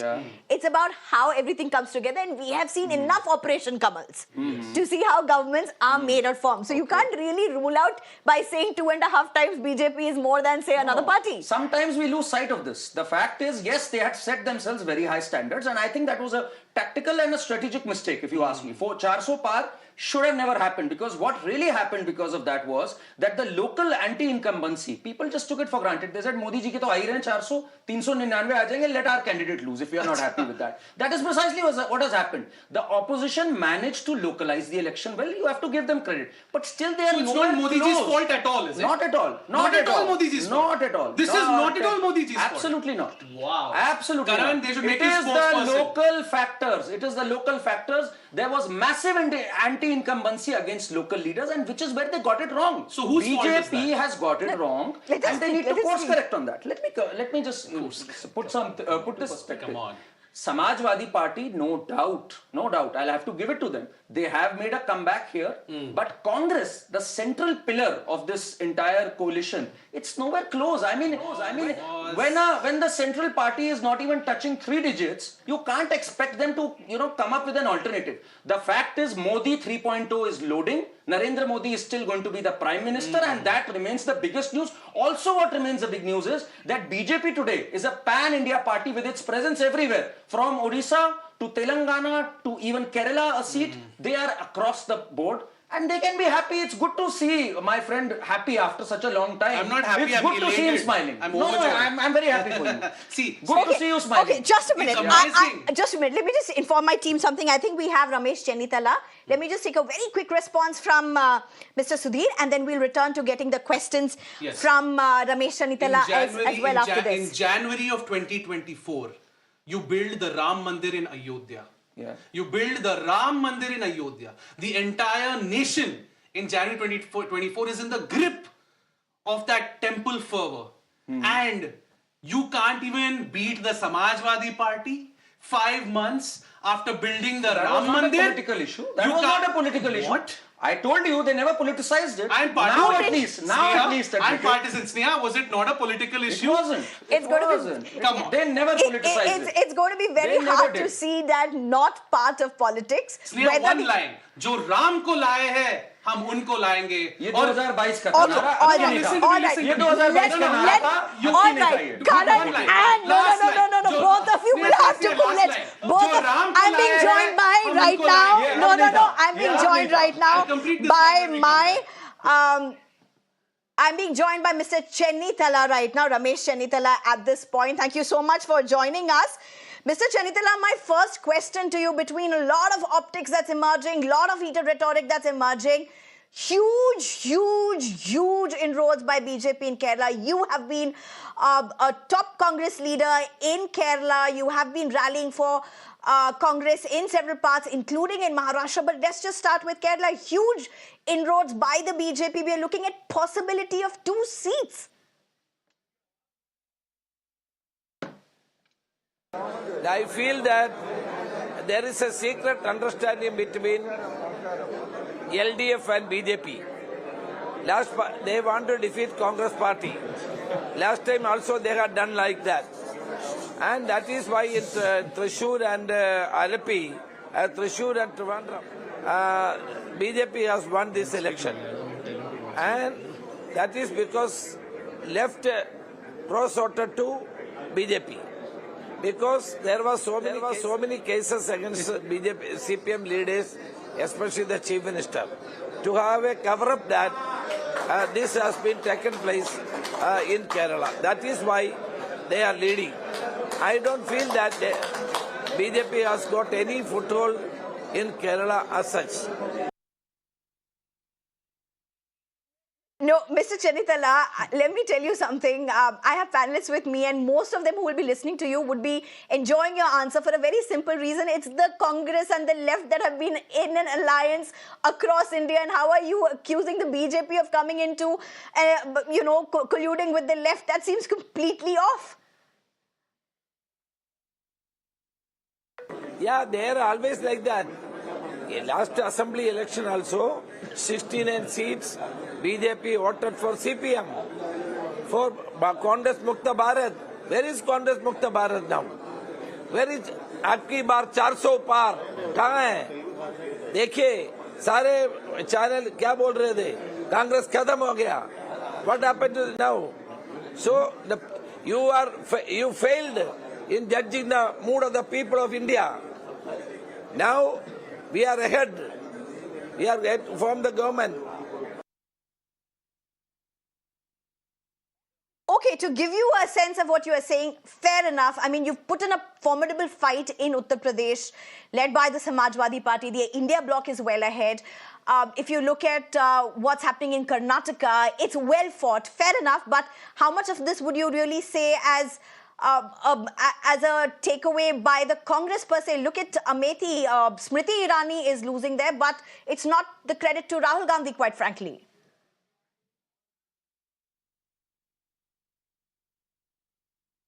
I feel that there is a secret understanding between LDF and BJP.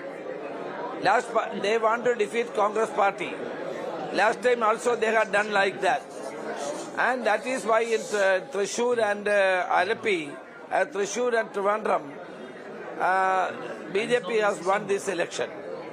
And that is because left pro-sorted to BJP. Because there were so many cases against BJP, CPM leaders, especially the Chief Minister, to have a cover-up that this has been taken place in Kerala. That is why they are leading. I don't feel that BJP has got any foothold in Kerala as such. All right. Okay. Thank you very much, Mr. Ramesh Chennithala, for joining us.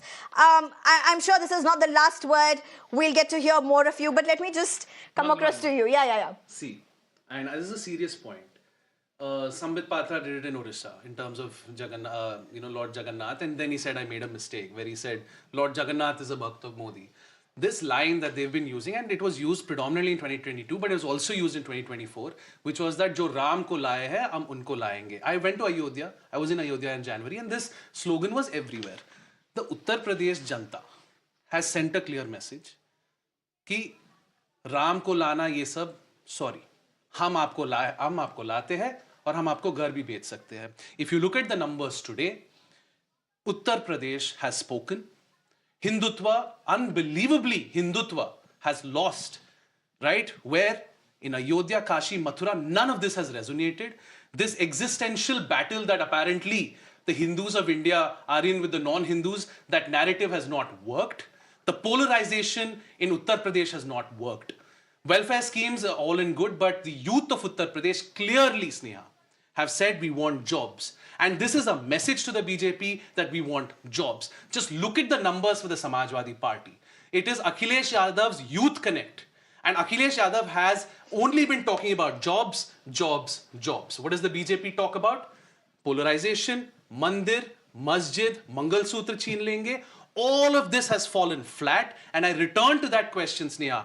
Do not be so sure that Prime Minister Modi is returning for a third term, because there is a lot of water that is yet to flow under the bridge. Nitish Kumar has consistently changed sides. And by the way, the last time I checked, Nitish Kumar has more seats in Bihar than the BJP. No, that's I don't true. know if that's changed. That still holds, I think. That still holds. So Nitish Kumar has a good 14, 15 seats. And if my team can just tell me that as well, if Nitish Kumar has more seats, Chandrababu Naidu, well, you spoke about Andhra Pradesh. Chandrababu Naidu is, not joined at the hip with Narendra Modi. Chandrababu Naidu has broken an alliance with Narendra Modi in the past. Chandrababu Naidu has asked for special status for Andhra, right? If the India bloc is ready to give special status for Andhra, and Chandrababu Naidu is going to get a real say in the functioning, then that will only help his cause in Andhra Pradesh. Okay. The same goes for Bihar in terms of special status. Let me just take this question to Karan as Not well. a done Karan, deal. a lot has been said about Uttar Pradesh, and of course it's going to be very decisive. It's going to be extremely in seeing how this election results eventually moves on. Fair enough. But let me just come to Karnataka. What went wrong? Because Karnataka, BJP has always been elected with a large number when it comes to parliamentary elections. It's always been the case. What went wrong that Congress seems to be in a much better position than before? Has Prajwal's story played out wrong? I think a lot of factors. And has the Ayodhya or the rhetoric around religion as such not echoed in the way it should have? What has happened is, he was talking about polarization along religious lines. Polarization along caste lines has probably worked. That's what I can see. And as far as the jobs thing, I don't think data suggests that. We had record unemployment as per the periodic labor force survey, 3.1%. We have the Scotch report which says 54 million jobs created.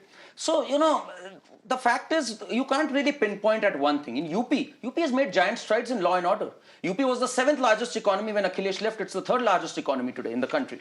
So I don't think data suggests that. I think it's local factors, it's anti-incumbency, and BJP has the dynamic ability to course correct. I think they'll course correct in time. Akhilesh was routed in 2017, routed in 2022. No, he wasn't routed. 2022, 19 they were routed. 36% Lok Sabha share is not routed. Okay, it's okay. 2/3 the seats, I think. So whose fault? It's Yogi's fault that they've lost in Uttar Pradesh? It's the local factors. So you're blaming Yogi Adityanath? I'm not pointing fingers at one. It's the collective leadership. BJP voter deserves an answer I'm telling you. I think it's the ticket distribution which was flawed. And that was flawed right from the word go. So many of the Karyakartas didn't turn up to work. Karan, you never said I think it's... I did. I said they are on... One second, just let me complete one line. They were on a sticky wicket on Eastern UP. The leader gets the credit and the others get the blame. If it's loss, is that going to be the case? I mean, at the end of the day, we are not looking at a loss or defeat for the BJP. In Uttar Pradesh, it's very much a loss, Sneha.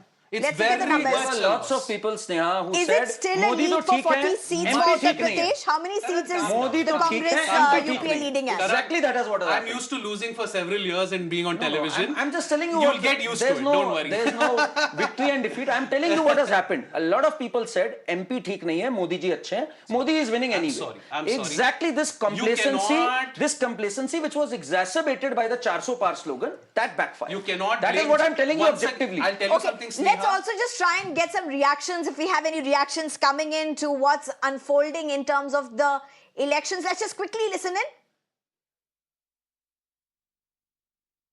At this point in time, with the result that's come in for the JDS and the NDA, are you happy and satisfied with two for you? I'm not totally happy about this result. We are expected early the alliance between JDS and BJP. Our NDA alliance, we expected more than 25 seats. Okay. In that, because of some smaller errors from our side only, we lost 4-5 seats. But the alliance between JDS and BJP, overall, Karnataka voters, they accepted this So alliance. I remember campaigning for Mr. Amit Shah in Chanpatna, with Amit Shah in Chanpatna for Mr. Manjunath. That was a massive campaign at that point. And today, you see the results of that really bearing fruit with, Bangalore Rural, the bastion somewhere of the Congress being, broken away? When we decided to put Manjunath as the candidate in Bangalore Rural Constituency, after the consultation and after the advice from Honorable Home Minister, that strategy worked out very well in this election.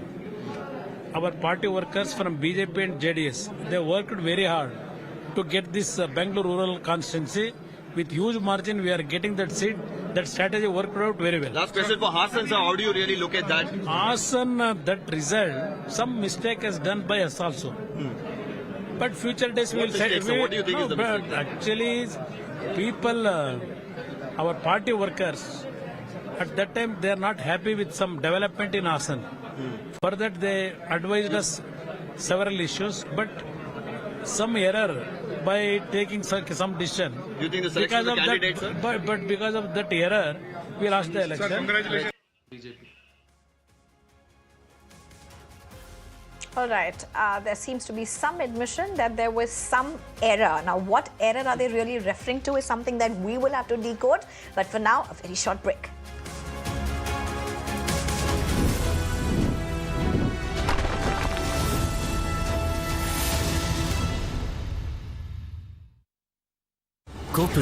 Presenting a show You're watching the Urban Debate. where we try to find answers for all the questions the day has brought with it.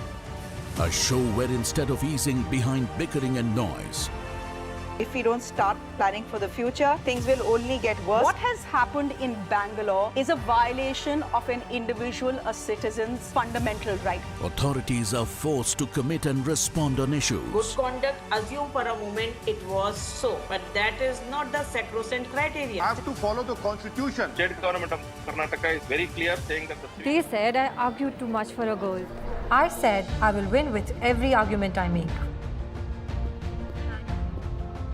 I am a change maker at UPES. I am tomorrow. It's at 8 p.m. only on Mirror Now.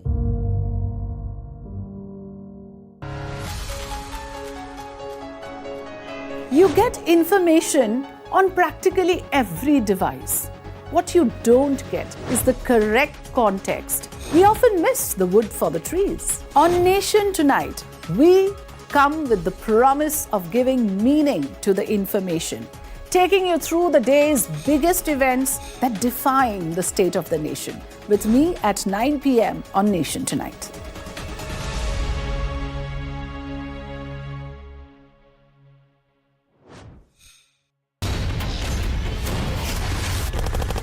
To me, news is about one bold, strong voice that breaks silence. बोलो आपकी जान की रक्षा करते आप उनको मरवाने के लिए लेके आते हो. We go extra mile to give voice to stories that otherwise go untold. This tunnel is being constructed with the connivance of Pakistani army. We believe in asking straight, direct and pointed questions to people in corridors of power. I am Pradeep Datta reporting for Mirror Now. You first. Your issues are my stories, and that is news to me. Resident doctors out on the street. We expose the lies, uncover the truth, and demand accountability, all for a better tomorrow. With a transformer blast, no arrests have been made. On Mirror Now, we take the road less traveled, fight all odds, risk everything, only to highlight your plight. I am Neha Hebale, reporting for Mirror Now. You first.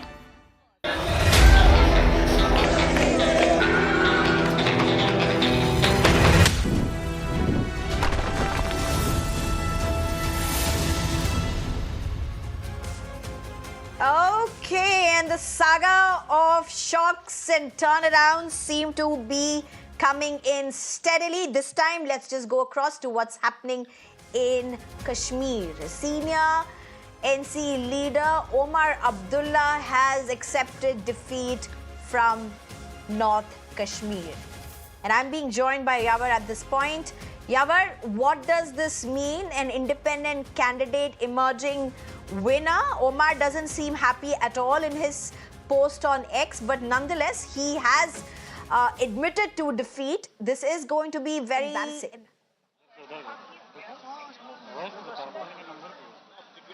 Well, exactly. Omar Abdullah shortly from now has tweeted. In fact, I will break down that tweet that I think it's time to accept the inevitable congratulations to the engineer Rashid for his victory in North Kashmir. I don't believe his victory will hasten his release from prison, nor will the people of North Kashmir get the representation they have a right to, but the voter has spoken, and in a democracy, that's all that matters. So finally, Omar Abdullah has accepted defeat from the engineer Rashid, who is jailed independent candidate, and you know that his two sons, they did a rigorous campaigning for their father in the North Kashmir constituency, and somehow we are witnessing that Omar has finally accepted the defeat. So as the scene in the Anantnag Rajouri seat, Mia Altaf, who is the veteran Gujar leader, he is contesting against Mehbooba Mufti, and there's a huge margin of 2 lakh plus voters. Mehbooba is also losing the ground from the North Kashmir, from the South Kashmir. And in fact, let me remember you that, but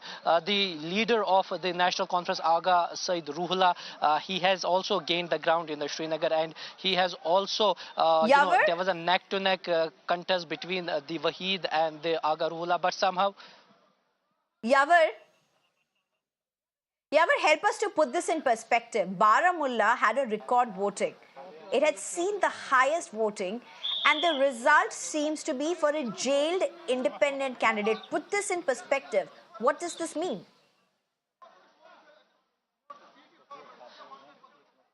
Well, exactly. If we talk about the past elections that was held in the 2019 before the abrogation of Article 370, and at that time, in favor of the National Conference, somewhere in the early morning trends, it's shown from the 0.1 range that the engineer Rashid was leading, and with a huge margin. There's a 110,000 plus votes that were gained by the engineer Rashid against the National Conference Vice President Omar Abdullah. So it led to the Omar accepting his defeat, that yes, it was the wave of the engineer Rashid gained the ground all across.